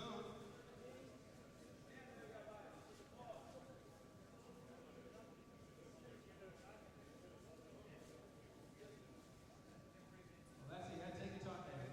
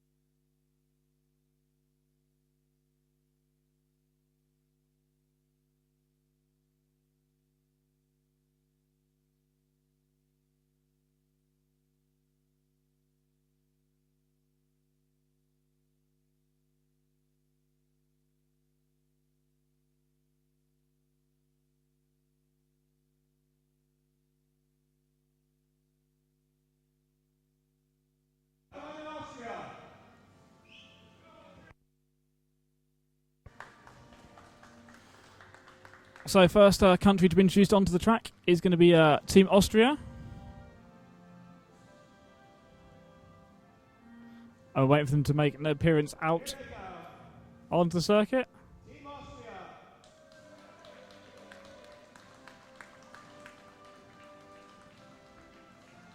I guess the notable drivers in this one are it's going to be Peter Pinish and Hupo Honigel. Good to see all the Austrian drivers in matching red shirts.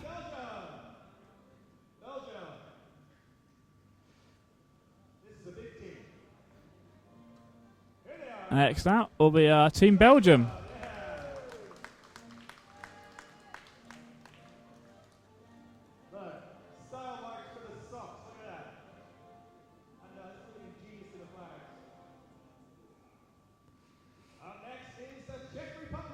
And next out will be the Czech Republic, which I think may just be Martin Bayer.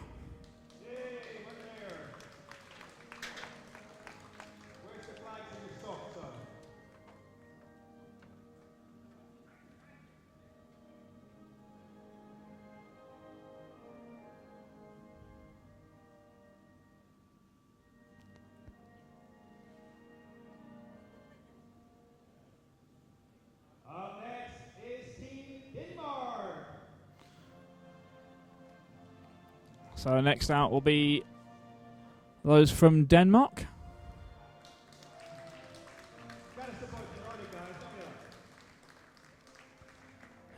Marks and Jesper Rasmussen there, who we filmed a bit of his on-track action earlier, representing Denmark here.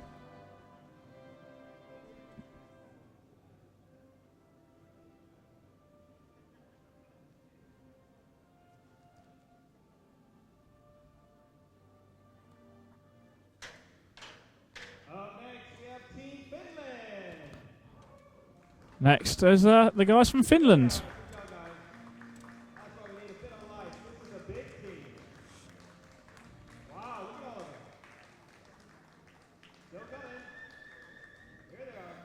Big team from Finland here.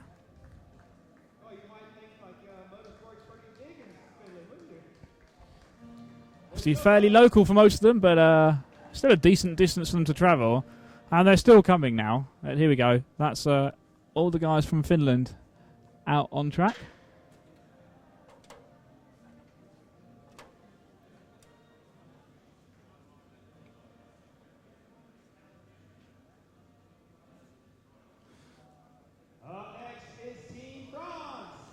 And next, people from France.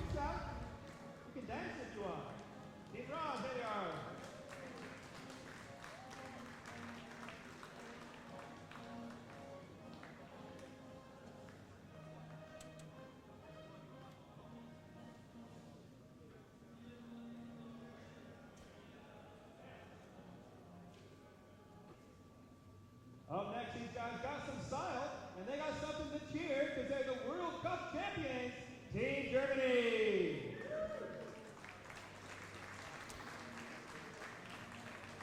I like the hat. Very good.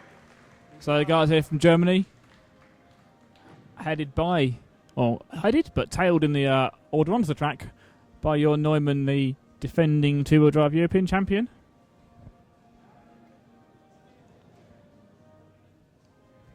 So the guys from Germany in their matching black shirts, apart from Gerd, who's of course rocking the German football kit still, as I think he probably will be all week. Almost glad I'm not sitting next to him, because if he is keeping that t-shirt on all week, that could be quite interesting by the end of the week. And you're choosing to stand right in front of his main mechanic there. There they come. Yeah, they're just coming out the bar now. Up next, Team Great Britain. Next up, the drivers from Great Britain.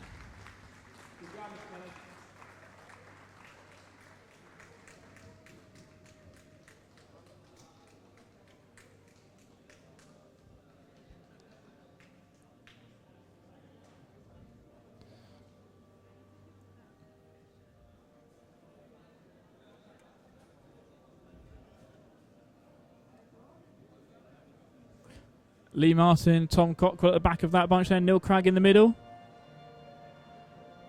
all with the chance, I think.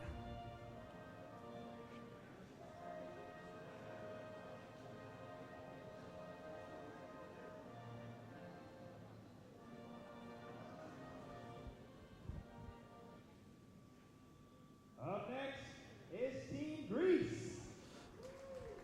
Next up, the two drivers representing Greece here at this event.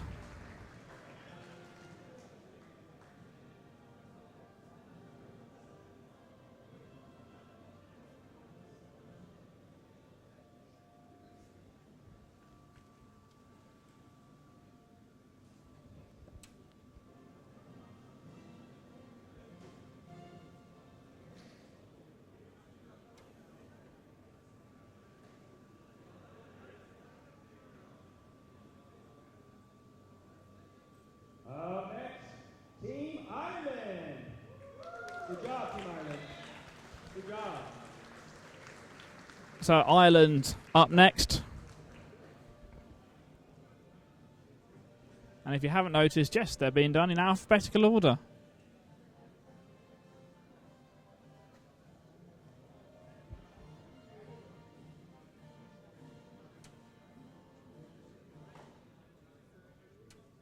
Next up, Team Italy.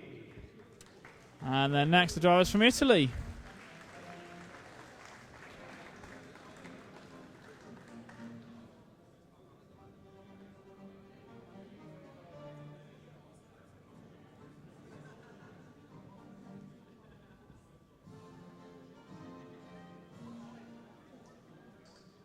Up next, we have the Netherlands. And they're followed by the Netherlands. Out onto the track now. With just one driver representing them.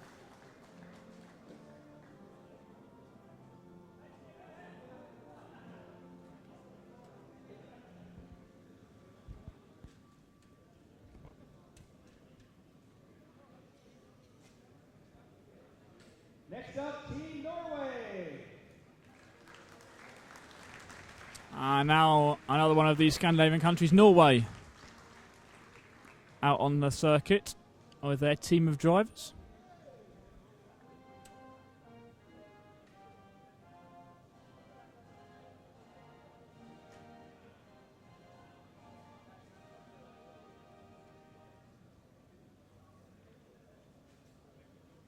Now we have Team Poland. And it's the guys from Poland on the circuit now. A lot of youngsters from Poland racing, which is always great to see.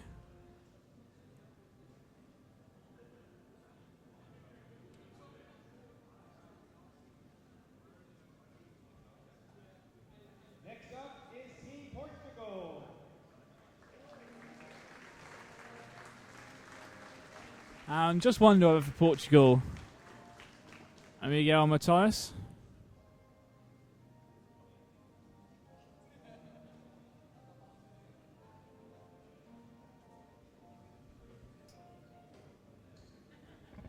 Up next is the Russian Federation.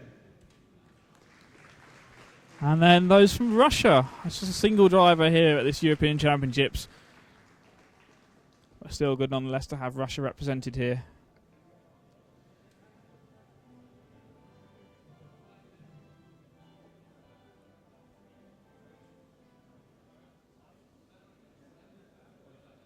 Next up is Team Slovakia. And it's Juraj Huddy from Slovakia, the sole representative from Slovakia this week.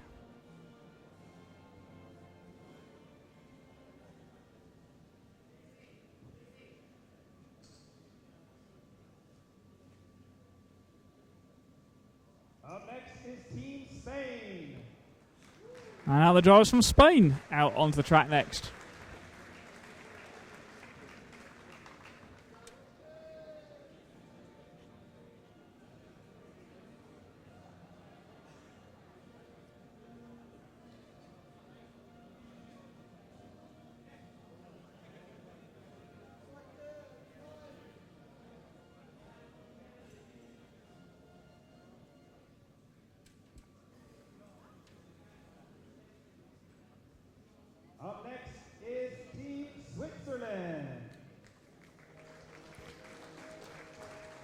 And now the Swiss drivers.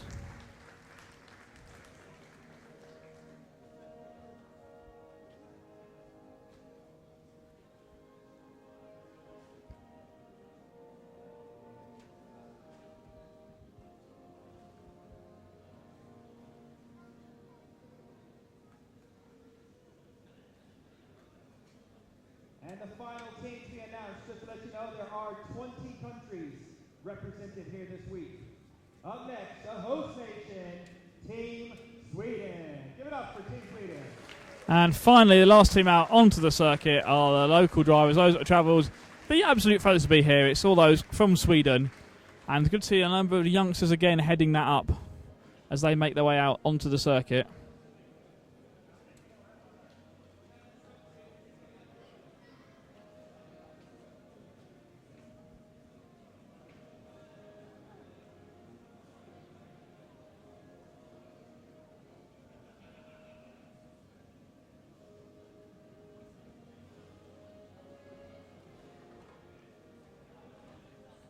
So that concludes the 20 countries that are here in attendance for the Off-Road European Championships. And you've seen almost all of them in action already.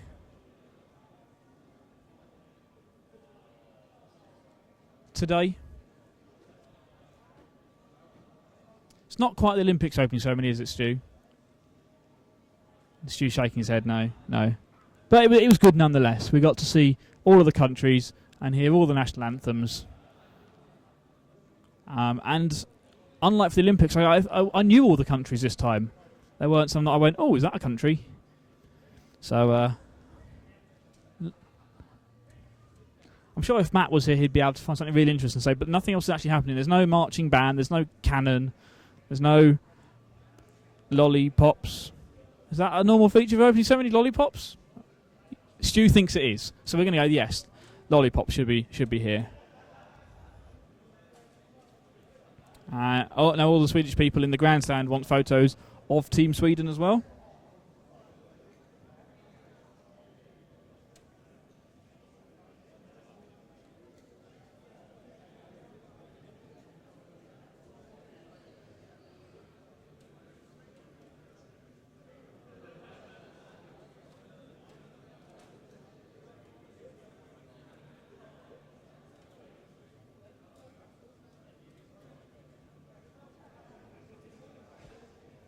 Okay, once everyone's done with the photographs, we're going to have a few people talk to us. So I will pass you over to Kai, the mastermind for this scene, to do the introductions. Here's Kai. Okay. So now we're going to hear a few words from Kai, the event organizer. I want to present the chairman of the club, who will make a quick talk. And Stefan will translate everything. After that, we will have Forwarder talking, and then after that, it will be. So I present you Lars Mattsson, president of the club. So, a president of the organising club here in Trelleborg. Hej och välkomna till Trelleborg och Trelleborgs Motorklubb. Det ska vara en stor ära för oss att återigen få arrangera EM för Off-Road. I'm not going to try and translate this. I don't think that would go very well. Och hoppas att ni får en bra vecka i Trelleborg och i Sverige. Lycka till allihopa!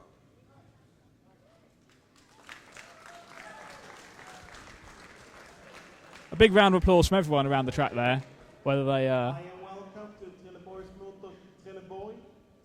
Motorklubb arranged this Euros, and it's a great honor for the club to arrange the Euros once more. And we would like to welcome all of you, and the best of luck, and let's have a good week. There we go, welcoming all the drivers to the circuit, to the club, and wishing them all the best. From EFRA. Great to all of you, and welcome to Trelleborg. And Paul Worsley from EFRA, section chairman. So our second visit to Trelleborg for Euros. For those who don't know me, and there are many people here this week that have not done an EC before, approximately 50 drivers have never done an EC before, so that is also good news because it means that more new people are coming and having to go to European Championship. So for those that don't know me, my name is Paul Worsley. I'm your EFRA chairman for the class. This class has been running for some years now. We first started doing European Championships in 1985. And for the first 4 years in the infancy of the off-road racing, the class was open. It was mainly just four-wheel drive cars. But in 1989, we changed it to 2 classes and therefore 2 champions. So we've had 25 years so far of EFRA European Championships in 1/10 off-road racing. It would be nice to think that we have at least another 25 years after this as well. So good luck to all of you for this week. I hope you all enjoy it. I'm sure that you've seen the rain outside and you're all rather glad that we have a roof over us, which is not usual for this championship, but I think it may be a good idea. And I hope you all achieve the aims and the results that you think you can get. Be sure and have fun. That's what we're here for. So the opening words there from Paul Worsley, the section chairman of EFRA. Okay, as a president of Swedish RC section, I wish you all welcome to Trelleborg, Sweden, and I hope we'll have a good week of good racing, and I hope the best man will win. Like Paul Worsley said, it's a good idea to have it indoors like today and like tomorrow. I will not have a long speech, I promise you, because I know how it is to stand out there and waiting. So I only want to say good luck, have a nice week, and I can declare it open. Next thing I want to take up, tomorrow morning at 8 o'clock, we're going to have a team manager meeting. So everyone knows that. And thank you, have a good night. So with that, officially the European Championships is open. We round off our day of practice here with the opening ceremony. Hope you've all enjoyed that. It was a quick introduction to all the teams here at the event. And that basically wraps us up for day 1 of the 2014 Electric Off-Road Euros. Thank you for tuning in to RC Racing TV, and a big thank you once again to EFRA and Trelleborg's Motor Club for having us here, and to all those who made it possible, which include Durango and the DEX210 V2, to VRC Pro, and to J Concepts. Thank you to them for making this possible. Thank you to all of you for watching along with us. We hope you've enjoyed the day. Tomorrow, non-stop day of action. Practice, and then straight into qualifying. Qualifying kicking off just after lunchtime, local time. So I wish all the drivers the best of luck for this week's event. We hope to have a good race. We know you'll follow it all here online at RC Racing TV. But from me, Ollie Meggett here at the circuit, from Stu, from James, who's wandered off to get dinner, I think, it's good night, and we'll see you tomorrow. Bye-bye.